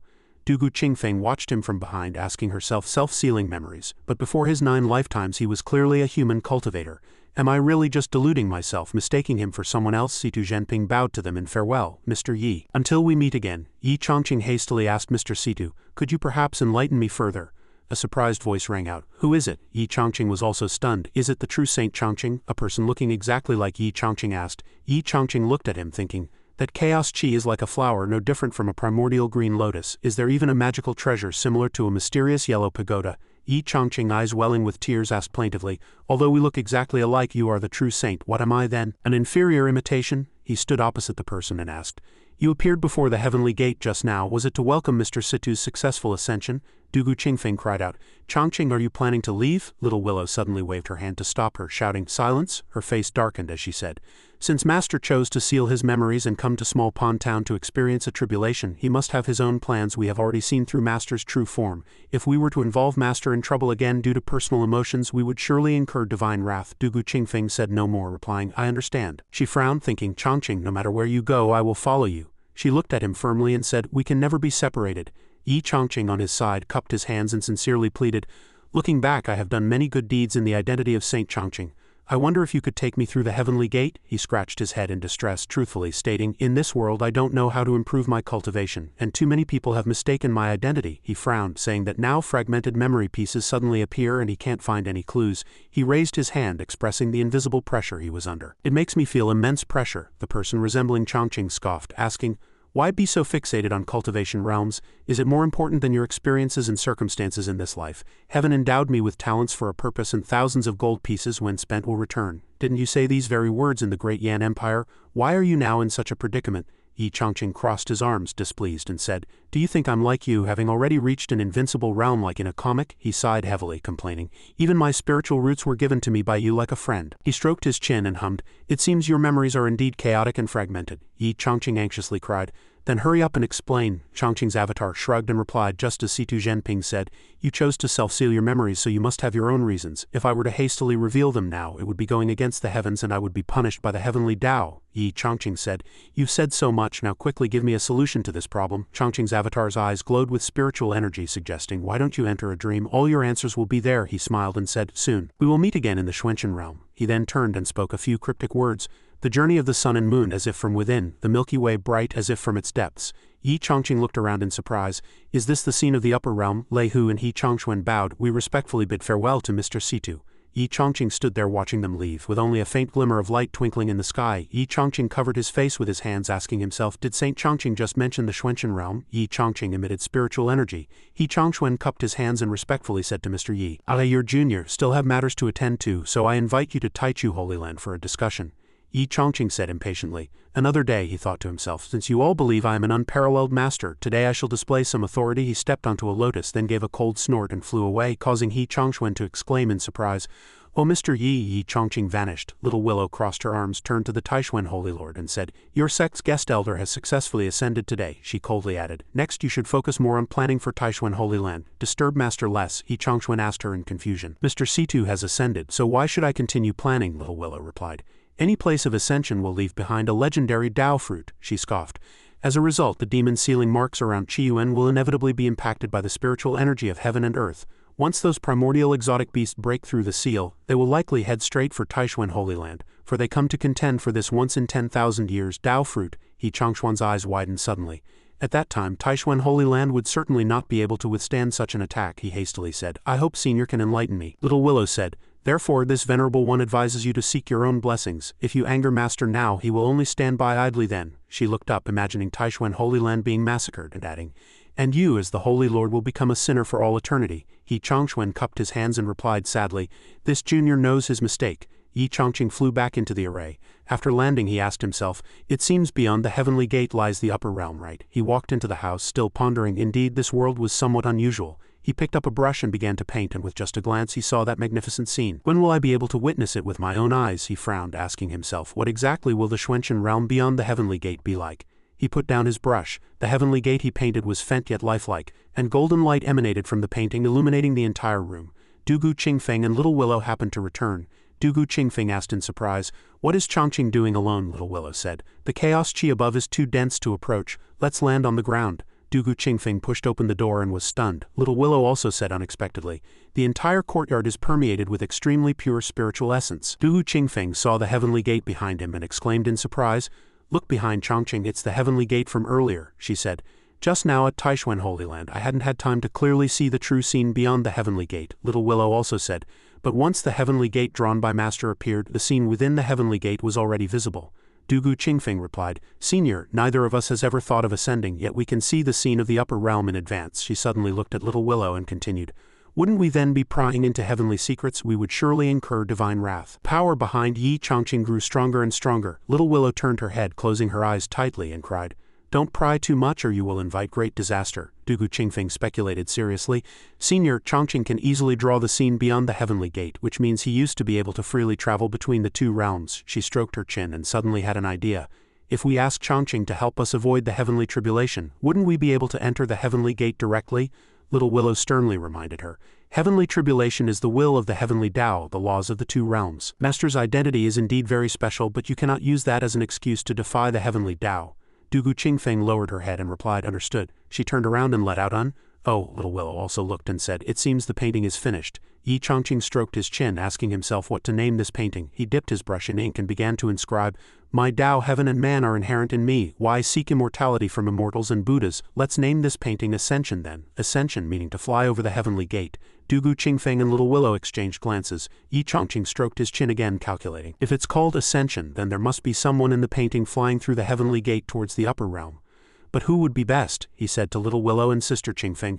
"With your two cultivations you could summon a heavenly tribulation and ascend at any time. It's clearly not suitable to paint you in." He looked into the distance and started pondering again. Black Emperor and Miss Tu are both still so young, yet they've already entered the demon venerable realm. They still have many important things to do, so they're not suitable for the painting either. After much thought, he suddenly had an idea. "If I absolutely must choose someone to ascend in the painting, why can't it be me?" He picked up the brush again, finally deciding to paint himself. The power within the painting emanated richly. Little Willow said in surprise, "Is Master introducing the Tao principles and charm into his body?" Yi Chongqing suddenly opened his eyes and said, "Finished." Yi Chongqing put down his brush. He leaned on the chair, sighing, "After finishing this painting I feel completely relaxed." The painting depicted himself flying towards the heavenly gate. Yi Chongqing waved and called out, "Everyone, come quickly and see how my Ascension painting turned out." He stretched. Dugu Qingfeng walked forward, examined it carefully, and praised, "Chongqing, this Ascension painting is magnificent and glorious. It's truly beautiful." Little Willow also looked. She gently touched the painting with her hand, then looked up at Yi Chongqing. He also looked at Little Willow and said, "Aha!" Little Willow discovered it. He raised his hand to explain, "The person flying towards the heavenly palace in my painting is depicted as myself. This could be considered a beautiful encounter." Dugu Qingfeng looked at him and also understood. "So that's it. No wonder such an anomaly appeared around Chongqing just now." Little Willow also misunderstood, thinking, "It seems Master plans to leave this world at any time." Night fell, and Dugu Qingfeng's melodious flute music drifted through the courtyard. Yi Chongqing walked up to Qingfeng and said, "I'm going back to my room, you should get some rest too." After speaking, he returned to his own room. Dugu Qingfeng watched his retreating back sadly, thinking, "Chongqing, do you really intend to leave this world? Why won't you tell me?" Back in his room, Yi Chongqing took out the Ascension painting again to look at it. He examined the painting, sighing. Saint Chongqing said I could achieve what I desired by entering a dream, but he spoke such ethereal words. He looked up, asking himself, "Can I truly find the gate to the Xuanchen realm in a dream?" He stopped thinking and turned off the light to go to sleep. Before long, a faint power emanated from the Ascension painting, illuminating the entire room. "My Tao, heaven and man should be me. Why seek gods and Buddhas or ask for immortality? Someday the primordial era will face a tribulation, decades of soul wandering. Since I let you enter a dream, the answers will be given to you in the dream." Yi Chongqing broke into a cold sweat. His soul unconsciously entered a dream. He unknowingly arrived at a place filled with paintings and asked, This is the scene of me teaching officials in Great Yan. This is the path to Taishuan Holy Land. HMPH, how is it that even my grocery shopping scenes are here?" He walked to where the power converged and saw a majestic avatar crying out in surprise. "Saint Chongqing," he flew over and asked, "Do you still remember the Buddhist verse I left for you in the imperial capital of Great Yan?" He repeated, "The Chentong river tide arrives precisely at the time of perfection," then stepped on the ground and flew into Yi Chongqing's body. "When you entered the mortal transformation period, you commanded me to guard the primordial immortal realm." It was at this moment that Yi Chongqing finally realized and truly understood his true self today. Chongqing said, "Now that your journey in the mortal world is complete, I have specially come to welcome you. to your next journey. You were born destined to be an unparalleled genius, just a step away from reaching the pinnacle of the primordial immortal Tao. At that time, you only had one final restriction remaining. After breaking through, you would become one of the strongest in all the heavens and myriad realms. The mysterious yellow pagoda flew out, and a green flower also appeared on Yi Changqing's forehead. But the higher the realm, the harder these restrictions are to break. Therefore you resolutely entered the mortal transformation period, sealed all your cultivation, and chose to experience several lifetimes as a mortal. The Yi Changqing in the painting fell. He asked in surprise. What? Changqing continued. You conquered countless people, moved thousands of beings, experienced love, hate, delusion, and anger, and tasted all the flavors of the human world. Those several paintings flew into the scroll body. Yi Changqing unleashed spiritual power and shed tears, saying, I remember everything, he said with a smile. Forgetting one's past cultivation can easily lead one to lose their mind. Gradually, all precious things are cast aside. He pursed his lips, realizing the true meaning of my choice to undergo mortal transformation was to return each world to its origin. He walked forward, looking at a painting, and asked, But why are these paintings still blank? Changqing replied. When others comprehend the Tao of mortals, that's called mortal transformation, but for you, everything beneath the primordial immortal realm is but dust. Yi Changqing looked up and asked, Then must I continue forward with this mortal body until I reach the primordial immortal realm? How far is this path? The blank scroll began to dissipate. Changqing also said, I cannot answer you, but your memories have been restored, so your journey in the mortal world should end now. After speaking, Yi Changqing also flew up, then abruptly fell down, letting out a cry of surprise. Changqing called out, Go forth, it's time to say goodbye. Yi Changqing woke from his dream, eyes snapping open, and let out a sweaty shout. He sat up, gently wiping away the sweat, and nervously said, I think I just dreamt of Saint Changqing.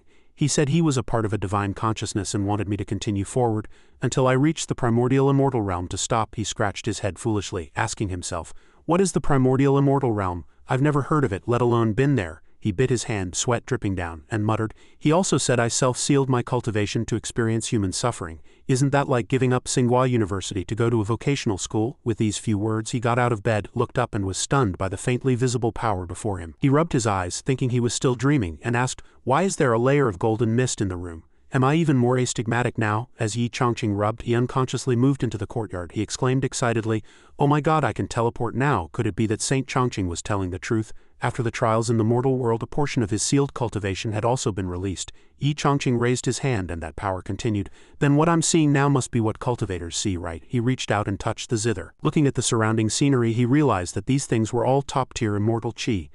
No wonder I only played the zither and chess, and attracted so many cultivating masters who continuously worshipped me. He sighed sadly, realizing he was the only one unaware of his own power. He looked at the immortal chi from afar, certain that this small courtyard was now comparable to a blessed land. Yi Changqing closed his eyes again, concentrated, and waved his hand, creating a chaotic sky-obscuring power, transforming his divine soul, clasping his hands and saying happily, This form is what I've long desired. The power within the immortal courtyard spread throughout the entire town. In the blacksmith shop, immortal chi also permeated the room. Blacksmith Song sat on the bed, sweating profusely, his eyes dazed. Finally waking up, he patted his forehead and asked what era it was. He opened his eyes and shouted, Mayor, are you still there? His wife reached out and replied, I'm here. Blacksmith Song said wearily, I've slept for thousands of years. I wonder how the Creator God is doing now. His wife leaned against him and speculated, That chaotic chi just now must have unsealed our memories from our past lives. Look, your demon-slaying sacred body cultivation is gradually recovering. Blacksmith Song clasped his hands, feeling the immortal chi. The two walked out of the room, and Blacksmith Song turned and called his wife, Changes have happened to you too. His wife's body emitted flickering light. She put her hand to her mouth and happily replied, I put in a lot of effort to pursue a martial venerable like you in the upper realm back then. The two looked ahead and saw the immortal king and Saint Venerable, and Blacksmith Song couldn't help but be surprised. Are the neighbors in town all from the ancient immortal realm? Were they sealed with me back then? A knock sounded. Changqing was about to walk in when he heard the knock. He turned and stopped. Who would be coming this late? He walked while thinking. It couldn't be that the movement from my release of chaotic chi was too loud and the neighbors came to complain about me disturbing the peace, could it? He opened the door and saw Blacksmith Song calling out in surprise. Uncle Song? He walked forward, smiling amiably to ease the awkwardness. I'm really sorry. I accidentally. He suddenly widened his eyes and exclaimed, What's going on? Yi Changqing looked at the magical treasures in the hands of several people in town and the golden light emanating from them, doubting life. Nobody told me there was an anime convention in the village. Blacksmith Song suddenly knelt heavily, and everyone in town bowed together. Your subordinates greet the Emperor. Yi Changqing was stunned. Emperor, they're not calling me, are they? He quickly stepped forward to help Blacksmith Song, his mind in a whirl. Your subordinates, Emperor, can you explain this to me? Blacksmith Song was also clueless. He raised his hand and replied, Your subordinate only remembers following you all the way from the ancient immortal realm. As for why you are called Emperor, why you descended to the mortal world, your subordinate truly does not know. Yi Changqing waved his hand and said, It's nothing. but in his heart he secretly judged, it must be that Saint Chongqing fellow who not only didn't tell me a word, but also erased all their memories. At this moment, spiritual energy emanated from him again, from head to toe. He raised his hand and asked, "It seems you all greatly need spiritual energy to recover your magical powers, right?" Blacksmith Song and several others cupped their hands and replied, "Precisely so." The immortal king smiled and said, "These years Lord Emperor has also planted various spiritual plants in the courtyard and occasionally played the zither and painted, thereby spreading the true meaning of the Tao." The Saint Venerable stroked his beard and continued, "It is entirely by relying on the essence of the Tao charm within this small town that I have been able to maintain my divine soul in this state." Yi Chongqing stroked his chin, suddenly realizing that they had all followed the traces of power. He mused, "No wonder little Willow behaved like a child in front of Blacksmith Song and his wife." Blacksmith Song rubbed his head and said, "Lord Emperor, my mission to protect you is now complete." He raised his hand to explain, "If people from the immortal realm stay in the mortal world for too long, it will ultimately disrupt the order of the three realms, so I must return to the heavenly realm as soon as possible." Yi Chongqing comforted him, "You just focus on recovering. Leave the matter of restarting the heavenly gate to me." The amount of spiritual energy Blacksmith Song had absorbed was still too little. He replied, "Lord Emperor, although the Tao charm in this town is so rich, it is still insufficient for us to fully recover our cultivation from the ancient immortal realm. If we want to fully recover, we must possess the purest Tao essence." He thought of some scenarios that might occur, somewhat worried. If we continue to absorb the meager spiritual energy of this world, even draining all spiritual veins would not meet my needs. Yi Chongqing stroked his chin and calculated briefly.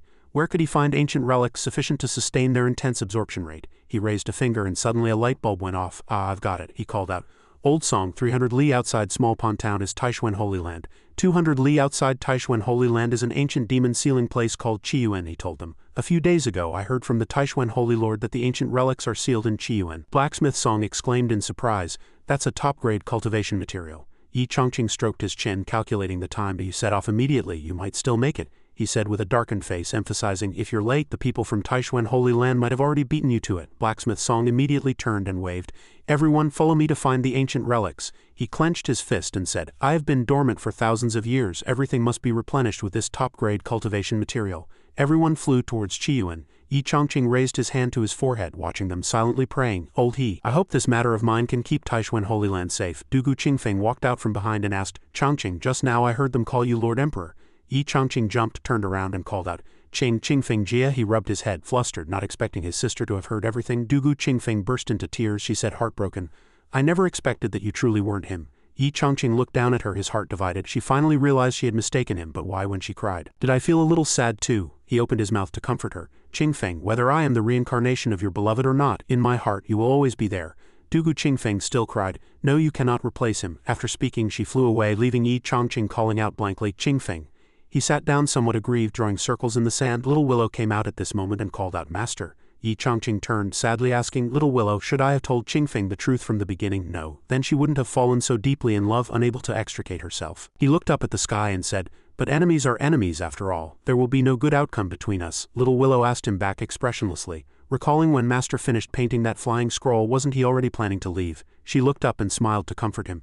"Then leave no regrets." Yi Chongqing smiled, nodded and hummed. Then he flew up, emitting spiritual energy, and instructed, "Little Willow, quickly go find the ancient immortal generals and help them thoroughly eliminate those ancient relics. Only then can they fully recover their immortal power. And only then can they protect Taishuan Holy Land." Little Willow replied solemnly, "Understood." Then she looked up and asked, "Master, where are you going?" Yi Chongqing said, "Do you still remember the promise I first made to Qingfeng?" He replied, "Now that I have recovered my immortal power, it's time to help Qingfeng make up for the inherent defects of her people." On Dugu Qingfeng's side, her eyes were tearful and she flew aimlessly. "Yi Fan, you risked your life to protect me back then, sealing me in the 9 tribulations bronze coffin. Qingfeng only has 9 tribulations left. I will definitely wait for you in this mortal world." She pursed her lips and thought, "I originally thought that Chongqing, whose charm and temperament were similar to yours, was your reincarnation." She recalled all her memories with Yi Chongqing growing even sadder, "But now I finally know his true identity. He doesn't belong to this world at all, so how could he be your reincarnation?" She thought for a moment, then flew with renewed vigor, asking herself, "Yi Fan, the mortal world is vast. Where should I look for you?" At this moment, Yi Chongqing flew from behind and called out, "Qingfeng." She stopped and turned around. Why are you here again?" Yi Chongqing wiped away her tears, then apologized. "I couldn't tell you the whole truth at first." He raised his hand and sincerely continued, "Perhaps I really am not his reincarnation, but I promise you, in this life I will only love you always." Dugu Qingfeng still asked sadly, "But aren't you going to leave this world?" Yi Chongqing said with a smile, "Qingfeng, do you still remember that I promised to help you make up for the defects of your people?" Dugu Qingfeng was surprised. Chongqing, are you going to do this now? Yi Chongqing hummed and replied, come with me on the northern region demon sacred land side. The Horned Elder looked at the two powerful forces in the air and asked in surprise, is this Lord Emperor's demonic chi? He put his hand to his forehead, looking. It's even accompanied by 7 colors. Could it be that Lord Emperor has descended with a venerable? Yi Chongqing and Dugu Qingfeng flew closer, and he immediately knelt and saluted. Greetings, Lord Emperor. He bowed his head, wondering. Lord Emperor didn't go undercover in Central Continent to investigate the human emperor's news, did he? He turned and loudly reprimanded several subordinates. What are you looking at? Why aren't you quickly coming to pay respects to Lord Emperor and this venerable? Several demon cultivators scoffed in retort. Don't be silly, even Lord Demon Venerable has abandoned us for so long, how could Lord Emperor come back? We've been exiled to the sacred hall now. The demon race is long gone, Dugu Qingfeng asked in surprise. Where have all the demon venerables gone? Why don't they lead you to rebuild the sacred land but abandon you here? The Horned Elder stammered. This humble one does not know, Yi Chongqing said coldly. You don't not know. He himself revealed that the demon venerables were attacking some ancient ruins that sealed demons. Now they have rushed to Qiyuan, planning to break the demon sealing mark and release the primordial exotic beast to disrupt Central Continent. Am I right? The Horned Elder was drenched in cold sweat, stammering, this humble one truly does not know. He darkened his face, his eyes wide with curiosity. Who exactly is this person? How does he know Lord Demon Venerable's plan so clearly? Dugu Qingfeng asked angrily and loudly. Before leaving, how did she instruct them? How dare they openly defy her? The Horned Elder appeased. I hope Lord Emperor's anger subsides. Demon Venerables resorted to such a desperate measure. Merely for the great cause of our sacred race's revenge, Dugu Qingfeng directly manipulated a powerful weapon to stab towards him. She darkened her face, gritting her teeth and saying, I had painstakingly worked to secure a glimmer of hope for redemption for the sacred race, but I was unexpectedly deceived by you fools pushing me into danger. Where else can I go? The Horned Elder, terrified, quickly knelt and begged for mercy. Lord Emperor, spare my life. Dugu Qingfeng turned and called out, Chongqing, I'll go deal with those fools, you wait here for my news. Yi Chongqing held her hand, which was emitting demonic power, and gently appeased her. Dugu Qingfeng stopped. He also calmly explained, the demon sealing seal around Qiyuan has already visibly loosened due to C2 Xenping's ascension. I'm afraid that by the time they arrive, the primordial exotic beasts will have already broken through the seal, not to mention those ancient immortal generals who have been transformed for hundreds of years waiting to feast. They won't gain any advantage at all. He raised his hand and said, if you're still angry, then just replace all these demon venerables, won't you? The Horned Elder was stunned. Several demon venerables are our clan's masters. The venerable actually spoke so lightly of eliminating demon venerables. His strength is not to be underestimated. He kowtowed and begged for mercy. Lord Emperor, Lord Venerable, the demon venerables also act wholeheartedly for the sacred race. Please do not quarrel with this humble one. Dugu Qingfeng, furious, unleashed demonic power again. She had already done her best. She had tried her utmost to find a glimmer of hope for her people, but they repaid her kindness with enmity, pushing her into peril. Where else could she go? Yi Chongqing raised his hand and used spiritual energy to retrieve all of Dugu Qingfeng's demonic power, appeasing her. Qingfeng, the witch clan's nature is fierce and cruel, all due to inherent defects. He stood opposite her and said, moreover, the demon race was forced to relocate to barren lands, so it's understandable for them to harbor resentment. Dugu Qingfeng still hesitated, but Yi Chongqing smiled, still trying to persuade her. They've also paid the price for it, haven't they? He raised his hand and performed something, his expression serious. Qingfeng, before I help your people make up for their inherent defects, I need to clarify a few things with you. Although I will use a primordial spirit mark to make up for your clan's defects, it will still be impossible to completely change their fierce and cruel nature in a short period of time. He held Dugu Qingfeng's hand and comforted her. But there's no need to worry too much. If they can find a tranquil place to cultivate in seclusion after tens of thousands of years, they will naturally comprehend the heavenly Tao. He smiled and said, once there are truly enlightened individuals in the clan, then the witch clan will have hope of escaping the pain of a weak divine soul, and more people will cultivate and ascend. Dugu Qingfeng happily said, Chongqing, please begin then. Yi Chongqing raised his hands and performed a talisman seal. I can become a righteous god, I can lead the way. He raised his hands, unleashing power downwards, bestowing upon those demons uncompensated goodwill. The talisman seal descended into their hands. Their faces lit up with joy as they held their faces, experiencing a profound aura. The white-haired man said he felt a mysterious power had taken root in his body. Yi Chongqing raised his hand, spiritual energy flowing, and said, this power will circulate through your meridians, reaching every limb and bone, ultimately converging in your primordial spirit to repair damage and defects in your divine soul. This way you will go further on the path of cultivation. The lotus on his forehead glowed, and he opened his eyes, saying, I believe this action has not only changed the fate of your people, but also holds great significance for all living beings in Central Continent. Golden lotuses appeared around Yi Chongqing, shimmering with light, making him appear even more imposing. Dugu Qingfeng was overjoyed. Thank you, Your Excellency. The Horned Elder knelt. Thank you, Venerable One. Others also knelt and kowtowed to Yi Chongqing. From now on, our clan will remember your grace for generations to come.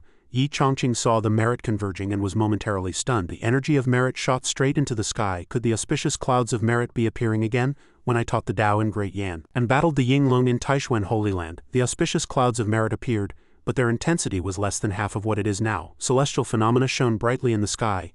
Immortal chi condensed from above and shot down. A sword also appeared. It was an ancient and extraordinary bronze sword with an antique body, surrounded by mysterious aura. On one side were vivid sun, moon and stars, and on the other the mountains and rivers of the world. The single-horned elder exclaimed in surprise. Auspicious clouds of merit, their appearance signifies the descent of a being beyond the emperor realm. Dugu Qingfeng marveled. No wonder it's a legendary treasure of merit. Yi Chongqing looked at her in surprise. The demon race actually recognizes this supreme treasure? Dugu Qingfeng raised her hand to explain. In ancient times, when the human race rapidly rose, the demon race retreated to the barren lands. Before leaving, they secretly stole a large number of human texts, she chuckled. But as you know, the demon race's intellect had not yet fully awakened, so human script was incomprehensible to them. Although they studied for many years, they only understood half a word. She turned and told them that they only knew that the appearance of auspicious clouds of merit symbolized a highly cultivated being bestowing grace. She flew down and landed before the elders, saying, just like today. She cupped her fists and bowed respectfully. Dugu Qingfeng, on behalf of the demon race, thanks Senior Yi for this renewed grace. Yi Chongqing's brows furrowed in emotion. The bronze sword flew down with an imposing aura. Yi Chongqing grasped the sword, held it high, his momentum soaring. The aura around the sword was immensely powerful, capable of even piercing through the radiant essence of the auspicious clouds of merit. He unleashed a powerful sword chi, saying, a speck of noble spirit. 1,000 miles of refreshing breeze, its power erupted, immensely formidable. Dugu Qingfeng placed her hand on her chest, thinking, no wonder it's a legendary treasure of merit. If wielded even against millions of demonic creatures, it could slay them in a single strike. She looked up and listened again. The sword's might is as vast as the sea, yet Chongqing can preserve the intent of the attack within it. Yi Chongqing looked at the bronze sword and raised it and said, one side questions heaven, one side bows to earth. He struck a seal into the bronze sword, proclaiming the sword's master to be humanity. His eyes shone brightly, saying, this sword is named the Human Emperor. He flew to Dugu Qingfeng's side and said, the Human Emperor sword, also known as the Sword of the Holy Tao. It contains the unshakable power of belief in the world, a genuine divine sword. Dugu Qingfeng looked at the Human Emperor sword and at Yi Chongqing and asked, power of belief? Yi Chongqing smiled and called out, Qingfeng, I want to give this Human Emperor sword to you. Dugu Qingfeng gasped in surprise, pointing at herself, and bewilderedly asked, the Human Emperor sword, the legendary treasure of merit, to me? Yi Chongqing looked at the Human Emperor sword and replied, that's right. All the world's beliefs will converge upon you from now on. The single-horned elder couldn't help but be surprised. Such a treasure of merit bestowed so easily upon Lord Emperor. Yi Chongqing thought with some displeasure, what are they saying? What sword cultivator would refuse the Human Emperor sword? He handed the Human Emperor sword to Dugu Qingfeng, who looked at it with admiration. Yi Chongqing flew up and called Dugu Qingfeng, the beliefs of all living beings in the world are condensed in this sword. Dugu Qingfeng looked at him, calling him Chongqing. Yi Chongqing said solemnly, now that you have received the sword, the witch clan no longer needs to suffer the consequences of mutual destruction. You must already know what to do next, right? Dugu Qingfeng closed her eyes and replied, Qingfeng understands. She looked at Yi Chongqing and said, I understand your painstaking efforts. Yi Chongqing nodded in satisfaction. That's right, very good. Dugu Qingfeng turned and called out, Demon Gate citizens, since I have received the grace of the Venerable One today, I must not fail him. She gripped the Human Emperor sword tightly and loudly declared, today I, Dugu Qingfeng, swear by the Human Emperor sword, the demon race is willing to live in harmony with the human race for generations, and from today onwards we will retreat to guard the border sacred land, sealed for 10,000 years. If this oath is broken, may heaven and earth punish us. She plunged the Human Emperor sword into the cold ground and a powerful force erupted, instilling fear in the single-horned elder. Not coming out for 10,000 years, the white-haired man beside him asked. But the Central Continent war isn't over yet. Not fighting, the single-horned elder scoffed and said, don't speak of it. If Lord Emperor hears it, she might use you as a sword sacrifice. They bowed to that power and said in unison, we respectfully obey the sacred decree of the Venerable One and Lord Emperor. Yi Chongqing walked forward and called Qingfeng. Dugu Qingfeng lowered her head and said, Chongqing, Senior Lu and I guessed correctly. She looked up at him with sadness, then continued, indeed you are truly leaving this world. Yi Chongqing raised his hand to touch Dugu Qingfeng's face, thinking, as a mere cultivator for 10 years I've long awaited this moment. He gently brushed Dugu Qingfeng's hair, looking at her, and said reluctantly, why when it's time to truly leave does it feel so painful? Dugu Qingfeng took his hand, placed it on her cheek, and gently said, I know you are inherently different from us. You don't need to be too attached and I won't drag you down. She flew up, supported by the power of the Human Emperor sword, and said, once I complete my mission of protecting my people, we will surely meet again. The power of the Human Emperor sword dissipated. Yi Chongqing lowered his head, his expression sorrowful. You promised we must meet again. A circular communication orb conveyed a voice calling, Master, those primordial relics in Qiyuan have been completely eliminated. Yi Chongqing hummed in response, "I'll be back in Small Pond Town soon." Little Willow told Master not to rush. She helplessly said, "The immortal generals said there weren't enough primordial relics to eat here." Yi Chongqing was stunned with fright. Little Willow turned to look at the people behind her, then continued. "The immortal generals have decided to sweep through all demon-sealing ancient ruins and slaughter all primordial exotic beasts. This way they can feast and also protect the human world." Yi Chongqing chuckled, "Haha, this is truly a bittersweet meal." Little Willow held up 3 fingers conveying the message. The Upper Realm Martial Venerables said they would be back in just 3 days. Yi Chongqing gave a thumbs up and said, "Then I wish you all a good meal." The communication spell disappeared. Yi Chongqing looked up at the sky, thinking of 213th and the others. With this extra time, perhaps I can go say goodbye to them back in Southern Ridge. At the Black Tiger Clan's stronghold, a Black Fox Clan member led the way. "Lord Black Emperor, the spotted cat demon has been frequently appearing here recently." Black Emperor raised his hand and said, "The scent of the spotted cat demon cannot be concealed." 213th turned and cautioned, "Do not scatter to pursue, act together." The Black Tiger Clan member cupped his fists and replied, "Yes."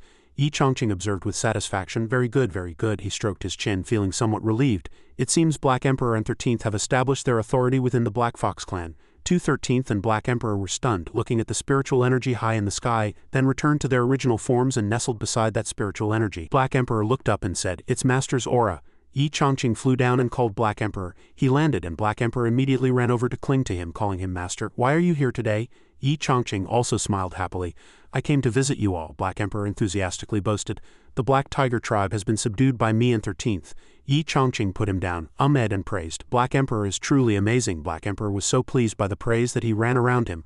"I was planning to go back to visit Master with 13th and our subordinates in a few days, but Master came first." 213th, however, looked at him cautiously and asked, "Master, how have you changed?" Black Emperor asked blankly, "Changed where? Doesn't he still have 2 eyes and 1 mouth?" Yi Chongqing sat down, patted her head and chuckled. 13th discovered it. 213th suspected as Master regained his memories. She looked up at him sadly and asked, "Master, are you leaving us?" Black Emperor cried, pleading, "Master, Master, don't go." Yi Chongqing scratched his head and said, "I've only recovered a part, but I already know there's a long journey ahead." He raised his hand and stroked their heads, comforting them. "Southern Ridge is vast. I can see you being freer and happier here." Black Emperor wept. "I don't want to conquer Southern Ridge anymore. I just want to stay by Master's side." 213th also reluctantly called Master. 13th hasn't found any other clan members. 13th only has you. Yi Chongqing extended a finger and gently cautioned, "No more capriciousness. You must still cultivate diligently and reunite with me in the upper realm as soon as possible." Black Emperor grabbed his clothes and called Master. "Black Emperor is foolish, but thanks to your careful guidance I am where I am today." He looked at him firmly and swore, "Even now Black Emperor has only reached the demon venerable realm, and I don't know when I'll be able to ascend, but please rest assured, Master. Black Emperor swears to cultivate diligently." He chuckled. "As long as I keep digging up tombs and gaining more opportunities, I will certainly reunite with Master in the upper realm sooner or later." Yi Chongqing nodded. Good, good, good, very good." He sweated, thinking, "Anyway, the victims can't complain to the upper realm, so let him be." 213th rubbed against his embrace, urging, "Master, please don't forget us." Yi Chongqing replied, his hands behind his back, "No matter where I am, you two are my only pets. Your cultivation has reached this point, and although your demonic chi is very faint, you haven't reached the highest realm yet.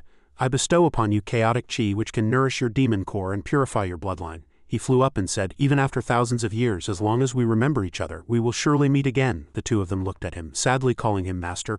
"Please rest assured, Master." Yi Chongqing flew to Zeching Holy Land where Qingshe's elegant zither music drifted out. "I never expected that Miss Qingshe's cultivation has already reached the next level. Since our last farewell in Small Pond Town we haven't met again." He stroked his chin and asked himself, "I wonder if Miss Qingshe still hopes to be defeated by me." Qingshe finished playing the mortal transformation melody, and the disciples surrounded her praising, "Senior Sister Qingshe is amazing. This mortal transformation melody is truly superb. Throughout the Central Continent Taoist sect no one can rival you in the way of music." Qingshe replied seriously, "Yes, but you've just never met them." Several disciples asked blankly, "Who is it? Who else could it be?" One disciple raised his hand and asked her, "Where is the person you said defeated Senior Sister Qingshe now?" Qingshe turned to him and replied, "Holy Lord Master once told me that he is preparing to leave this world." Qingshe thought of Yi Chongqing and lamented, "I will never again meet someone as powerful as him."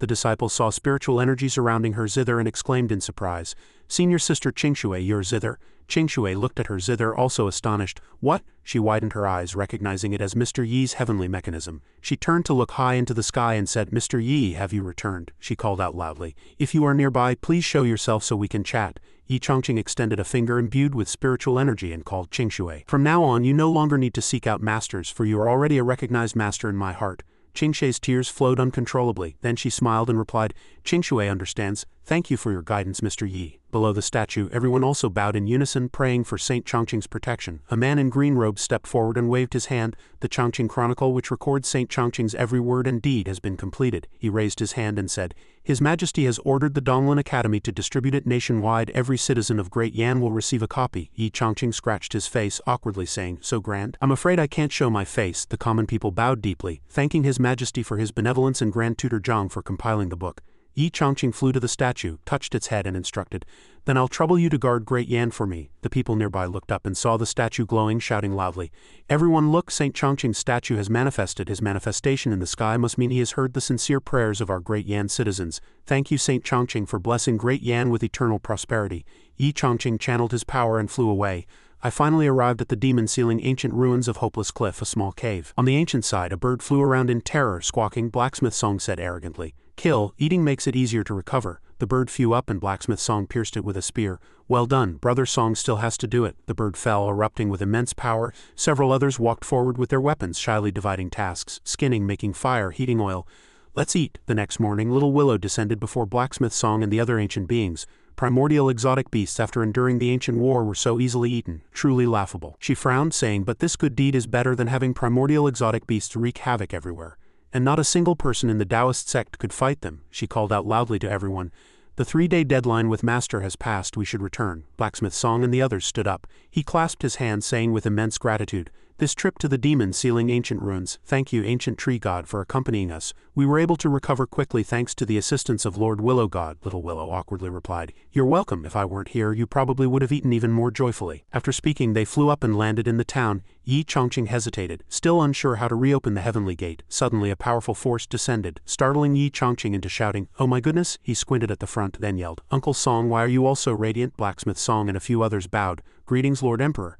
Yi Chongqing happily said, "It seems you have fully recovered." His sister-in-law looked up and replied, "That's right, Lord Emperor, please open the heavenly gate quickly." Yi Chongqing was stunned. "That urgent?" His sister-in-law raised her hand, looking at Blacksmith Song, and said, "The chaotic chi and the cultivation we obtained from the primordial exotic beasts are too abundant. We can no longer control them." Blacksmith Song also said that if the chaotic chi attacks the spiritual veins of heaven and earth, this world will then face severe crises. His sister-in-law anxiously said, "Since the heavenly gate will be opened sooner or later for their return to the ancient immortal realm, they might as well do it now." Blacksmith Song also agreed with her, emphasizing, "Exactly.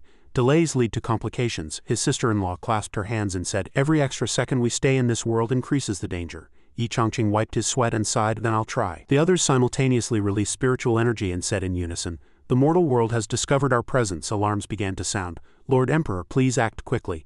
Yi Chongqing flew into the sky. Chongqing appeared and said that with the chaotic chi fluctuating, it was the weakest moment for the barrier of the 3 realms. Yi Chongqing said, bewildered, "But I don't know the spell to open the heavenly gate." Chongqing blinked and said, "What are you afraid of? Just try it. At this moment you are invincible." After speaking, he transformed into spiritual energy. Yi Chongqing's face darkened. He gritted his teeth, then raised his hand and said, "I'll try." A violent power erupted. His eyes flashed with light and he chanted, "In the name of evil." He clasped his hands, reopening the heavenly gate.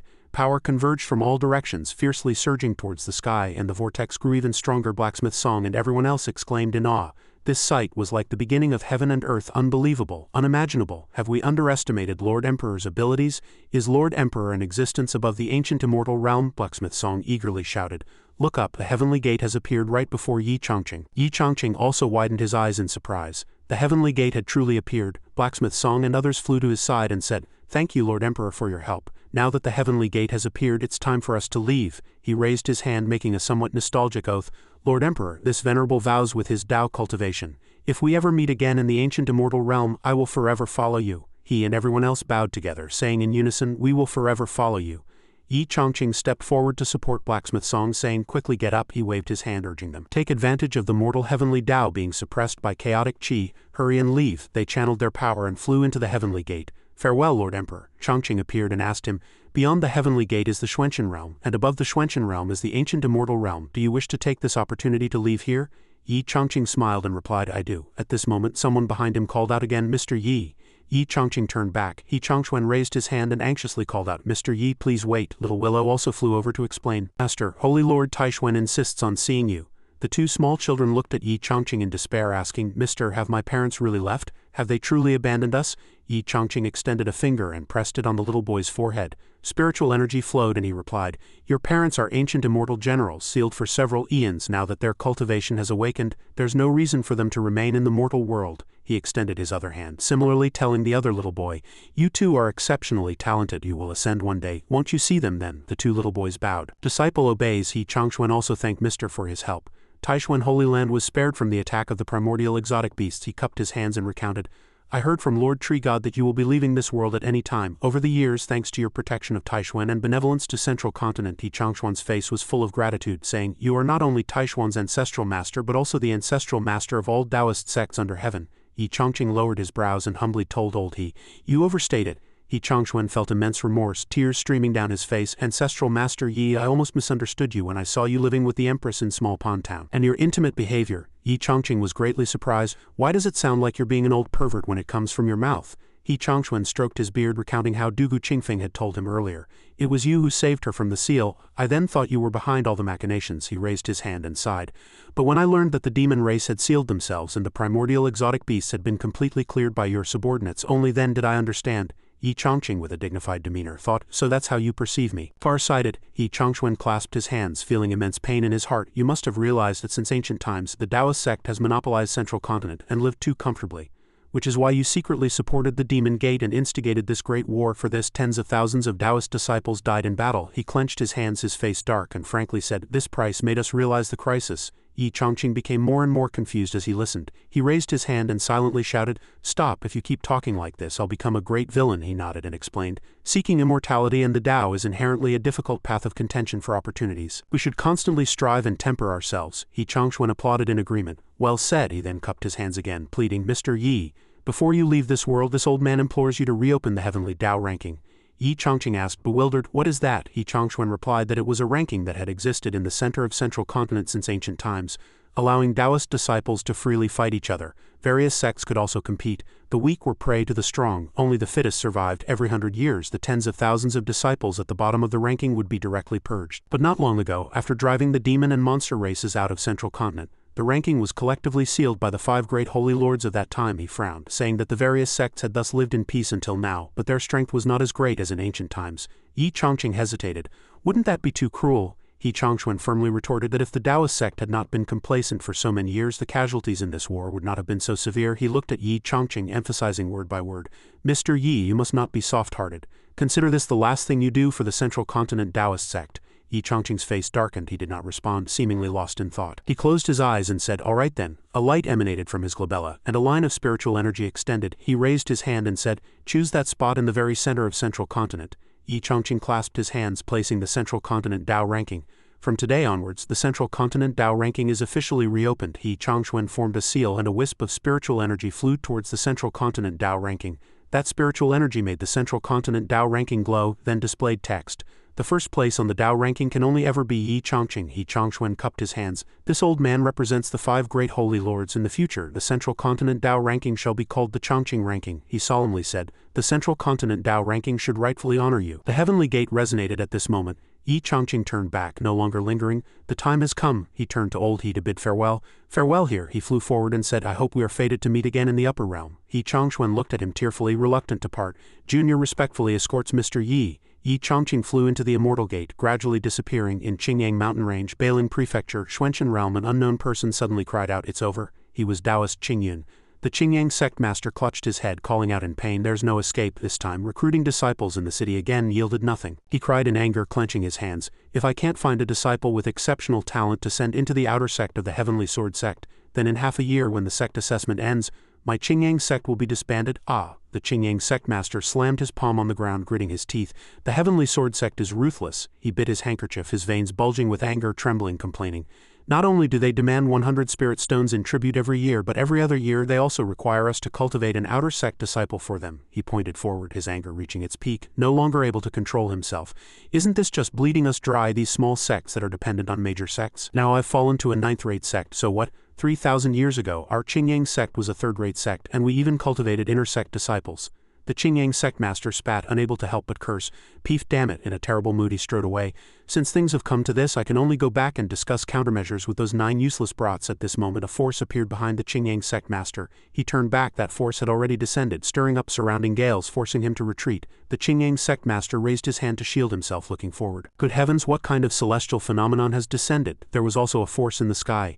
That was Yi Chongqing. Chongqing next to him said, "Ahead is the Xuanchen realm." Yi Chongqing looked ahead and asked, "Where is it? What's the difference between the Xuanchen realm and the mortal world?" Chongqing pointed downwards, where a vast grassland lay. He recounted that the Xuanchen continent was covered with 3,000 prefectures. He continued that each prefecture was extremely vast, comparable to several worlds in the lower realm. Yi Chongqing asked curiously, "Where is that?" Chongqing replied, "That's an immortal dynasty. Some prefectures are occupied by immortal sects, some are ruled by immortal dynasties, and there are even prefectures where humans and demons coexist." Yi Chongqing shivered, hugging himself. He flew forward and asked, "So where are we going now?" Chongqing said, "Lingzhou."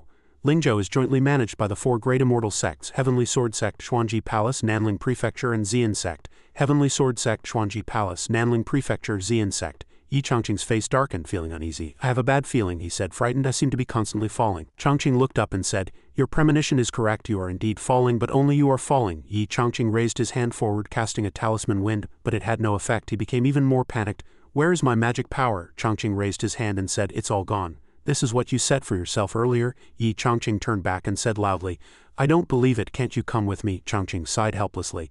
"This was arranged before you sealed your cultivation and entered the mortal transformation period. If I were to disobey your will and release my magic power without authorization, I would turn to ashes." He raised his hand to bid farewell to Yi Chongqing. "We'll meet again in the ancient immortal realm, Lord Emperor."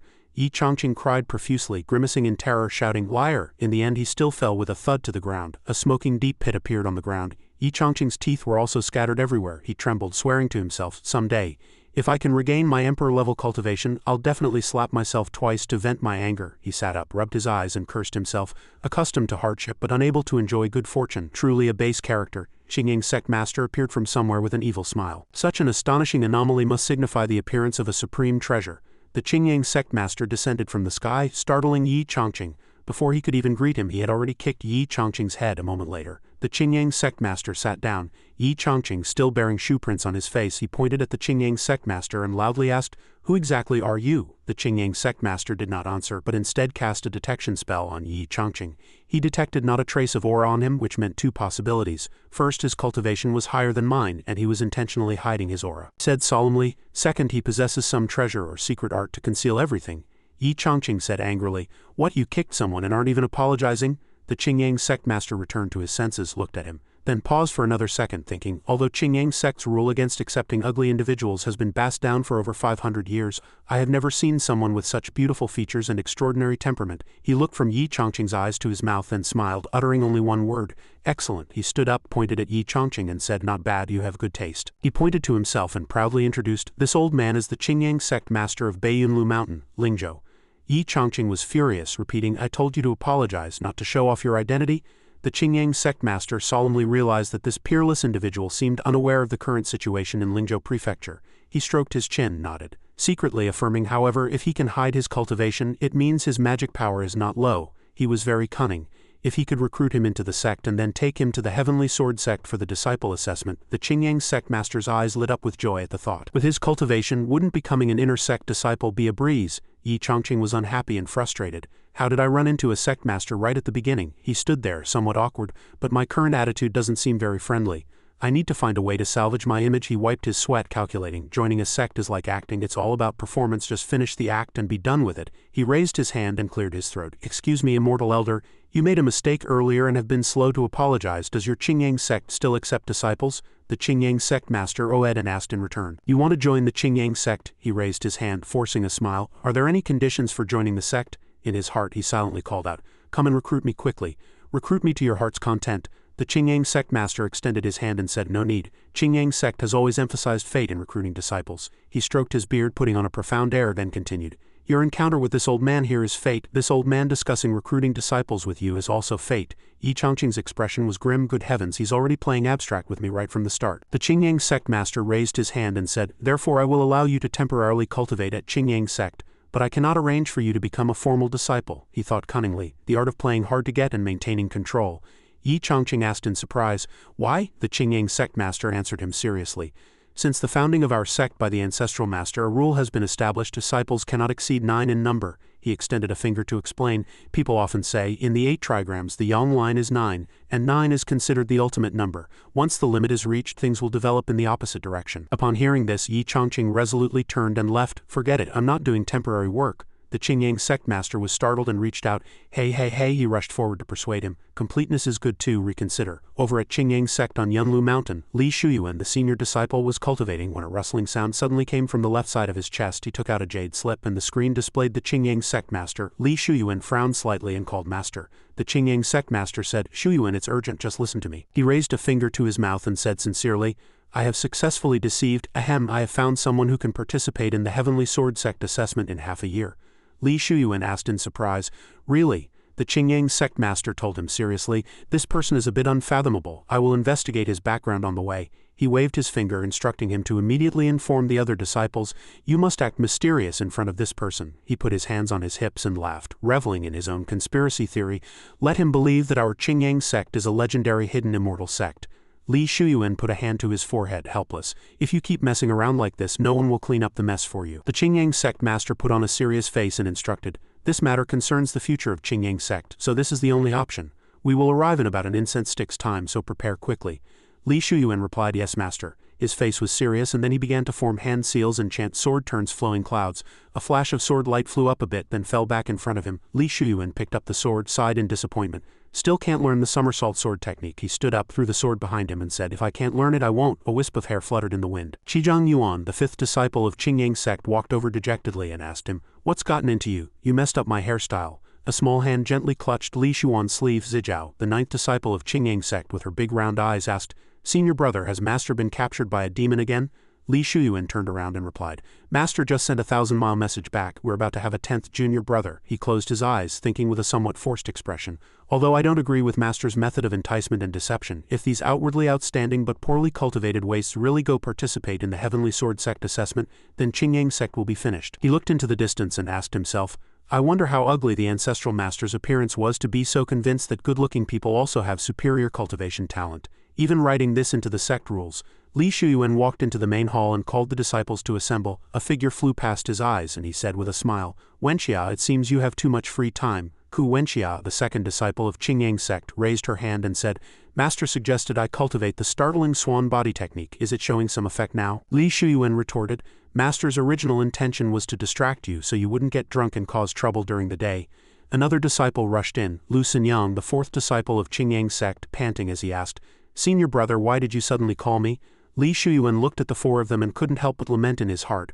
What a pity for Qingyang sect, a house full of human faces but not a single one with decent aptitude. He put a hand to his forehead, feeling a little dejected, and thought again. Master even used blocked meridians as an excuse to fool us, saying that if they're cleared tomorrow, we can become top immortal cultivation geniuses. It's all nonsense. He chuckled coldly, his clasped hands trembling slightly, and said, Haha, I'd like to see how Master cleans up this huge mess now. After a while, Li Shuyuan stood before everyone and relayed, Master has found a suitable candidate for the Heavenly Sword sect assessment and will bring them back to the sect shortly, he said seriously. Master once instructed that if a new person comes, we should act more profound, to let the newcomer know that we are an extraordinary immortal sect, so they can cultivate here with peace of mind. Ku Wenxia unhappily refused. I'm not going to play with newcomers, especially since the Heavenly Sword sect clearly wants us to disband. That's why they're making it so difficult for us. She looked up and earnestly suggested, In my opinion, let's just disband. Li Shuyuan, wiping his sweat, appeased Wenxia. Junior sister, don't say things out of anger. He extended his hand to explain. Although Qingyang sect has fallen to a 9th-rate sect, it still has 1,000 years of heritage and once upgraded to a 3rd-rate sect. If we disband now, how will Master face our ancestors and past sect masters? Li Shuyuan said bluntly with a dark face. Furthermore, with our current cultivation aptitude, if we really leave Qingyang sect, I'm afraid we won't be able to leave Yunlu Mountain unscathed. Lu Xinyang said confidently, Senior brother, don't worry, I have understood your and Master's intentions. Qizhang Yuan followed, Although my aptitude is average now, I've already thought about my attire after becoming an unparalleled master. Only Zijiao was the most ordinary. She asked Senior brother, Why is Master so confident in the junior brother? Li Shuyuan shrugged and replied, Because Master didn't mention his appearance. Hearing this, all 4 were stunned. On a distant mountain, the Qingyang sect master formed a hand seal and informed Chongqing, We're just 2 more mountains away from our sect. The object on his waist emitted spiritual energy and he glanced at it, uttered an "oh," thinking it's a message from Shuyuan. It seems the sect is ready. Yi Chongqing asked the master, somewhat puzzled, Why did Master go so far outside the sect just now? The Qingyang sect master turned back and stammered, "Oh well," he sighed, thinking, "anyway, I can't say I went to Langxi City to entice and deceive disciples." He coughed a few times, then prevaricated. "Early this morning I performed a divination. According to the hexagram, there would be a heaven-sent serendipity in that place today." He placed his hand on Yi Chongqing's shoulder and gently asked, "It just so happened that I arrived before you fell. Don't you think this is fate?" Yi Chongqing smiled, believing his words. "So that's how it is. It seems I am indeed destined to be with Qingyang sect." The Qingyang sect master cast spiritual energy to detect, but found not a trace of spiritual energy fluctuation. "It turns out this person has no cultivation at all." He turned around, revealing a profound smile, thinking, "Possessing auspicious signs but no cultivation. So easy to fool." After a while he descended with Yi Chongqing. The Qingyang sect master walked forward and introduced Chongqing. "This is the main gate of our sect." Yi Chongqing's eyes widened in surprise. He thought blankly, "That's right, absolutely right." He looked from the Qingyang sect plaque to the gate, saying, "Dilapidated and ancient. This Qingyang sect must be the legendary hidden immortal sect." Yi Chongqing recalled his days in Small Pond Town and couldn't help but sigh. "I made do for a few years in remote Small Pond Town, and although I was invincible once in the last few days, it was ultimately just an experience card." He followed the Qingyang sect master with a happy heart. "But this time I met a master and a hidden immortal sect right from the start. Has it finally turned into my turn to be the protagonist in this immortal cultivation journey?" Ha ha ha. Just after entering the sect, the first person he met was Li Shuyuan. The Qingyang sect master turned and called out, "Come Chongqing, meet your senior brother Li Shuyuan." Yi Chongqing's eyes widened, marveling. "This demeanor, this attire, it's simply the image of a sword immortal." He observed the two of them, then exclaimed excitedly,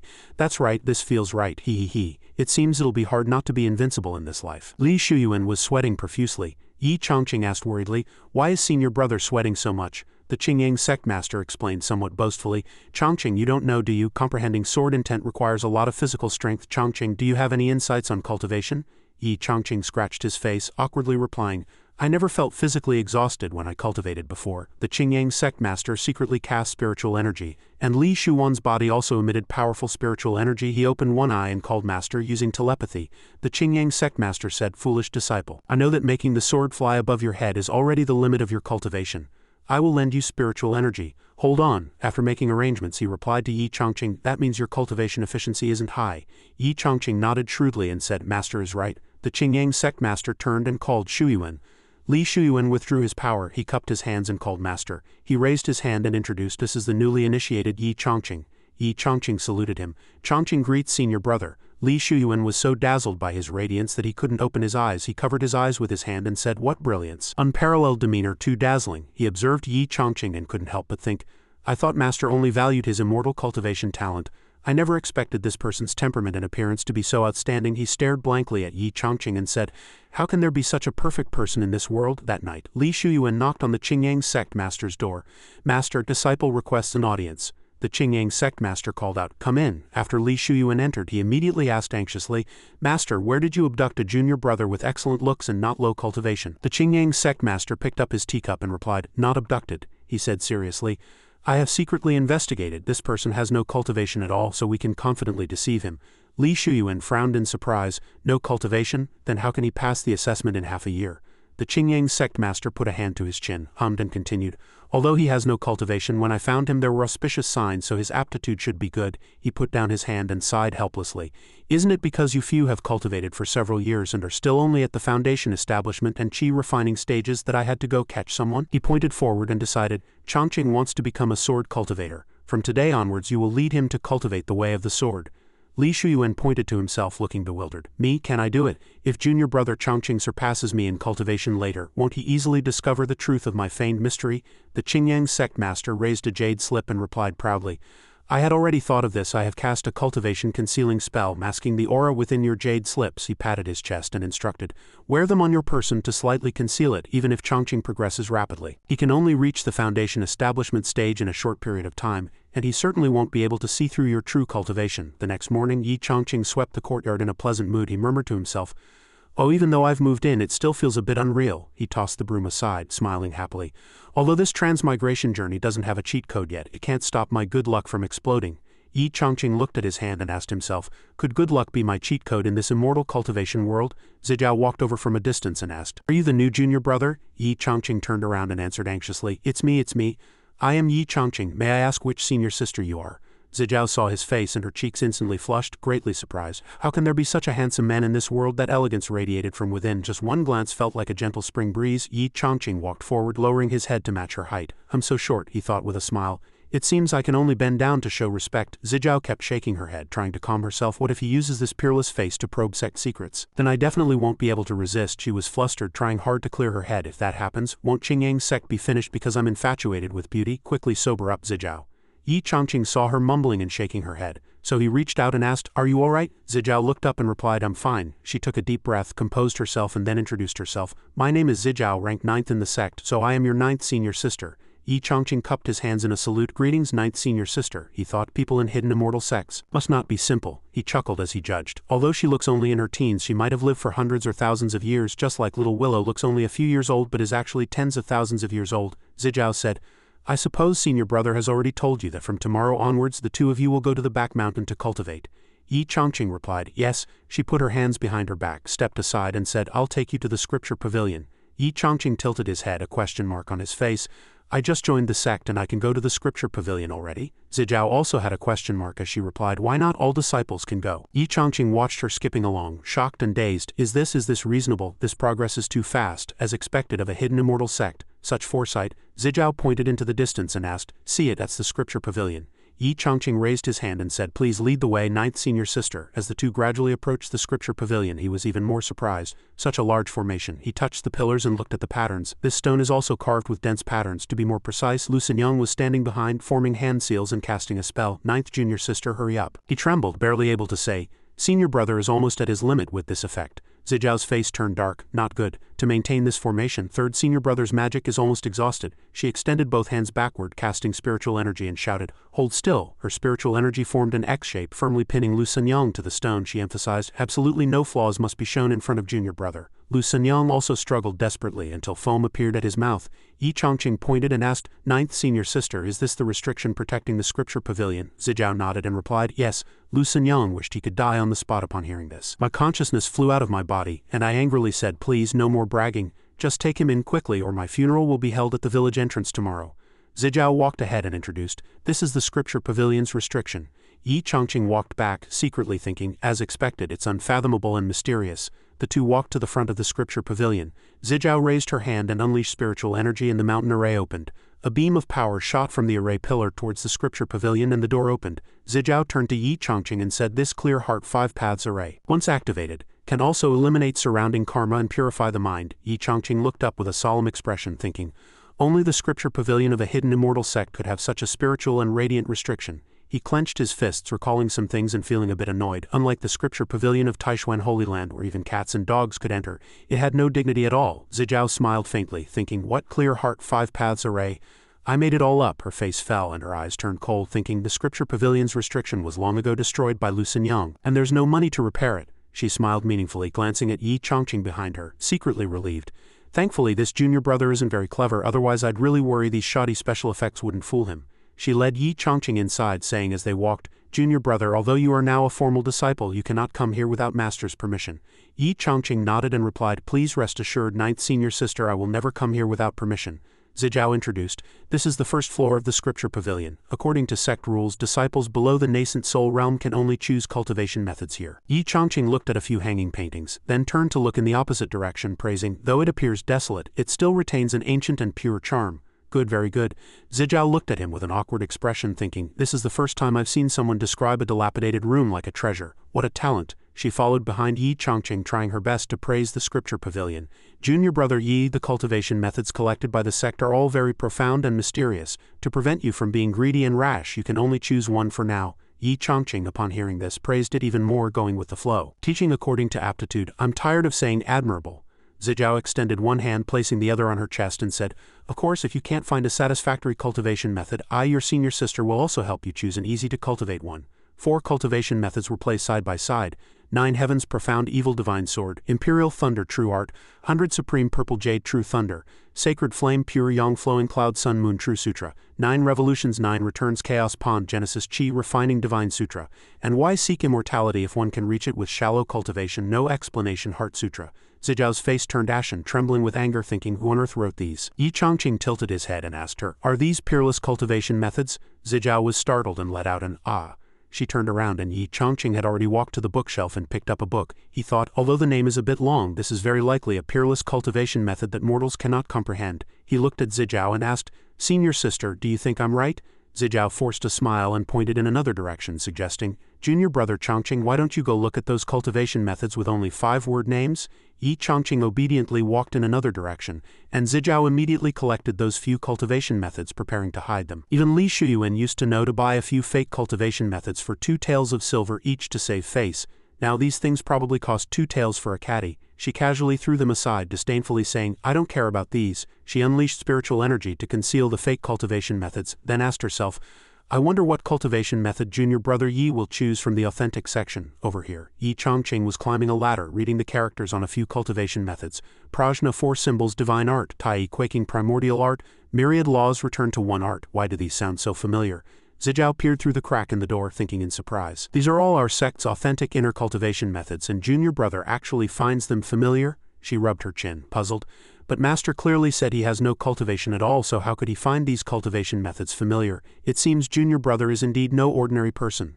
Yi Chongqing reached upwards and accidentally touched something. He pulled it down, puzzled.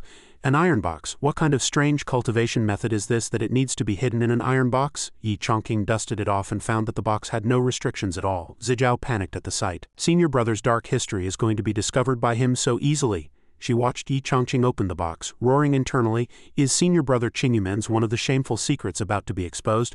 No, what if junior brother leaves Qingyumen because of this, then where will I find such a handsome man?" Zizhao lowered her head, seemingly contemplating something, then immediately decided to quickly choose a cultivation method and then immediately take him away from here. She looked up weakly, recalling some past events. Senior brother's first time descending the mountain. He was tricked out of 500 taels of silver to buy this primordial divine demon chart. She helplessly massaged her forehead and said, "Back then that was 80% of Qingyumen's family fortune." When Master discovered that this secret manual was just some randomly scribbled aged paintings, he hung senior brother from the rafters and starved him for 3 days. Since then, whenever senior brother heard the name Primordial Divine Demon Chart, he would go mad, crying and making a fuss, even threatening to hang himself. Zizhao took a cultivation method, further strengthening her resolve to prevent this from happening. This is it. The primordial divine demon chart must not continue to harm all of Qingyumen. Yi Chongqing unrolled a long scroll taken from the box. "Is this a visualization chart?" he recalled. "I once read about them in Taishuan Holy Land. The gains from a visualization chart depend on the observer's aptitude. It's like a gacha game, where lucky ones draw SSRs, and unlucky ones get all our cards." He looked at the painting, lamenting again. "In my previous life, I was just a good-for-nothing. Now that I've come to this world, although I've joined a hidden immortal sect by chance, I still need to cultivate to become strong." Yi Chongqing read the words written on the painting, "Unleash the supreme divine chart. Bid farewell to past mediocrity," he happily said. "Even a salty fish dreams of turning over. Who says 2 lives of spiritual root waste can't cultivate immortality?" He unrolled the painting and said, "I have to try." He unleashed spiritual energy and pointed a finger at the painting. A silver-haired man stood with his back to him, and the surroundings seemed to enter another world. Yi Chongqing couldn't help but praise, "Just a moment of visualization, and I've already comprehended such profound depths." Zizhao poked him at this moment, calling out, "Junior brother Chongqing." Yi Chongqing suddenly opened his eyes, startled, withdrawing from the painting, panting. She tugged at his sleeve and called out again, "Junior brother Chongqing." Yi Chongqing recovered and blamed himself. "Yi Chongqing, you're confused now that you've joined Qingyumen. Aren't you worried about not having time to cultivate? How can you just stand there in thought, neglecting your senior sister?" Zizhao's eyes were fixed on the painting, but her mouth asked, "Are you done choosing?" She thought, "This divine demon chart is really well made. It fooled another person." Yi Chongqing turned around, having already folded the primordial divine demon chart. "Senior sister, can I take this primordial divine demon chart with me?" Zizhao took out a cultivation method and didn't object. "However, the primordial divine demon chart is too profound. Since you're just starting to cultivate, you should prioritize this Qingyang art first." Yi Chongqing cupped his hands and happily replied, "Chongqing will certainly remember senior sister's instructions." Zizhao, seeing he had no objections, chuckled slyly. "HMPH anyway, in a few days you'll be back asking to switch cultivation methods because you gained nothing." Yi Chongqing looked up, sensing something strange. Where did the clear heart array go? After finishing her task, Zizhao had already rushed to Ku Wenchia's place, bursting in and shouting, "Second senior sister." She ran to Ku Wenchia and questioned, "Didn't master tell you not to get drunk anymore?" Ku Wenchia looked at Zizhao, then raised her wine jar and retorted, "You all have important things to do. I have nothing to do, so I can only drink."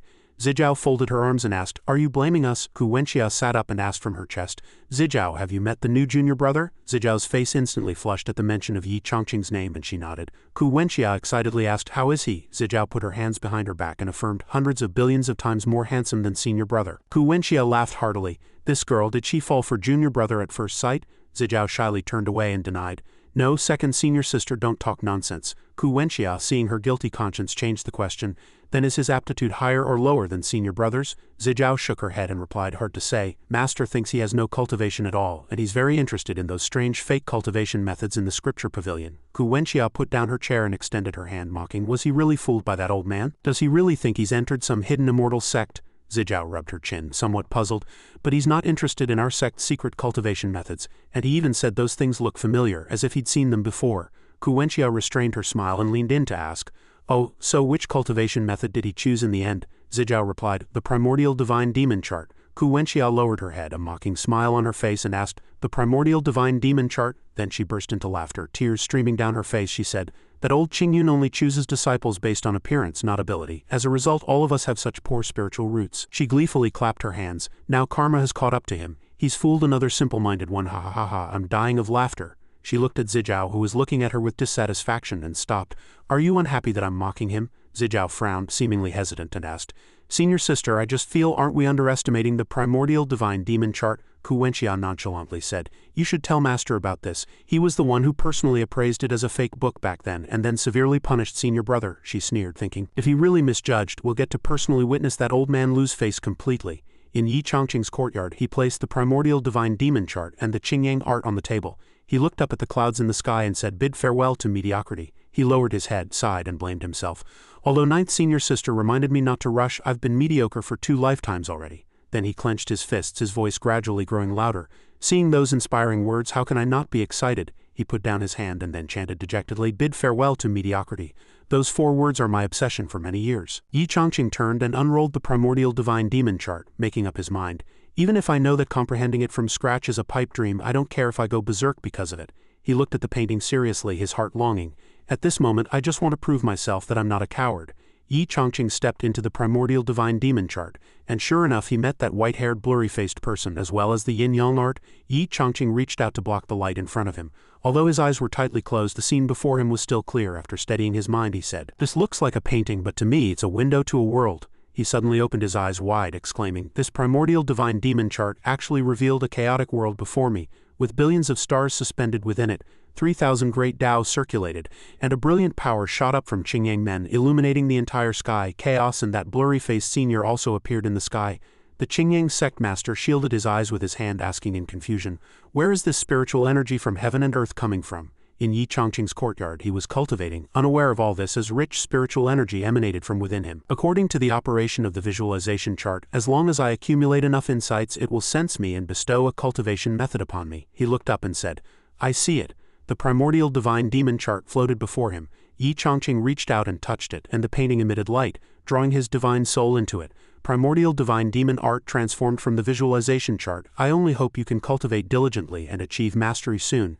Yi Chongqing looked up blankly and asked, the primordial divine demon art transformed from the primordial divine demon chart. He made a V sign with both hands and happily said, I'm so lucky. Activated the origin cultivation method once again. When beginning cultivation, a cultivator needs to open 6 divine repositories within their body, and then use the essence from these repositories to nourish their spiritual roots. Cultivate the body first, then the methods. Only then can one stand firm on the path of cultivation and not be defeated.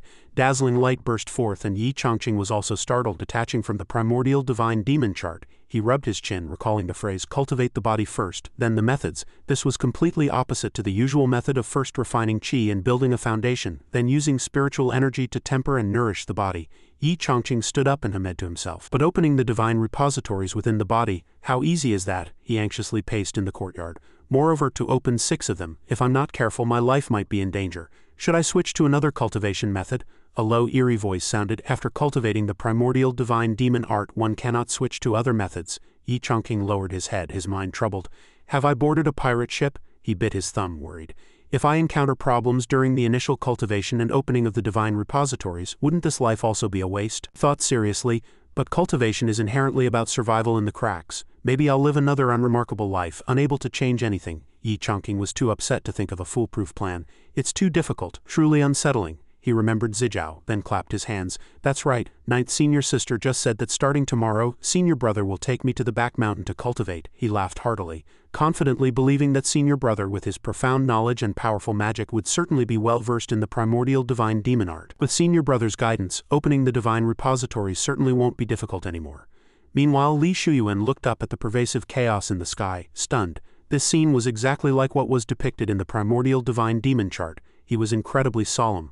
Someone had actually succeeded in comprehending it. Tears streamed down Li Shuan's face as he couldn't help but recall the past. He remembered how he had poured everything into buying this legendary visualization chart, only to be met with a severe beating from Master. He clenched his hands, his expression serious. Now that someone has comprehended it, it means Master's judgment back then was wrong. In a flash, Li Shuyuan was grinning foolishly again. So many years have passed and I can finally give that old man a good beating. His brows were tightly furrowed, his hands clenched into fists full of resentment. Who told that old man to promise that if someone successfully comprehended the primordial divine demon chart, I could give him a good beating? Li Shuyuan excitedly ran off, laughing, mumbling excitedly, "This is a godsend. Which of that old man's legs should I beat first?" In the sect's main hall, all the disciples had gathered. The Qingyang sect master raised his hand and spoke. "You should all be aware of Chongqing's talent by now, right?" Hu Wenxia folded her arms and asked, "So what if we do?" She frowned unhappily, saying, "Being able to comprehend the primordial divine demon chart right after joining the sect is indeed extraordinary talent.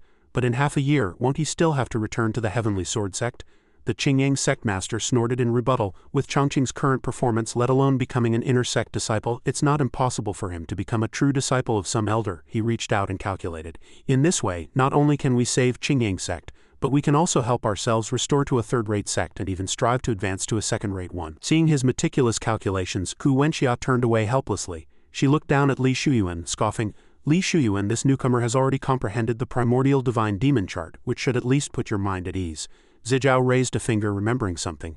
"That's right, after Master beat senior brother back then, he also made a bet with senior brother if someone could truly comprehend the primordial divine demon chart, he would let senior brother give him double the beating back." The Qingyang sect master was furious when he heard this. He clenched his hands, unable to speak. You are committing acts of deceit against your master and ancestors." His face turned ashen, cold sweat trickling down, his tongue tied in knots, thinking, "After that fight it took me a long time to mend things with Shuyuan. This girl has hit a sore spot again."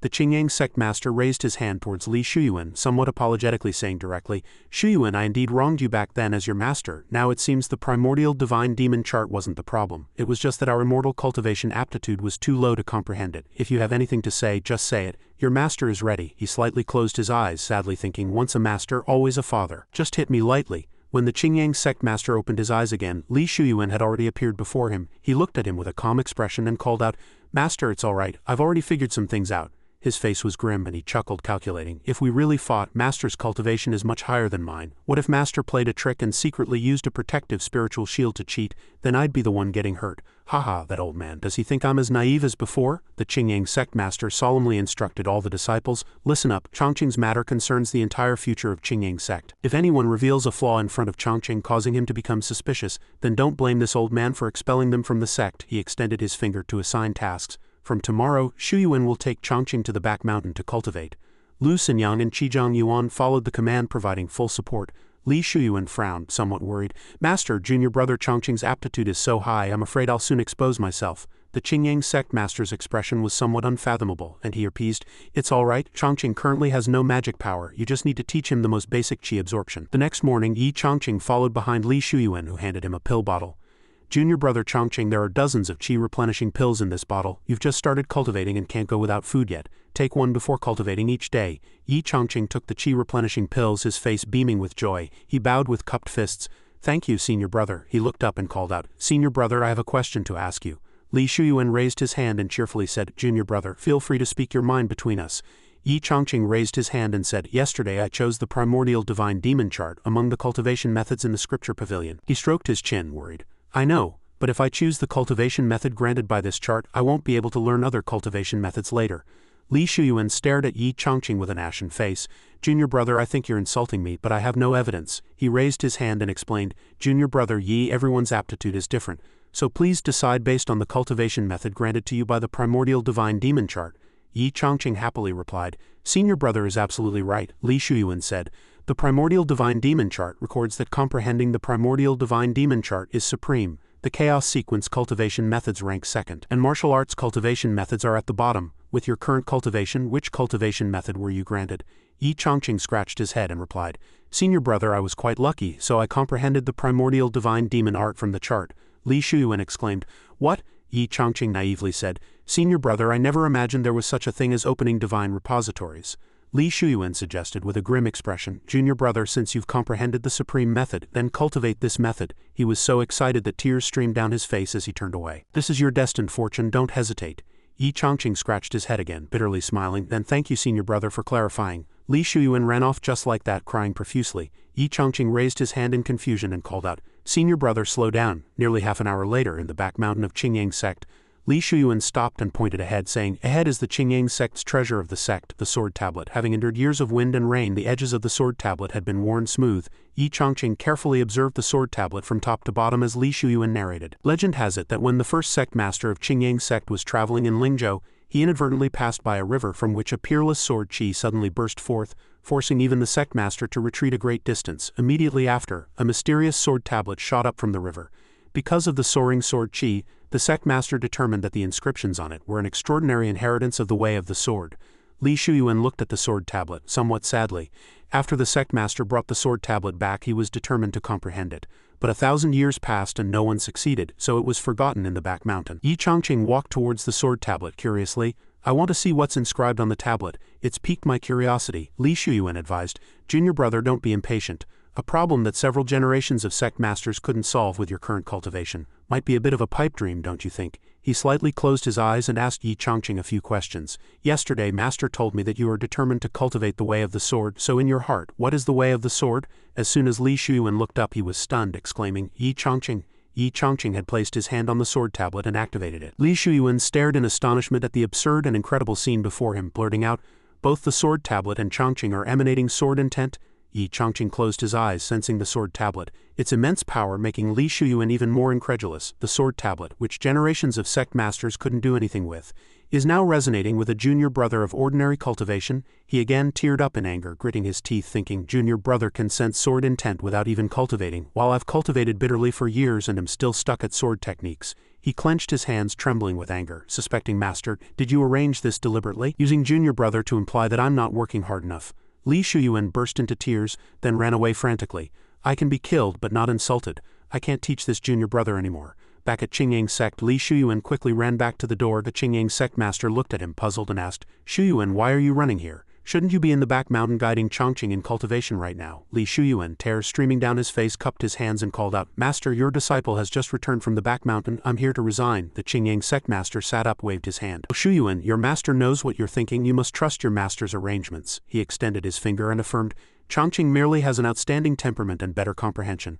But you have been in Qingyang sect for many years, and your aptitude and cultivation have always been among the best disciples. No matter how strong Chongqing is, how much stronger can he be than you? Li Shuyuan waited for him to finish speaking, then solemnly replied, Master, if your disciple tells you that junior brother Yi successfully comprehended the sword tablet in the back mountain just now, what would you think? The Qingyang sect master suddenly leapt from his chair, asking in surprise, Really? He anxiously said, let me investigate first before making a decision. Meanwhile, Yi Chongqing solemnly looked at the spiritual energy flying in the air, thinking, I vaguely feel that there seems to be a trace of destiny flowing on this stone tablet. He closed his eyes again, using his spiritual power to probe. I just tried to project my spiritual power onto the stone tablet, and it actually responded. Yi Chongqing opened his eyes again and saw sword-shaped runes. He frowned, asking, Is this a rune that looks like a sword? He looked at the phantom holding a sword, unable to help but be surprised. It didn't even perform any sword moves. Just one sword strike can make one feel a return to simplicity, and the great Tao is simple. The phantom turned and performed a move. Yi Chongqing tilted his head and followed along. This change is too fast, I didn't have time to remember it. The phantom then performed many more difficult movements, and more phantoms appeared, making him frown as the moves became increasingly complex. Yi Chongqing watched as several phantoms performed together, already unleashing 10,000 swords, and he felt surprised. These are thousands of sword formations. The phantoms leapt up, controlling swords to circle Yi Chongqing's body. He also comprehended that these extremely complex and completely different moves were not born from the spiritual energy of heaven and earth, but were nurtured from thousands upon thousands of moves. Yi Chongqing flew far away, gazing into the distance. Wind stirs the Wei River, the moon hides the Qin Mountains. Inexhaustible, endless. He suddenly opened his eyes wide as if comprehending something. That is the endless treasure of creation. Yi Chongqing looked at the light before him and said, Indeed, sword techniques are infinite, from simple to complex. The light gradually revealed the 4 characters, sword techniques infinite. Yi Chongqing touched the line of text, lamenting, as expected of a hidden immortal sect, every corner holds heaven-defying opportunities in creation. The Qingyang sect master looked down at him, who was comprehending, his face unable to hide his surprise. Has Chongqing really comprehended it? He had never seen such an anomaly. He was drenched in sweat, concentrating on observing. One could imagine the terrifying sword Tao inheritance contained within the sword tablet. He let out a long sigh, his face filled with helplessness. It seems Shuyuan really can't teach Chongqing anymore. The Qingyang sect master rubbed his face, his heart utterly distraught. For an existence as heaven-defying as Chongqing, even if I personally taught him, I would feel humiliated. He suddenly remembered something and his eyes snapped open. That's right, he stroked his chin, beginning to scheme now. Chongqing is gifted and renowned in the way of the sword, and the Heavenly Sword sect has always inherited the way of the sword. If Chongqing joins the Heavenly Sword sect, he will certainly be valued. If Qingyang sect can get him to join the Heavenly Sword sect, they can also become a third-rate sect, or even a second-rate sect, thanks to Chongqing. Back at Qingyang sect, both Li Shuyuan and the Qingyang sect master had grim expressions. Li Shuyuan knelt on the ground, carefully asking, "Master, did you see it? My eyes are bloodshot and I'm drenched in sweat," he continued. "Now can you experience the feeling of being thoroughly beaten?" The Qingyang sect master did not answer, thinking, although Chongqing is highly talented, he still needs someone to guide his cultivation. He looked at Li Shuyuan, pondering for a long time, and finally decided. Among the sect, only Shuyuan cultivates the way of the sword, so the task of introducing him can only be entrusted to him. The Qingyang sect master walked forward, reaching out to help him up. "Shuyuan, this matter can only be entrusted to you." Upon hearing this, Li Shuyuan hugged the Qingyang sect master's leg, crying uncontrollably and calling out "Master" twice, but the Qingyang sect master's face was already firm and stern. "You must know that Chongqing's aptitude will help him make rapid progress in the way of the sword. But for you, this is also an opportunity for good fortune. Are you willing to stop here and not strive for progress?" Li Shuyuan stared at him blankly, and the Qingyang sect master raised his hand to explain. "When you see Chongqing comprehending, perhaps you too can glimpse a trace of heavenly mystery. You must be humble."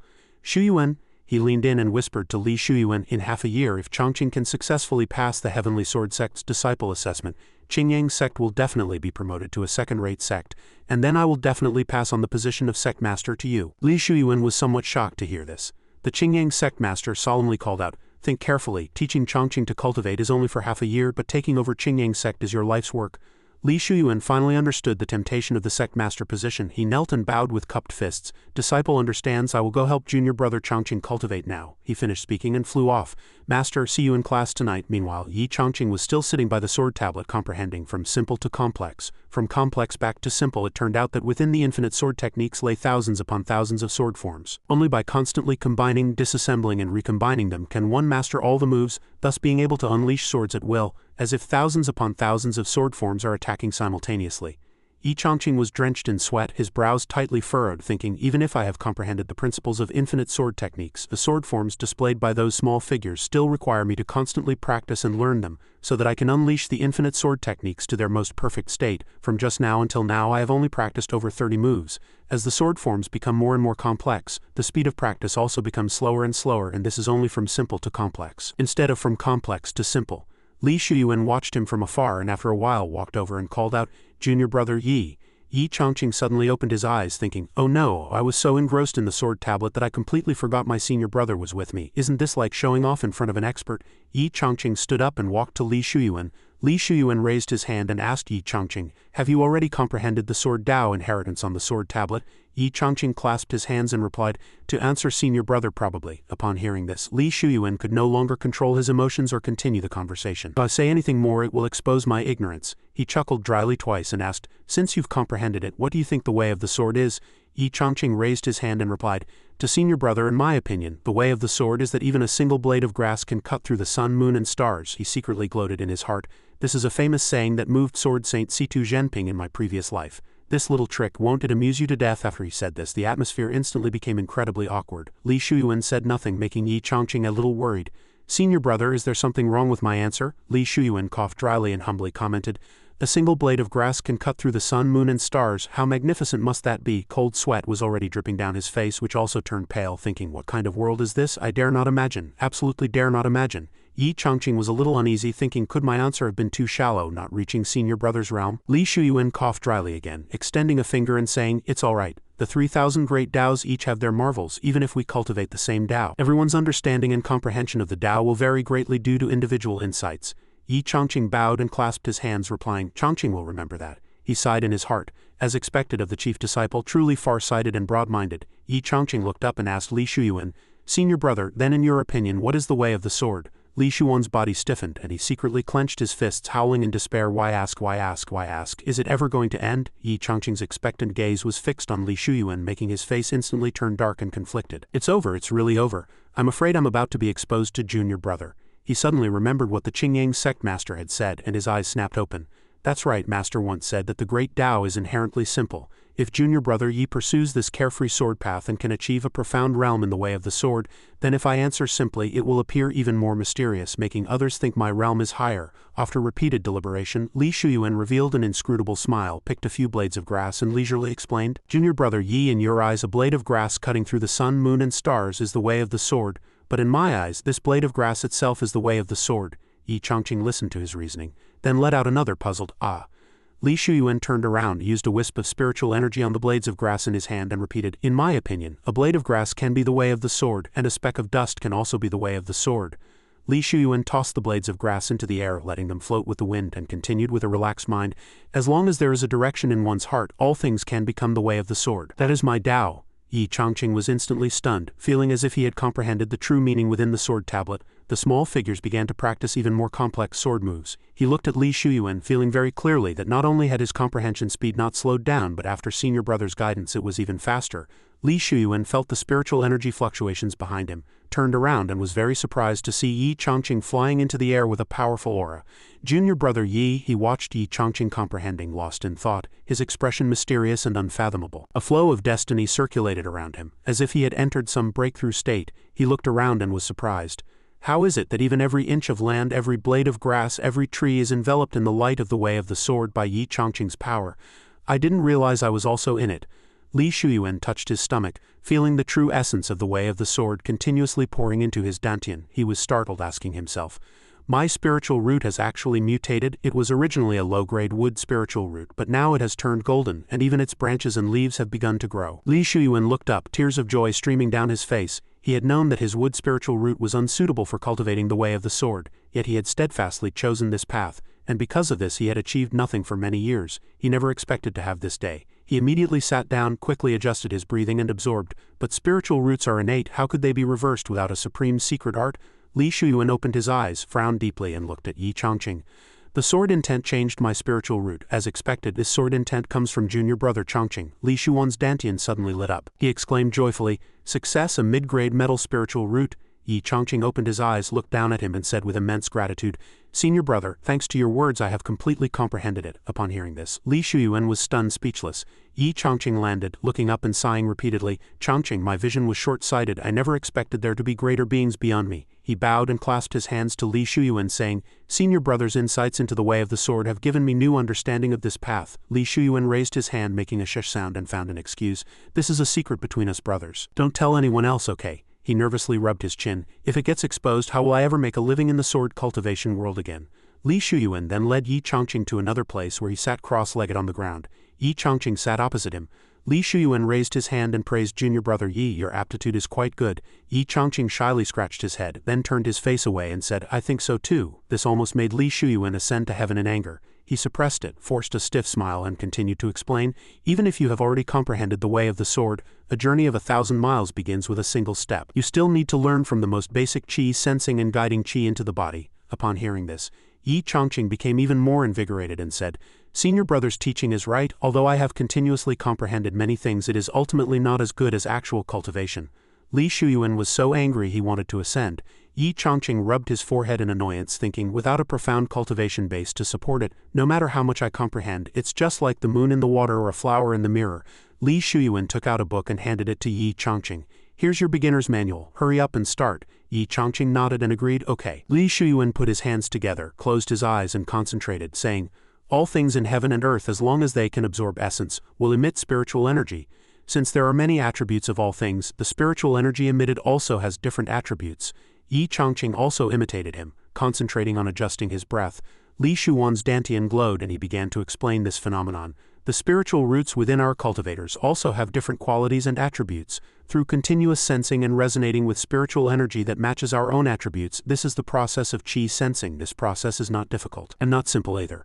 It can take as little as half a month, or as much as several months, or even several years. Yi Chongqing asked Li Shuyuan in surprise. Thank you, senior brother, for your guidance, but how many kinds of spiritual energy can we sense? Li Shuyuan, still with his eyes closed, replied, at most 2, but most cultivators only have 1. Yi Chongqing looked at the spiritual energy gathering in his hand, somewhat puzzled. Li Shuyuan clenched his fists and, facing the spiritual energy, softly urged his junior brother, you've just started, don't rush. Yi Chongqing closed his eyes, his face slightly lowered, and understood, so I was too eager. He sighed, somewhat displeased. In my previous life I was too impatient and broke the crystal ball for testing spiritual roots, so I didn't even know my spiritual root attribute before descending to the mortal world. Good gracious, please forgive me. Ha ha ha, from now on I, Li Shuyuan, am a metal spiritual root cultivator. An incense stick's time later, Li Shuyuan opened his eyes and immediately looked eagerly at Yi Chongqing, asking, Chongqing, how do you feel? Yi Chongqing, sweating profusely and with tightly closed eyes, replied, I feel the speed of sensing spiritual energy is gradually slowing down. Li Shuyuan stood up and said dismissively, normal. Everything has its pros and cons. Your comprehension ability is high, so your cultivation speed will naturally be slower. Li Shuyuan turned around calmly. You continue to sense spiritual energy here. I'll go back to the sect to handle some matters and I'll be back in a moment. Li Shuyuan jumped off the ground on one foot, reminding, you must remember to find a familiar aura that matches your spiritual root. He chuckled slyly, hee, time to go show off the power of my metal spiritual root. Yi Chongqing looked up, gathered spiritual energy and directed it towards the Qingyang sect in the back mountain. Li Shuyuan overlooked from above. This is it. Li Shuyuan landed and sneered arrogantly, this place is closest to Master's courtyard. If I cause a spiritual energy commotion here, Master will definitely find out. After careful consideration, Li Shuyuan decisively unleashed several powerful sword auras. The other junior brothers and sisters are not far from here. They will definitely be able to arrive in time. He looked at his imposing figure, clasped his hands to meditate, and decided, today I must let everyone know. Li Shuyuan suddenly opened his eyes wide, condensed spiritual energy in his palm, and firmly declared, Li Shuyuan is no longer that good for nothing. Li Shuyuan's hair fluttered in the wind. He looked proudly at the sword in his hand, thinking, indeed, after improving the quality of my spiritual root, wielding the azure thunder sword art gives me a feeling of breaking through the clouds and seeing the sun. He brandished his sword with immense power and grandeur. It is said that when the azure thunder sword art is cultivated to its peak, a casual strike can unleash the force of 1,000 bolts of thunder. Li Shuyuan felt exhilarated and practiced even harder, excitedly slashing at the unfortunate tree, thinking, I hope I can soon wield the azure thunder sword art to a world-shattering degree. That sword chi flew and chopped down Ku Wenxia and Zijiao from the tree. Ku Wenxia looked up, greatly surprised. Li Shuyuan, she stood up and seeing him practicing his sword was even more astonished. He can actually unleash sword chi that splits ancient trees. Ku Wenxia asked herself in shock. Is this still the same stubborn good-for-nothing from before? His sword moves are fierce and domineering. I never expected them to have a hint of the azure thunder art's divine charm. Li Shuyuan raised his sword, unleashing power, and also noticed Ku Wenxia watching him, thinking, haha, second senior sister, when you see me perform this extraordinary sword art, aren't you going to exclaim and ask what I've been through? Seeing Ku Wenxia's indifferent expression, his face darkened, thinking, the azure thunder sword art consumes a lot of spiritual energy. If you don't tell me to stop, I won't have the energy to keep up the pretense. Ku Wenxia spoke, keep going, why did you stop? Li Shuyuan turned his head, displeased that it didn't match his expectations. Ku Wenxia folded her arms and asked, how is your azure thunder sword art today compared to usual? Li Shuyuan put his hand to his chin and asked smugly, how do you know I have a metal spiritual root? After speaking, he smiled triumphantly, which infuriated Ku Wenxia, who immediately slapped Li Shuyuan and scolded, what are you doing going crazy in broad daylight? With her handprint on his face, Li Shuyuan had just turned to say junior sister, when Ku Wenxia flew into the air manifesting a phantom. She pressed down with one hand, chanting, Nine Heavens Transformation. Manifestation of exorcism. Li Shuyuan was pressed to the ground and he angrily pointed at her and questioned, I was just showing off. Junior sister, why are you so cruel to me? Ku Wenxia landed and said, this kind of cultivation is not something senior brother can possess, let alone having a metal spiritual root. She sternly pressed on, where did this demon come from, daring to possess him? Show yourself. The Qingyang sect master appeared behind her and called out, Ku Wenxia, what you're doing is unethical. He flew down, saying angrily, don't think I'm afraid of you so you can disrespect senior brother. He ordered, release Shuyuan quickly. Li Shuyuan looked at Master with a question mark, frowning and asking, why are you afraid of junior sister Wenxia? The Qingyang sect master coughed dryly, denying, you misheard. Ku Wenxia tilted her head slightly and said, Master, you can't blame me for this. Senior brother suddenly appeared and insisted he had a metal spiritual root and then performed the azure thunder sword art. She blinked, raised her hand to explain, I thought a demon had possessed him which made him so crazy and abnormal. The Qingyang sect master asked in surprise, a metal spiritual root? Li Shuyuan was almost suffocating from the pressure and replied to Master, disciple indeed transformed from a wood spiritual root to a metal spiritual root, and its quality has also improved. The Qingyang sect master stroked his beard, now agreeing with Ku Wenxia's guess. Then it seems your guess is correct. Ku Wenxia smiled and said, then I'll continue to use my magic weapon to suppress him. This time the demon will surely reveal itself. Li Shuyuan was furious, slapping the ground, shouting, "Bang bang, I can be killed, but not humiliated. If you don't believe me, check." After he finished speaking, the Qingyang sect master had already pressed his finger to his forehead to check, then exclaimed in surprise, "How can this be? Indeed, a metal spiritual root. Not only that, the quality of this spiritual root has also improved to mid-grade. Judging by the trend of spiritual energy flowing backward, it has the potential to transform into a high-grade spiritual root." Ku Wenxia withdrew the Nine Heavens transformation, let out an awe and surprise, and said yesterday he was a weakling unable to carry anything, but today he's transformed into a genius? The Qingyang sect master looked at Li Shuyuan, also feeling suspicious. There's no treasure in this world that can change a person's spiritual root and its quality in a single day. Shuyuan, what exactly happened to you? Suddenly, a considerable tremor occurred, and then many spiritual energies flew towards one direction. The Qingyang sect master looked in that direction in surprise. Why are all kinds of spiritual energy heading towards the back mountain? Who is in the back mountain?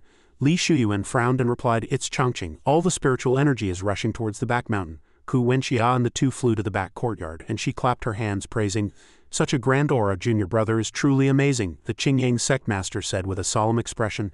Now the heaven and earth spiritual energy around Chongqing is no longer a single attribute spiritual energy, but multi-attribute spiritual energy circulating simultaneously. He frowned and asked himself, could this be the legendary primordial chaos spiritual root? Ku Wenxia stroked her chin and said interestingly, quote, "Able to sense spiritual energy of various attributes simultaneously. Without a doubt it must be a primordial chaos spiritual root." Li Shuan's face turned ashen, only now realizing.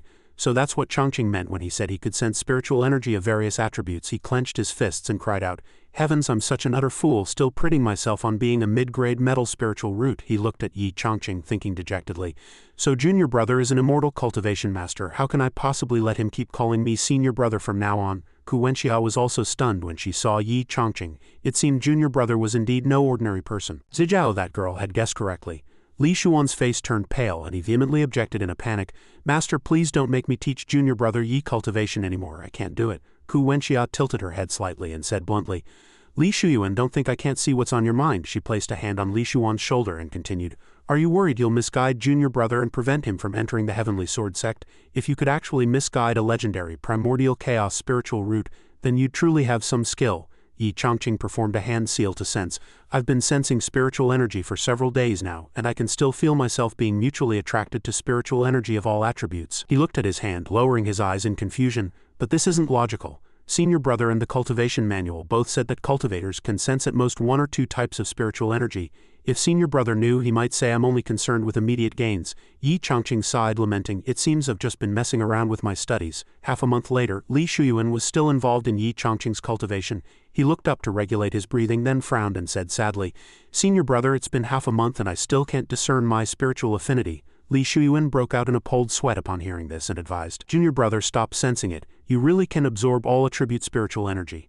Yi Chongqing happily realized, "So that's how it is, then I won't worry anymore." He stood up, cupped his hands and praised Li Shuyuan. "Senior brother's skill is extraordinary. I never expected you to find the root of the problem." Li Shuyuan thought, on the verge of tears. "Stop pretending." He adjusted his demeanor, raised a hand and explained, "Junior brother, your spiritual root is quite special, so there's no need to fuss over attributes anymore. Go ahead and guide qi into your body with confidence." Yi Chongqing raised a hand and spiritedly replied, "Understood." He asked Li Shuyuan in confusion, "Senior brother, why haven't you been sensing spiritual energy with me lately?" Li Shuyuan looked at his hands and said with a worried expression, "Just quickly guide qi into your body, don't ask so many questions." He looked into the distance and then lamented, "Oh dear, this isn't just guiding qi into the body, it's clearly going to drain all the spiritual energy from the back mountain."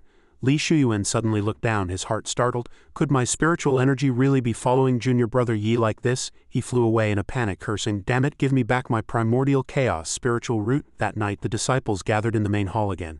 The Qingyang sect master stroked his beard and asked them, "What exactly has been happening these past few days? Why are the spiritual energy fluctuations on the mountain so frequent?" Lu Xinyang replied, looking utterly disheveled, "My elixir furnace exploded because of the sudden loss of spiritual energy." Qizhang Yuan folded his arms and exclaimed indignantly, "I had just finished 8 minor circulations, and the spiritual energy fluctuation almost caused me to suffer qi deviation." Watching the disciples bickering, the Qingyang sect master couldn't help but click his tongue in admiration. To be able to cause such strong fluctuations, it proves that Chongqing's immortal cultivation aptitude is unfathomable. He raised a hand and said, "Disciples, for now don't worry about the gains and losses of spiritual energy." Lu Xinyang raised a hand to retort, "When I go cultivate the Tao, if I don't care about spiritual energy, what do I care about?" The Qingyang sect master extended a finger, gesturing for him to be patient.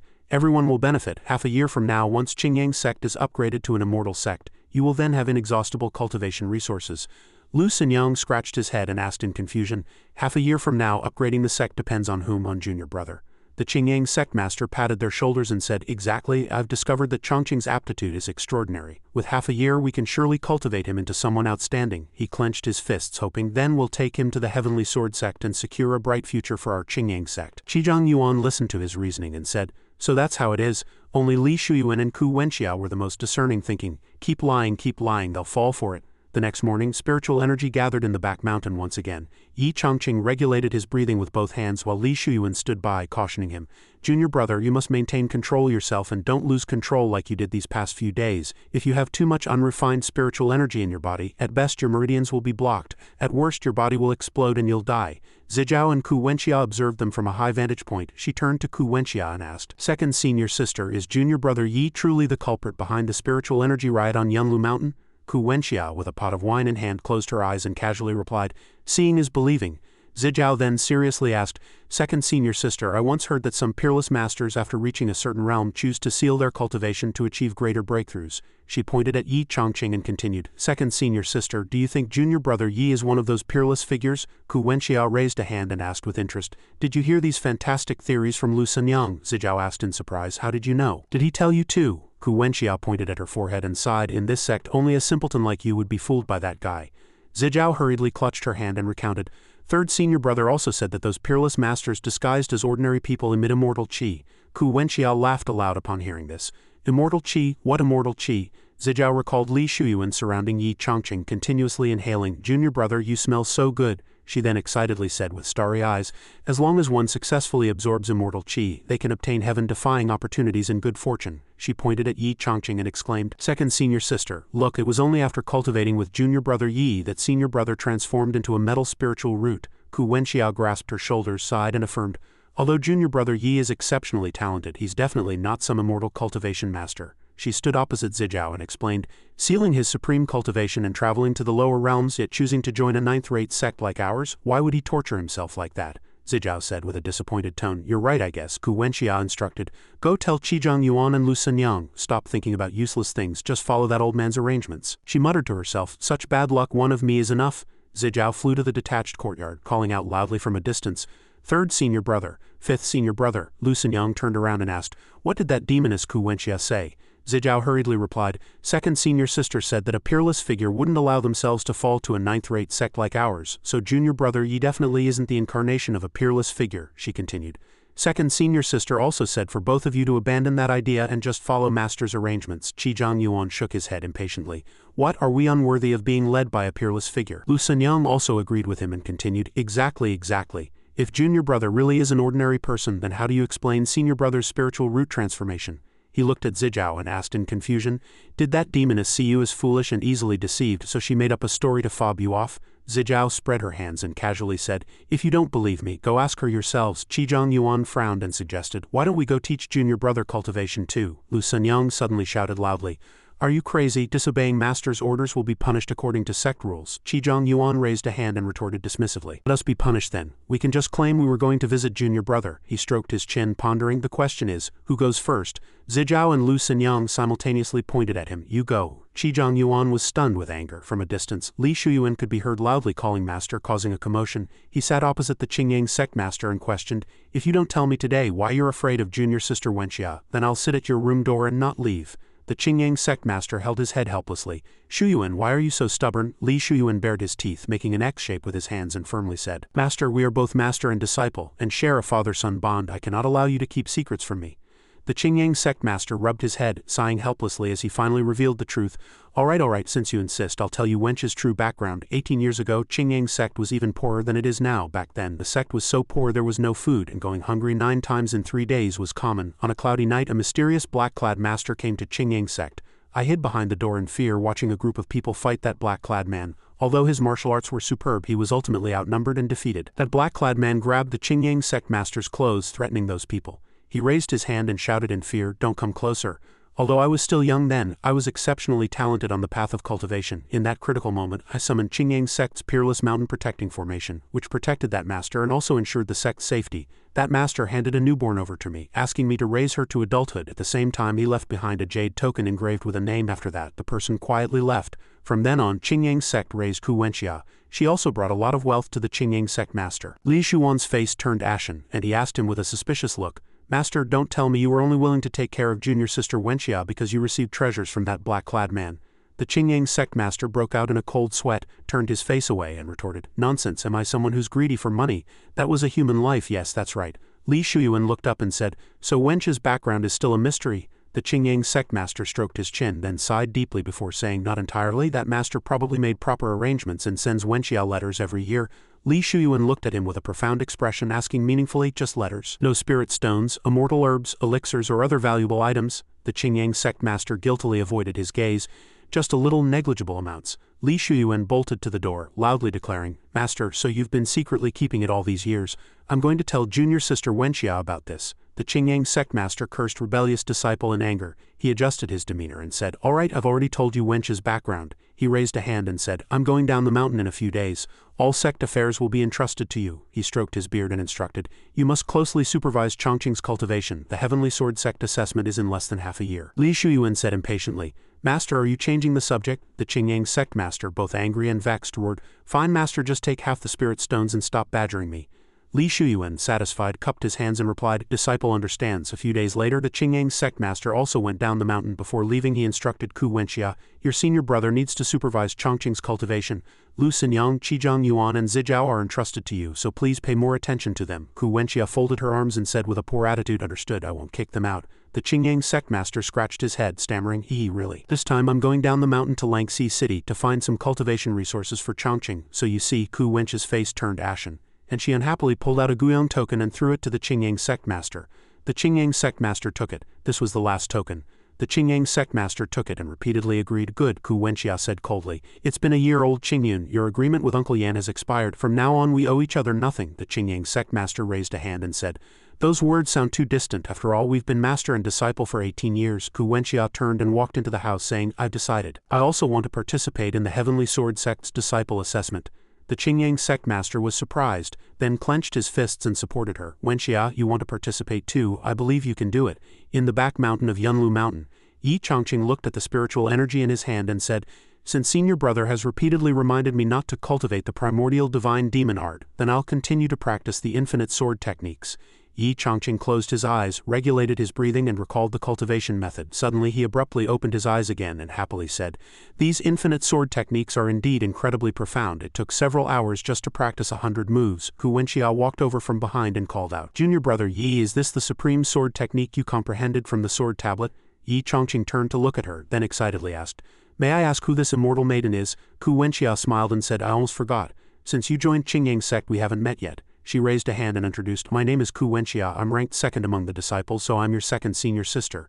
Yi Chongqing cupped his hands and bowed, "Greetings, second senior sister." He looked up and asked, "Second senior sister, is there something you need me for?" Ku Wenxia raised a hand and casually replied, "Nothing much. Like all the junior brothers, I'm just idly not striving for progress." She placed her hands on her hips and said, "I was just wandering around the back mountain and thought I'd come see junior brother." Ku Wenxia asked him expectantly, "Junior brother, do you like to drink?" As soon as she finished asking, she had already pulled out a large wine jar. Yi Chongqing asked with a pale face, "Drink?" Ku Wenxia handed the wine jar to him, urging, "Quick, smell it, it's very fragrant." Yi Chongqing covered his nose, disliking the strong scent. Ku Wenxia looked at the wine jar and retorted, "If the wine isn't strong, it's no fun." Yi Chongqing wagged his finger and said, "It's not like that." Then he activated his ring, conjuring a wine pot. He handed it over and called, "Senior sister, this is clear discourse brew. I brewed it myself, please do me the honor of trying some." Ku Wenxia asked in surprise, "Clear discourse brew?" She took a sniff, already feeling refreshed, and took out a cup saying, "This is the first time I've ever smelled such fragrant and mellow wine.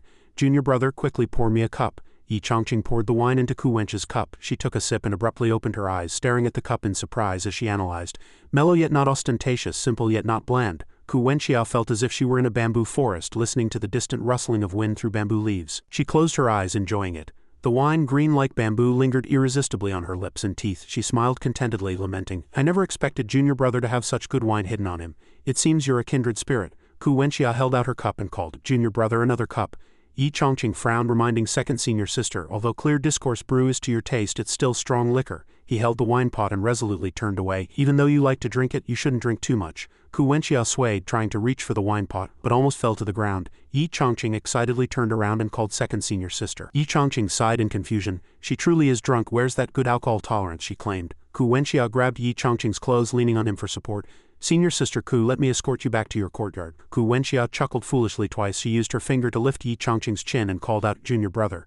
Yi Chongqing was startled, trying to push her away. Senior sister, what are you doing? Ku Wenxia, her cheeks flushed, looked at him and praised. You're amazing. Yi Chongqing's face darkened as he asked, what amazing? Ku Wenxia withdrew her hand and before she could finish speaking collapsed into his arms and fell asleep. Yi Chongqing was stunned, asking to sleep. He said blankly, are you kidding? Wake up and finish what you were saying. What exactly was amazing? He stroked his chin, pondering Ku Wenxia's words. When a woman tells a man he's amazing, what could she possibly mean? Yi Chongqing thought of something and blushed.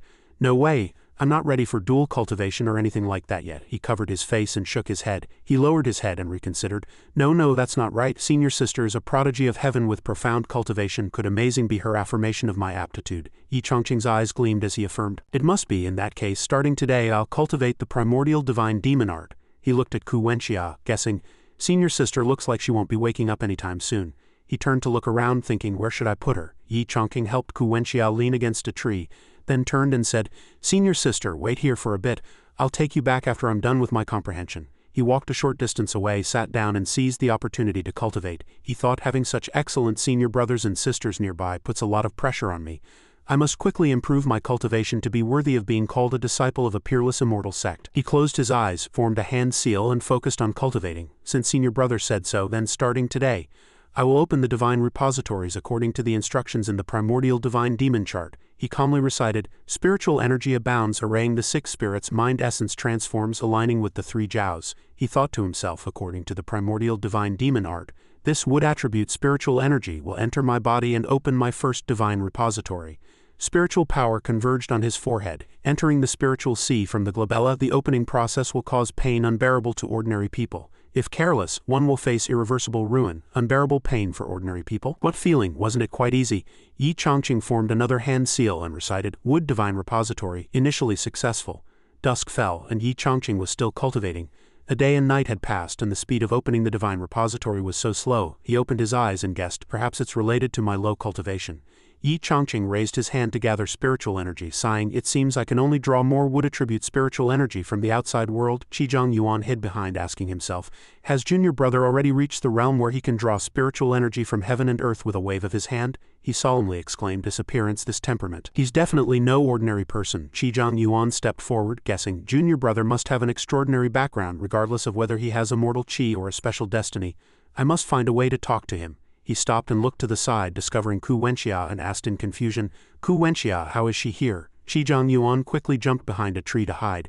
Seeing Yi Chongqing walk towards Ku Wenxia, he exclaimed in his heart, heavens, what's going on? That demoness is actually smiling at junior brother. Has she already realized junior brother's extraordinary identity? In his panic, he thought of 49 more possibilities. So while being secretive with us on the surface, she's secretly having a clandestine affair with junior brother. And it's already a done deal. Is this a moral degradation or a distortion of human nature?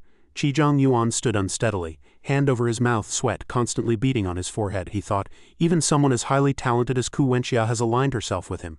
Then wouldn't senior brother's metal spiritual root require an even greater price? He blankly stroked his backside, asking himself, will I also lose my chastity here? Ku Wenxia rubbed her head and laughed heartily. Junior brother, your wine is truly delicious. One sip and I'm asleep and I wake up without a headache. Yi Chongqing raised his hand and asked worriedly, senior sister, are you really all right? Do you feel any discomfort? Ku Wenxia pouted, turned around and replied with folded arms, of course not. She stroked her chin, boasting, I, senior sister, have had my share of such pure and delicious wine. She closed her eyes and sensed, but there seems to be a wonderful taste in the clear discourse brew. Although the alcohol content is strong, my inner organs and spiritual sea seem to have received a fortuitous opportunity. Ku Wenxia said that after waking up she felt refreshed and her comprehension of the great Tao was even deeper. She looked up and called out, junior brother, do you have any extra clear discourse brew? Could you give some to senior sister? Yi Chongqing took out his storage ring and replied, of course, but senior sister, don't get addicted. Ku Wenxia stood up preparing to leave and said, consider this senior sister owing you a favor. Upon hearing this, Qizhang Yuan became even more convinced of his guess. Indeed, there was an unspeakable transaction between the two of them. He looked at Ku Wenxia, secretly deciding, You cunning Wenxia, I will never let you enjoy this benefit alone. He stroked his hair confidently saying, with a handsome man like me, junior brother will definitely be infatuated. He quickly walked towards Yi Chongqing. Junior brother, I'm here. Yi Chongqing sat down again to cultivate, then asked and answered himself. At this speed, the wood divine repository will still take several days to form. Rather than rushing and failing, it's better to proceed steadily. He looked into the distance, he smiled and said, perhaps I can also take this opportunity to improve my cultivation and increase the efficiency of opening the divine repositories. A shimmering object appeared behind him. Yi Chongqing turned back and asked, what's that shimmering thing? Seeing Qizhang Yuan, Yi Chongqing doubted life even more. He thought, what is this thing? Qizhang Yuan swayed his hips, taking seductive steps, making Yi Chongqing exclaim. The gait of a Qin dynasty noblewoman. Qizhang Yuan pointed at his fan and muttered to himself, I rank 5th. Yi Chongqing had a blank expression, too lazy to bother with him. Even rhymed. Qizhang Yuan opened his fan and gently introduced himself. My surname is Qi. My given name is Zhang Yuan. You can call me 5th senior brother. Yi Chongqing cupped his hands in salute. Greetings, 5th senior brother. My name is Yi Chongqing. After speaking, he sat down and then asked, may I ask what brings 5th senior brother here? Qizhang Yuan closed his fan and replied, yesterday, I, your senior brother, just came out of seclusion and heard that the sect had a new disciple with outstanding aptitude. He cupped his hands and continued. So I specifically came to pay my respects. Yi Chongqing lowered his head and said, Chongqing feels ashamed. Qizhang Yuan smiled, thinking, your expression shows not a trace of shame. Yi Chongqing raised his hand and retorted, may I ask what Dao senior brother cultivates? Qizhang Yuan stroked his chin and said, ashamed. I, your senior brother, cultivate the Dao of alchemy. Yi Chongqing's eyes lit up. He let out an oh and asked, the Dao of alchemy, he thought. Alchemists are esteemed individuals everywhere, especially those who can refine high-grade elixirs who are even rarer. He looked at Qizhang Yuan, guessing 5th senior brother being able to cultivate the Dao of alchemy in a hidden immortal sect must be a master alchemist. I must build a good relationship with him. Qizhang Yuan's face wore a smile, but it was a bit stiff. He thought, could junior brother really be interested in me? He raised his hand and asked Yi Chongqing, junior brother Yi, are you interested in learning about the Dao of alchemy? Yi Chongqing truthfully said, if I could become an alchemist, I could refine the elixirs I need for cultivation, which would be much more convenient for me. He scratched his head and awkwardly continued, I, your junior brother, am short-sighted and only have this superficial understanding. Yi Chongqing asked with interest, 5th senior brother has cultivated the Dao of alchemy for many years. He must have reached the realm of bringing the dead back to life and healing flesh and bone, right? Upon hearing this, Qizhang Yuan remembered some things, like the elixir toxicity that made Li Shuyuan quickly complain and the shattered elixir furnace that left him speechless. Yi Chongqing remained naive, his mind filled with all sorts of curiosity. 5th senior brother, I'd like to hear your understanding of the Dao of alchemy. What do you, senior brother, consider the Dao of alchemy to be? Qizhang Yuan let out a blank, then suddenly remembered the Qingyang sect master. Feeling a bit scared, he thought, if Chongqing discovers these guys' flaws, he'll immediately be expelled from the sect. He clasped his hands behind his back, turned and replied, what is the Dao of alchemy? In my opinion, he looked behind him as he spoke, the Dao of alchemy is first taking spiritual treasures from heaven and earth and the essence of herbs, then using alchemical fire as an aid. Following this refining process, one refines every single elixir. Qizhang Yuan turned around and said, what ethereal Dao as an alchemist? My Dao lies in every elixir I refine. Yi Chongqing stared at him blankly, repeating word for word, diligently and carefully refine every single elixir.